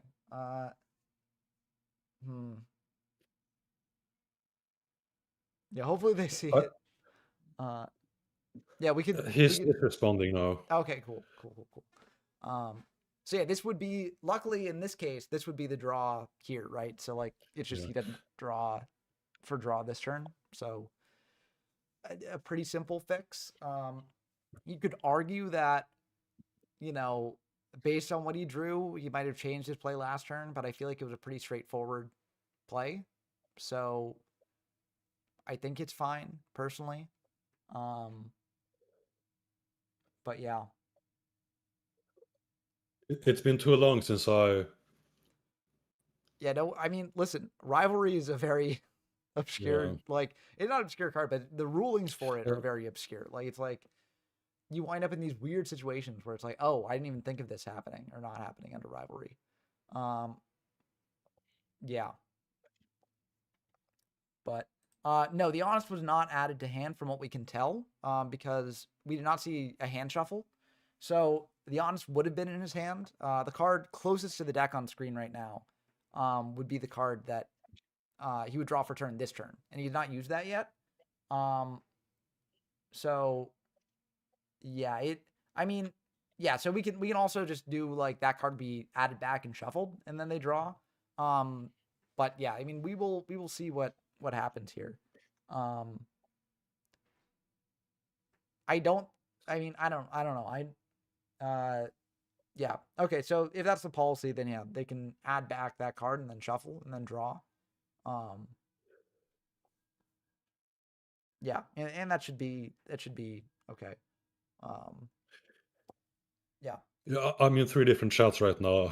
No worries. This is a little bit of a mess. It looks like Arfio actually managed to win against Kyle, so we got zombies in the winner's or in the good position, taking down the winner's bracket. That's pretty impressive. So I'll have to see if they're able to take down the whole thing later. Yeah. Yeah, exactly. As Eric said, it's important to say consistent. So yeah. So yeah, we should, yeah, it'll be like they'll shuffle back and then draw another. Because like, let's say they did their play last turn because they, you know, they had an expectation based on what they drew off like the trooper. And then like, you know, that maybe would have affected things. So you don't want to give them that advantage. So then you shuffle it back and then draw. Not that it would be much of an advantage, but yeah. I did tell ProStorm to not draw, but they kept on playing. So yeah, and what Queening said is he skips his next draw phase and you play the board as it is for people wondering. So they don't shuffle back the draw. No. Okay, that works too. Yeah. But yeah, I think it was just they didn't see, or they thought you were just the message was like related to what previously happened or something like that. Yeah. But yeah, Like if they knew the message that you sent and were like purposely avoiding it, they wouldn't have brought it up now, right? So I don't think that was purposeful. I think they just missed it. I am pretty sure that ProStorm is too used to how Rivalry works in Edison, and this isn't related to Rivalry, but the breakdown of the damage step is different. You can drop Trag over Drago in Edison, if I don't misremember, but you can't in Tengu. I think he's talking to Quinning now for a Yeah. resolution. Yeah. So that will be that. I mean, I do think that ProStorm is still in a very good position. So I think ProStorm likely winning this, even with this, but yeah. Yeah, I think it should be fine. As long as the draw steps skipped here. He's talking to Quinning, and Quinning is the TO. Yeah. So Quinning's law goes here. So apparently you can't top drag on Drago and Edison either. So Okay. There's something else that's different with the damage step. Yeah. Which I'm not surprised by, because the damage step is one of the most complicated and changing things in rulings history. So yeah. I would imagine there's some case that comes up. Okay, it looks like Dirk is going to be AFK for the next 2 minutes, which I think is fair. They're still working out things here, so yeah, hopefully that will be fine. Yeah, I think, no matter what, ProStorm is in a very good spot here. So he is, but it's not as good as it might look, because Dekirk has 2 traps he has not felt the need to use. Yeah. And he has Catsif in hand with Kushana Engrave, right?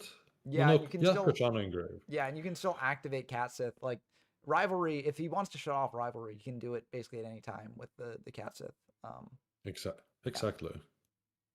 So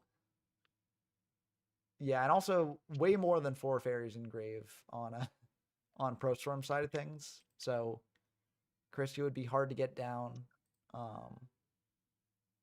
Yeah, so it also is pretty good for York right here, but 600 life points is very scary to be at, especially against agents.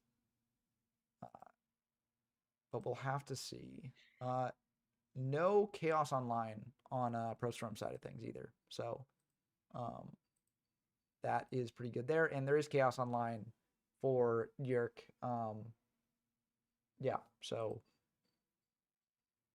they actually are in a very good spot. Well, I mean, okay, this is game 2. Okay, yeah. So Yerk won game 1. And so yeah. I'm believing in zombies. Don't worry, Arfio. I believe. I mean, you're at the top of the events right now, so pretty good. Yeah. Oh, Zerglings is Stephen Gibbs's DB username. So yeah. Anil Kabosovic. Sorry if I mispronounced your name. Yerk is my goat. I mean, they've been doing really good in this event so far. So. I'm not surprised there. Yeah. They do a bit of a tough run to victory, but it is possible.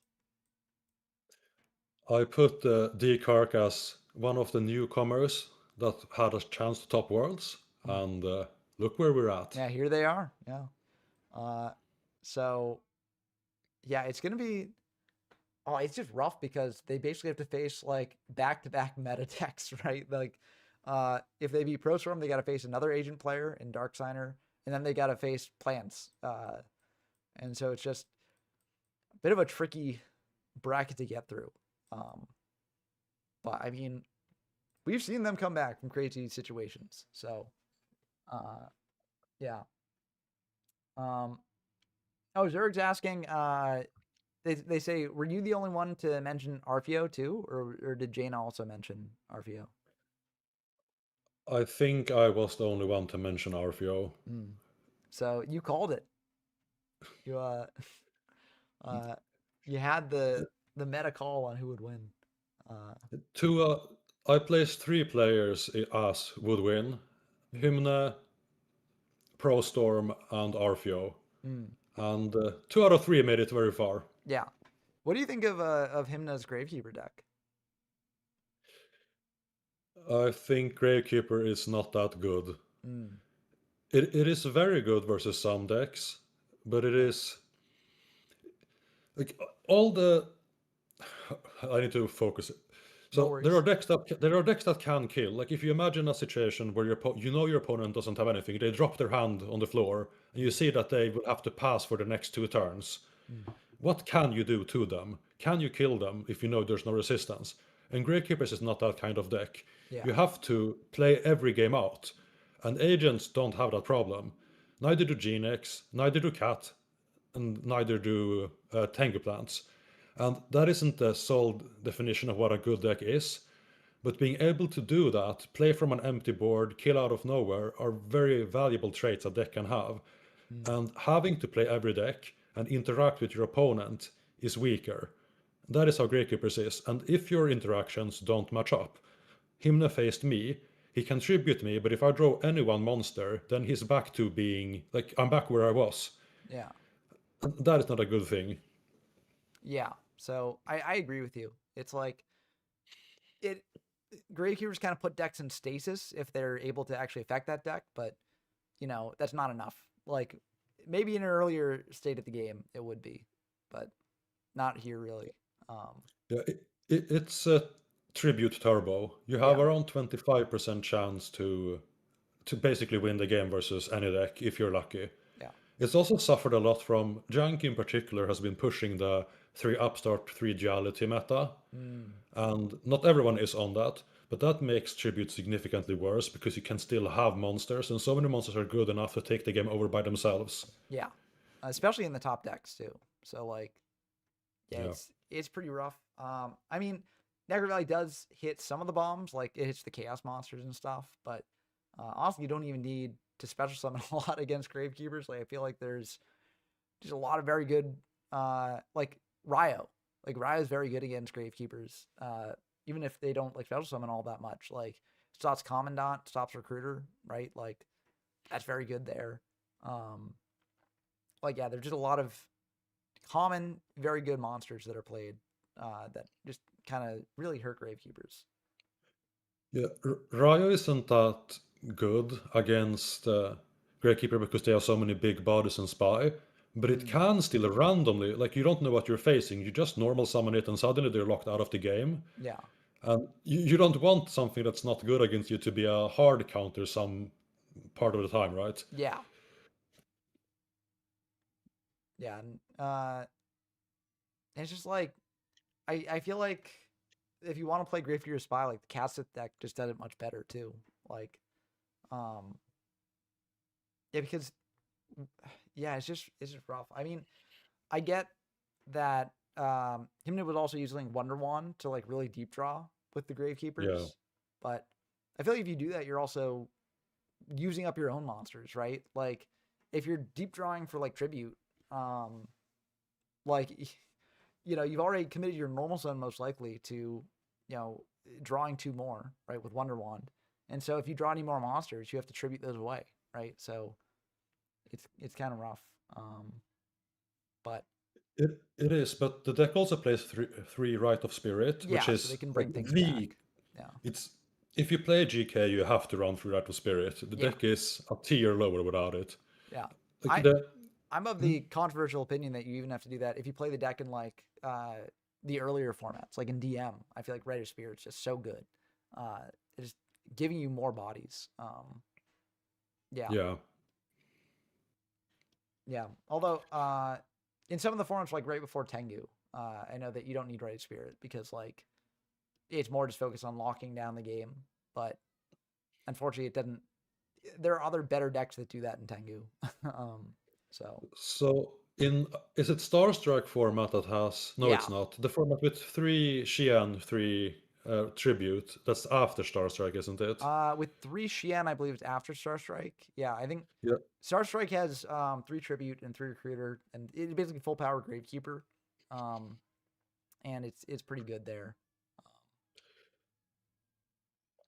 So thank you, Antonio B699. I mean, my opinion is just correct. I don't know what to say. Yeah.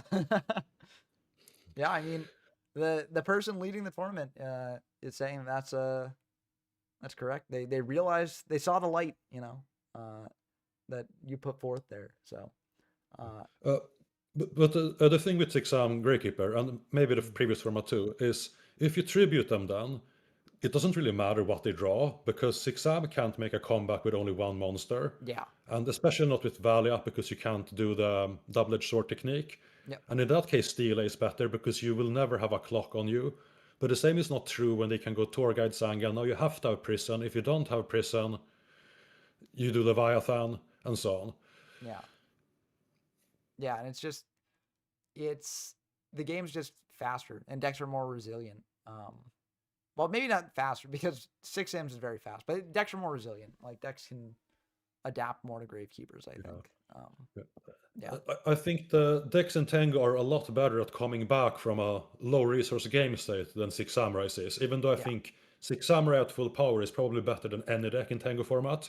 Yeah, but it's a matter of how it operates, as opposed to, like, Exactly. yeah, the way it operates is just like, it is kind of like what you said, where like you just put out your whole hand, right? Yeah. And because Gravekeeper's tribute is focused on getting rid of the whole hand, like, it's like, yeah, it's definitely a natural matchup there, natural counter, that can make it actually effective. Okay, it looks like we've gotten resolution here. So are they redoing the turn? Is that what it is? Yes. Quinning first ruled that it would be accepted game state, but as of now, it looks like they're rewinding it instead. Okay. And yeah, go ahead. Oh, no, you go ahead. And as long as G-Kark has good traps, I think he's actually favored here. They are actually favored here. Yeah. Because they can pop Rival at any point. Sure, Prostorm is at high life, but that's nothing one Envoy into a Tour Guide can't fix. Yeah, I agree. And now he also knows the Honest is there, which is pretty big, because Ryu blocks, like, you're too many fairies for Christia, and a single Hyperion is not enough to make the graveyard small enough. Yeah. And, Ryo countering everything is just like countering all the bombs that ProStorm would drop is very good. I don't think Ryu is good in this matchup in general, but in Catsif, you have to have cards that can make progress in the game that are not Chaos monsters. Yeah. And you also need lights, and it's like the opposite of Goat, or maybe it's semi-Goat too, but like, your darks are pretty good, but your lights are really bad beyond Catsif. Yeah, that's why how this deck even exists. That's Go how ahead. it is in Goat too. Yeah. Okay. Like, some of your best lights in Goat are like DD Warrior Lady, which it's like, Yeah. yeah, it's kind of tough to get engraved sometimes. But yeah, that's just the nature of the game, honestly. Like, okay, here we go. Cast at play. So yeah, they are gonna pop the Venus, and then get in for 19. So that did change things.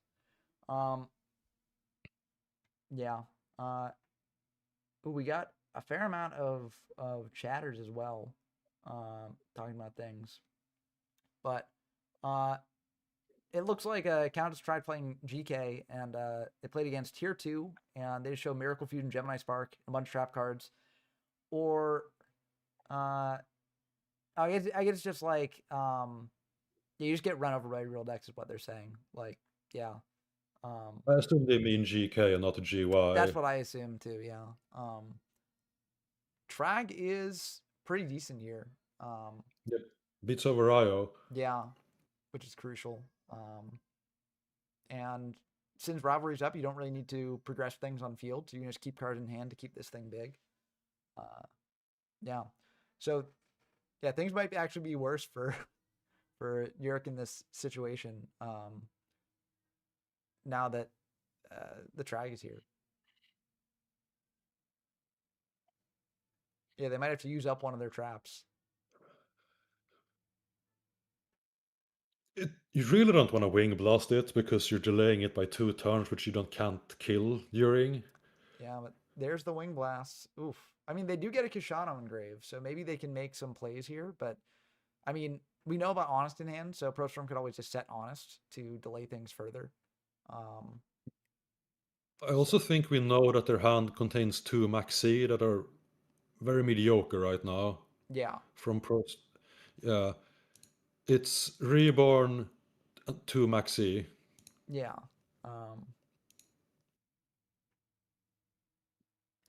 Oh, it looks like we're breaking the event off after this with top 4 solidified for tomorrow or multi-day if necessary. Yeah, I could try and stream tomorrow. Tomorrow's a bit more selective for me, but I can try. I can try to make it work. But yeah, I think that makes sense as it's been going on for a pretty long time. So Definitely. yeah, especially with the sort of tough rulings there. There, yeah, you can't flip it up. I believe that's correct, right? Yep, that is correct. You can't summon monsters under it. Yeah. So if it gets flipped up through other means, then that is one thing. But yeah. Yeah. If you thought that was honest, the correct line would be to attack and then a flip. Yeah, exactly. But Then Minecon. yeah, but I think they thought they could just flip it up. So it's rough. It is late. Yeah, it's late for both these players, and it's rivalry's a tricky card. So yeah, it's gonna be rough no matter what. Yeah. I mean, that being said, damage is damage. So 1900 in. I mean, it's something, I guess. But yeah, definitely not the most ideal use of Minecon in the world. Yeah, they're just gonna go to end phase, pass back that honest, and leave it at that. So, do you just leave honest here? I think that's definitely an option. Especially at 3200 life, so like it's a bit more dangerous to just let Ryo attack in. I think especially because they wing blasted, right? Because as you say, wing blast just delays the trag. So like they might have another wing blast or something for it, which then you're taking too much damage there. Yeah, I think that's honestly a fine play from ProStorm's part, right? Just like making it unknown what the set is, even though it could be a trooper. Yeah, it could be. It could be a variety of things, but it likely is honest. But just the unknown nature of it makes it better there. The one downside of that would be if Yurik had a effect veiler, right, to then just shut off the honest from going back to hand. But I still feel like that's worth it. You're pretty close to. If you flip and add back honest pass, attack with Ryo, drop trag, discard trag, take Ryo, then you can kill. Wait, would you be able to take Ryo? Because rivalry's up. It gets sent. You can still change yes. control of monsters. Yes, you're right. Yep, you're right. Yeah. Yeah, so that'd be good. ProStorm might be aiming for that line, although the 2 back row do make things a bit scarier. It loses to everything, and if they Veiler it, it's the game over, I think. Yeah. But maybe that was also part of why they flipped up the honest to test for Veiler, right? Possible. So yeah. Very interesting. I think as the game goes on, it definitely favors ProStorm more. Partially because we just know that Trag is in hand, and like the more cards in hand, the bigger Trag gets. So ProStorm is pretty safe, and he can play a lot better on the rivalry since he plays so many fairies. yeah. If He also if ProStorm attacks into the Ryo, would they be able to drop Trag, or would the honest still be like counted on field? It counts on field still. Okay. Yeah, so that is one less option that they have there, I guess. Oh, tour guide. You can drop Trag here because Trag's a fiend, right? So Exactly. yeah, that's pretty good. Yeah, pretty clever play from ProStorm there. Yep, just dead Maxi. Yeah, they probably would have liked having the Maxi there for the tour guide coming down, but Yeah, they also didn't maxi on the tour guide. I yeah, think they had two. yeah. If they had a second, I feel like it would have been good there because you potentially prevent the trag play, right? But they might be saving it for when a monster hits into Ryo. But like I don't know, that's just one draw either way. So I yeah. feel you're so close to winning here, like outright though. Mm. If you, he's already used Reborn and Minecon. No, Reborn is still there. Yeah, because So Reborn was undone, right? In the yeah, yeah. yeah. So But like a big enough body and armor arm will clear this, and Trag won't matter. yeah. You also only really need one more attack for Wyvern to be lethal. Of course, it's dangerous into Honest and possible Heralds and such. Yeah. But I mean, if you can keep them on the fiends here, I mean, Trag is the worrisome fiend. But if you've got ways to deal with the Trag, I do think that Yurk did not have a Catsith in hand as well, like because otherwise, I think last turn you would go Ryo into one of the tour guides, and then if they drop Trag, you just Catsith it. Yeah. So yeah, they. I don't think they have that. Unless you're worried specifically about like Herald, right? Which is a fear. But if they Herald this, then that's 2 less cards out of hand. So then the Trag is not as scary, I guess. Well, it needs to be bigger than Ryo to impact the game. Yeah. Which I think it still will be bigger than Ryo. Because that would be 4 cards left in hand. They'd draw another. So yeah. Well, this is a very tricky thing. Yeah. And Wiki says, I think right now, in many ways, Rivalry is protecting the Catsith player, and I do agree with that. Especially with those tour guides out as opposed to like fairies out. Yeah. Yeah. But those 2 back row though, those 2 back row are very scary here. So no heavy's been used up by Pro Storm though. So if they draw into heavy, then all bets are potentially off. It wouldn't surprise me if Prostom is already holding heavy, just waiting for opportunity to kill. Yeah. If you let's see, if you activate heavy and then can you tribute summon track or is it just special summon? You can tribute summon it. So Foruolo, I can say that. I think this is loser semis. It doesn't say on challenge which round it is.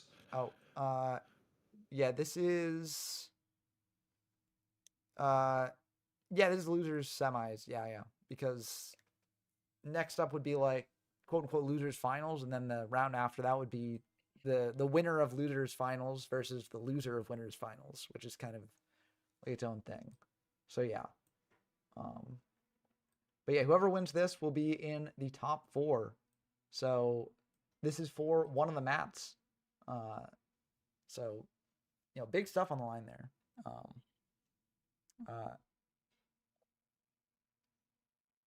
Losers quarters, I guess it's what it's called. Yeah. Yeah. Yeah, because loser semis would be Dark Sign and losers finals would be versus Kyle YGO.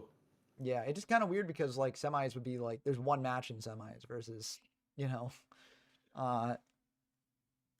like normally you have 2 matches in semis, so it's just kind of weird there. But yeah,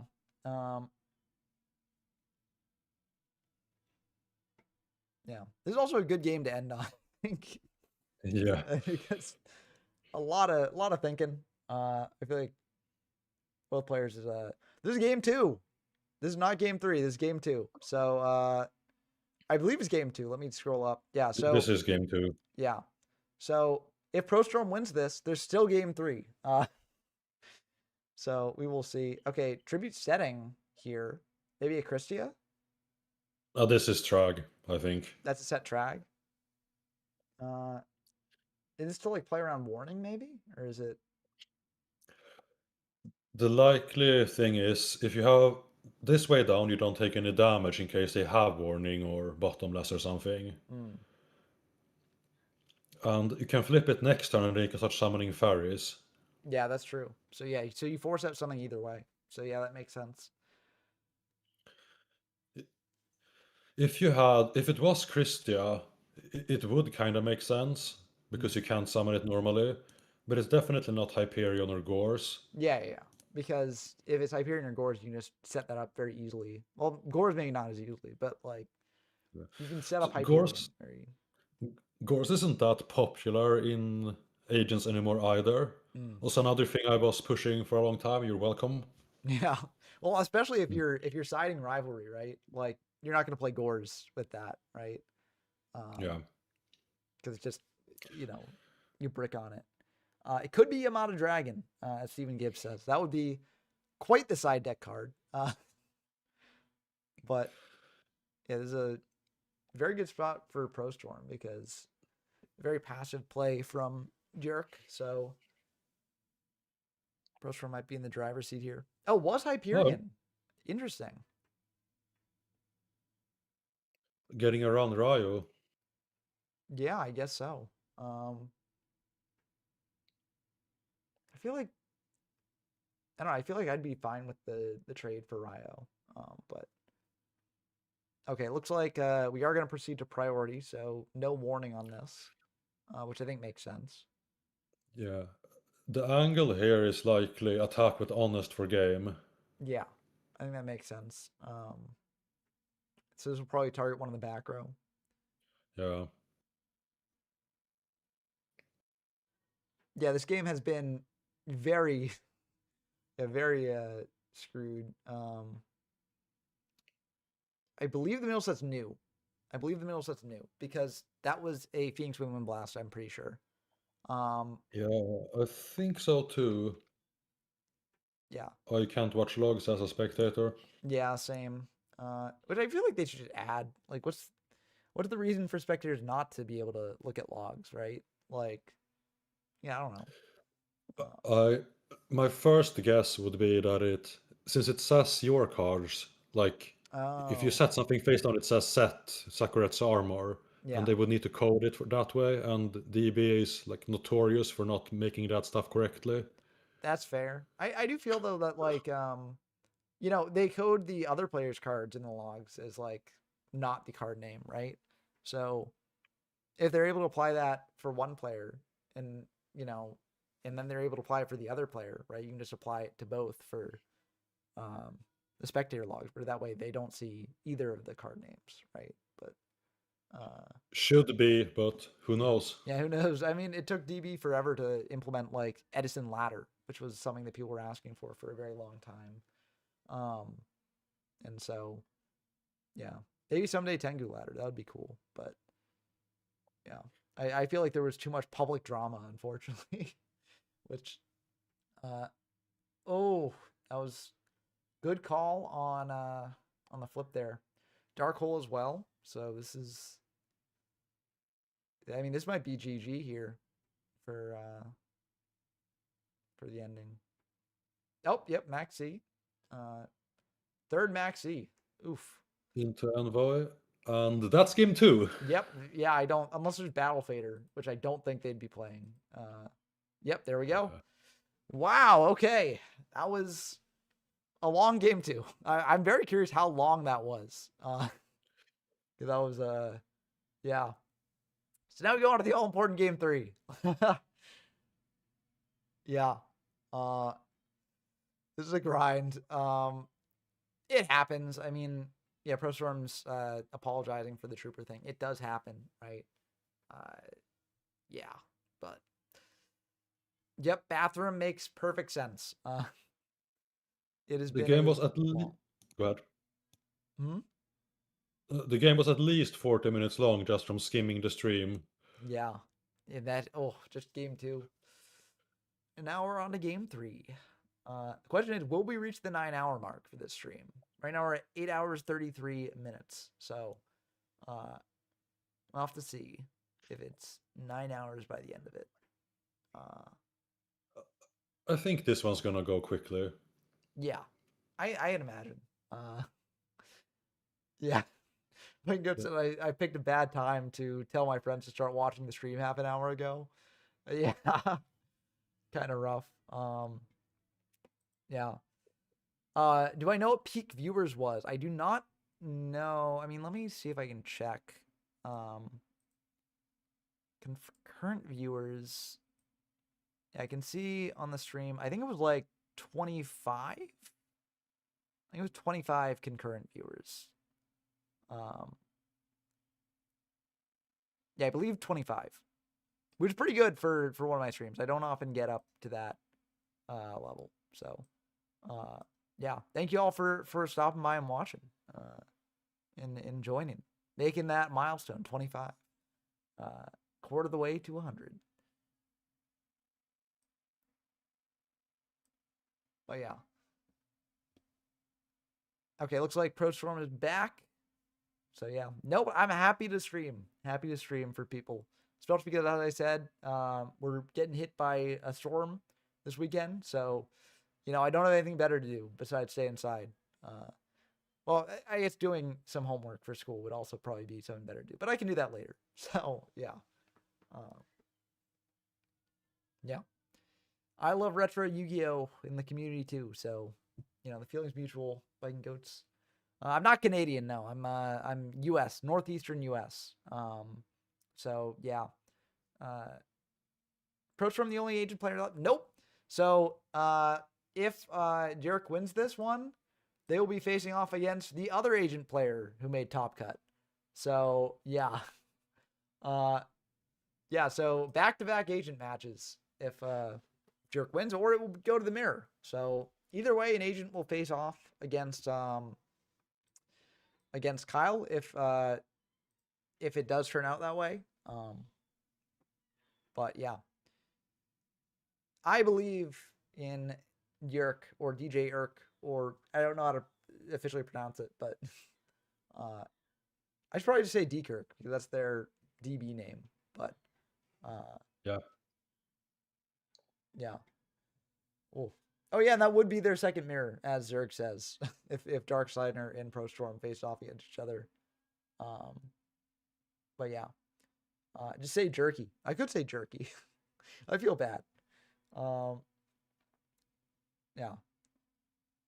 Allure, pretty good start. The closest we got to Pot of Greed since 2005? Is that when it got banned? I think it was 2007 or 8, I think. Oh wait, for Pot of Greed? Yeah, Pot of Greed was 2005, yeah. I thought you were saying when Allure came out. 'Cause my brain's fried at this point. So but yeah. Good night, Arfio.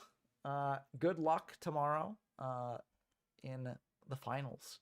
But yeah, the Bolt for game was definitely a highlight. That was wild to see.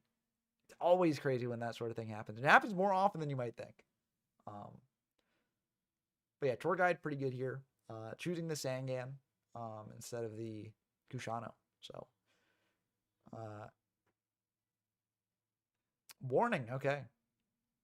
This is a situation where I think you should warning the second summon instead. They take more damage and you can attack over the ball. Yeah. It's less overall damage, but you're less exposed to Trag too. I think that makes sense, yeah.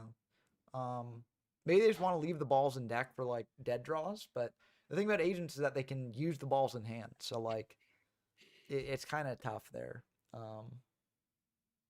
But yeah.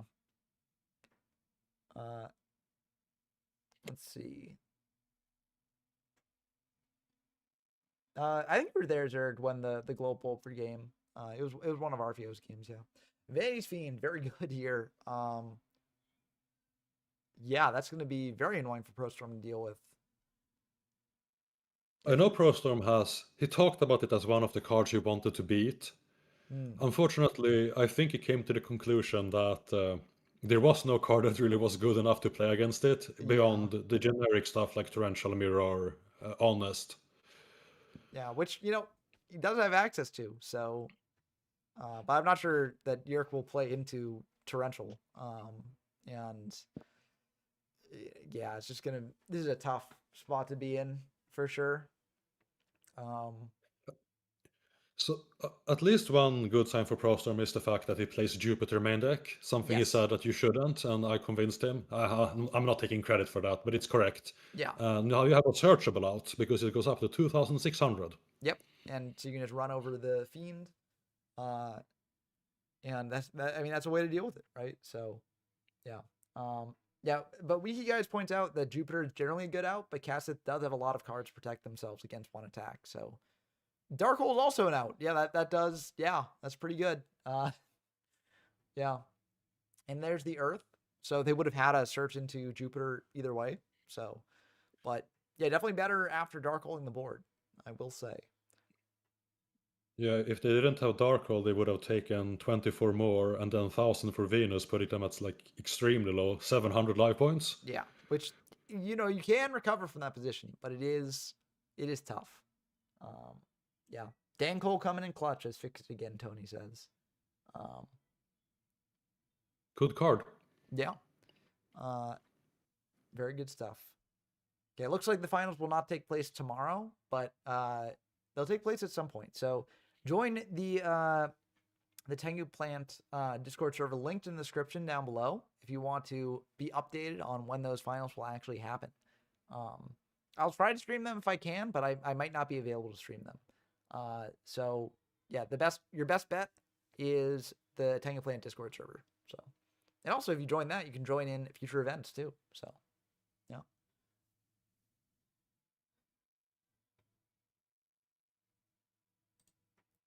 Yeah, no Kushano Engrave. No Light Engrave at all, I don't think. Yeah, no Light Engrave, so no Chaos Plates just yet.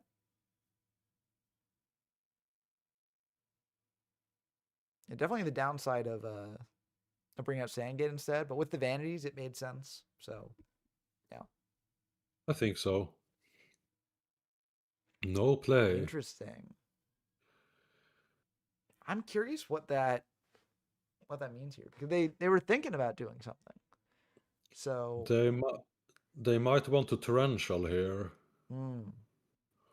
yeah, if it's torrential, you torrential on the summon of ball, right? So They can prio for that, but I think you do it anyway. yeah. And Yurik is thinking. They're going to ask Prio here.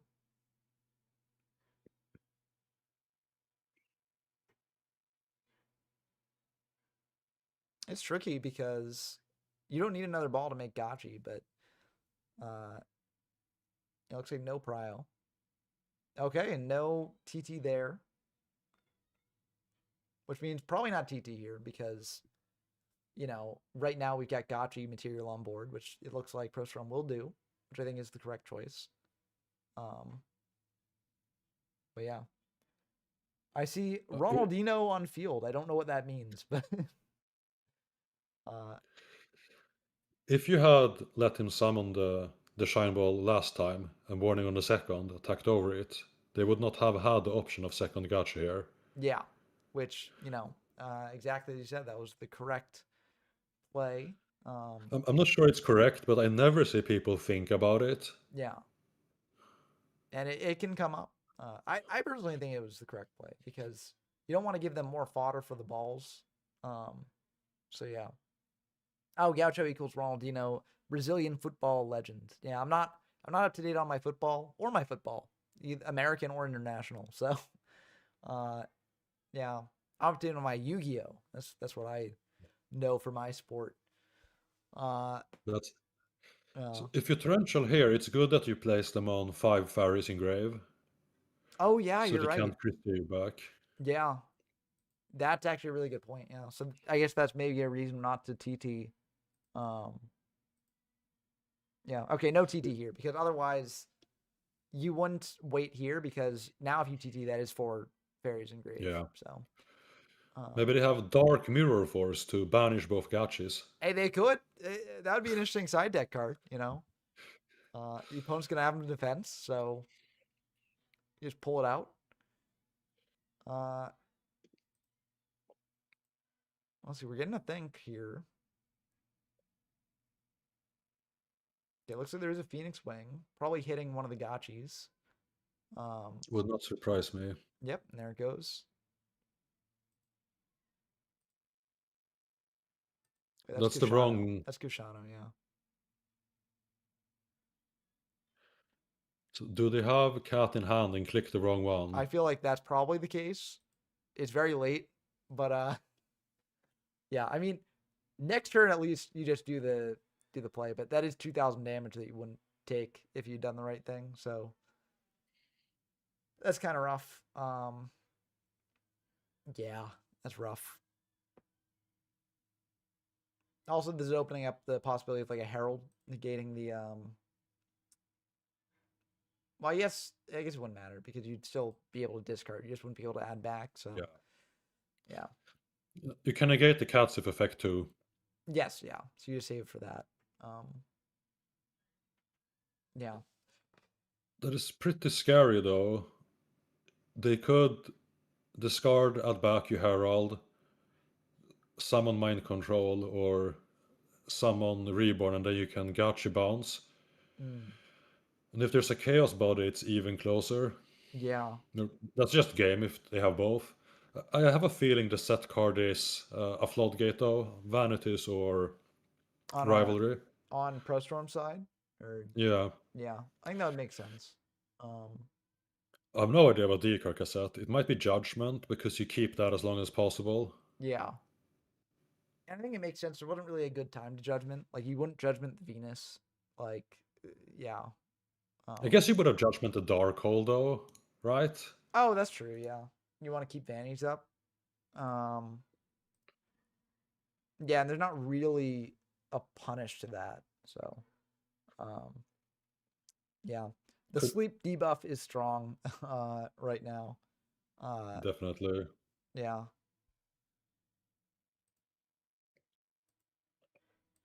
It's not that hard, Zerg. Just think, what would they have used? It's obviously not my body as a shield, right? Yeah. Because then they would have stopped dark hole. Yep. No dark mirror force too.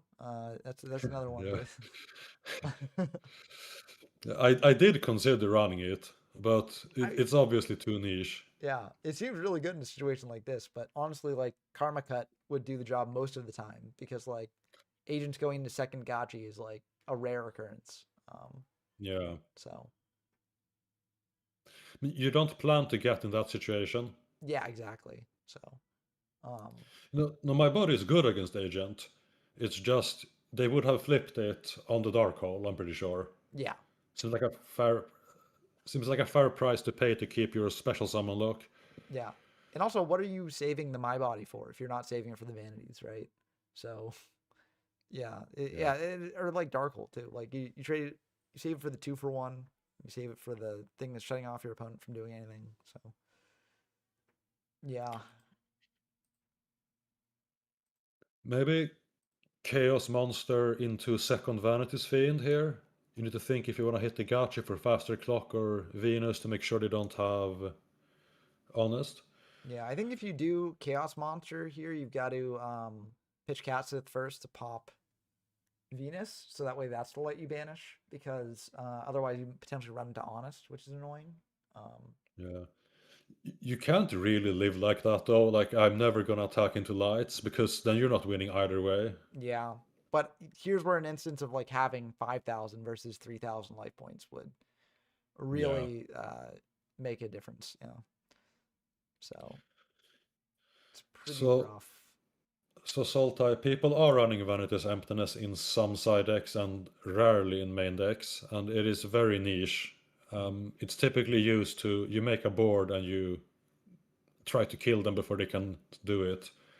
So in Agent Mirror, for instance, because people use the side multiple trap removal. Yeah, and there's the Catsith. Yep. Oh, unfortunate, you know, missed opportunity there on the past turn, but it happens. Yeah, you'd be in the same situation with 2,000 more life, so Yeah. definitely unfortunate. Yeah. But we'll have to see what they can do beyond this as well.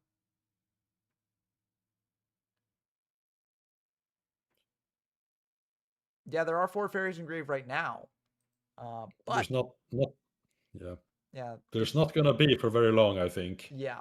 Yep, and there's the chaos play. I banish a light in the dark. Yep. for the Chaos Orc. Yeah, and the prio is going to go through here. Attack is potentially risky because of the Honest, I feel like, right? I wonder if you Fiendish Chain. Oh, that's rough. I feel our Vanity's Fiend is still about as good here as with Gachi off the field. Yeah. The question is, do they have it? They're thinking on the activation of Chain, so they might have another discard trap there. I feel like now's a good time to use it if you're going to use it, just because Gachi is just so frustrating to deal with. If you had another discard trap, didn't you have a more clean kill line then? Yeah, it is another discard trap. Okay, yeah. So, and they're stacking the Fiendish, which I feel like it's interesting because then you can't get as aggressive as you might want. Oh, But it does draw lock them for a turn, so that is not terrible. I think a Compulsory Vacation Device is a good card. It outs Leviathan, which is the big one, and it breaks up plant combos. But someone asked about it. Yeah. I saw in the chat. Hyperion is pretty good here. Because also that gets 4 fairies exactly engraved if you don't have a way to out the Hyperion. I hope it was a torrential here to leave them at 4, but it does not look like it. Yep. So yeah, and 27 in. So the extra 2,000 might not have mattered here. But it's still good to think about. But yeah, very tough spot for Derek to be in. MST Envoy, leave them at 100. That's a good answer. Okay, Cassith, yeah. We know about Fiendish Chain set, most likely. So that's something to consider. It's just one card in hand is Kashano. That's not very strong by itself. Yeah. So we can guess there's a discard trap again here Yep. because they kept Kashano in hand rather than deffing with it. Yeah. So And any monster kills now. Shineball kills, Herald kills. yep. So something needs to be done here. Phoenix Wing. Oh I no. mean, it's something, I guess. But yeah, that 2,000 life. I mean, that it really did come up, unfortunately. I wonder what their other set could be here. Because they set it instead of keeping that as a discard. Yeah. Could be Solemn. Not a bad option. No, I think we're talking about the set back row. Yeah. Yeah. But yeah, we know Herald in hand, so yeah, Spy here would be pretty good. Question So is, Spy. Go ahead. No, you go ahead. So Spy with Last Cat in hand wins the game now. Even through Herald? Oh no, never mind. He has too low life now. If he had a full life, then Wyvern would be enough. But yeah, Herald on. I assume you would Fiendish Chain the Spy. Oh yeah, that makes sense too. Yeah. Then you pop an ad, and no matter what they do, you had a kill line. But his 100 life too high for Utopia. Yeah. So is it Spy? We'll have to see. It is indeed the Spy. That's really good, regardless. Do you Herald here? I think you kind of have to. Yeah. You can't let them get up the defenses here. Yeah, Kurtzy is already offline, so I think you just gotta. You don't need to worry about the fairy count here. And like, what else are you negating, right? Like, what is the better option? Especially that you have Fiendish, which is really good at stopping monsters like Hyperion that could attack for exact game here. Yeah. So yeah, I think it's definitely Herald time if they got it.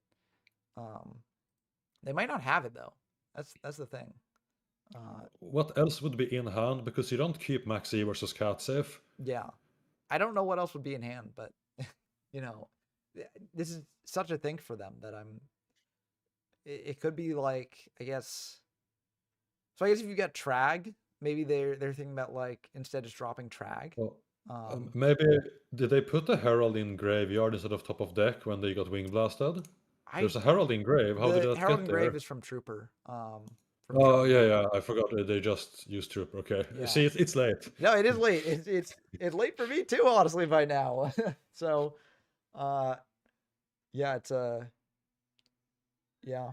Sultai said, why is it so hard to just draw Hyperion and drop? Yeah, very true.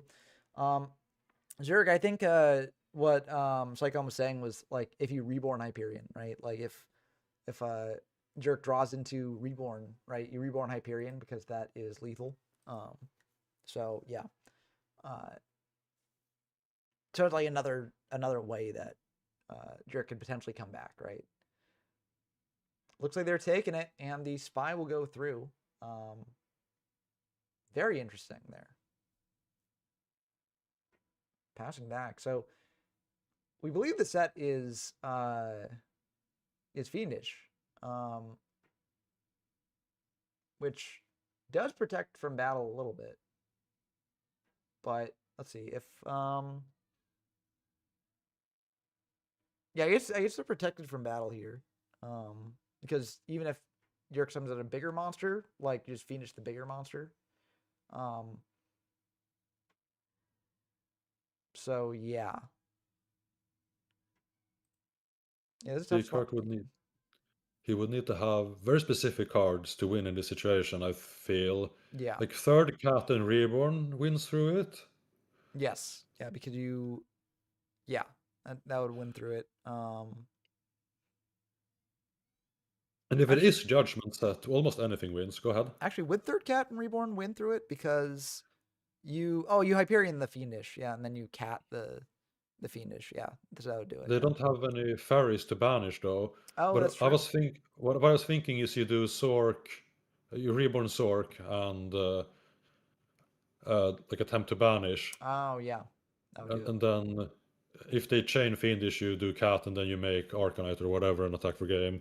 Yeah. Well, speaking of Reborn, yeah, there's Reborn and Hyperion. So yeah, it feels like Joey versus Merrick. Yeah, kind of. Very intense. And there goes a pop on that back row. Effect Veiler coming down though. So this is either the classic play you do where you Veiler the Hyperion so that they will herald it. And the set is something dead. Yeah, and they will indeed herald it. Herald for Herald. So that's all Herald's gone. Dark Hole. That's interesting. Oh, BLS. Yeah, that wraps it up. Very intense here. And the last card in hand is Kashano. No, it's not. It could be another Veiler, but otherwise it's over. Yeah. Well, if it was Veiler, you'd Veiler the BLS at end of main. Yeah, exactly. So, yeah. But it still wouldn't be enough with the Trooper, so... Yeah. I think in the end, the life points didn't ultimately matter. I think ProStorm was probably winning either way, but... Yeah, he was. So, luckily that didn't matter, but... Yeah, rough stuff. Very intense games. Yeah. Carrie says Jerick would have won. It would have definitely been tough, but they might. I mean, maybe they play more aggressively and eat through some more things if they had more life points. But it was definitely going to be an uphill battle. But as Quinning says, both these duelists, very powerful duelists, very good stuff, and that means that that we have our top 4. 2 agents, 1 plant, and 1 zombie deck. So it's very interesting here. So yeah, so they would be at 5,000, but like they still wouldn't win through this push here, right? So they'd be at 2,300 after the Hyperion attack. And so they would still, at the end of the day, they still wouldn't be able to win. They would lose here. They were never ahead in life enough. Yeah. Like they had Fiendish, like maybe there was a line, but I think this was in ProStorm's favor like the entire time. The Fiendish top deck situation, like you want to top for tempo, not for value, or what to say. Yeah.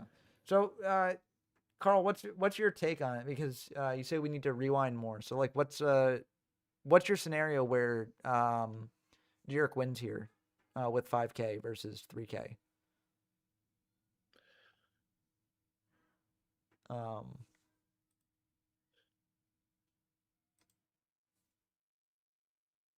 So you wing blast on Gachi, you discard cat safe. Yep, Life is so- 5,000 to 2,600. Yeah. So you're at 5,000 instead of 3,000.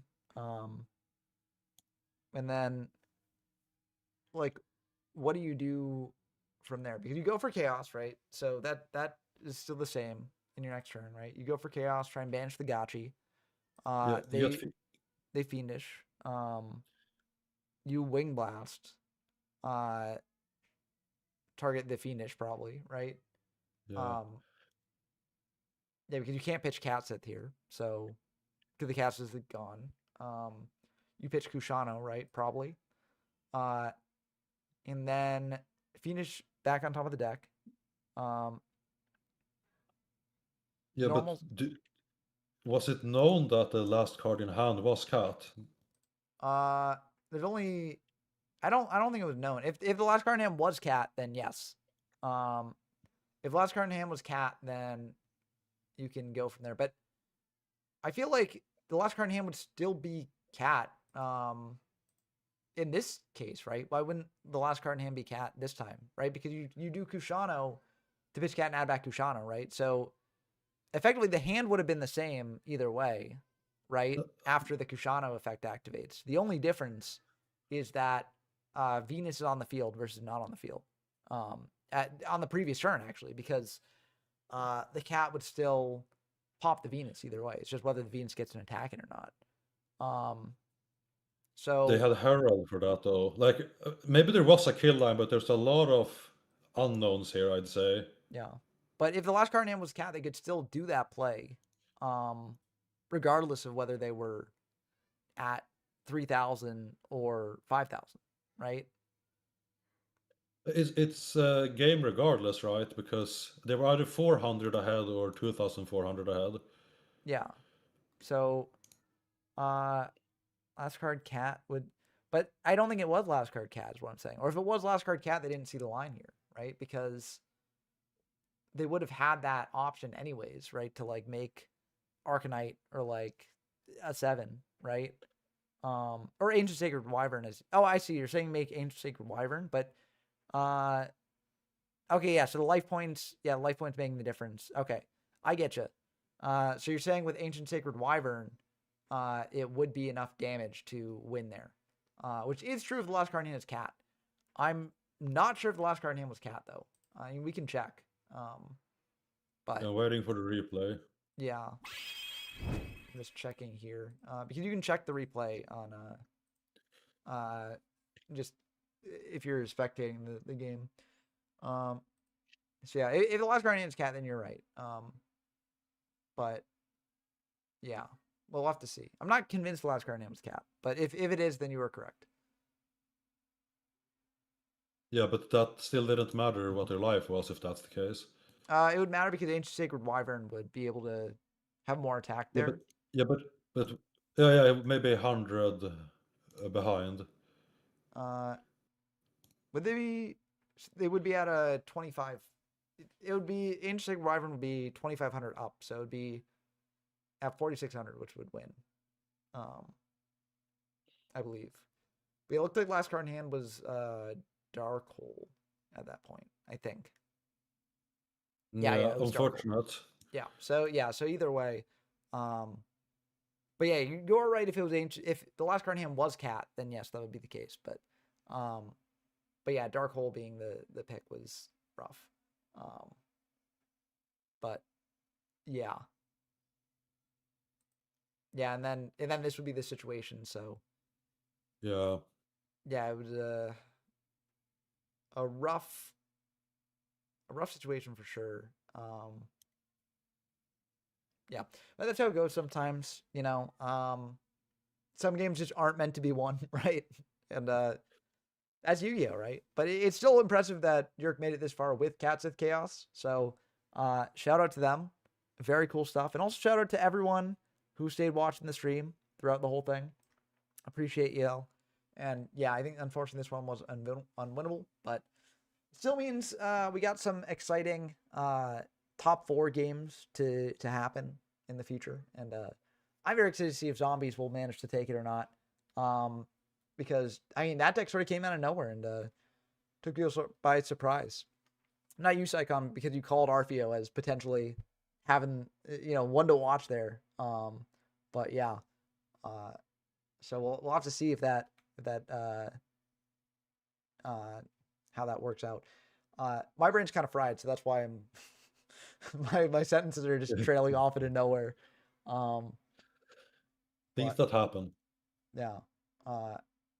Anyway, I think we're gonna end the stream there, right? Because the finals are happening on another time, or the top 4 is happening on another time, I think, right?